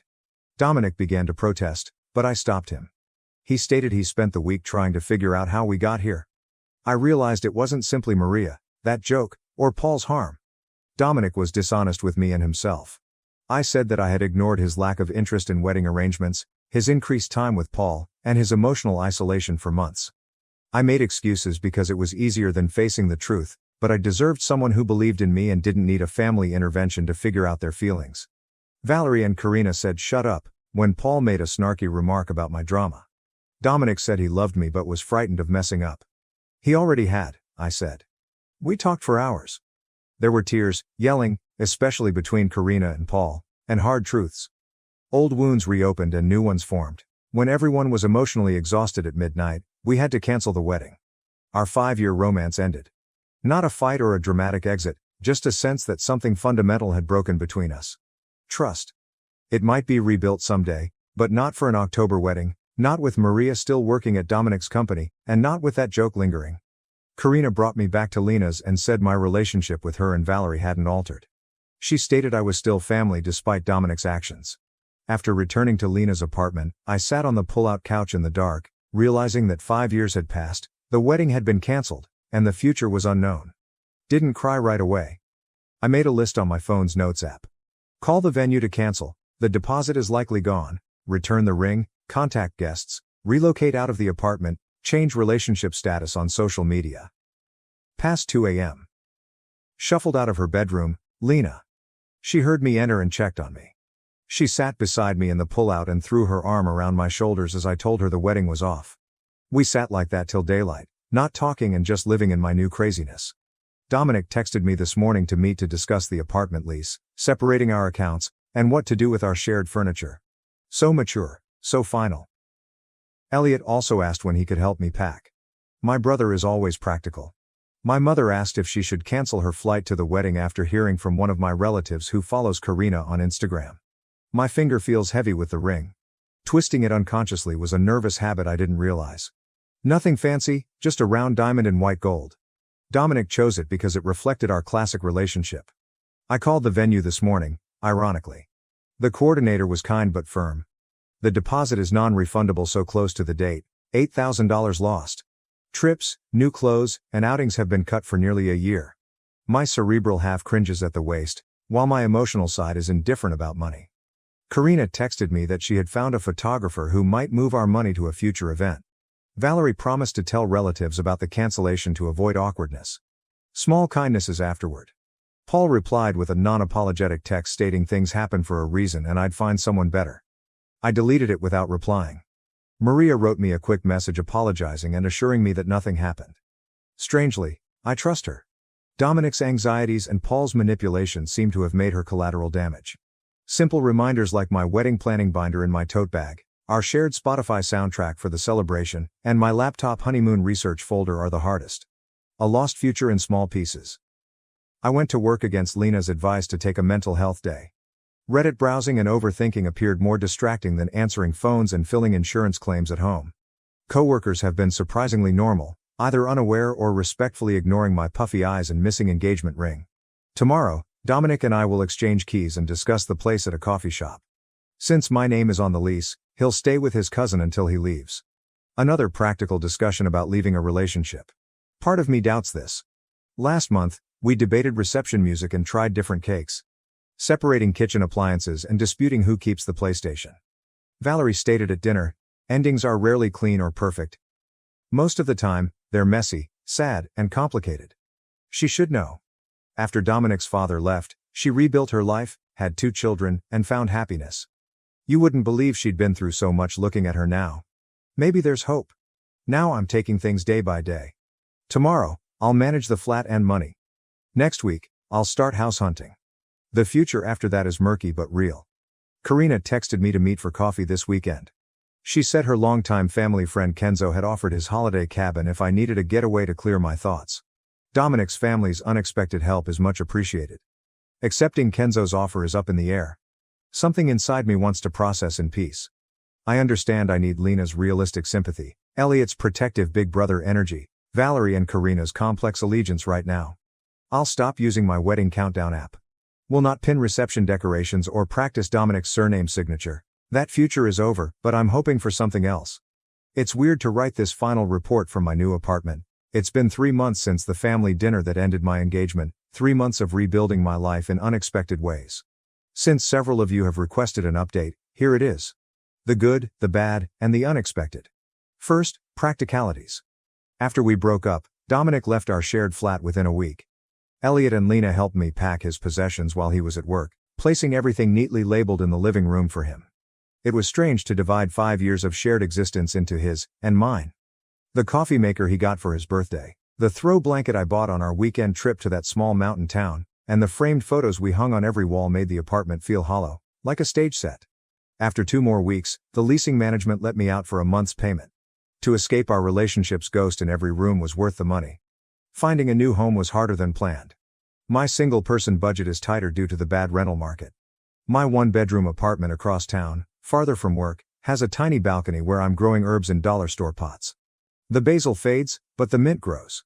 Against all odds, I saw that as symbolic. A financial adjustment.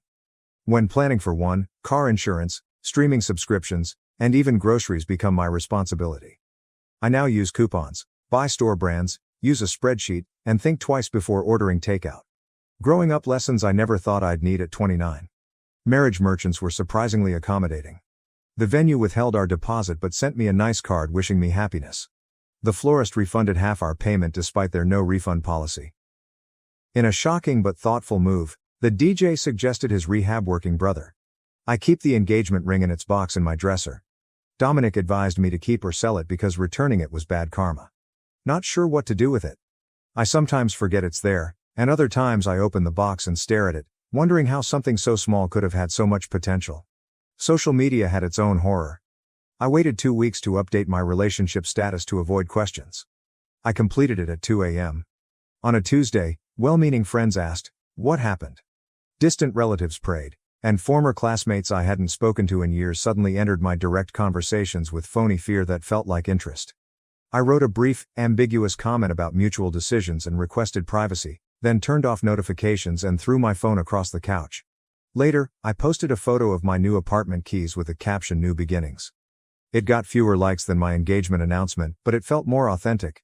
Since the breakup, we've talked about practical issues like mail that arrived at the wrong place, the shared cloud storage account we forgot to separate, and returning a borrowed air fryer to his sister. Each conversation was polite but tense, like acquaintances forced to make small talk in an elevator. He still works for the same job, is friends with Paul, though Karina says they had a falling out recently, and Dominic contacted me last month and asked if we could meet. We hadn't seen each other since the key exchange at the apartment, and I was curious about his goals. We met in a coffee shop near my new apartment, as Lena half-jokingly suggested. He was leaner, had larger circles under his eyes, and wore a shirt I didn't recognize. After 10 minutes of stiff small talk about work and the weather, he took out a journal and said, "I've been seeing someone." And my heart stuttered before he said, "A therapist." The notebook was part of his therapy, daily reflections on patterns and habits he wanted to change. He'd been reflecting on his relationship with his father, his friendship with Paul, and how he treated me. He didn't ask for forgiveness or recon. I should have done this years ago, he said. Maybe things would have been different? He was the most self-aware I'd ever seen, and I hoped treatment would help him, not for my sake, that ship has sailed, but because carrying so much unresolved familial pain was exhausting. I'm glad, he said. They need good people in their lives. One of the oddest parts of this separation has been keeping in touch with Dominic's family. Valerie texts me weekly, usually with hilarious memes or garden updates. Karina and I get breakfast every other Sunday at this small cafe midway between our apartments. I'd like to think this tragedy has given me a profound awakening, allowing me to rediscover myself. Some days, I feel emancipated, relieved that I didn't marry someone who could harm me so carelessly. Other days, when my hot water heater breaks or I can't reach something on the high shelf Dominic would have retrieved for me, I miss the practical benefits of collaboration. I've also started therapy, not because of the breakup, but because it made me realize how much I compromised myself in that relationship, how many red flags I'd ignored because they were wrapped in familiarity, and how much of myself I'd sacrificed to accommodate Dominic's needs and insecurities. My therapist suggested I restore some of my lost self. Dating again seems far off, even though my coworkers have started suggesting I meet this great guy they know. I'm still learning how to be comfortable in my own company. The most unexpected resulted from canceling our honeymoon. We'd planned a 10-day trip to the coast and rented a little home with a veranda overlooking the water. Then Lena suggested something radical. Go on the trip alone. You've never traveled alone, she said. Maybe it's time. 10 days alone in a lovely home designed for two sounded like the start of a tragic indie film, but the more I thought about it, the more appealing it seemed. I could wake up whenever I wanted, explore without limits, and read a book in one sitting.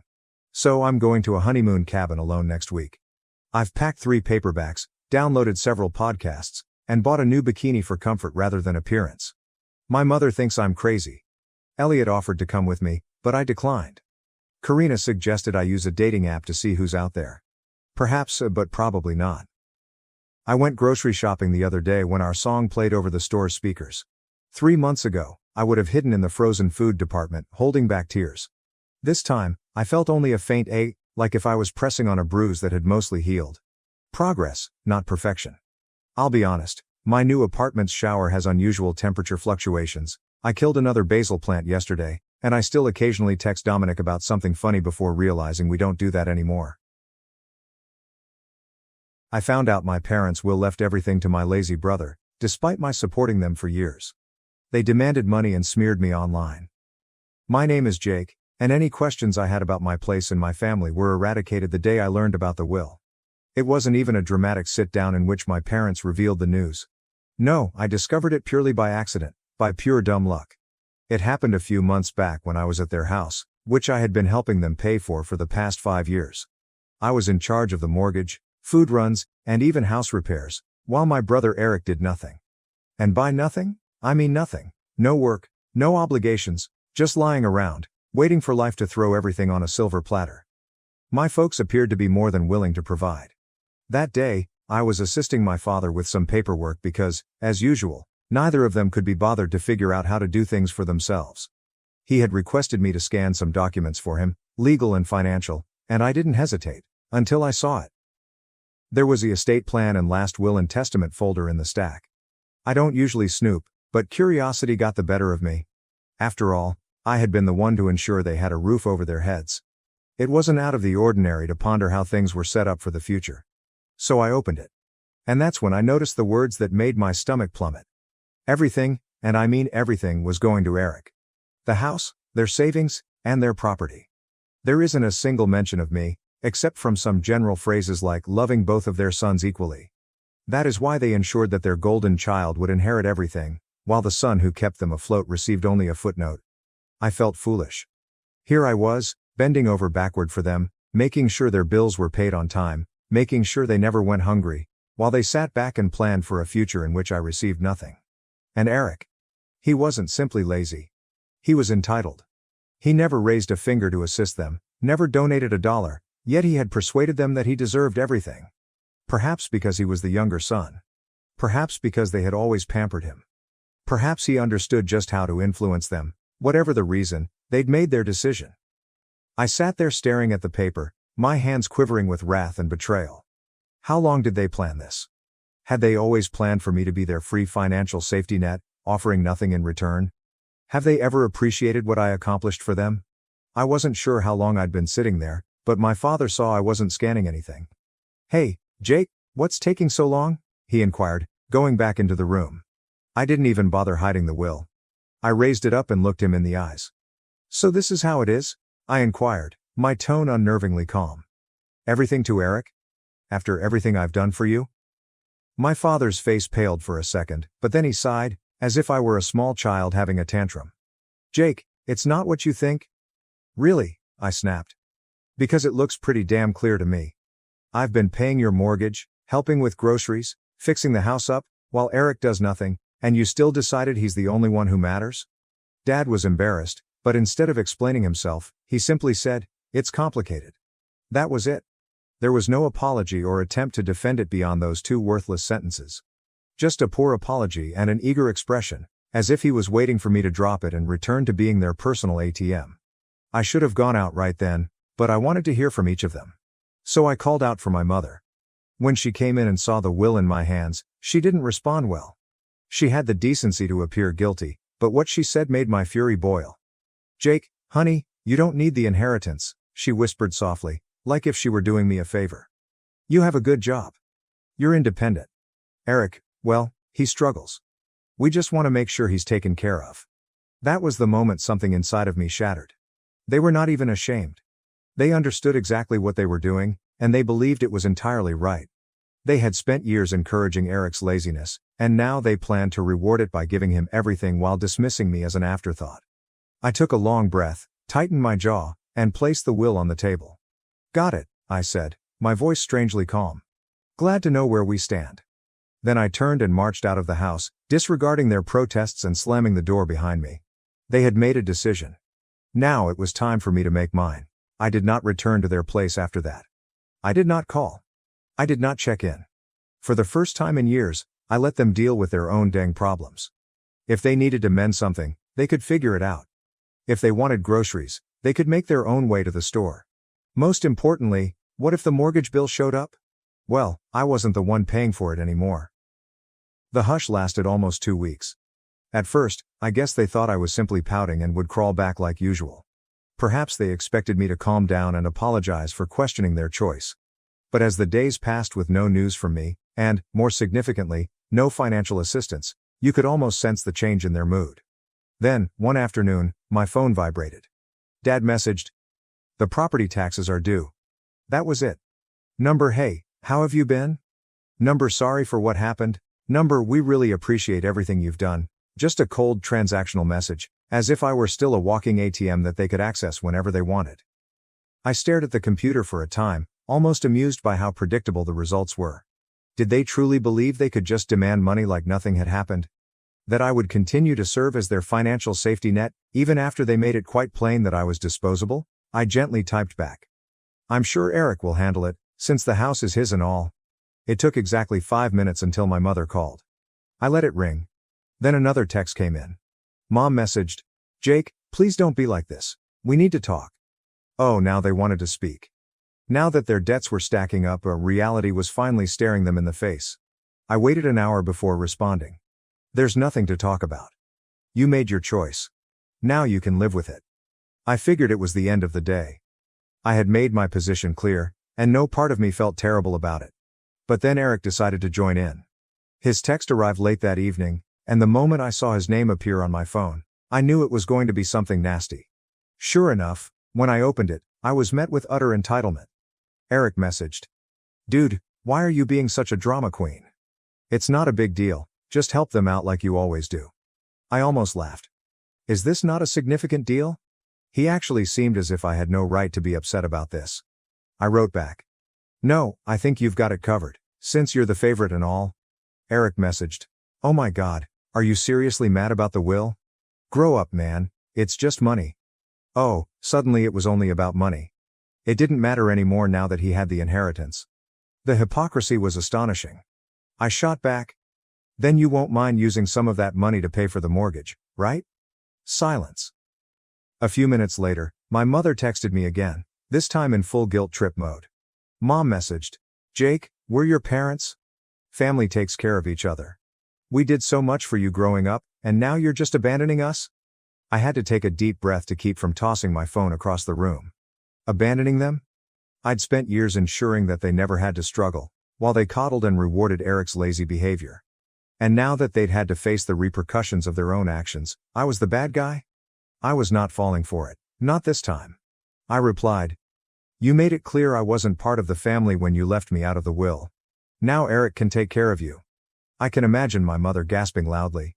She had a knack for playing the victim, even when she was in the wrong. A few minutes later, my father sent another text, and this one made me furious.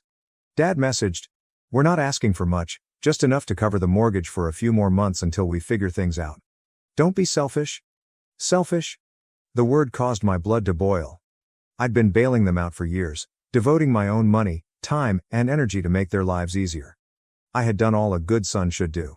So, how did they repay me? I made sure I received nothing in exchange. And now that I've finally stood up for myself, I'm the one being selfish. I tightened my jaw, took a big breath, and texted back, "Number, I'm done." Then I shut off the phone. They'd made their choice. They were now going to have to live with it. The stillness lasted one day. I knew my parents would not give up so quickly, but I wasn't prepared for what happened next. The next morning, I received a notification on my phone, a bank transfer request. I grimaced as I unlocked my phone to check. It was from my mother. She had genuinely asked me for money. As if I were an ATM. What is the amount? $3,500?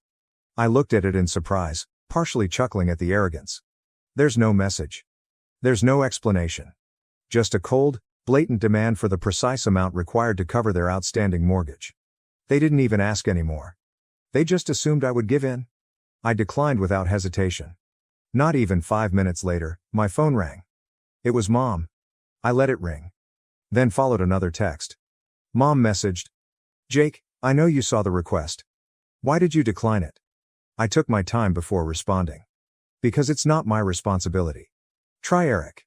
Another call. Declined. Then another text. Mom messaged, "We're going to lose the house if you don't help us." Oh, this was an emergency. After years of exploiting me as a walking wallet, they were finally facing the repercussions. I wrote back, "Maybe you should have thought about that before deciding I didn't matter." A few seconds later, Dad joined in. He said, "You're really going to let your parents become homeless?" That one had me laughing out loud. The manipulation was so obvious it was almost comical. They weren't broke. They were not going to be put on the streets. They simply didn't want to go into their personal savings because they were accustomed to me covering everything. I disregarded them for the remainder of the day. That night, I received an SMS from Eric. Eric messaged, "Dude, just send them the money already. You're making this a bigger deal than it is." I clenched my jaw. Did this entitled little jerk really think he could lecture me? I wrote back, "You mean the same money you're inheriting? Why don't you send it?" His response came quickly. Eric messaged, "You know I don't have that kind of cash right now, right? So now it's about affordability?" He was fine with me draining my accounts, but whenever it was his turn, he had nothing to offer. I responded, "Guess you better figure it out then, bro. You're the one they chose." No response. I went to bed feeling strangely relieved, as if I had finally broken free from years of manipulation. However, the situation worsened the following day. I was at work when I received a call from my apartment's front desk. Receptionist. "Hey, Jake, your parents are here." I almost dropped my phone. "What?" She paused before adding, "They're saying it's an emergency, and that you won't answer their calls." Oh my God. They showed up at my flat solely because I stopped paying their bills? I took a deep breath and pinched the bridge of my nose. Please don't let them up. I'm not expecting them. There was an awkward moment. They're being kind of pushy. I clenched my jaw. I don't care. They can leave. I hung up and instantly received a text from Mom. Mom messaged, "We downstairs. Open the door." No question. There's no explanation, just another demand. I didn't respond. Another text message from Mom. "Jake, we're not leaving until you talk to us." I breathed sharply and stood up from my desk. They were not about to back down. Fine. I was about to teach them a lesson they would never forget. I snatched my keys and stormed downstairs, my blood seething. I was not scared. I was infuriated. The sheer chutzpah of these guys to walk up uninvited at my house and demand money as if I were their personal ATM. Not even a phone call beforehand. Not even a half-hearted apologies. Just a straight-up ambush. They actually thought they could corner me into submission, like if I were a naive child? I yanked the door open, and there they were. Mom, Dad, and, of course, Eric, all standing in a close formation, as if they were preparing to hold a family intervention. Mom had her arms crossed, her typical disappointed mother expression locked and loaded. Dad stood rigid, hands in his pockets, his face a mix of frustration and entitlement, as if he couldn't believe I was forcing him to do this in person. And Eric, the tiny leech, had the guts to appear bored. Like the entire scenario was only mildly inconvenient for him. As if he was not the cause of any of this. When Mom saw me, she went into full theatrical. Mom. Jake. Finally. We need to talk. I leaned against the door frame, arms crossed. Number you need to leave. She blinked, as if she was unable to absorb what I had just said. Excuse me? You heard me? My voice was calm, controlled, and firm. You don't get to just show up at my apartment demanding money. That's insane. Dad gave a quick scoff. Are you seriously going to let us lose the house over a petty grudge? I gave out a frigid laugh. A petty grudge? Oh, you mean the one where you judged I was good enough to pay your bills but not worthy of inclusion in your will? Is that a grudge? Mom gasped and clutched her chest, as if I had just hit her. Jake, that is not fair. We merely did what we believed was best for our family. I tilted my head. Best for the family? You mean the best for Eric? Simply say it.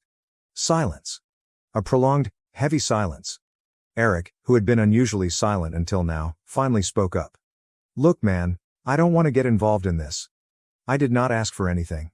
I turned to him, finally letting go. No, you simply sit back and accept all that is given to you. You are 28 years old, Eric. Get a damn job. His face grew crimson. What the hell, dude? I stepped closer.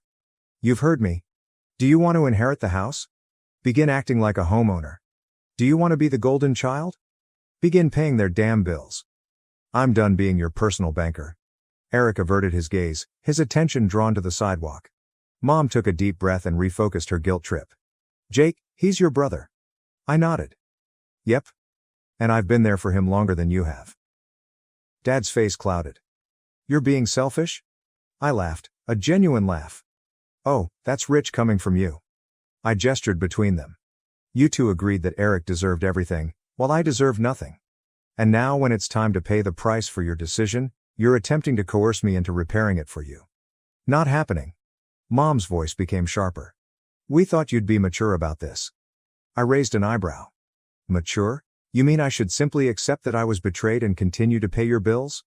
Because, let's be honest, that's what you wanted. Dad stepped nearer, attempting to loom over me as he had when I was a child. We reared you, Jake. We provided you with food, clothing, and everything else you needed. The least you can do is help us right now. I looked him dead in the eyes. I already have. For years. You repaid me by cutting me out. Mom's lips twitched. We thought you'd understand. I exhaled and shook my head. Oh, I understand completely. I understand that I was never your family, but rather a paycheck. Silence. An oppressive and unmistakable silence. I turned to see Eric, who was still trying to be invisible. And you? What is your excuse? You had years to mature, organize your life, and contribute, but you didn't. You knew they'd take care of you. And when they're gone, you just expect me to step in, right? Eric eventually snapped. What would you like me to say, man? I did not ask for this. I nodded slowly. Right, you did not ask. You just benefited. His mouth opened and then closed. Nothing. He had nothing. Mom tried one final guilt trip. Jake, we are family. Family takes care of one another. I stared at her for a long time before responding. Exactly. So, why didn't you care for me? She froze. There are no words, no comebacks, nothing. I exhaled slowly, feeling lighter than I had in years. We're done here. I turned and walked back inside, shutting the door behind me. My phone buzzed before I even got back to my couch. Dad sent a new text. Wow. After everything we've done for you, are you really going to leave us? I smirked and typed back. Number you abandoned me. I'm just now accepting it. I pressed send. Then I blocked their numbers. But I had no idea that blocking them would simply make matters worse. Things quickly spiraled out of control. Less than a day after blocking them, I began receiving posts on Facebook. My parents were never very tech-savvy, but they knew how to voice their problems online, especially when they felt self-righteous. At first, I assumed it was just my parents being dramatic. After all, that was their go-to move, blowing out family turmoil for everyone to see. But as I browsed through their feeds, I noticed it wasn't just about me no longer helping with bills. The posts were camouflaged as family affection, but they were carefully veiled attacks on me. Mom had posted something about how she didn't raise her son to be so selfish, and how true family helps each other no matter what. A number of her friends responded that I was a disappointment and so out of touch with what really matters. Then, Dad responded with his own post. So-called family members should never abandon you when you need them the most. We gave our children everything, and this is how they repay us? My son, who should be aiding us in our golden years, has decided to desert us. He tagged me and added the passive-aggressive "I hope you're happy" at the end. The real kicker, however, came from Eric. I should have known he'd join in on the drama. He published a post full of falsehoods. Some individuals believe that family is all about money. They do not realize that family is about love and sacrifice. I would do anything for my parents, but some individuals don't understand that. They're too caught up in themselves to know that true love is aiding those who reared you. He even made a disguised shot at me. I wish some people could understand what it truly means to be family. I love my parents and appreciate everything they've done for me. That was it. That was my breaking point. I sat there staring at the television, stunned. How had things come to this point? They flipped the script and made me the villain, the self-centered son who refused to support his sacrificial parents, the son who didn't appreciate all the love they gave me over the years. How could they? I had always been the one who worked hard, contributed, and never complained, and now, somehow, they had convinced themselves they were right, and they were telling everyone that I was the issue. I didn't want to react immediately. I took a step back, collected my thoughts, and waited a few hours to ensure that I wasn't acting out of rage. But when I thought about it, I decided I couldn't let them get away with it. If they were going to drag my name through the mud, I was going to correct the record. So I grabbed out my phone and began typing. I created my own Facebook account, which I kept for close friends and true family, and wrote a lengthy update. I was not interested in playing their game. I did not want to get mired down in petty back and forths. I wanted to tell the truth. This is what I wrote. I know I've been silent for the past several days, but I can't keep it up any longer. My relatives have been spreading false information about me online. They've painted me as the villain, the selfish person who refuses to assist my parents in their time of need. I'm here to set the record straight. I've always assisted my family. I've been helping with bills, paying for groceries, and supporting them in any way I can since I was able to find work. However, there comes a moment when you can no longer give without being respected. Over the years, I've seen my parents favor Eric by giving him everything, the house, the money, and the attention. Meanwhile, I was expected to continue providing without ever being treated as equal. I'm sure some of you are thinking, well, that's just how family works. But here's the truth. Family should be reciprocal. When I learned that my parents had left everything to Eric in their will, I recognized how one-sided our relationship had been. They did not give me a second thought.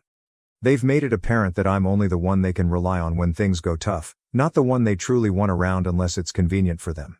For years, I've been responsible for paying for their lifestyle. I've paid for vacations, bills, and even assisted with things like house taxes. And for what? To be viewed as a backup plan? I am done. I am not merely a wallet from which they may withdraw money whenever they need it. I am a human being and deserve to be respected. I've earned the right to be treated like I'm important, not just when they need something from me. As for Eric, it is time for him to grow up. He's 28 years old and has never worked in his life. He has never taken responsibility for anything. My parents have been enabling him for so long that it's no surprise he's their favorite. But here's the thing, he's had plenty of time to sort his life out. And now, it is time for him to stand on his own 2 feet. Everyone who has been following this drama and supporting my parents has to understand something. Every tale has 2 sides. Indeed, family is vital. However, it's also about mutual respect. I've contributed enough for a lifetime, and I won't apologize for taking a step back. This is not me turning away from my family. This is my last decision to choose myself.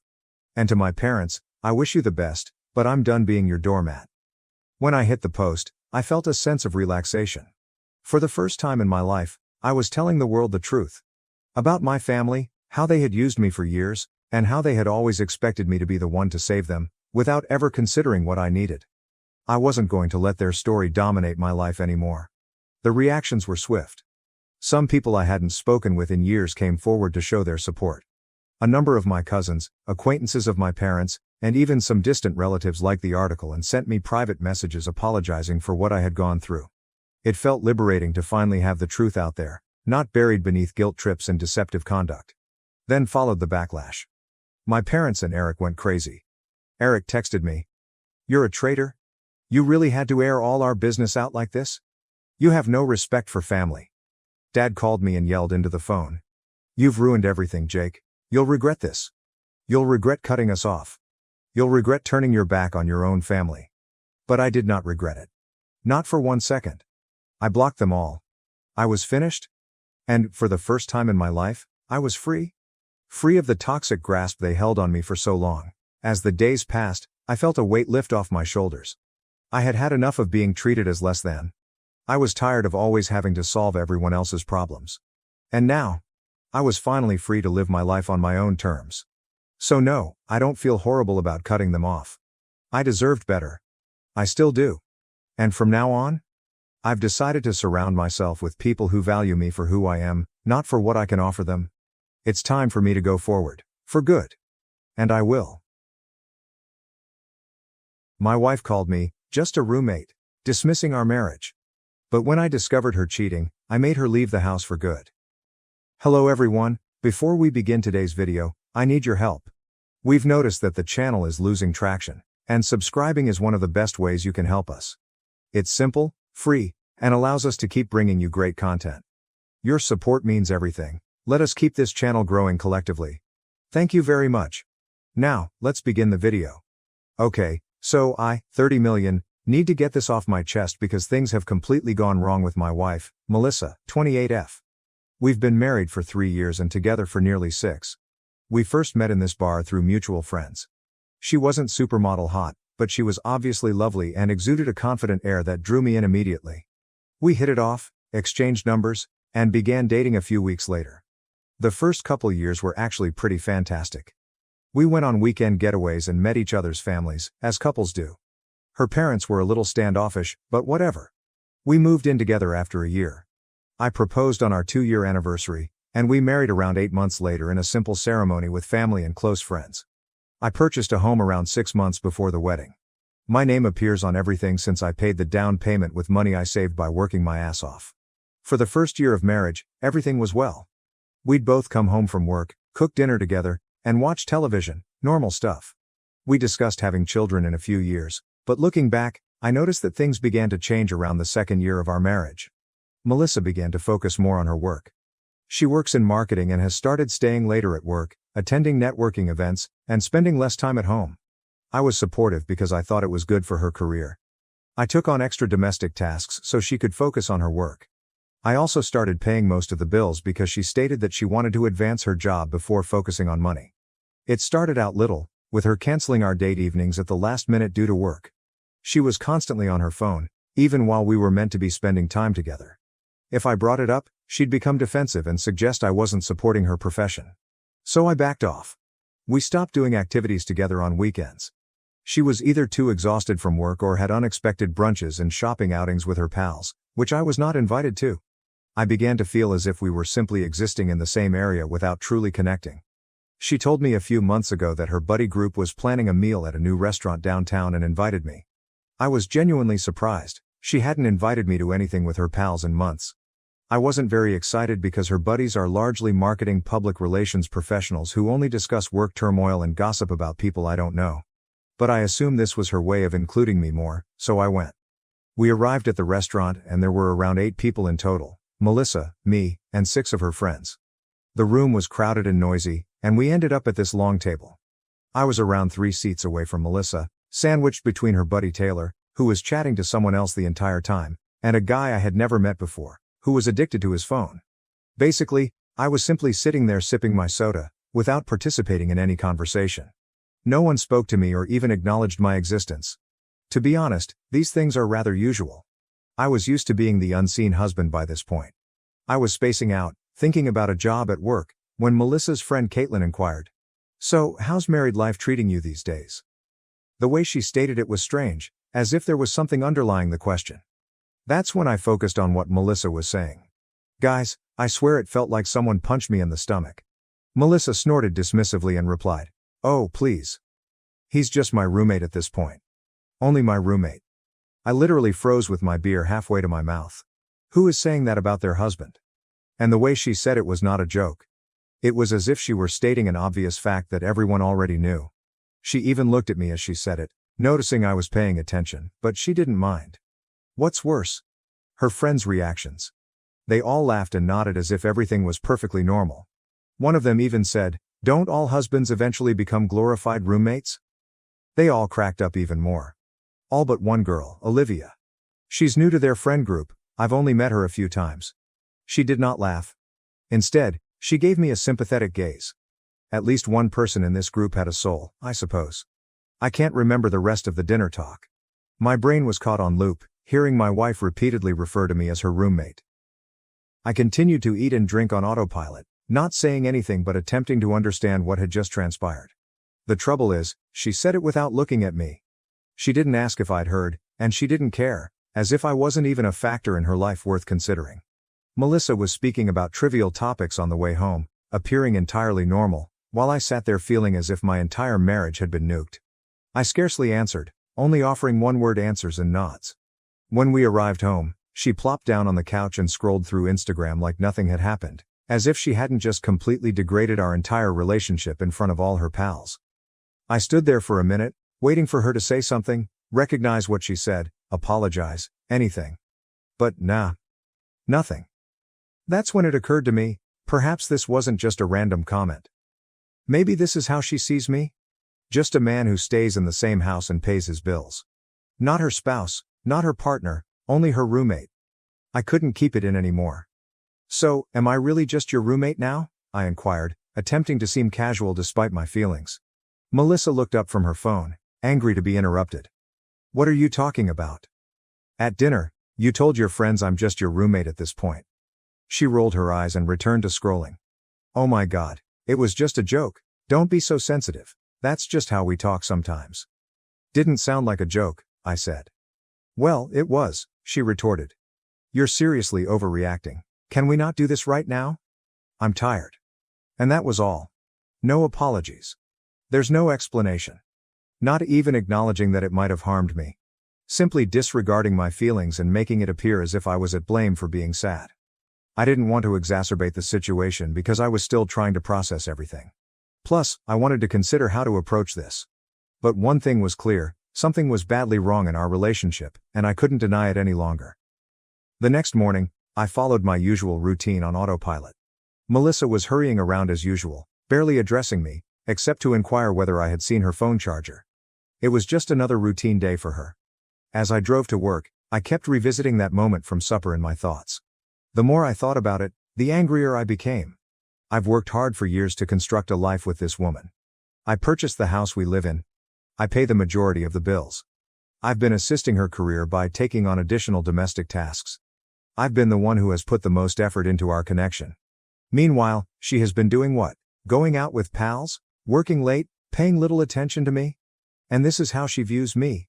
Just a guy who happens to reside in the same house? By the time I arrived at work, I had made a decision.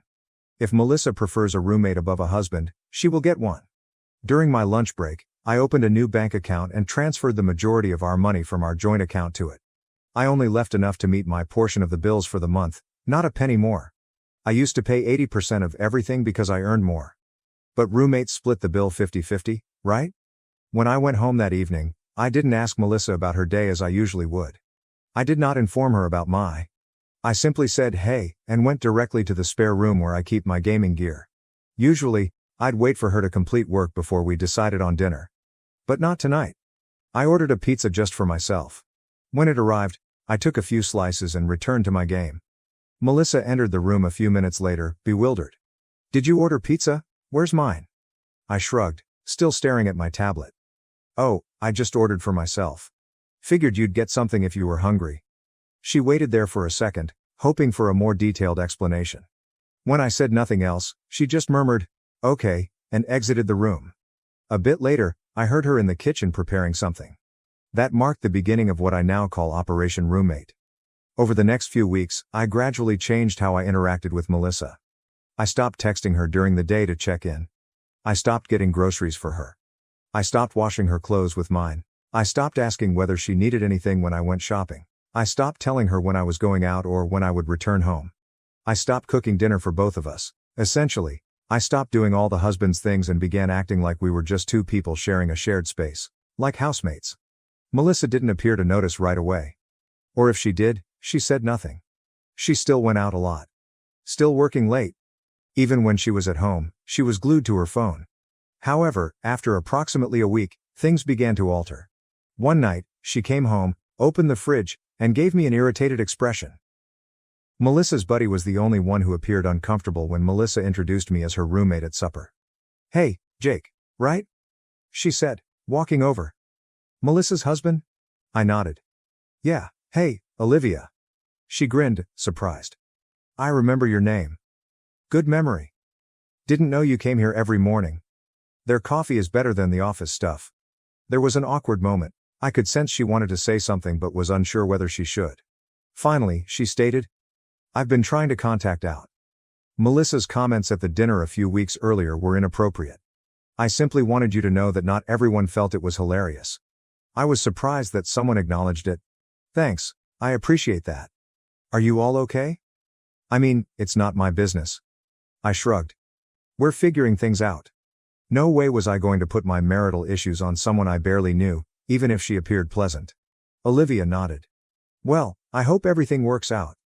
For what it's worth, I think you seem like a gentleman." This made me grin for the first time in weeks. "Thanks, Olivia." We ended up sitting together for about 15 minutes, just talking, and it turns out she's actually pretty cool. She works as a physical therapist, arrived to the city about 6 months ago, and met Melissa and her group through a common friend. She was easy to talk to, and it felt good to have a real conversation with someone who actually cared about what I had to say. She hesitated before saying, "Look, I know this might be weird, but if you ever need someone to talk to, here's my number." She scrawled it on a napkin and gave it to me. I honestly felt it was a bit strange, like crossing a line. I didn't know precisely what her aim was, but I thought I could use some aid. It also appeared like she was just being polite. "Thanks," I replied, slipping it into my pocket. "I might take you up on that." A few days later, I was having an especially frustrating day. Melissa had become increasingly irritated by the roommate situation, grumbling about having to contribute more to bills and calling me juvenile. Then, I discovered that someone had used our joint credit card, which I believed had been revoked but evidently wasn't, to purchase a $500 purse. 3 guesses who? I was sitting in my car in the office parking lot, angry, when I remembered Olivia's phone number and decided to call her. Perhaps she knew what Melissa was doing. So I messaged her. "Hey, this is Jake. Is the offer to chat still open?" She replied almost instantly. "Absolutely. Is everything okay?" We met for coffee after work. I didn't intend to dump everything on her, but staring into her huge, warm eyes, it all came out. The roommate joke, how Melissa had been distant for months, and how I'd initiated Operation Roommate. All of it. Olivia simply listened, asking occasional questions rather than passing judgment. When I finished, she sighed. "I don't know Melissa very well, but based on what I've seen in the group, she talks about you differently when you aren't present." My stomach plummeted. "How come?" Olivia expressed discomfort, saying, "She complains a lot and says you're boring. She feels stuck." Wow. I wasn't sure what else to say. "I'm sorry, I shouldn't have said anything." "No, I appreciate your honesty. Seriously." Before we went, she touched my arm. "Jake, you deserve someone who's proud to be with you, not someone who treats you like an inconvenience." That hit me hard, because she was correct. For the first time, I saw Olivia. Not simply as Melissa's friend. Not just as someone who happens to be present. But as someone who observed me, who saw the cracks before I even acknowledged they existed. We began messaging after that. It was just regular conversation, how the day went, little annoyances, inside jokes, but it seemed different. For the first time in a long time, I wasn't just talking to fill the silence. Someone wanted to hear what I had to say. No sighing. No eye rolls. Just a real chat with someone who cares. And man, I didn't realize how much I missed it till I got it back. Of course, Melissa didn't notice. She was too caught up in her own world, going out many nights a week with business pals, getting home late, and smelling like cologne that wasn't mine. I was not foolish. I knew where this was going, but I wanted proof before making my next step. Now, let me be clear. I'm not the suspicious kind. Really, I am not. I've been cheated on before, back in college, and I promised myself I wouldn't be that anxious partner who constantly checks phones. However, there is a distinction between being paranoid and just connecting obvious dots. Melissa was displaying all the traditional signs. Staying out late.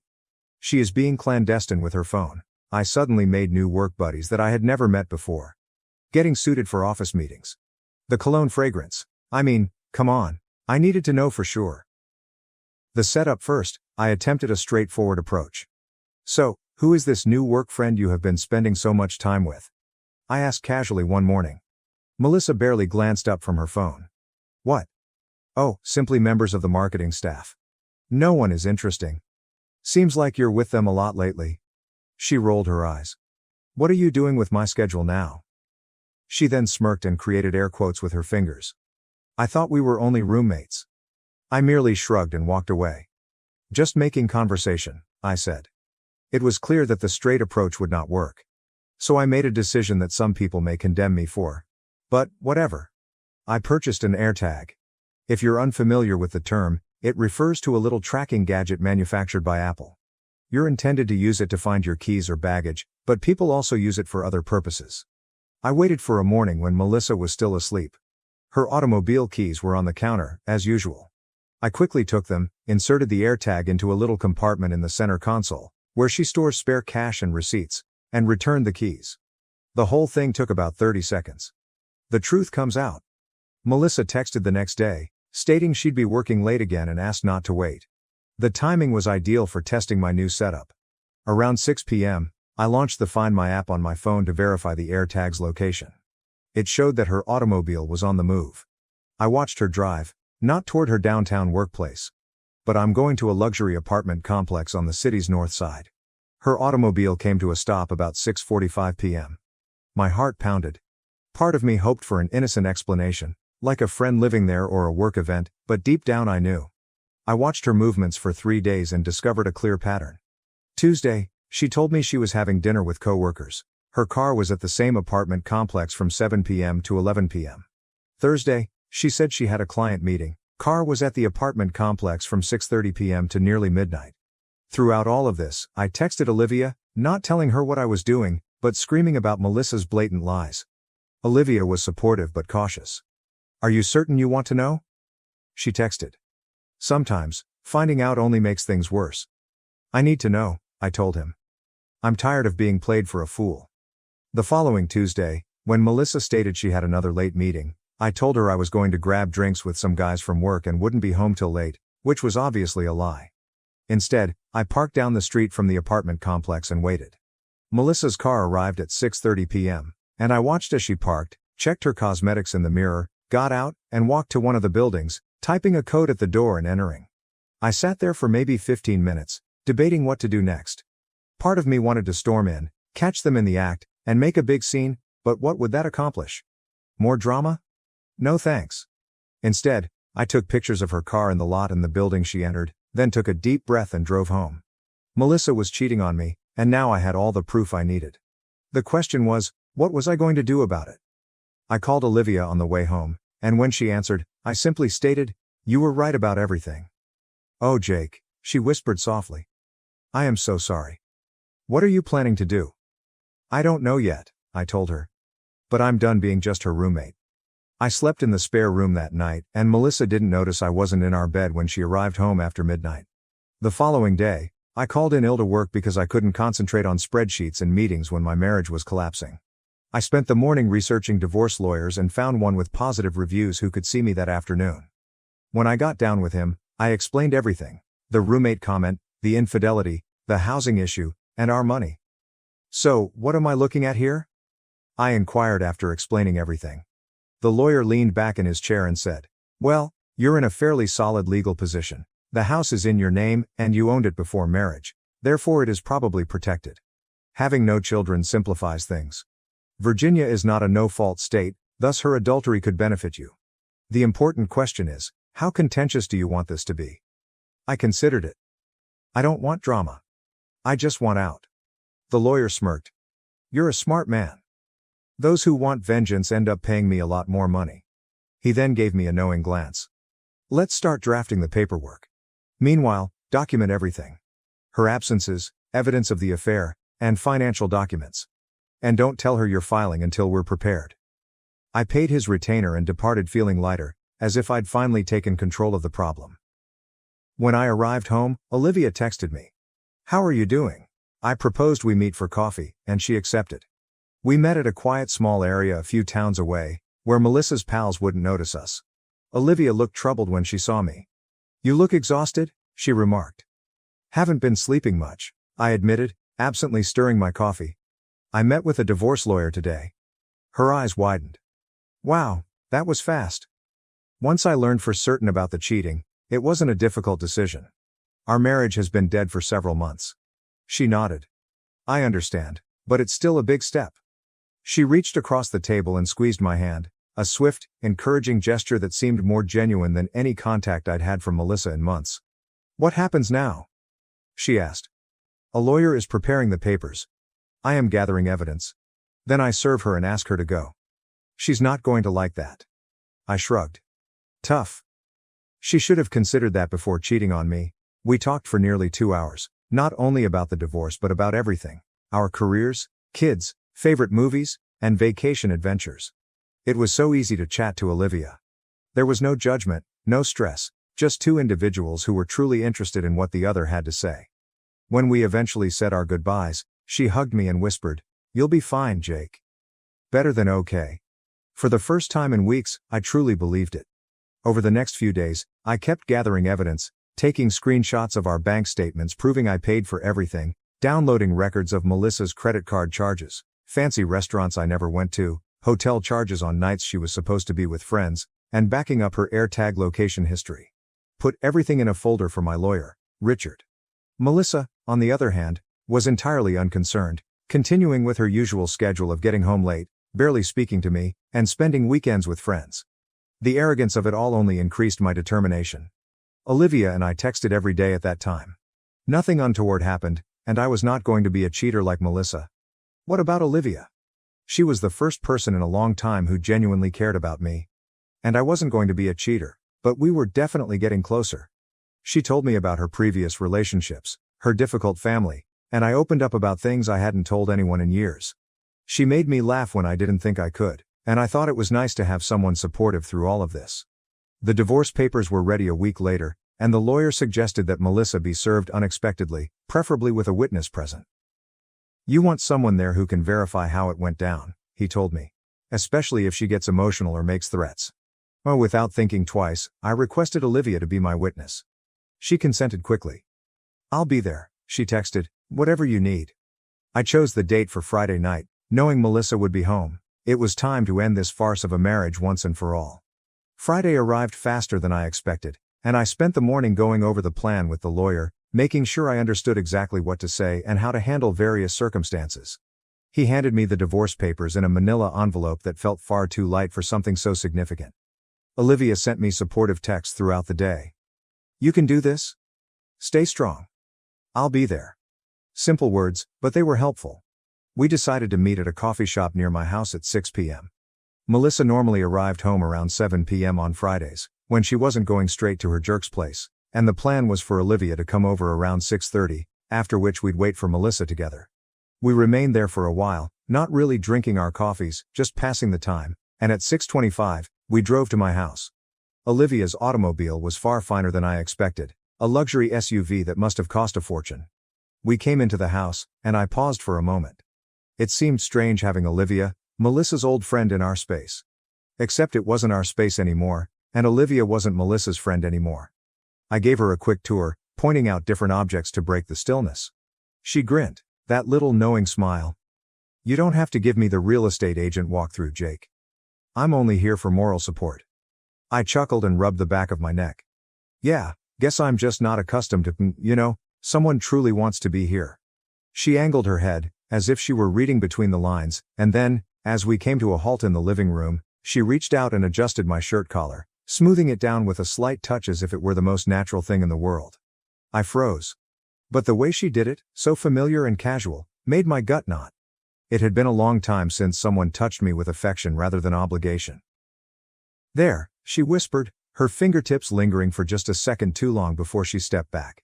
"You're all set." I gulped and tried to ignore the heat rising up my neck. Thanks." She just smirked and plopped down on the couch, as if she had always belonged there. "Anytime." And just like that, I started seeing Olivia in a way I hadn't before. Around 7:10, I heard Melissa's car pull into the driveway. Olivia and I were sitting in the living room, the divorce papers neatly put out on the coffee table waiting. Everything was in place. The front door opened, and Melissa walked in as casually as ever, taking a few steps before she noticed us. Then halted, her eyes shifting from me to Olivia and back again. "What is going on?" she asked, her tone already defensive. "Why is she here?" I stood up and said, "We need to talk, Melissa." Her gaze clouded as she glanced at Olivia once more. "Why is she here for that? This is our house." "She's here as a witness," I added, picking up the envelope and allowing her to sense the gravity of the situation before passing it over. Melissa folded her arms. "A witness to what?" I handed her the paperwork and said, "I'm filing for divorce." The way her expression plummeted was priceless, as if her brain had short-circuited and was fumbling for an answer. "Divorce?" she echoed. She scoffed, as if grasping at straws. "Are you serious? Are you over your little roommate tantrum?" "No," I answered, unshaken.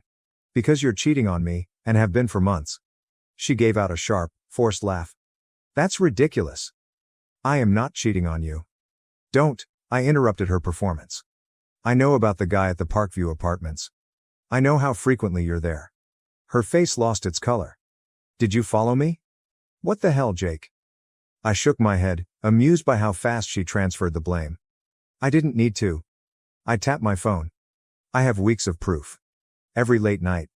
Every business function. Every ladies' night out. All leading to the same place." Her eyes shifted to Olivia, then back to me, and her shock turned into rage. "Did you trace me? That is crazy." She then pointed toward Olivia, spitting the words as if they would burn. "So you brought her here for this?" She had been yearning for this moment since the day she met you. Olivia did not react. She did not have to.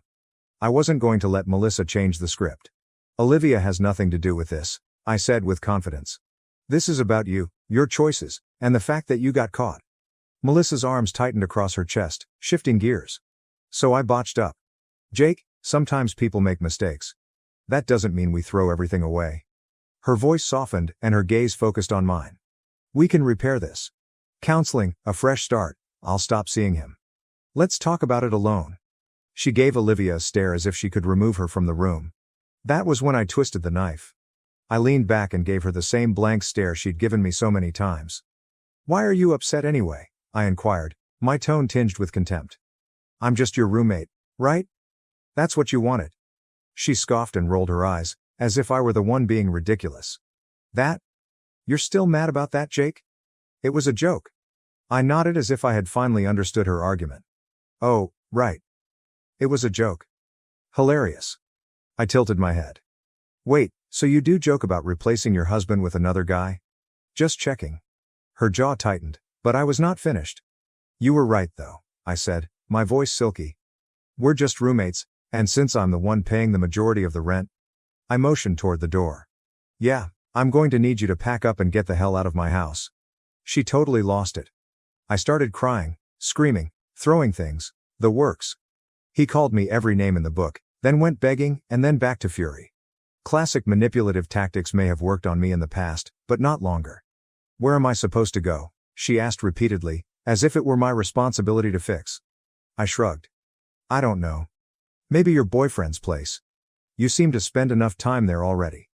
That just made her angrier. She eventually stormed out, slamming the door so forcefully that a picture tumbled from the wall. Olivia assisted me in cleaning up the mess Melissa had left behind. "That went about as well as expected," I said, attempting a joke. Olivia offered me a compassionate grin. "You did great. Stood your ground." Melissa returned the next day with her friend Taylor, intending to simply move back in like nothing had happened. I'd replaced the locks. They were stuck outside, calling my phone and knocking on the door. I didn't respond, instead texting her that she could come grab her belongings on Saturday, when I'd have my brother with me. That Saturday was tense. My brother Mike arrived early, which was fortunate given that Melissa arrived with Taylor and her father. My wife cheated, got pregnant, demanded divorce and alimony. I exposed her to her church, ruining her reputation and getting her expelled. Hello everyone, before we start today's video, I need your help. We've noticed that the channel is losing traction, and subscribing is one of the best ways you can help us. It's simple, free, and allows us to keep bringing you great content. Your support means everything to us. Let's keep this channel growing together. Thank you very much. Now, let's begin the video. So, since some of you have requested the complete tale, I guess I should start at the beginning. This is going to be long, but whatever. For the first 4 years of our marriage, my wife, I'll call her Jen, and I felt we were doing well. We met back in college. She was gorgeous as hell and seemed interested in my goals rather than just seeking a party person. I was working on my business degree while she studied education. We hit it off immediately. Following graduation, I embarked on my own consulting business. The first couple of years were sheer hell, working 80+ hour weeks, worrying about earning rent, the whole thing. But Jen was quite supportive back then. She would deliver me energy drinks at 2 a.m., give me encouraging speeches when clients ignored me while I was coding, all that girlfriend of the year stuff. She even recommended putting her teaching career on hold to help me build something amazing. It struck me as the most selfless act I'd ever witnessed. Looking back, I should have noticed the red flag waving directly in my face. We moved into a great house in a good neighborhood after my business started producing excellent money. Jen became obsessively connected with a local church. She began leading women's clubs, arranging charity activities, continuously posting Bible verses on Instagram, and preaching about family values and marriage sanctity.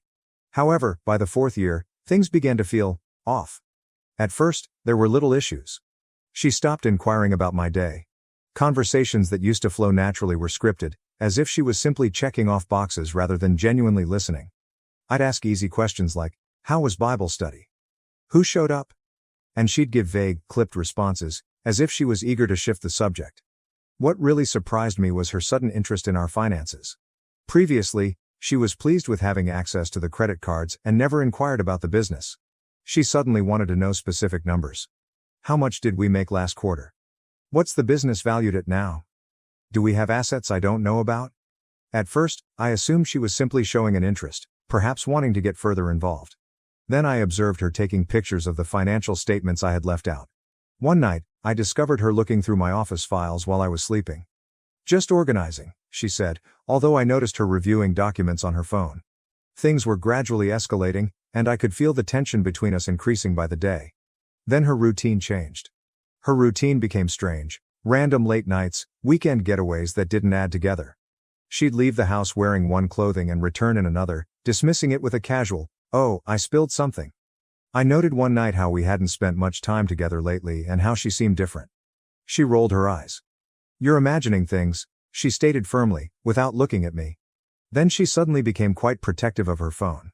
She bought new, sexier clothes, but I never saw her wear them.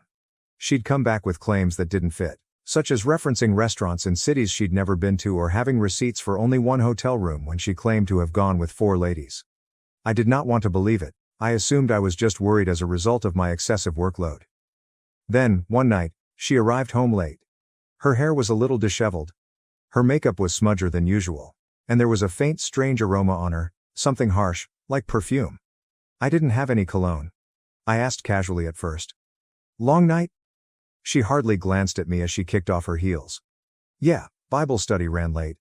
Then we grabbed dinner. You know how it is." Except, I didn't. Bible study used to stop at 8 p.m., but suddenly she was walking in after midnight as if it were usual. "Smells like someone spilled cologne on you," I commented, watching her reaction. That's when her posture shifted, not guilty, but protective. She scoffed and crossed her arms. "You're seriously paying attention now? Maybe if you weren't always at the office, you'd actually know what's going on in my life." That was not an answer, it was a deflection. And it worked just as she intended, shifting the blame onto me. I could have pushed, but I did not. Because I already knew how this would turn out. If I accused her, she'd cry, alter the story, and blame me for being paranoid and inattentive. I wasn't going to let her distort the narrative, so I got smart about it. I began monitoring credit card statements. I checked her location history after she left her iPad unlocked. Pro tip: women never sign out of their accounts. And, sure enough, every Tuesday and Thursday afternoon, She spent exactly 2 to 3 hours at a different address in town. An apartment complex. On Thursday, I decided to leave work early. I parked across from the complex and waited.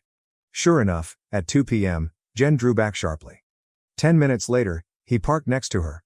Tall dude. Gym bro type. One of those tribal tattoos on his arm, so cliché. I snapped photos of them walking in together, all touchy-feely. Sitting in my car, seething, I saw my wife, the lady around whom I had constructed my entire world, walk into another man's apartment with the same flirtatious enthusiasm she used to have with me.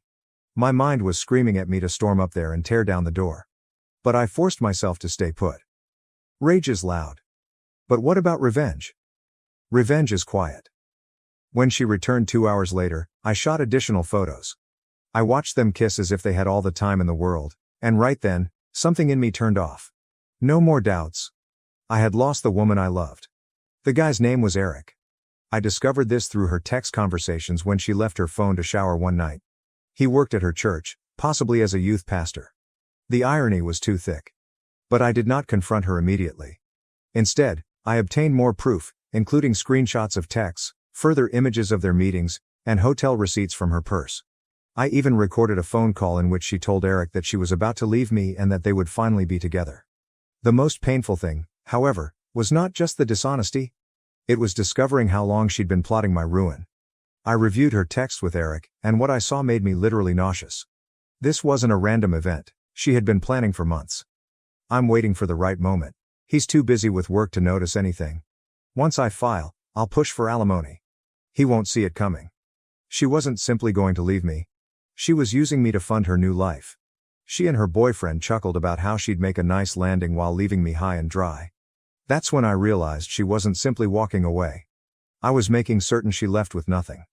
I met with my business accountant after hours and kept it casual. Thinking about restructuring a few things, I reported.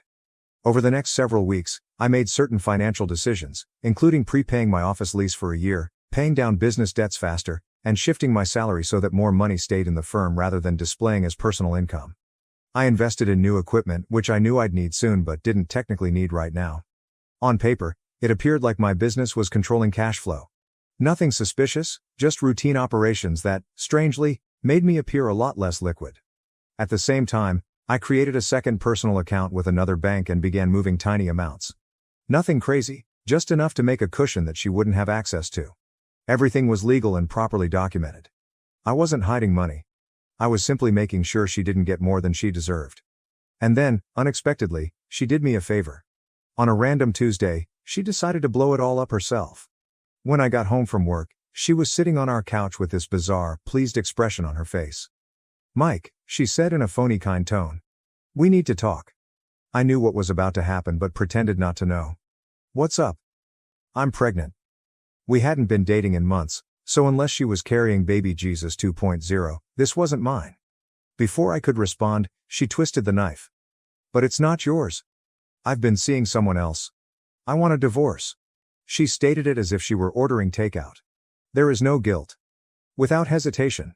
5 years of marriage, thrown away like an expired coupon. I could feel the wrath rising beneath my skin, and my hands flexed at my sides. Every instinct told me to throw the entire folder of evidence in her face, drag her through the mud right then and there. But then it struck me. It was perfect. She had no idea. No idea I already knew. No idea I had been observing, documenting, and waiting. She believed she was in control. She believed she was the one who ended things. I gave a lazy smirk. I noticed the spark of confusion in her eyes. She was waiting for me to explode, beg, and ask who. But I sat there, quiet as always. She doubled down. "And just so you know, you'll still be paying me alimony. I gave up my career for you, so you owe me." I locked eyes with her. "Jen," I commented. "Did you really think I wouldn't know about Eric?" Her face lost its color. I chuckled. "Tuesdays and Thursdays, right? 2 to 3 hours. Same apartment complex. Same parking spot. You didn't even try to mix it up. You really thought I was that stupid?" She stiffened, her jaw tightened. I don't know what you're talking about." "Oh, come on." I leaned back and stretched my arms across the back of the couch as if I had all the time in the world. "Bible study runs late, huh? That must be one hell of a lesson plan if it requires lingerie in a hotel room," I told myself. And Eric, real winner you picked there. Youth pastor, huh? Wonder how his congregation would feel about him knocking up a married woman while preaching family values. She was now completely panicked. She sat up taller, her gaze darting around as if she were looking for an exit. How long were you going to play with me, Jen? I inquired, tilting my head. You and your little boy toy were waiting for the right moment, right? Planning to milk me dry before you ran off together? What was it you said? He won't see it coming? Her mouth opened and closed like a fish panting for oxygen. I did not let her recover. I stood up. Let me make something very clear. You are not walking away from this as the winner. You are not taking a damn thing from me that I don't let you have. She attempted to recover, disguising her dread with false assurance. It's the law, Mike. You can fight it all you want, but you'll lose. I gave her the smuggest smile I'd ever given someone in my life. If you say so, I answered simply. She felt she was hitting me with the ultimate power move. But, honestly, she saved me the work. All I had to do was smile and make her believe she was in control. Meanwhile, I had already moved 5 steps ahead. The next 2 weeks were bizarre. Jen moved out practically immediately, straight into Eric's place. She filed for divorce, claiming irreconcilable differences. Fancy legalese for I want to bang other dudes without feeling bad about it. I met with a group of lawyers. The first 3 essentially informed me I was screwed. No-fault divorce state was their favorite phrase. Apparently, the fact that my wife was banging the youth pastor and was knocked up by him didn't matter in court. But I kept seeking until I found an attorney, let's call him Paul, who didn't sugarcoat the situation. Look, man, I'm not going to lie to you, he told you. You're probably going to have to pay her something, but we can try to minimize the damage. I then showed Paul my financial statements. He raised an eyebrow. Interesting timing on some of these business expenses and restructuring, he commented, looking at me. He didn't say anything else. He couldn't legally advise me to hide assets, but I could sense he knew what I'd done. Well, this might help reduce the alimony calculation somewhat, but in this state, you're still looking at significant payments. That is when the wheels started turning. The courts may not care about her cheating, but her holier-than-thou church cronies will. I chose to remain cool during the divorce proceedings. Let her believe she was winning. Give her only enough rope to hang herself. Court day was weird. I arrived in my nicest suit. Jen arrived with her pricey lawyer, dressed modestly, as if she were auditioning for Sister Wives. It was almost funny how false the act was. Before we even started, the judge appeared to be extremely bored.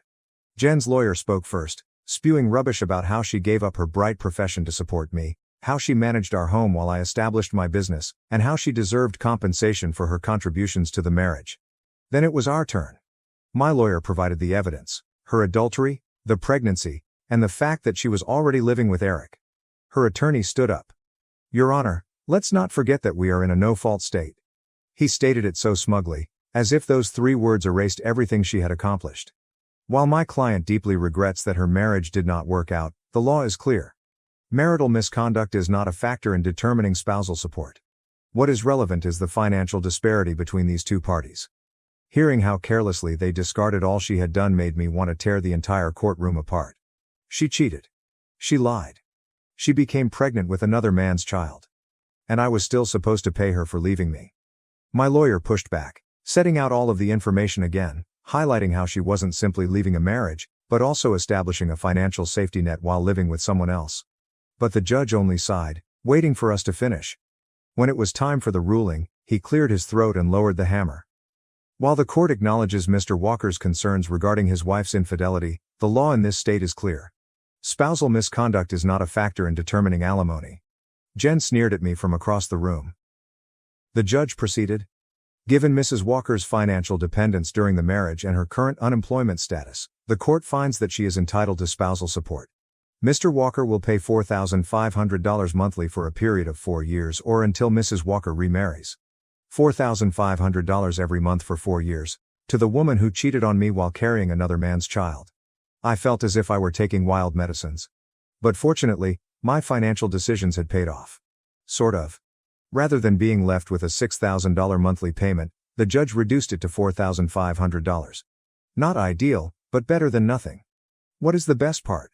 Jen and her lawyer had no idea about the money I still had tucked away. Or that my business would miraculously recover once this was all over. Jen couldn't help but appear smug as we walked out of court. Told you, she said quietly as we passed. Should have just agreed to my terms from the beginning. Then she had the audacity to phone Eric right in front of me. "Baby, it's done, we won," she giggled like a teen. "He has to pay. I told you the judge wouldn't care about the other stuff." I said nothing. Just watched her walk away, believing she had pulled off the ultimate deception. But the game was only getting started. I paid the first alimony check on time. I did not complain. Did not raise a fuss. Even sent a courteous email. "Payment sent, please confirm the receipt." Jen appeared surprised. She undoubtedly expected me to be bitter, fight, and give her more ammunition. Instead, I played the ideal ex-husband, polite, timely with payments, aloof but not aggressive. She had no idea what was coming. Jen was more than simply a Harvest Community Church member. She was also their poster child. She led the women's ministry. She organized marriage retreats. She stood on stage throughout services, discussing God's plan for holy matrimony. Her father was a deacon. Her mother ran Sunday school. The entire family portrayed a wonderful Christian image. And I knew they'd throw her under the bus the moment they discovered who she truly was. I had collected everything. DNA testing results. Time-stamped images of her and Eric. Provide screenshots of their explicit texts. Hotel receipts. She even recorded herself insulting her religious mates for being uptight prudes. That one was especially juicy. I put everything in a neat professional folder and attached a cover letter that was really courteous and formal. To the elders at Harvest Community Church, I regret bringing this to your attention, but as a fellow Christian, I believe it is my responsibility. My ex-wife, Jennifer Walker, who oversees multiple ministries in your church, has been engaging in behavior that defies your church's principles. I've given documentation of her infidelity, which began during our marriage and resulted in a pregnancy that isn't mine, as proved by DNA testing. Jennifer is now living with this man and receiving considerable alimony from me. I'm sharing this not out of spite, but out of concern for the integrity of your ministry. Respectfully, Michael Walker. I dropped off the box early Sunday morning, when no one was present. Then I returned home and waited for the storm to hit. The Sunday after I sent my small care box, my phone blew up. Text messages from common church friends. "Dude, WTF did you do? Pastor just called an emergency elder meeting before service. Jen is losing it." I simply turned off my phone and went back to sleep. It felt fantastic, not going to lie. Later that afternoon, I received a voicemail from Jen. She was shouting so loudly that I had to hold the phone away from my ear. "You absolute piece of, how could you do this to me? They kicked me out of the women's ministry. My dad won't even look at me. You've ruined everything." I deleted it without phoning back. I don't need that negativity in my life. More messages arrived throughout the week, each more urgent than the last. Her church friends ignored her. Her parents were taking time to pray about the matter, which is church talk for "we're disappointed in you." The Christian school where she volunteered begged her not to return. Even Eric was getting cold feet. Apparently, he did not sign up for all of this turmoil. He thought he was receiving a lovely woman and a solid alimony payment. Instead, he became a social outcast, with a baby on the way and a lot of baggage. By Friday, he had kicked her out of his flat. So much for pure love, right? Jen was summoned to a formal disciplinary hearing with the church elders 1 week after I dropped my evidence. I know because she called me, sobbing. "Mike, please, they're going to publicly discipline me," she screamed. "Do you know what that means? They'll announce it to the entire congregation. Everyone will know." "They already know, Jen," I replied bluntly. "That's kind of how church gossip works. My dad might lose his position over this. My family has been at Harvest for 3 generations. Should have thought about that before you fucked the youth pastor." She fell silent for a second. Then, in a soft voice, "He's not talking to me anymore." "Who? Your dad?" "No.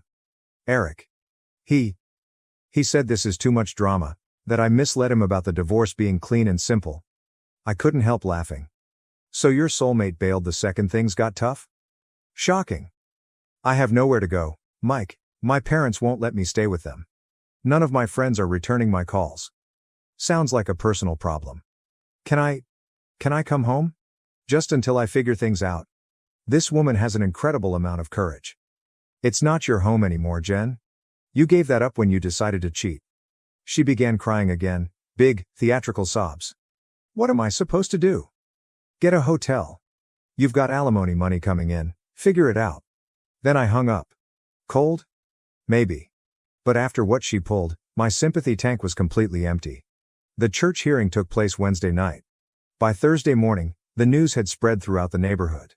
Jen had been formally identified as an adulteress and dismissed from all church responsibilities. The preacher even preached an entire sermon about the sacredness of marriage and the consequences of sin, never mentioning Jen specifically but making it abundantly clear who he was referring to. Her parents took a break from church leadership.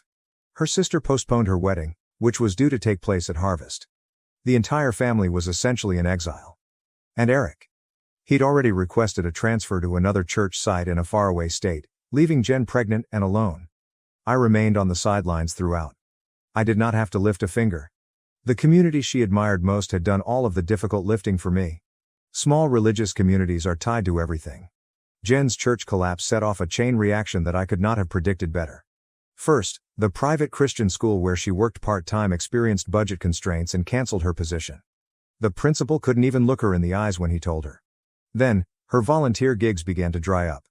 The Crisis Pregnancy Center, where she counseled young women, determined that her current circumstances made her a bad role model. The organization where she conducted donation drives informed her that they are restructuring their volunteer program. Every aspect of her identity was gradually chipped away. And I just kept paying the alimony check every month, on schedule. 3 weeks after the church controversy surfaced, I received a text from our former neighbor. Jen's living in her car in the Walmart parking lot. I did not respond. But later that night, I drove past. Sure enough, Hero Honda was parked in the far corner of the lot. I could see her silhouette in the driver's seat, lit by her phone screen. The following day, she called me again. I lost my job, she explained. Her voice was flat, no tears this time, just a hollow defeat. That sucks. The baby's due in 5 months. No one will hire me. My parents still won't talk to me. I said nothing. I've been sleeping in my car, she eventually acknowledged. I can't afford both a car payment and an apartment on just the alimony. Sounds like poor financial planning. She breathed sharply. Is this what you wanted? To see me completely destroyed? I considered it for a second. You know what? Yeah. Pretty much. I was stupid. I made a mistake. I never meant to hurt you. I shut her off. I don't care. She swallowed back a sob. I just wanted to say I'm sorry. I smirked. Cool, good luck with your new life. And that's when I decided to play my last card. It's time to terminate this on my terms. Actually, I added, keeping my tone casual. I might have a solution that works for both of us. What kind of solution? Jen inquired, suddenly attentive. I could almost sense the anguish in her voice. I'm getting tired of writing these monthly checks, I added casually. And my business is expanding. I'm looking at opening an office in Singapore. Might move there for a while? What does that have to do with me? Well, international alimony enforcement is complicated. I waited to let it sink in. And I've been talking to a new lawyer who thinks we might have grounds to revisit the settlement, based on some creative interpretations of the law. Of course, that was complete crap. But Jen didn't realize it, and she was in no position to dispute me. What are you saying? She inquired. Her voice sounded panicked. I'm saying I'd like to buy you out. One lump sum payment instead of monthly alimony for the next 4 years. She remained silent as she considered the situation. How much? She finally inquired. $90,000. Cash. Tax-free. You sign a document releasing me from all future obligations, and the money's yours today. Jen had no idea I could afford that lump sum simply. The actions I made earlier had saved a large portion of my money, and my business was already recovering. She and her lawyer never discovered half of what I had. To her, $90,000 felt like a lifeline, but in reality, it was less than half of what I'd give her over the entire alimony period. A huge reduction. However, for someone living in their car, pregnant and broke, that probably sounded like winning the lottery. I don't know, she said. My lawyer said. Your lawyer isn't sleeping in a Walmart parking lot, I told him. And this offer expires in 24 hours. After that, I start the process to challenge the alimony ruling, and you get nothing while we battle it out in court for the next year or two. More silence. I could almost hear the wheels moving in her mind. Can I think about it? Sure, you've got until this time tomorrow. Then, I'm moving forward with the challenge. I hung up without waiting for an answer. She called again 2 hours later. I'll take it, she replied gently. Smart choice. I'll have the paperwork ready in the morning. Meet me at my lawyer's office at 9 a.m. Mike. Her voice sounded tiny. Thank you. I nearly laughed. Don't thank me, Jen. This isn't mercy. It's business. The following morning, she arrived at the lawyer's office looking like pure hell. She had dark circles under her eyes, her hair was unkempt, and she was dressed in the same clothes I had seen through the car window. My lawyer had the documentation ready, a full release of all future alimony obligations in exchange for a one-time payment. I had already prepared the cashier's check. Jen had barely read the contracts before signing. When my lawyer slid the check across the table, her hands trembled as she took it. So, that's it? She inquired. We're done? I nodded. Completely done. I don't ever want to hear from you again. She appeared to want to say something more, but instead she simply nodded and walked out. As the door shut behind her, my lawyer shook his head. You know, most guys in your position wouldn't have offered her anything.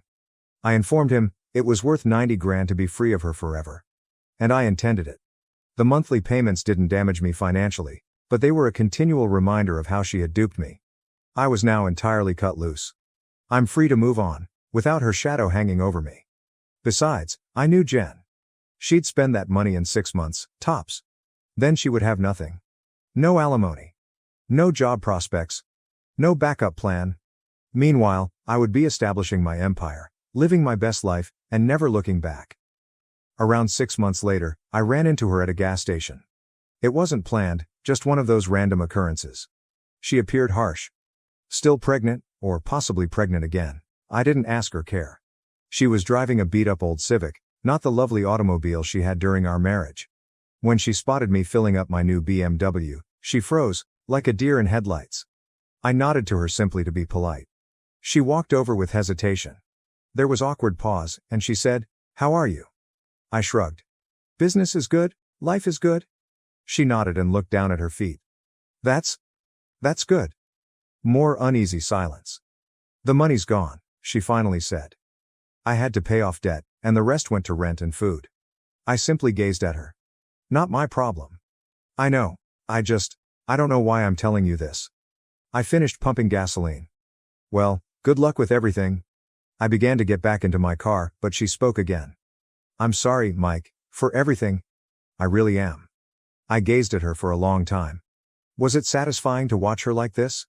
Honestly, not as much as I expected. I didn't feel bad for her though. Too little, too late, Jen. Then I got into my car and drove away. Have not seen her since. Things for me have been going great. I met this lovely woman, she is incredible. She has her own marketing agency, works hard, plays hard, and does not play games or pull any BS. We moved in together 3 months ago. There's no urgency to marry again. Once bitten, twice shy and all that. But really, I could see it happening with her someday. She's the real deal. I tried not to get involved in Jen's affairs, but knowledge spreads quickly in a small town like this. Furthermore, we still have some mutual acquaintances who periodically send information my way. How much did I give her? $90,000. Gone in 4 months. Apparently, she used some to pay off credit card debt I had no idea about, bought a cheap apartment, and blew away the rest trying to maintain her lifestyle rather than adapting to her new circumstances. Jen's style is classic. I was never able to budget effectively. She had the baby, a boy. Eric is legally obligated to pay child support, but from what I've heard, he's a deadbeat who consistently falls behind.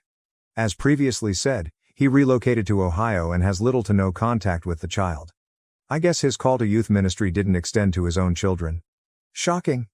Jen attempted to continue her teaching career, but her reputation followed her. She refused to attend any Christian school. She lacked current experience, which public schools preferred. Last I heard, she was working in a call center, earning little more than the minimum wage. What is the actual karma? What happened to her family? Her parents eventually forgiven her after 8 months of avoiding her, but their relationship is still tense. They occasionally assist with the infant, but they are constantly making comments about horrible life choices and dealing with the consequences. Her sister keeps her distance, clearly concerned that Jen's reputation may impact her own standing in the church. Jen attempted to rejoin the church community, but it did not go well. Although she can attend services, she is barred from all leadership positions indefinitely. She sits in the back and exits immediately after the service ends. No longer women's ministry, no more marital retreats, no change in social position. The ultimate irony. A common friend informed me that she has been telling people she made a mistake and should have worked on her marriage. Too late. As for me, I am doing better than ever. Business is thriving, The relationship is stable. I'm finally doing things I never had time for. I received my pilot's license. I took up mountain riding. I've even begun learning guitar. Lesson learned? Sometimes the worst things that happen to you result in the best version of your life. You simply have to be willing to burn the bridges that must be burned, and never look back. So I suppose that's it. I probably won't post an update on this whole situation because, honestly, I'm not thinking about Jen much these days. I have better things to focus on. Oh, and one last thought for anyone going through something similar: record everything. Capture screenshots. Save text. Gather evidence. It may not be useful in court, no-fault divorce laws and all, but knowledge is power. And you never know when you might need that power. Goodbye, Reddit. After my father passed, my family grew distant due to our spoiled sister. Now, as I help my brother with medical bills, she demands a house. I, 36F, have 2 siblings, my brother Damon, 34M, and my sister Nancy, 28F. Simply put, Nancy was and always has been the golden kid, particularly in my mother's eyes. Dad had some wisdom. He'd periodically urge Nancy to cut it out, but he gave her far more liberty than Damon or me. Mom. Forget it. She would let Nancy get away with anything. Nancy was what my parents affectionately referred to as a surprise. She arrived considerably later than Damon and me, and I really feel the age difference contributed significantly to the special treatment. She has been handled differently since she was able to walk and talk. It's tough to pinpoint exactly how it manifested, but it was everywhere. More attention, a larger presence, constant praise, basically more of everything great. What if she misbehaved? No consequences. Mom would laugh it off like it was the cutest thing in the world. Growing up in the shadow of a beloved brother is an especially terrible experience. It reduces your self-worth. You continuously feel inadequate, as if you're always in second place, or, in my case, third. You begin to believe that no matter how hard you work, you will never be as excellent as others.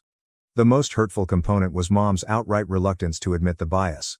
If Nancy said something cruel, and trust me, she had a skill for it, Mom would ignore our injured sentiments, stating we were overly sensitive or Nancy was joking.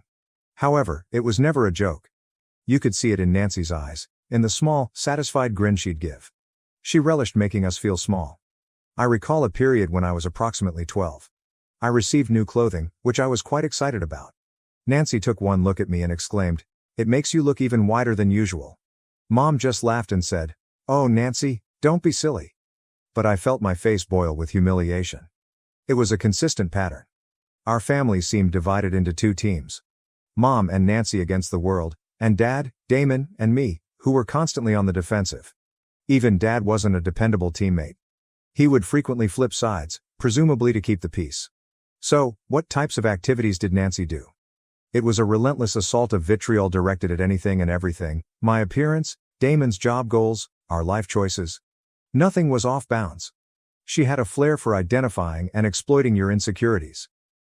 The Thanksgiving situation with Damon is an excellent illustration. He was enthusiastically expressing his literary degree, his love of reading, and his desire to write. Nancy casually referred to him as an unemployed burden at the dinner table, in front of the entire extended family. The hush that ensued was deafening. Dad grumbled something about Nancy being out of line, but Mom simply smiled indulgently.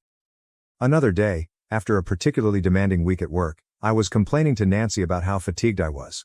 She pounced on that, starting into a rant about how I looked extremely haggard and how my long hours meant I'd never find a guy.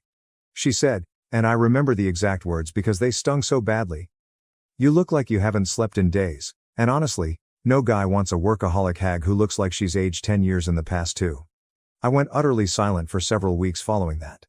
I couldn't force myself to speak to her. It wasn't only us. She treated friends, extended family, and strangers with the same casual disrespect. Anyone other than Mom was fair game. Damon and I rightly harbored considerable hatred. We despised Nancy's brutality, but we despised Mom much more for allowing it. I recall having a particularly intense debate with Damon during which I stated that we despised her for it, referring to Mom's unflinching support for Nancy's behavior. I know it seems harsh, but it's the honest truth about how we felt. I believe Nancy's physical attractiveness contributed to her difficulty coping. She appeared conventionally attractive. I know it sounds petty to admit, but it is relevant. It is simpler to disregard insults from someone you consider equal, or even someone you regard as inferior to you. However, when someone who is commonly regarded as gorgeous tells you that you are not, it is taken more seriously. It plants the seed of doubt in your mind. I began to question my own appearance and worth. Looking back, with the advantage of hindsight and therapy, I believe Nancy's relentless urge to criticize others stemmed from her own deep-seated insecurity. She did not follow a traditional career path. She dabbled in freelance graphic design, but it was more of a pastime than a profession. She depended greatly on our parents, both financially and emotionally. Perhaps she belittled others to compensate for her own perceived flaws. Damon and I tried to disregard her words. Until we were 25, things changed radically. Our father died 8 years ago, and he was, in many ways, the glue that held our fragmented family together, despite his own role in the imbalance. He wasn't ideal, he certainly tolerated Nancy's behavior more than he should have. But he was the one who periodically attempted to mediate, to smooth things over, to keep some sort of order. His death devastated their fragile connection. After he left, Damon and I began to move apart from Mom and Nancy. It began slowly, with fewer phone calls and visits. We'd still see them at big family gatherings, the rare holiday, and maybe Christmas, but only on special occasions, if we felt like it. If we wanted to, we could make that phrase our motto. Then it became an intentional decision. We actively began avoiding them. A wall, as I've learned to call it, had formed between us and them. Honestly, I liked the wall. It provided a much-needed barrier, reducing exposure to Nancy's attacks and witnessing Mom's angry enabling. Initially, following Dad's illness and final death, we made real attempts to retain communication. We felt obligated, I think. But those attempts were really strained. Each phone contact and visit felt forced and unpleasant. During those brief contacts, Mom would almost always say or do something that reinforced our need for distance. She'd make some lovely remarks about Nancy's non-existent successes or discreetly critique our decisions, reminding us of why we were pulling away in the first place. One especially embarrassing Christmas meal, Mom spent the entire evening extolling Nancy's creative talent, displaying some very horrible drawings Nancy had allegedly done for a large client, who turned out to be a distant cousin. Meanwhile, she entirely overlooked Damon's recent promotion and my successful completion of a large assignment at work. It was a vivid reminder of the dynamic we were attempting to avoid. Damon and I eventually started making excuses, which became more complicated. We were overloaded with work. We had prior engagements. We were coming down with something, anything to avoid spending time with them. We understood that the emotional cost of those contacts far exceeded any felt familial obligation. Damon and I shared a tacit, unspoken agreement. We both acknowledged the dysfunction and implicitly agreed that distance was the best option. It wasn't that we didn't want to visit after Dad died, rather, we opted not to. It was not about insulting his memory. It was about safeguarding our own mental and emotional health. Crucially, Mom and Nancy made no meaningful effort to keep communication. They weren't continually phoning, pleading with us to come. The decision to drift away was mutual and unspoken. We were all financially stable, so there was no practical reason for frequent interaction. It was just easier to maintain different orbits. Silence was a relief. Damon suffered a serious accident a few years back and shattered his ankle.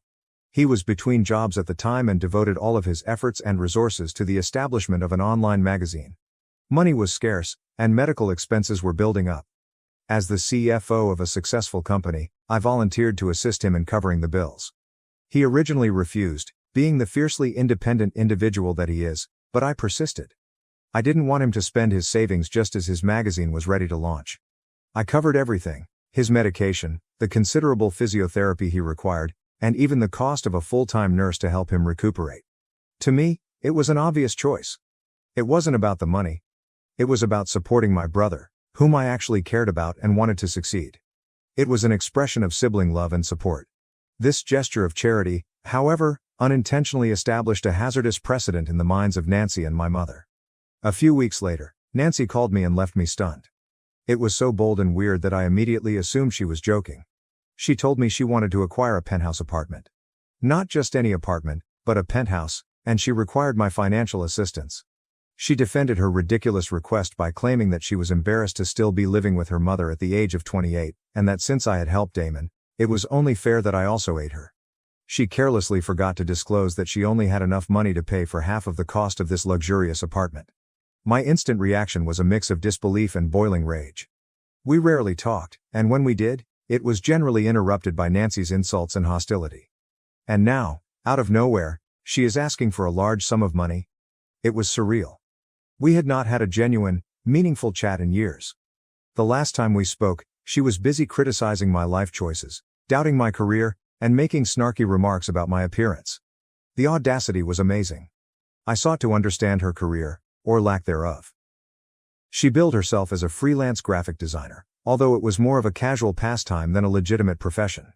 She had no formal education, no degree, and no portfolio to speak of. She'd made a couple of posters for Dad's firm years ago, but they hadn't been utilized. She pretended to have a list of exclusive clients, but they were mostly family friends drawn in by Mom's constant push. It was certainly not a career that would allow me to afford a penthouse. So I gave a solid no. I told her straight out that I was not going to support her expensive lifestyle. I suggested, perhaps a little harshly, that she consider finding a real job if she wanted to purchase such pleasures. I know it wasn't the most polite response, but I was honestly taken aback by her entitlement. She took my refusal poorly, as one would expect. She went on a furious diatribe, accusing me of bias towards Damon. She screamed about how I had readily assisted him with his medical expenditures and how it was my responsibility as the eldest sibling to support her too. She entirely ignored the reality that Damon's predicament was an actual emergency, whereas hers was a self-induced craving for luxury. I tried to be calm, but my patience was getting thin. I reiterated my refusal, emphasizing that I was not a bank and was not obligated to pay her unreasonable goals. I was so disgusted by her entitlement and complete lack of self-awareness. It was as if she truly believed she deserved this penthouse simply because she was my sister.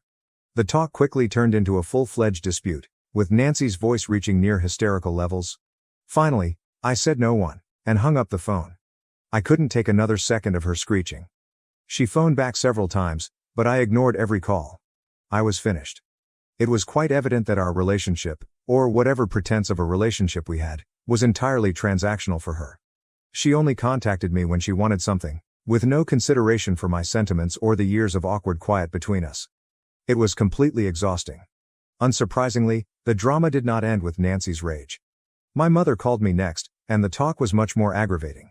She began with a whining, passive-aggressive tone, complaining about how unfair I was to Nancy and accused me of playing favorites. She claimed I owed them anything because of my upbringing. Then she revealed an important detail. Nancy had approached our uncle, Dad's brother, who had taken over the family business, before coming to me. He had rightly turned down her plea. This exposed the extent of their desperation, and the fact that I was their second option further increased my rage. A little background: I purposely chose a career path outside of the family business. I did not want to be involved, neither did Damon. To be honest, Nancy didn't either, until it was convenient for her to pretend differently. After Dad died, his brother took over the company, and Mom lived comfortably on Dad's shares, which had been legally transferred to her as part of his will. Mom then admitted that their financial condition was fragile, owing to Nancy's lavish spending habits.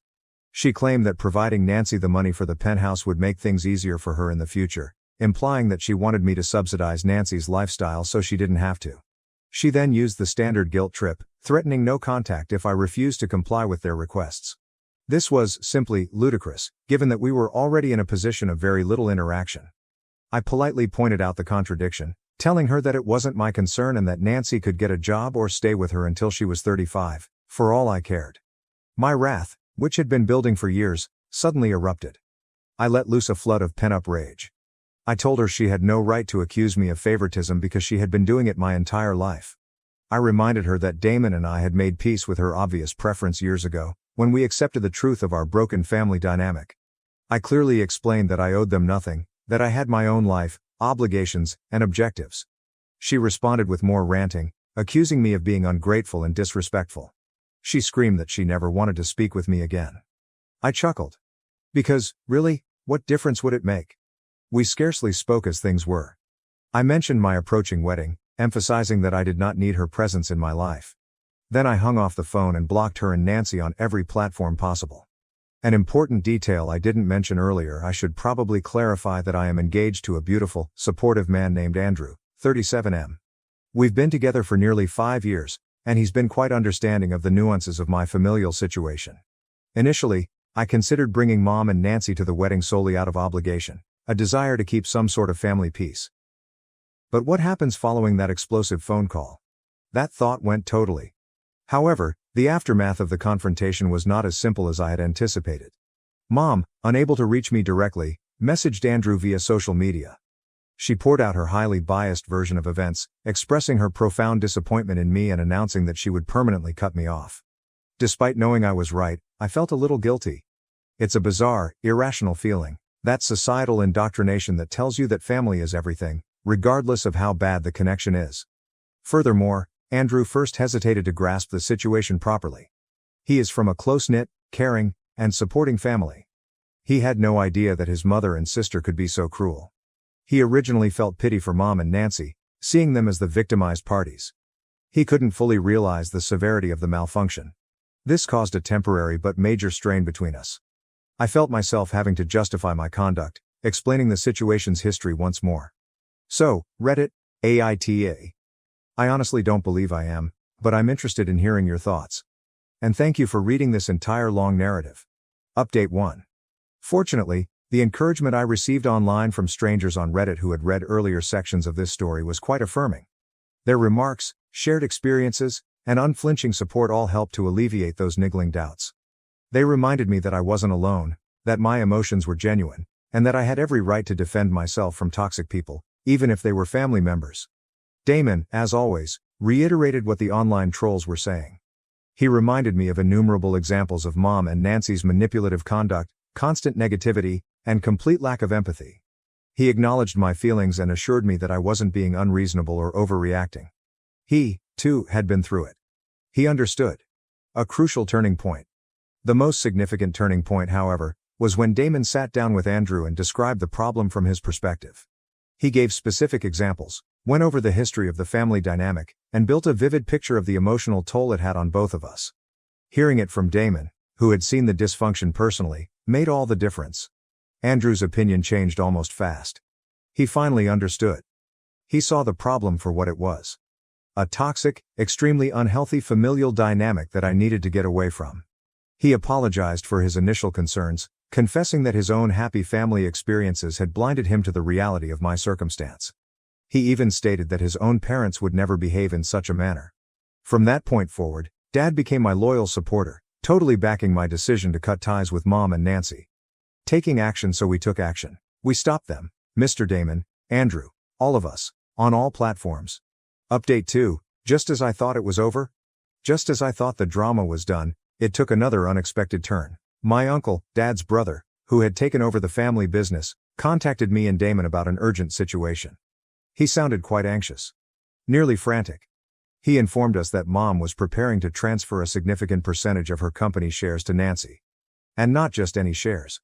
She meant to offer Nancy voting shares, giving her enormous authority over the company. His reaction was quick. He thought it was a completely bad idea. A recipe for calamity. He understood, as we all did, that Nancy was completely incompetent in business. She had no experience. Complete lack of comprehension. She has absolutely no interest in anything other than her own superficial desires. Giving her vote rights in the corporation was, in his opinion, a terrible blunder that may destroy the entire operation. He stated that while Mom theoretically had voting authority, she had always deferred to his judgment. She had never interfered with the operation of the firm, trusting him to make wise decisions. He was really concerned that if Nancy took control, things would change. He saw continuous debates, power struggles, and potentially dangerous judgments motivated by Nancy's desires and Mom's blind favoritism. He plainly indicated that he did not want to be in ongoing disputes with them over every area of the firm.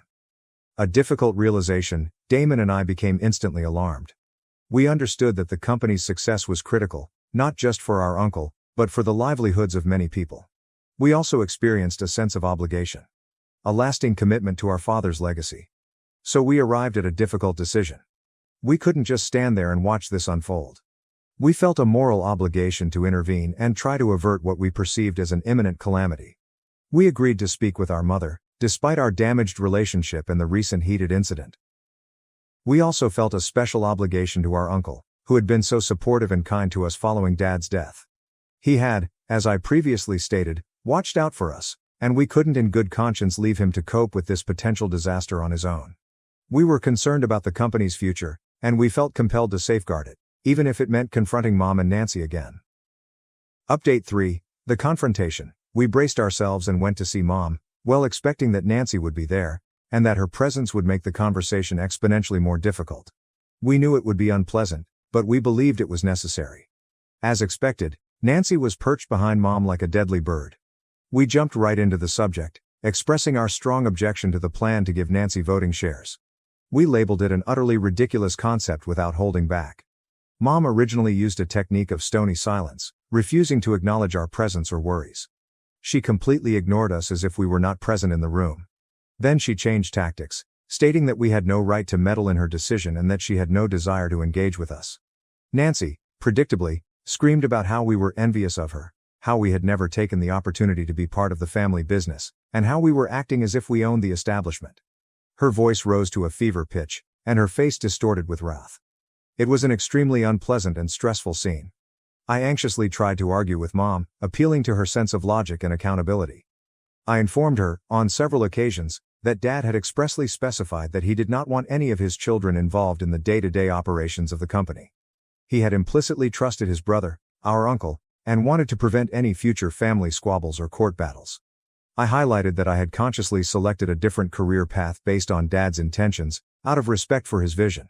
I begged her, virtually pleading with her, to reconsider her choice.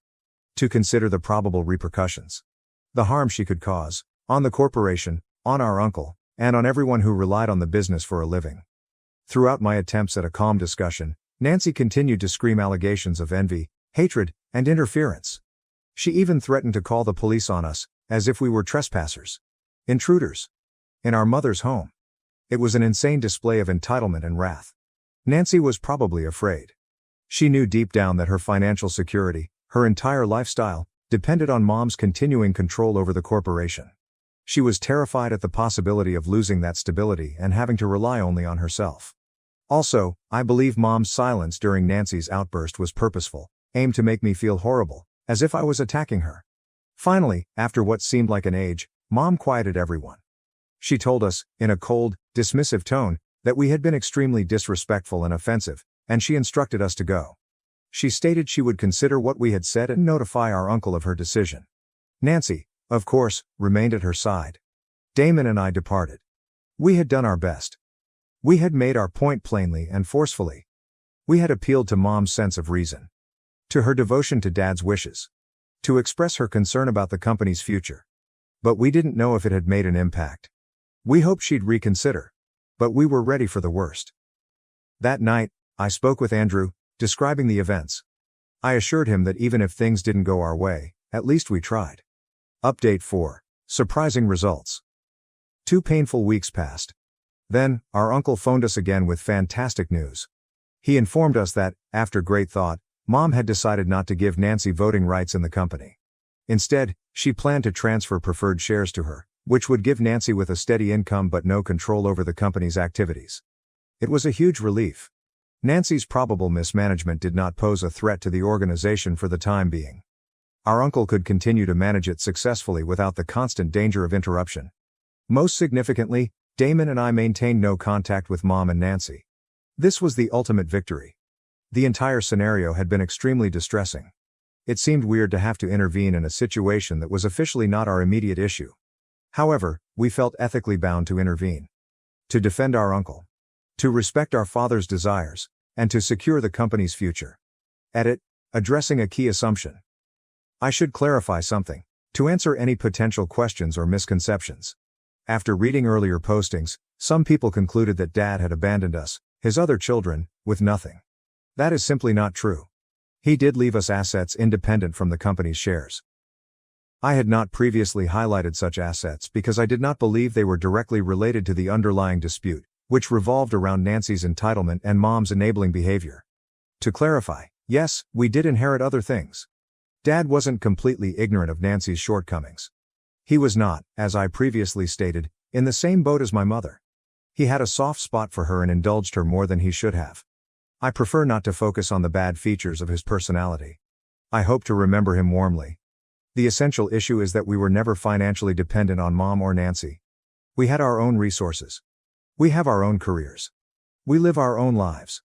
Update 5. The final fallout. So here we are, months later.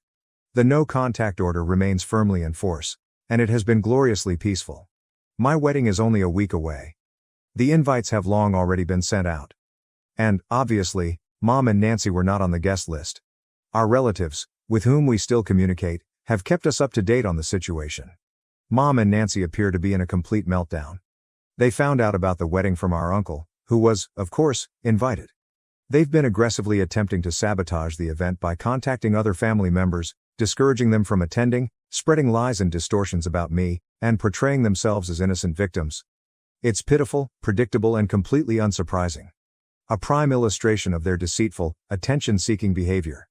They cannot bear the thought of me being happy, of carrying on with my life without them. Breaking the cycle, my relationship with Andrew is diametrically opposed to the one I had growing up. He is loving, kind, supportive, honest. He taught me that family should not be conditional. Remember the harsh, cutting remarks Nancy used to fling at me? How could she predict I'd end up a jobless, lonely, workaholic hag? Well, the joke is on her. I am none of those things. I'm happy. I am successful. And I am going to marry the love of my life. And Damon, he is proving all of his critics wrong, including those who discounted his love of reading. My boyfriend and I just had a baby when his ex-mother-in-law suddenly claimed the child was her grandchild, causing chaos at the hospital. Okay, Reddit, I really need some advice. I'm 29 years old, and my 30-year-old partner Mark and I just welcomed our daughter Lily 2 weeks ago. Lily is incredible, healthy, and the utter joy of our lives. Getting here, however, has been a daytime soap opera-worthy drama, and it all boils down to two really tough mothers, my ex-mother-in-law and Mark's mother. To comprehend the current situation, I need to give you some background. I was previously married, however briefly. I met my ex-husband David, 31 million, when I was 22. We were young, impetuous, and believed we were madly in love. We got married after roughly 8 months of dating. It was a fiasco nearly from the beginning. We were simply fundamentally incompatible. We disagreed about everything, from how to load the dishwasher, really, to our long-term objectives. He wanted to stay in our small hometown forever, purchase a house with a white picket fence, and start having children right away. In my late 20s, I wanted to focus on my job and perhaps consider having children. We had been married for a little more than a year before we recognized it was a mistake. There was no dramatic outburst, no infidelity, just a quiet, agonizing awareness that we were making each other unhappy. We chose to divorce. It was unexpectedly amicable. We didn't detest each other, we simply realized we were better off apart. We did not have any shared assets or children, so the legal process was relatively simple. My parents were supportive. They were never major fans of David.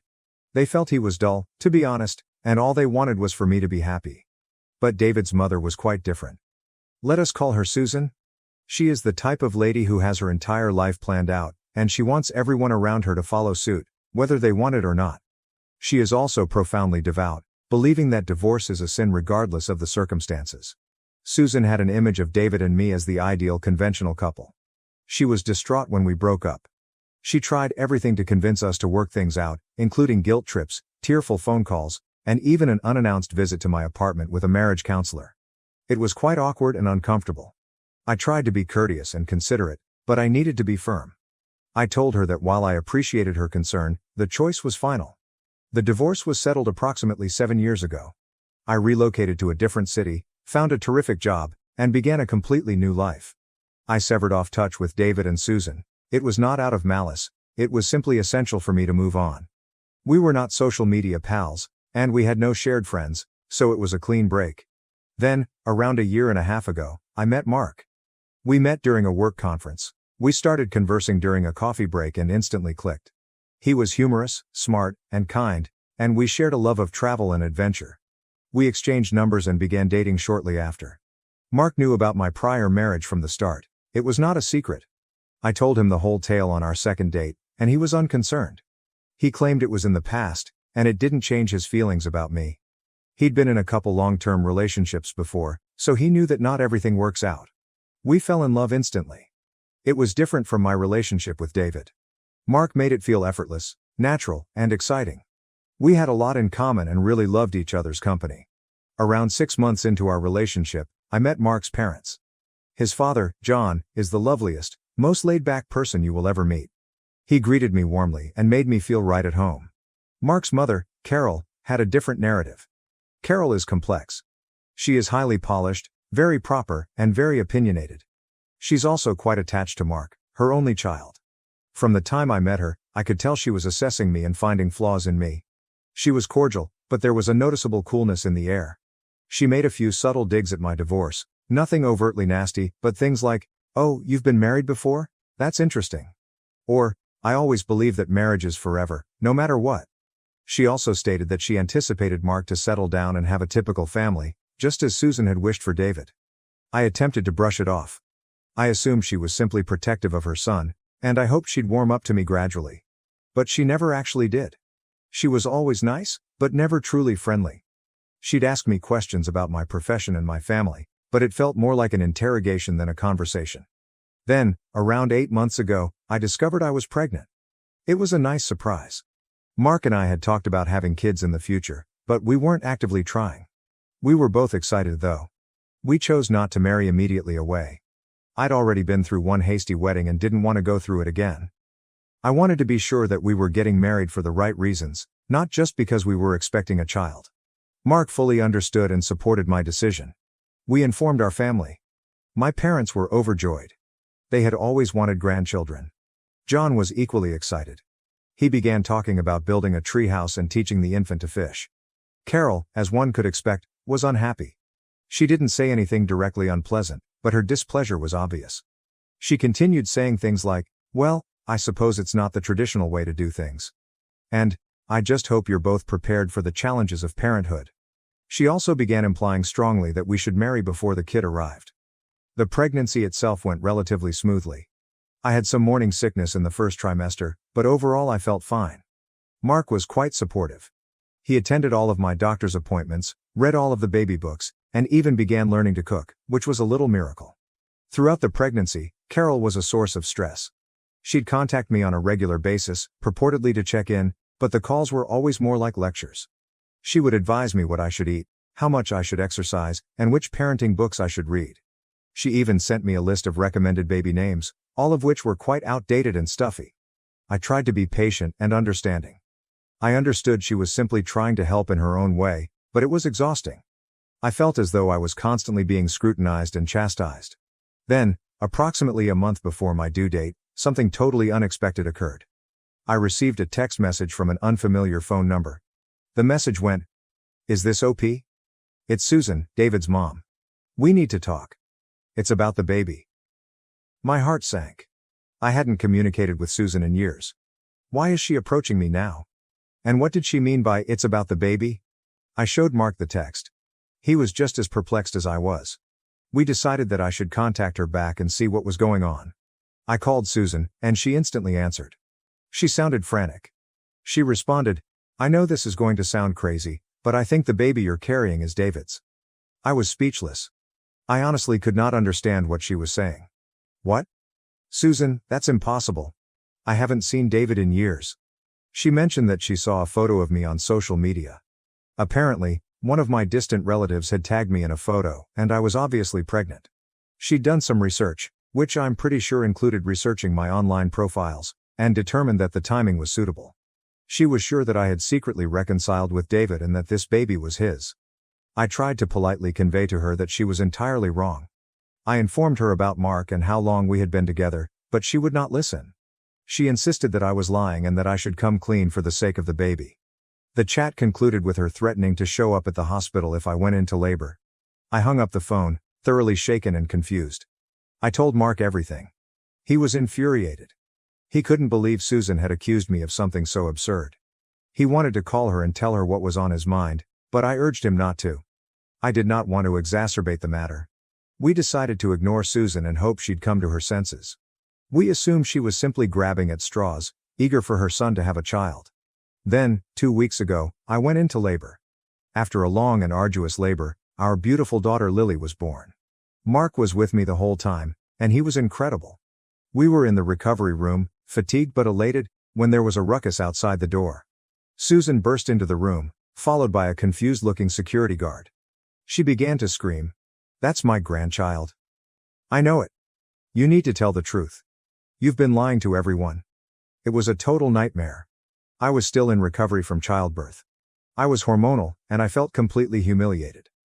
Mark intervened and told Susan to go, but she refused. It required 2 security personnel to forcibly remove her from the room. The entire situation was quite disturbing. I was furious with Susan. When we returned home from the hospital, I decided to phone David. I hadn't spoken to him in years, but I felt compelled to clear the air and ensure he understood what his mother had done. He answered the phone, clearly astonished to hear from me. I explained the scenario, and he was shocked.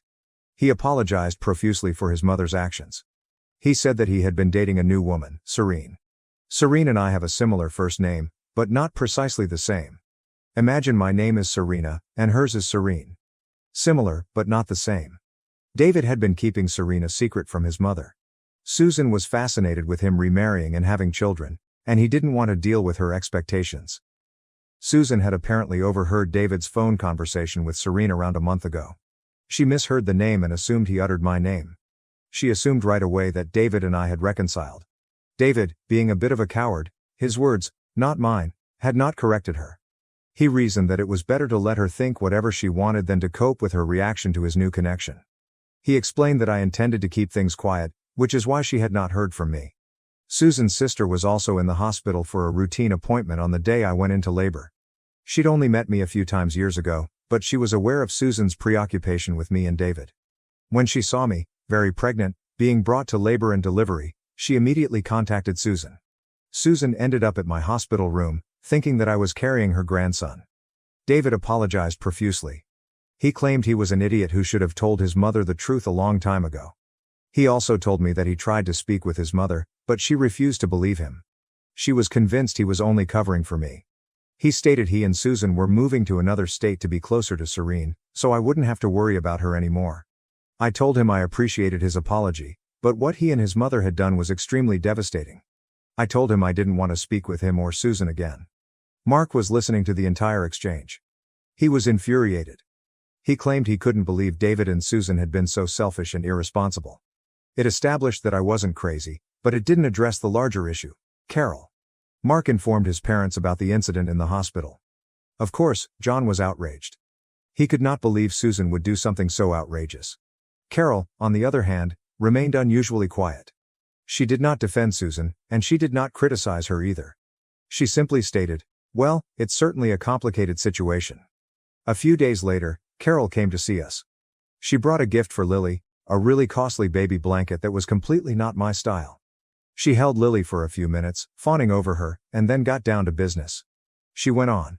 "Mark, I've been thinking a lot about this whole situation, and I think for everyone's peace of mind, it would be best if you got a paternity test." I was stunned. I couldn't believe she was making that suggestion. Mark glanced at me, his eyes filled with a mix of rage and remorse. He responded, "Mom, I'm not doing that. I trust OP completely. This is ridiculous." Carol did not back down. She responded, "It's not about trust, Mark. It's about being responsible. You need to know for sure. What if Susan is right? What if this baby is David's?" I eventually spoke up. I corrected myself. "Carol, I can assure you this baby is Mark's. I haven't been with anyone else since we met. This is insulting." She fixed me with a harsh, hard stare. "I'm just trying to protect my son," she explained. "I'm sure you understand." The conversation deteriorated from there.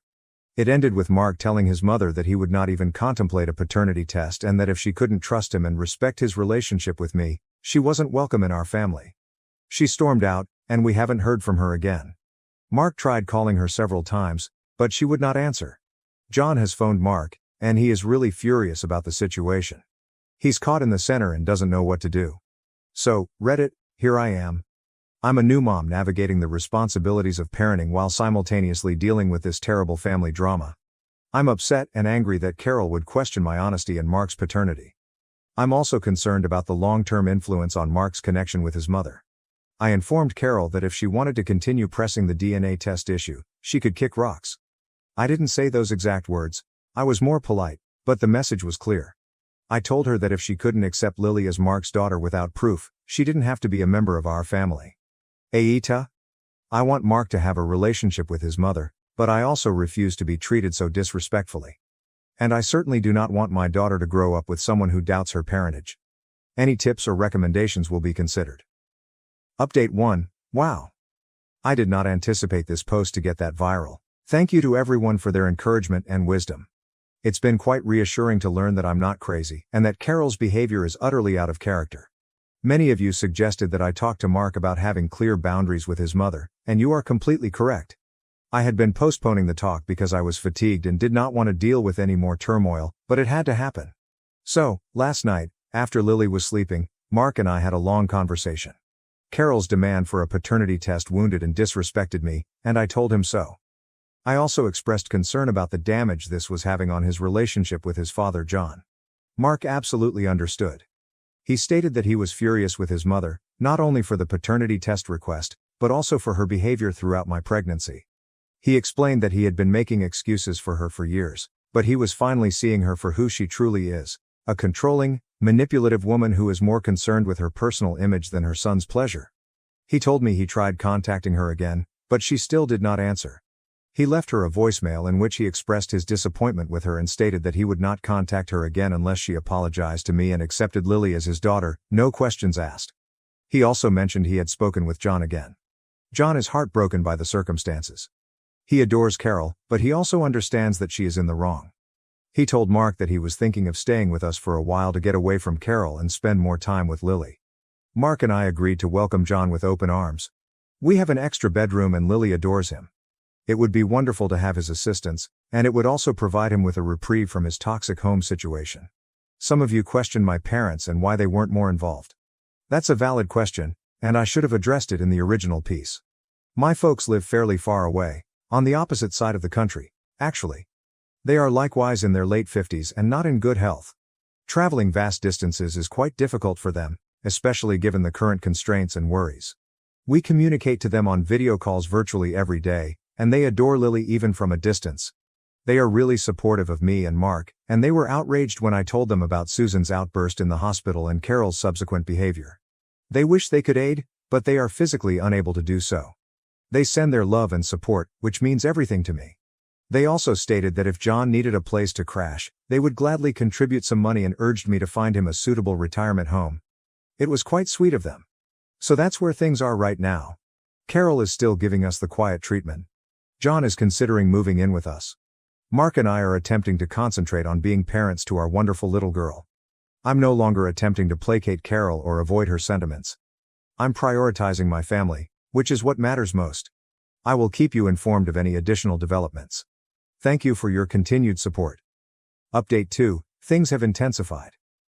John arrived to stay with us a few days ago. He arrived with a small luggage and a very sorrowful attitude. He explained that Carol had rarely spoken to him since Mark's last phone contact. She was cold and distant, and he couldn't take it anymore.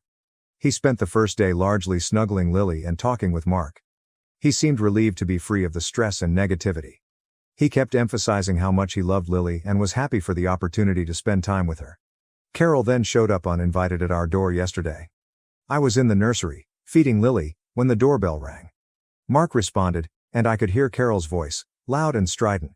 When I entered the living room, I noticed a tight atmosphere. Carol stood in the doorway, enraged. John sat on the couch, looking defeated.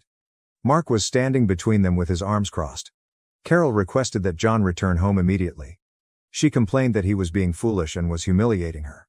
She accused me of manipulating him and using him against her.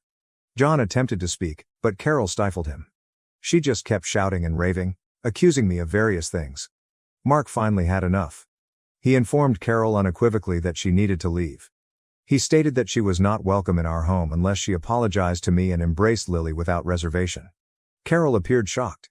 She obviously wasn't used to Mark standing up to her. She stuttered for a while before turning on her heels and storming out, slamming the door behind her. The whole situation was quite stressful.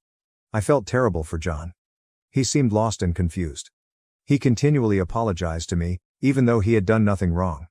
Mark and I reassured him that he could stay with us as long as he needed. We told him we loved him and were glad we had him. After John had gone to bed, Mark and I talked. We both agreed that Carol's actions were totally wrong. We determined that we needed to establish even stricter boundaries. Mark texted Carol that we would be in no communication until she sought professional help for her controlling conduct and apologized to both me and John. He said that we loved her, but we couldn't let her continue to insult us and ruin our lives. It's been a few days since we've heard from her. I am not sure what to expect. Update 3. It had been roughly a week since Carol's dramatic visit. We haven't heard anything from her, no calls, texts, angry emails, nothing. John, on the other hand, has settled in well. He's a big help to Lily, and he obviously enjoys spending time with her. He reads to her, sings to her, and takes her on walks in the stroller. It is heartwarming to watch. He's also become more candid about his marriage. He told Mark and me that he has been unhappy for years. He claimed that Carol has always been controlling, but it has gotten worse over time. He feels that he's lost himself in the relationship and has been going through the motions. He began attending a therapist, which Mark and I encouraged. He believes it's helping him process his emotions and figure out what he wants for the future. He isn't sure if he wants to stay married to Carol, even if she apologizes. He claims he needs to think about what is best for him for once. Mark totally supports his father, whatever he decides. He's just thrilled John's finally sticking up for himself. As for me, I'm attempting to concentrate on Lily and on building a quiet, loving environment for our family. I'm still upset and outraged over Carol's actions, but I'm trying not to let them consume me. I've started thinking about returning to work part-time. My maternity leave is nearly over, and I miss using my abilities. Mark is entirely on board, and John has offered to assist with childcare. We are also starting to arrange Lily's first birthday party. The party will be modest and exclusive, with only close relatives and friends. Obviously, Carol will not be invited. It's strange to consider celebrating a huge milestone without Mark's mother present, but I just don't see any other option. She made her decision, and she must deal with the consequences. I'm still hopeful that one day she'll see reason and apologize, but I'm not holding my breath. Update 4. A few tiny but major events have occurred. First, John applied for legal separation from Carol. He spoke with a lawyer and determined that it was the best course of action, at least for now. He explained that he needed to create some formal gap between them. He informed Carol of his decision, and she did not take it well. She called Mark, yelling and crying, accusing him of turning his father against her. Mark stayed calm, telling her that John had made his own decision and she should respect it. After a few days, we received a letter from Carol's lawyer. It was a cease and desist letter, requesting that we stop disseminating false and defamatory material about her. Apparently, she claims that we have been telling others that she is mentally ill and a lousy grandma. It's utterly ludicrous, of course. We haven't discussed her with anyone other than John's therapist, which is strictly secret. We're fairly certain she's just attempting to bully and scare us into backing down. Mark consulted his own lawyer, who urged us to disregard the letter. He claimed it was unfounded and Carol had no legal basis to stand on. So, that is where we are. John is legally separated from Carol, and we are facing a ridiculous legal threat. It's all quite stressful, but we're trying to remain strong and unified. On a more positive note, Lily is flourishing. She's growing and maturing so quickly. She began babbling and smiling continuously. She is the most lovely little child, and she brings so much happiness into our life. My half-sister destroyed my marriage, stole the life I once had, and now she wants me to officiate her wedding, but I had a plan for revenge. My husband Jerry, 52 male, and I, 48 female, had been together for about 12 years and married for 10. We were so joyful at the beginning, you know? Every moment we spent together was a source of delight, filled our days with laughter, dreams, and the little things that made us love each other even more. We were a team, tackling life together. Our smiles were contagious, and everything seemed a little better when we were together. We soaked up the love we had, from cozy Sundays to odd date nights that just made everything feel great. Life was simple and we enjoyed every moment of it. But suddenly, things began to shift. Date nights became stressful, and the casual laughter was no longer as loud as it always was. I started noticing that he was spending more and more time on his phone than with me. Date nights were no longer lighthearted. There was a palpable strain in the air. Our happiness had begun to fade, and I couldn't escape the feeling that our relationship was slipping away from me. The intimacy we previously shared was fading, replaced by a growing distance that seemed difficult to repair. I began to suspect Jerry might be having an affair. Late-night phone calls and odd messages became too common for me to dismiss. I questioned his behavior changes, as well as the fact that he felt distant even when we were only inches apart. But Jerry ignored it, claiming that I was reading too much into his conduct and that he was simply preoccupied at work. In my gut, I knew it wasn't just paranoia. It was a feeling that our marriage was taking an unforeseen turn. On a Friday evening, I planned to surprise Jerry with a dinner date, hoping to revive our relationship. I eagerly went to his office to pick him up, anticipating a night of connection and joy. However, my elation quickly changed to regret when he sent me a message saying he would be working late owing to an onerous workload. I sighed, accepting the change in plans without letting him know I was waiting for him below. I was about to depart when I noticed Jerry exiting his employment, which surprised me. This confused me because it contradicted his message about a difficult workload. Puzzled, I watched him get into his car and drive away. I decided to follow him instinctively, with curiosity in my heart. Little did I know that what I was about to witness would rock me to my core. I followed him as he pulled into a pub. I wasn't sure what he was doing there. Why did he lie to me about this? As I quietly studied him at the bar, my greatest suspicions were clear. He was meeting a woman. I remained there, stunned, as the woman's back appeared familiar to me. The mystery woman then moved to sit in front of him, and my eyes widened in surprise as I realized it was my stepsister Karen. I could feel my legs giving out from shock, and I nearly fainted in front of the bar. While spying on them, I noticed my husband and Karen holding hands and smiling lovingly at one another. The understanding hit me like a gut punch, and I had an intense want to vomit. The overwhelming contempt, along with the betrayal, left me with a range of feelings, wondering how to respond to the extent of his deception. I recall leaving the bar in a trance, hoping Jerry wouldn't catch me. That night was the most difficult one of my life. I don't think I've sobbed this much since my dog died last year. It was terrible to realize that the person I intended to spend the rest of my life with was cheating on me with my own stepsister. For some perspective on my stepsister, my parents divorced when I was very young, and my mother married her new husband Harry. Harry had a daughter from his previous marriage, Karen. Karen and I hit it off right away, despite our 4-year age difference. However, our relationship began to deteriorate as I became aware of her ability to manipulate others. She showed to be a master of deception, easily manipulating any circumstance to her benefit. Karen's manipulative abilities were unrivaled, whether it was lying to our parents to evade punishments or misleading total strangers without thinking twice. Karen was constantly jealous of me, despite the fact that we both came from shattered homes. No matter how hard I tried, she never liked me.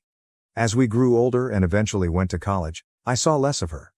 I received a full-ride scholarship and enjoyed my college years, making new friends, trying new classes, and relishing the freedom of youth. I started coming home less and less, and eventually stopped talking to Karen except at family gatherings.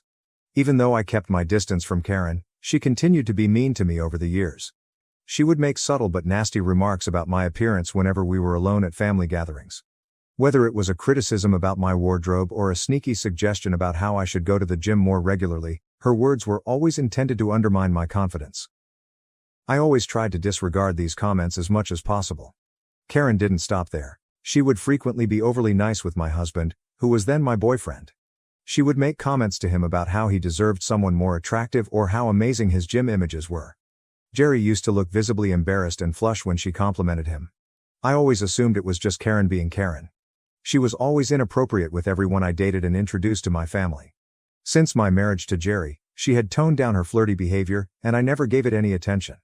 But after seeing them together tonight in the pub, I was convinced that this had been going on for a while. They appeared to be comfy and familiar with one another. When Jerry came back that night, I pretended to be asleep.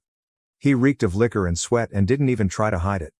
His arrogant demeanor hinted at his growing arrogance. He had begun to believe that he could just get away with anything like this. I lay awake all night, worrying about my next steps. Before Jerry awoke, I discreetly removed his phone from our bedroom to check through it. Checking his messages, calls, emails, and images, I meticulously documented proof by taking shots using my own phone. That morning, after Jerry had left for work, I decided to drive to my mother's house because I felt she was the only person who could console me. My stepfather was at work, so I felt I could speak with my mother in private. When I told my mother about my husband's romance with my stepsister, she was as startled as I was. She almost didn't believe me until I presented all the proof. She was outraged that Jerry and Karen could perform such a heinous act. My mother, being the rock she is, instantly planned to confront them in front of everyone. I could understand how upset she was since she had always treated Karen as if she were her own daughter when we were younger. We couldn't comprehend how my own stepsister could stab me in the back like this. We devised a plan to invite our close family members to supper at my place over the weekend. My mother advised me to keep my lips shut and not tell Jerry about it. Everyone arrived at the gathering looking refreshed and pleased. We all ate supper together, and while people drank wine, I looked at my mother and nodded, signifying that it was time. She understood and stood up to retrieve the projector. I clinked my glass to grab everyone's attention. "Thank you all for joining us tonight," I began, my voice firm despite the tempest of emotions within me. "I've called you all here for a special reason, something I've been struggling with for a long time. I want you to pay attention to the projector because I have a surprise for you." Curiosity filled the room as my family and friends focused their attention on the projection screen. My mother had set up the gadget, and I took a deep breath, preparing to reveal the awful truth. I connected it to my phone and started scrolling through the photographs and messages I'd saved from my husband's phone. The room fell silent as everyone focused on the television. The first image appeared, showing Jerry and Karen in an intimate stance. Gasps and murmurs echoed around the room. Everyone glanced at it, bewildered. "This is not easy for me, but I felt you all needed to know the truth," I said, my voice steady. "These pictures and messages are evidence of an affair between my husband, Jerry, and my stepsister Karen." The room erupted with amazement, indignation, and shock. As they witnessed the evidence, their eyes widened and their jaws dropped. My mother's expression was a mix of rage and sorrow, and I could feel the tension rising. She stood beside me, holding my hand, silently reassuring me that she had my back. I continued scrolling through the devastating letters, revealing the extent of the betrayal. As I divulged more, everyone's shock morphed into palpable fury. I turned to face Jerry and Karen, who were sitting in startled silence. Jerry's face flushed with guilt, while Karen, formerly manipulative and shrewd, appeared little and vulnerable. The room appeared to vibrate with the combined wrath of those present. My mother stepped forward, her voice stern and full of disappointment. "How could you do this to our family? To your spouse? Your sister?" she demanded, her gaze fixed on Jerry and Karen. My stepfather looked directly at Karen and asked whether what I had revealed was accurate. Karen fell into tears, unwilling to confront him. The weight of his remarks appeared to crush her. Other family members expressed their own disbelief and fury. Some people exchanged looks and shook their heads, while others murmured harsh remarks to one another.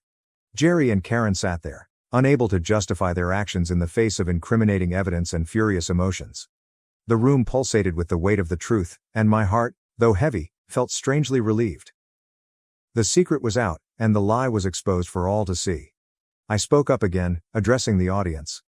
"I didn't come to you all here simply to expose them. I also wanted to let you know that I'm divorcing Jerry. If Karen wants my husband, she may have him. I appreciate everyone's compassion and support during this tough time." As the shock evolved to solidarity, the entire room rallied in my favor. Friends and family sent words of consolation and condemnation to Jerry and Karen. Jerry's face turned scarlet, and he walked away humiliated. Karen followed him, evidently looking for an excuse to get out of the situation. My mother held me, and I started crying. I had kept this agony hidden inside me all along, and suddenly it was coming out. In the months after this tragedy, I found myself emotionally exhausted, unable to muster the strength to get out of bed. The weight of the betrayal, along with the tiredness of innumerable tears, had left me feeling like a hollow shell of myself. Sleep had become both a haven and an escape from my harsh life. I kicked Jerry out of our house while we worked through our divorce. It was a long and difficult path, but I knew I wanted to get divorced from him as soon as possible. 2 days ago, following months of legal proceedings, the court granted us our wish. We were formally separated. I was overjoyed and spent the day with my mother, shopping and eating ice cream. For the first time in years, I felt liberated and free. That evening, when we were seated and watching a movie at my mother's house, my stepfather entered the room, looking upset. My mother asked him what was wrong, but he looked at me with worry. I sat up straight and asked him what had occurred. He asked if I had seen Karen's recent Facebook post. I shook my head and promptly unlocked my phone, looking for her profile.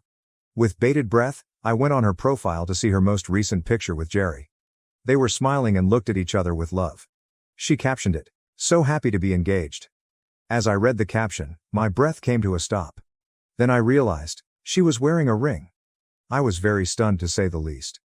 My mother, who was staring at me curiously, seized the phone from my grasp and cried out in surprise, understanding that Karen was truly marrying Jerry. I can't recall what transpired the rest of the night. Overwhelmed by shock and amazement, I sunk back into the couch, my mind whirling with a barrage of emotions. The room seemed to press in on me as I wrestled with the truth of the situation. My mother, who was similarly astonished, attempted to console me, but words failed us both. As if things weren't awful enough, my stepfather received a call from Karen. She was presumably calling to tell him about the news. I asked him to put her on speaker so I could hear what she had to say. My stepfather nodded and took up the phone. He calmly listened as Karen raved about her engagement and how excited she was to marry Jerry. I listened to her words, devastated and absolutely empty inside. My stepdad then furiously interrupted her. "Karen, What you did today is not only disrespectful and hurtful to your stepsister, but it will have far-reaching consequences for the entire family. Karen answered, apparently upset by his reaction. I don't understand, Dad. Jerry and I are in love and we're getting married. What's wrong with celebrating that? My stepdad chided me. What's wrong, Karen, is the way you've gone about it. You had an affair and you think that's okay? Your actions have caused immense pain to someone you should consider family. Instead of being respectful and understanding, you are now flaunting your engagement in front of her and the rest of us without a thought for the consequences. Hearing his remarks, I burst into tears while my mother consoled me. I suppose this is when Karen learned my stepfather wasn't alone. She asked if I was in the room, and he confirmed. Karen then began pleading with me for a conversation. My stepfather glanced at me curiously, so I took the phone from him. I started asking her whether she realized what she was getting herself into. Karen smirked when she heard my voice and informed me she knew what she was getting into. She went on to suggest that I shouldn't be sobbing about Jerry because we were officially split and he was now free to marry her. As if that wasn't enough, Karen dropped another bombshell. Jerry and she wanted me to attend their wedding and bless them on their new path. Hearing her remarks, I felt a mixture of shock, rage, and incredulity. They wanted me to present a mask of acceptance, togetherness, and happiness when, in truth, I was dealing with the shattered shards of my own heart. The entire event felt like a sick joke on me. She began discussing how much it would mean to them if I could give a speech on their big day, indicating to everyone that I was fine with their wedding. I was stunned and at a loss for words. Without hesitation, my mother grabbed the phone from my grasp and addressed Karen directly. She stated unequivocally that Karen's actions were abhorrent and represented a new low. Karen responded angrily, stating that she and Jerry were in love and demanding that the family accept their relationship. I left my parents to deal with Karen and went to the guest bedroom, where I closed myself in and cried. I don't recall anything from the night. The next morning, I awoke angry and determined. Karen's audacious deeds kindled a fire within me. Instead than letting this knowledge devastate me, I resolved to turn the tables. I knew I had to tackle it head on and come out stronger. I wasn't going to let them take away my happiness and mental tranquility. I had a plan in my head and was determined to make Karen regret inviting me. I opened my laptop and began browsing her social media pages. I went through every social media picture she'd ever uploaded. As luck would have it, I eventually located what I was looking for. I convened a family meeting and described my intentions. I would go to Karen and Jerry's engagement party, but not alone. I would be inviting a very important guest to be my +1, unbeknownst to Jerry and Karen. My mother glanced at me curiously as I mentioned that I would be accompanying her ex-boyfriend from college, Ron. Ron was apparently my stepsister's great love, and she even had a tattoo of his name from when they were dating. They had a painful breakup, and I knew she would be shocked to find me arm in arm with her ex. My mother's eyes widened with recognition. I gave her a cheeky look. She gave me a gentle nod of assent, indicating that she understood my plan. My stepfather, on the other hand, believed this was going too far and warned me not to ruin my stepsister's wedding. So, Reddit, do you think I'm an a-hole for inviting my stepsister's ex to her wedding after she opted to sleep with and marry my husband? Update 1.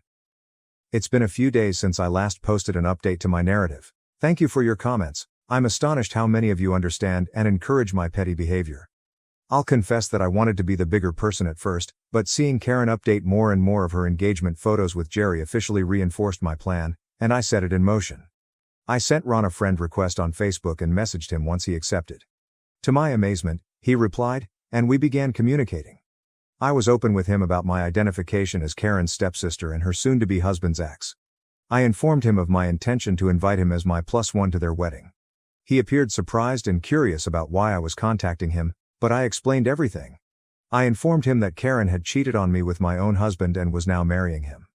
I told him I wanted to take him with me so I could make Karen feel the same way she did for me. After hearing everything, Ron agreed to accompany me. I get aroused thinking about the expressions on Jerry and Karen's faces when they see me at their wedding with Ron. My stepfather has no idea I'm going to take Ron. After our recent chat, in which he discouraged me from bringing him as my +1 to Karen's wedding, I've decided to keep this knowledge private for the time being. I will notify you when the wedding takes place in a few days. Update 2, it's been a month since I last updated. As much as I wanted to update you earlier, a lot has happened in my life, and I needed some time to calm down. As I previously stated, I did take Ron with me to the wedding. When their wedding day arrived, I put on a brave face. I strolled into their wedding in Ron's arms, dressed with confidence. Jerry's eyes widened as he noticed me going in with my special guest. He must have identified Ron as Karen's ex right away. We disregarded his face and pretended to locate our assigned seats. Jerry approached me and aggressively said, "Why are you there with Karen's ex?" But I just grinned. He couldn't make a scene in front of everyone and had to reluctantly walk back up the aisle, angrily staring at me. When it was time for the bride to enter, everyone stood up from their chairs. Karen, dressed in her wedding gown, entered with my stepfather. She recognized me among the guests and smiled triumphantly. I replied with a smirk, refusing to show her my vulnerability. Then she saw Ron standing next to me and stopped dead in her tracks. The music continued, and my stepfather begged her to keep walking, but Karen refused. Her gaze moved between me and him, possibly still perplexed. I held my head high and maintained a calm posture. When my stepfather observed Karen staring at me, he looked up at both me and Ron and must have realized what was going on. The air in the room swelled with tension, and I could feel the guests' collective curiosity growing. Karen surged toward me and came to a halt in front of us, her face distorted with a combustible combination of rage and disbelief. "Congratulations, Karen," I answered calmly. "I'm genuinely happy for you both." "What the hell is this?" she said, her voice angry. I met her gaze with an unwavering stare. "This, Karen, is my +1, I said with a hint of delight in my voice. "Meet Ron. You remember him, right? From your college days? Or should I mention the tattoo on your hand?" I continued, loving her stunned expression. Ron moved forward, his countenance unreadable. "Hey, Karen, it's good to see you after so many years. We thought we'd share in the joy of your special day," he stated calmly, refusing to be drawn into a confrontation. Karen's cheeks was flushed with wrath. "Joy? You call this joy? You're ruining everything," she exclaimed, her voice breaking through the din of the crowd. The room was stunned into silence. Guests glanced at Karen, their expressions reflecting the horror that filled the air. Whispers and whispers rippled around the room, as individuals exchanged incredulous looks. Keeping my cool, I replied, "Well, Karen, it was you who graciously invited me to your wedding with Jerry, so I thought I'd return the favor and bring along your ex, Ron." The room was alive with murmurs and gasps as the visitors assessed the developing drama. Karen's eyes furrowed at me, and she appeared surprised. It was evident she had not expected such a forceful response. Ron, keeping his calm manner, added, "Karen, we're here to celebrate your happiness. There's no need to make this a scene." Karen scoffed. "Celebrate my happiness? How can you even be with someone like her? Are you dating her now?" I smiled at her scorn and, shrugging nonchalantly, responded, "Like I said, you invited me. I'm just here to honor that invitation and wish you and Jerry a lifetime of joy together. What happens between Ron and me should not be your concern, especially since you're about to marry." Karen's rage heightened the tension in the room. Jerry, who was standing at the altar, came running down, pleading with Karen not to cause a commotion so that they could continue their celebration. Karen pulled him away fiercely. Then, out of wrath, she threw her bouquet across the room. The bouquet flew into the air, leaving a trail of petals in its wake before smashing to the ground. Despite the collective gasps, Karen walked out of the theater, her gown trailing behind her in a whirl of white. The door slammed shut behind her, leaving a sensation of astonishment in its wake. The visitors exchanged perplexed looks, unsure how to respond to the unexpected turn of events. Some people made awkward smiles, while others shifted uneasily in their seats. The mood, which had once been festive, was now tense and confusing. Jerry looked at me angrily and opened his mouth to yell, but my mother urged him to shut up after what he had the audacity to put me through. With a smirk, I told Ron that we should depart, and he nodded in accord. The audience erupted in a maelstrom of reactions, including disbelief, indignation, and whispered conversations. I left the venue with my head held high. The weight of betrayal was removed. The world had witnessed my anguish, resilience, and ability to rise above the ashes of a failed marriage. I don't care if people think I went too far because I've never slept with someone behind their back or ended a marriage. I only gave my stepsister a taste of her own medication. Update 3: I am astounded by everyone's response in just a few days since my previous update. I'm delighted to see that the majority of you understand why I did what I did, and I can appreciate some of your unfavorable emotions. Honestly, I have no regrets about what I did. My stepfather informed me that Jerry and Karen had formally ended their relationship. She refused to marry, no matter how hard Jerry begged with her. I'm guessing this suggests she still has feelings for Ron, and seeing him that day must have reminded her of them. I'm not one to take pleasure in the agony of others, but sometimes the only lessons individuals may learn are the repercussions. Jerry has sent me numerous angry missed calls and messages, but I have chosen to block him. My stepfather chastised me for what I did during my stepsister's wedding, and out of respect, I didn't argue with him much. My mother asked me to give him some time and space, and I agreed. In the aftermath, I've decided to focus on rebuilding my life and discovering happiness within myself. As I deal with the uncertainties of life, I will undoubtedly seek therapy, as everyone has suggested. For the time being, I want to focus on my personal development, finding my passions, and only exposing myself to positive influences. I discovered my husband had cheated with my best friend while I was working overseas at a baby shower they hosted for their unborn child. I returned from my work trip earlier than scheduled. I didn't tell anyone I was returning. I wanted to surprise Miguel. When I arrived on our street, I noticed a few automobiles parked in front of our house. The garden was adorned with blue and pink balloons, and a banner proclaimed, "Welcome our little miracle." I parked my car a block away and walked over. The door was slightly open, and music and laughter could be heard from inside. When I walked in, I froze in the center of the living room. Carmen, my dearest friend, was clearly 6 months pregnant. My mother-in-law, Rosa, was softly massaging her belly as my mother poured drinks. Gifts were arranged on a beautiful table. "So, is the nursery ready?" my Aunt Elena said. "Almost," Carmen responded. Miguel insisted on painting it himself. He's been working on it every weekend. My spouse strolled in at that very moment, bearing more drinks. He approached Carmen and hugged her from behind, his hands resting on her stomach. "We just need to set up the crib," he told us. "We picked it out together last week." I watched as my mother stiffened when she saw me. She hurried over. "Anna, we weren't expecting you today," she said softly, taking my arm. "Let's go outside.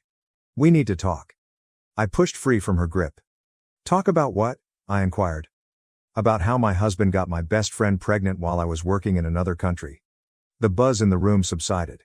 Carmen was the first to notice me. Her face became pallid. Miguel stood motionless, his hands resting on her tummy. "Anna," he started. "Don't you dare," I interrupted him. "How long have you been cheating on me?" No one responded. My father, standing in a corner, was unable to look me in the eye.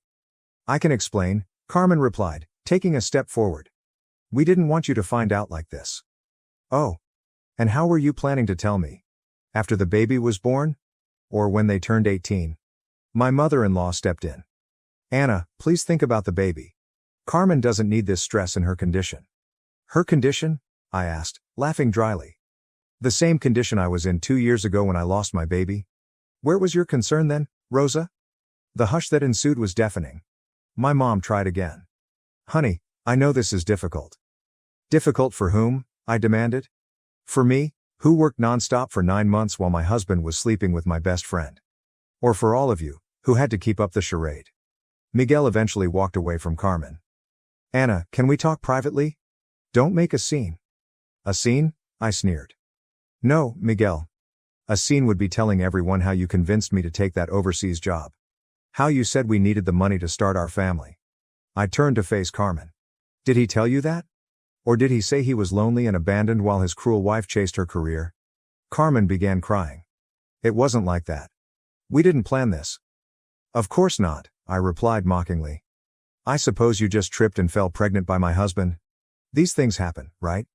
The visitors started shifting uncomfortably. Some grabbed their bags and prepared to go. My father has finally spoken up. "Anna, calm down. You're upset." "Upset?" I laughed bitterly. "No, Dad, I'm perfectly calm. In fact, I'm grateful." My mother frowned, puzzled. "Grateful?" she repeated. "Yes," I said, my voice steady. "Because now I see everyone for who they really are. My husband, the liar. My best friend, the traitor. And my family, the cowards who chose to protect this lie instead of me." I strolled over to the present stand and chose one at random. "This one's yours, Mom," I said, holding it up. "You bought a nice gift for your son-in-law's mistress's baby." "Anna, please," my mother begged. I ripped the package paper open. The baby's attire was white with blue embellishments. "How thoughtful," I replied, my voice full with sarcasm. "I hope you kept the receipt." Miguel moved closer, attempting to take the gift from my hands. "Enough, Anna, you're making a fool of yourself." "Making a fool of myself?" I snorted. "No, Miguel, you did that all on your own, getting my best friend pregnant while I was paying all the bills. My mother-in-law stood up in indignation. "This is too much," she exclaimed. "Miguel was just looking for the happiness you couldn't give him. Always busy, always working?" "You're right, Rosa," I responded coldly. "I was too busy working. Working to pay the mortgage on the house where your son was sleeping with my best friend." I gazed around the room. Every familiar face suddenly resembled that of a stranger. "You know what?" I said. "You can keep the house, the furniture, the gifts. But, Miguel, I suggest you get a good job because you won't have access to my money anymore." Miguel's cheeks turned pale.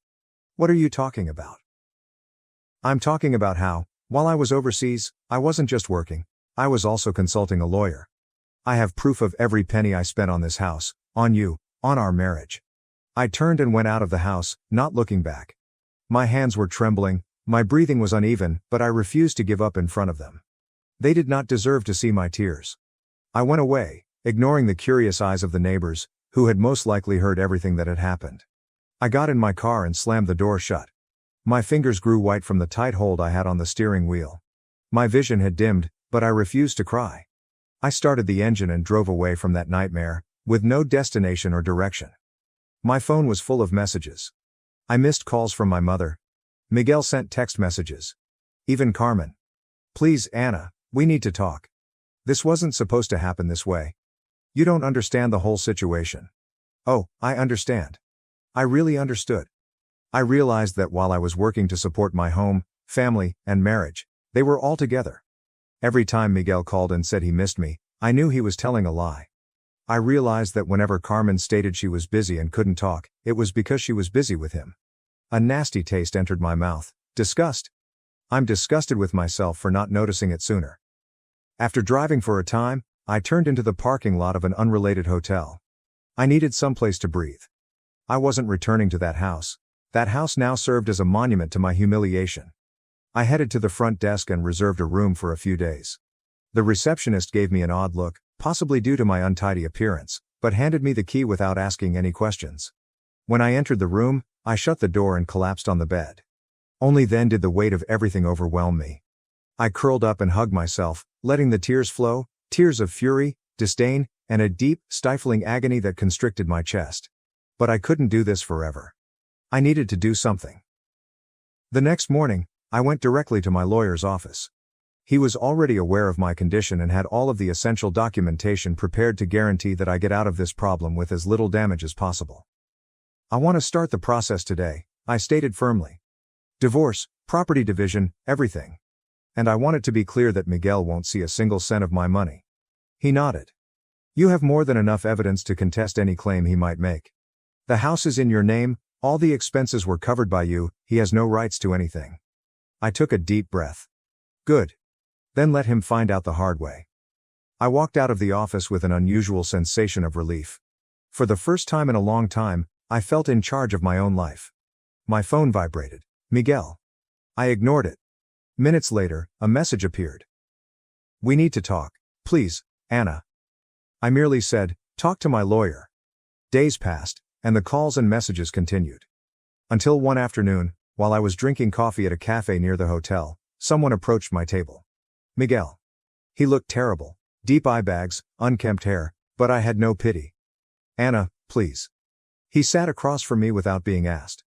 "I didn't want you to find out like that." I crossed my arms. "Oh? But how did you want me to find out? With an invitation to the baby shower?" He ran his palm over his face, tired. "This isn't how I wanted things to happen. I made a mistake." "A mistake?" I scoffed. "Getting my best friend pregnant was not a mistake, Miguel. It was a choice. You decided to sleep with her. You decided to lie to me. You opted to have everyone cover for you." He lowers his head. "I was lonely, Anna. You were never here. You were always traveling, always busy with work." I gave out a sour laugh.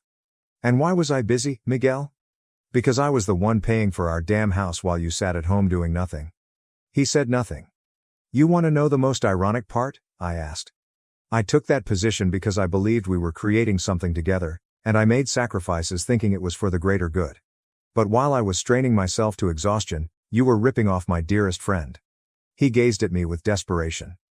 "I know I messed up, Anna, but can't we fix this another way?" I leaned forward and looked right into his eyes. "We're correcting it. My lawyer has already filed for divorce. You will not receive a penny from me. And as for that child, I hope you are a decent father, because I want you out of my life. Anna, please. It's over, Miguel. I stood up and went away, not looking back. The news quickly spread. My true friends, those who had not deceived me, stood by my side.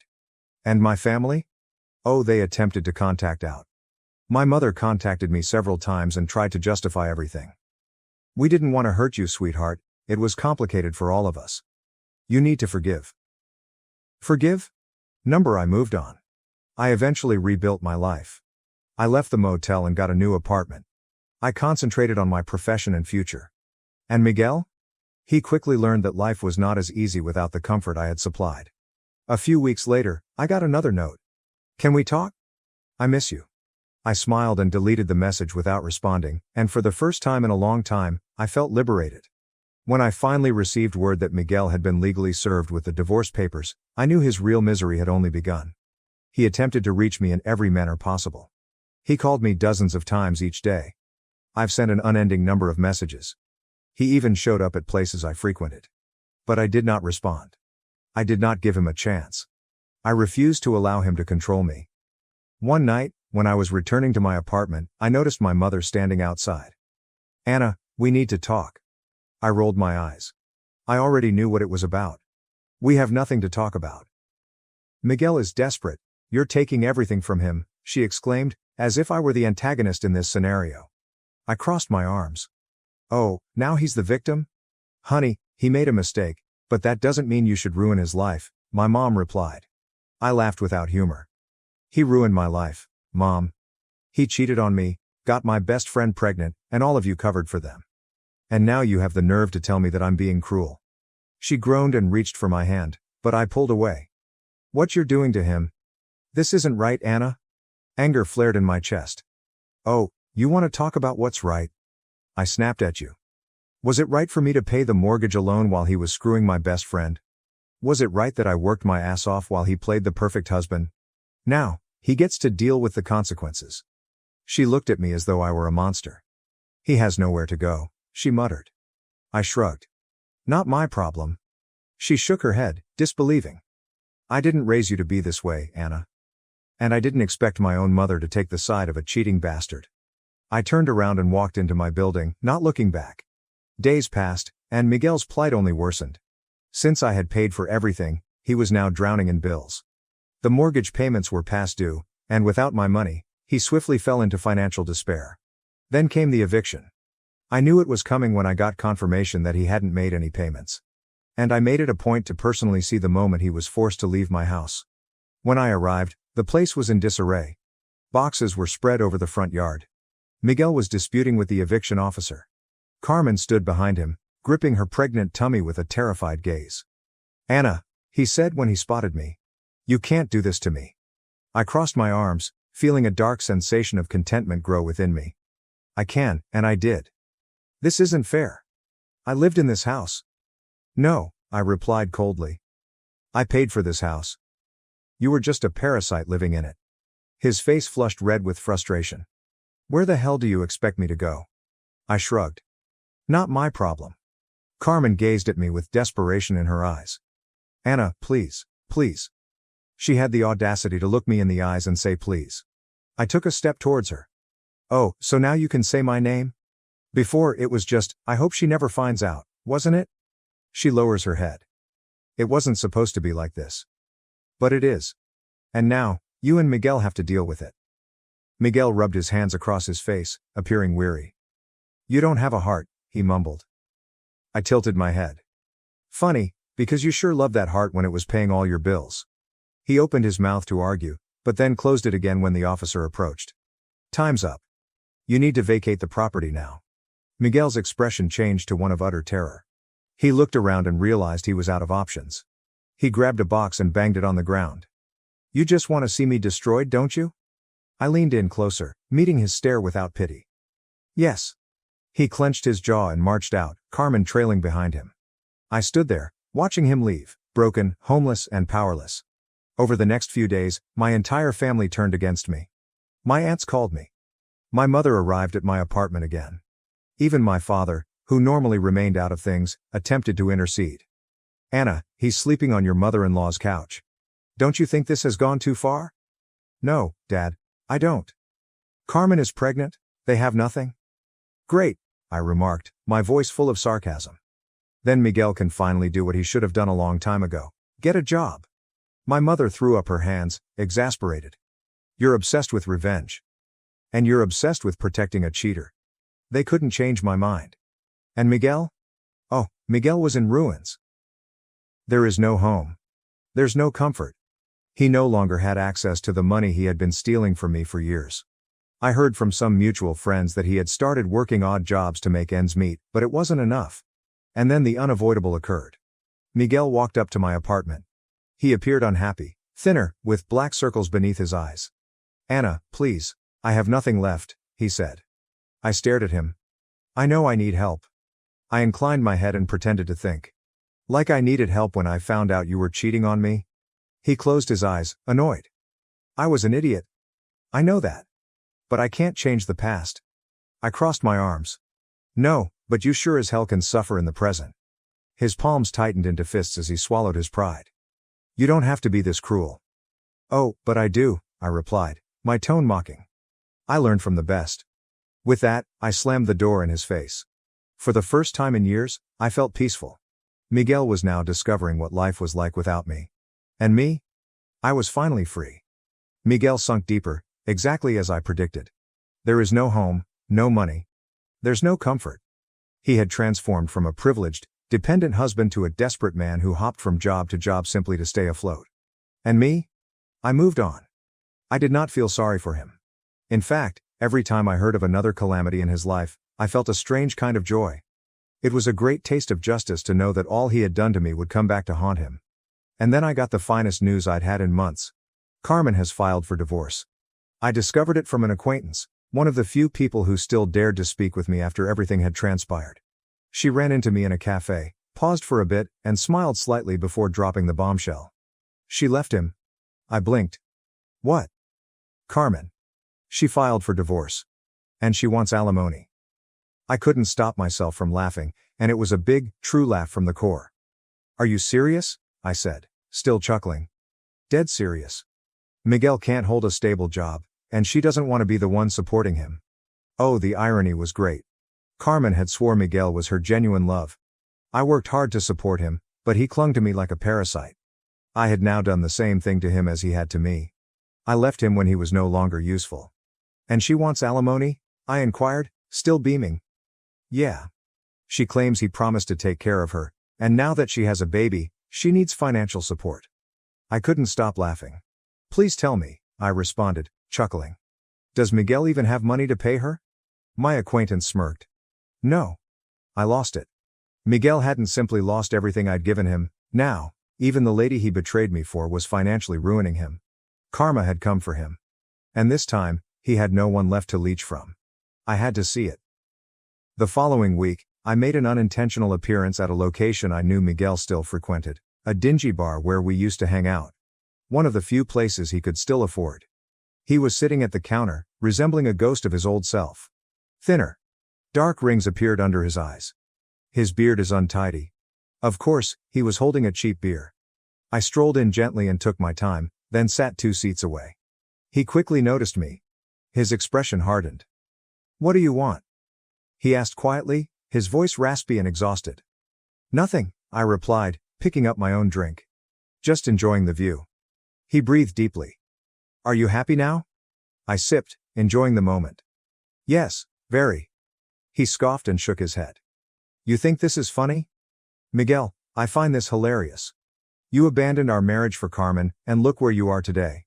She left you and took what little you had left. He ran a hand over his face, obviously fatigued. You don't understand. Oh, I understand completely. Tell me how your great love fell apart so swiftly. He remained silent for a long time before glancing at his empty glass. She said she couldn't be with someone who had nothing to offer. I grinned. Funny, right? That's exactly what you said about me. He closed his eyes, his jaw stiffening. You don't get it, Anna. Oh, I do. You were only suitable for her when it was convenient. Now that you can't provide the comfortable life she desired, she threw you away like junk. He did not argue, because he could not. I rose up, prepared to depart. "You know what's the best part?" I asked, staring down at him. "You deserve every bit of this." And I walked away, leaving Miguel to drown in his own despair. Following that day, I cut off all ties to my past. I alienated myself from my family. The hypocritical aunts who often told me to forgive. My mother insisted that I had gone too far. I owed nothing to any of them. I only owed myself. So I started afresh. I completely reconstructed my life. I bought a new apartment exclusively for myself. I sold everything that reminded me of that miserable period in my life. I donated some items. Others were burned. Miguel and Carmen were eliminated. I went out more. I met new folks. I enjoyed life without carrying dead weight on my back. For the first time in years, I had control over my life. And as I moved forward, Miguel kept falling apart. Months later, I learned that he had attempted to appeal the divorce decision, arguing that he deserved alimony instead. Of course, the judge laughed at him and refused everything. I also discovered that Carmen continued to drain what little money he had left. And me, I have never felt better. The world was finally as it should be. I was free. And Miguel was receiving just what he deserved. I saved $140,000 for my dream wedding, but my parents lied about a medical emergency and used it all to fund my brother's lavish honeymoon. Hello, so I, 26F, recently married my hubby, 26M, following a 6-year romance. We arranged a private ceremony at his aunt's farmhouse, which was not what we had intended at first. I had wanted to marry on the beach because it was where we had some of our happiest moments. My husband and I are both water lovers, and we would go to the beach at least once a month to relax and decompress. So it is a particular place for us. I had already begun searching for places where we could all stay. Like every other bride on the planet, I wanted my wedding to be memorable. I had been saving for a big celebration for the past 5 years. I work in advertising and make a decent living. However, my husband and I lived cheaply and tried to save money for the future. We had planned to hire one of the top hotels with a sea view so that our guests could have a great experience. It was supposed to be a luxury experience, but we had to adjust our plans and cut back significantly because my parents decided to borrow money from me a few months ago. I could not force myself to decline. Some context. My brother, 24 million, got married a few months ago. However, his wedding was unexpected, and they had little time to plan. He had been with his wife for roughly 2 years and proposed about a month before they married. It was a tiny ceremony with only family and a few friends. But I was thrilled for him because it was their wedding and their decision. However, a few weeks after his wedding, my mother contacted me and requested that I borrow $125,000. She told me that my father had suddenly become ill. She claimed it was probably his diabetes acting up again, but she couldn't afford all of the medical bills alone and needed my assistance. She stated that the doctors had recommended a specialized medicine, but it was too expensive because it had to be imported.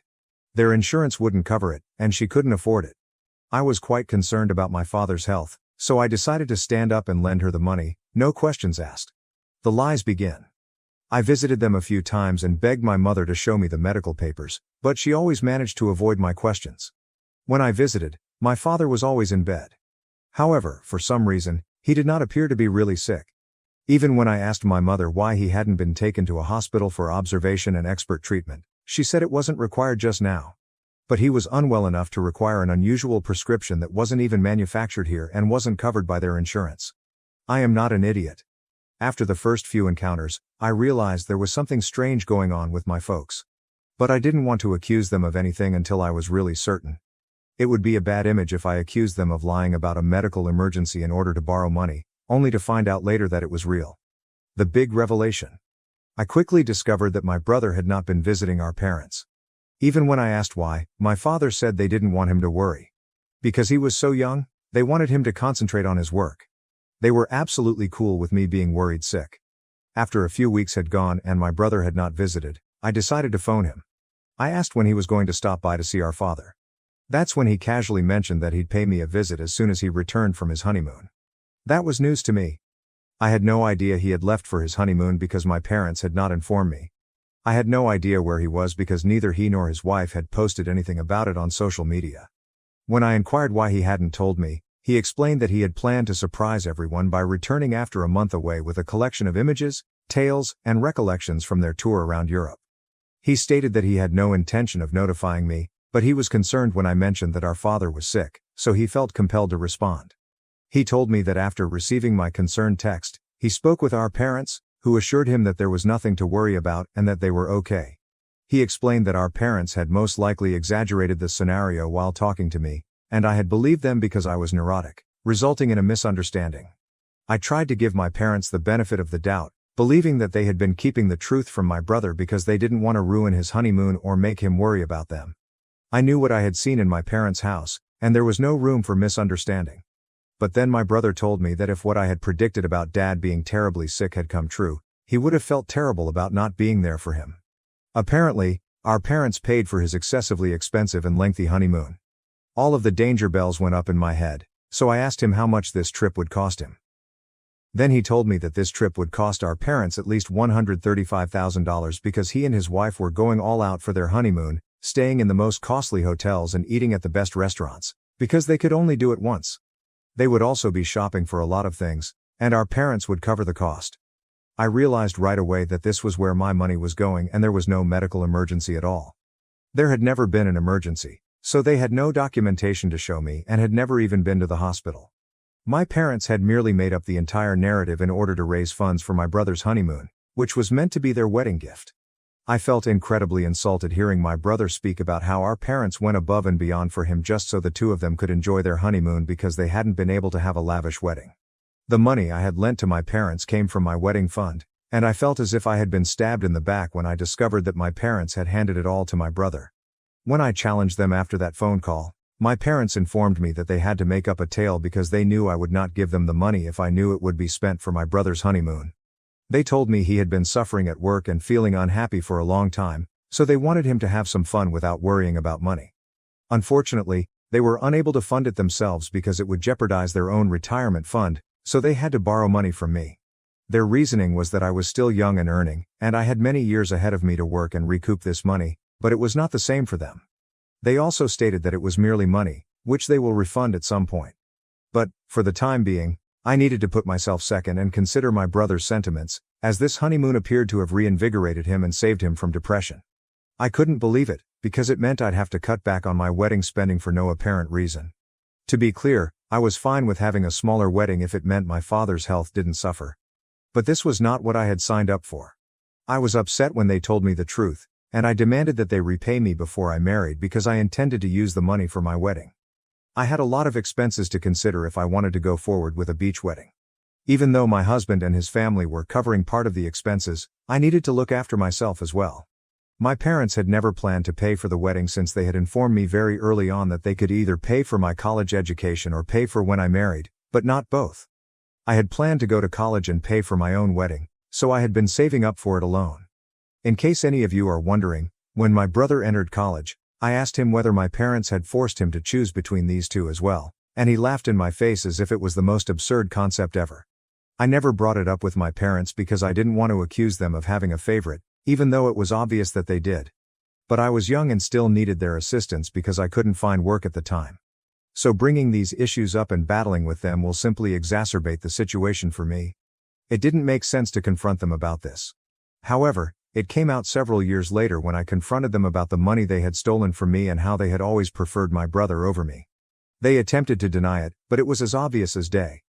I told them they had to repay me because I was not going to give up my ideal wedding just because my brother was struggling at work.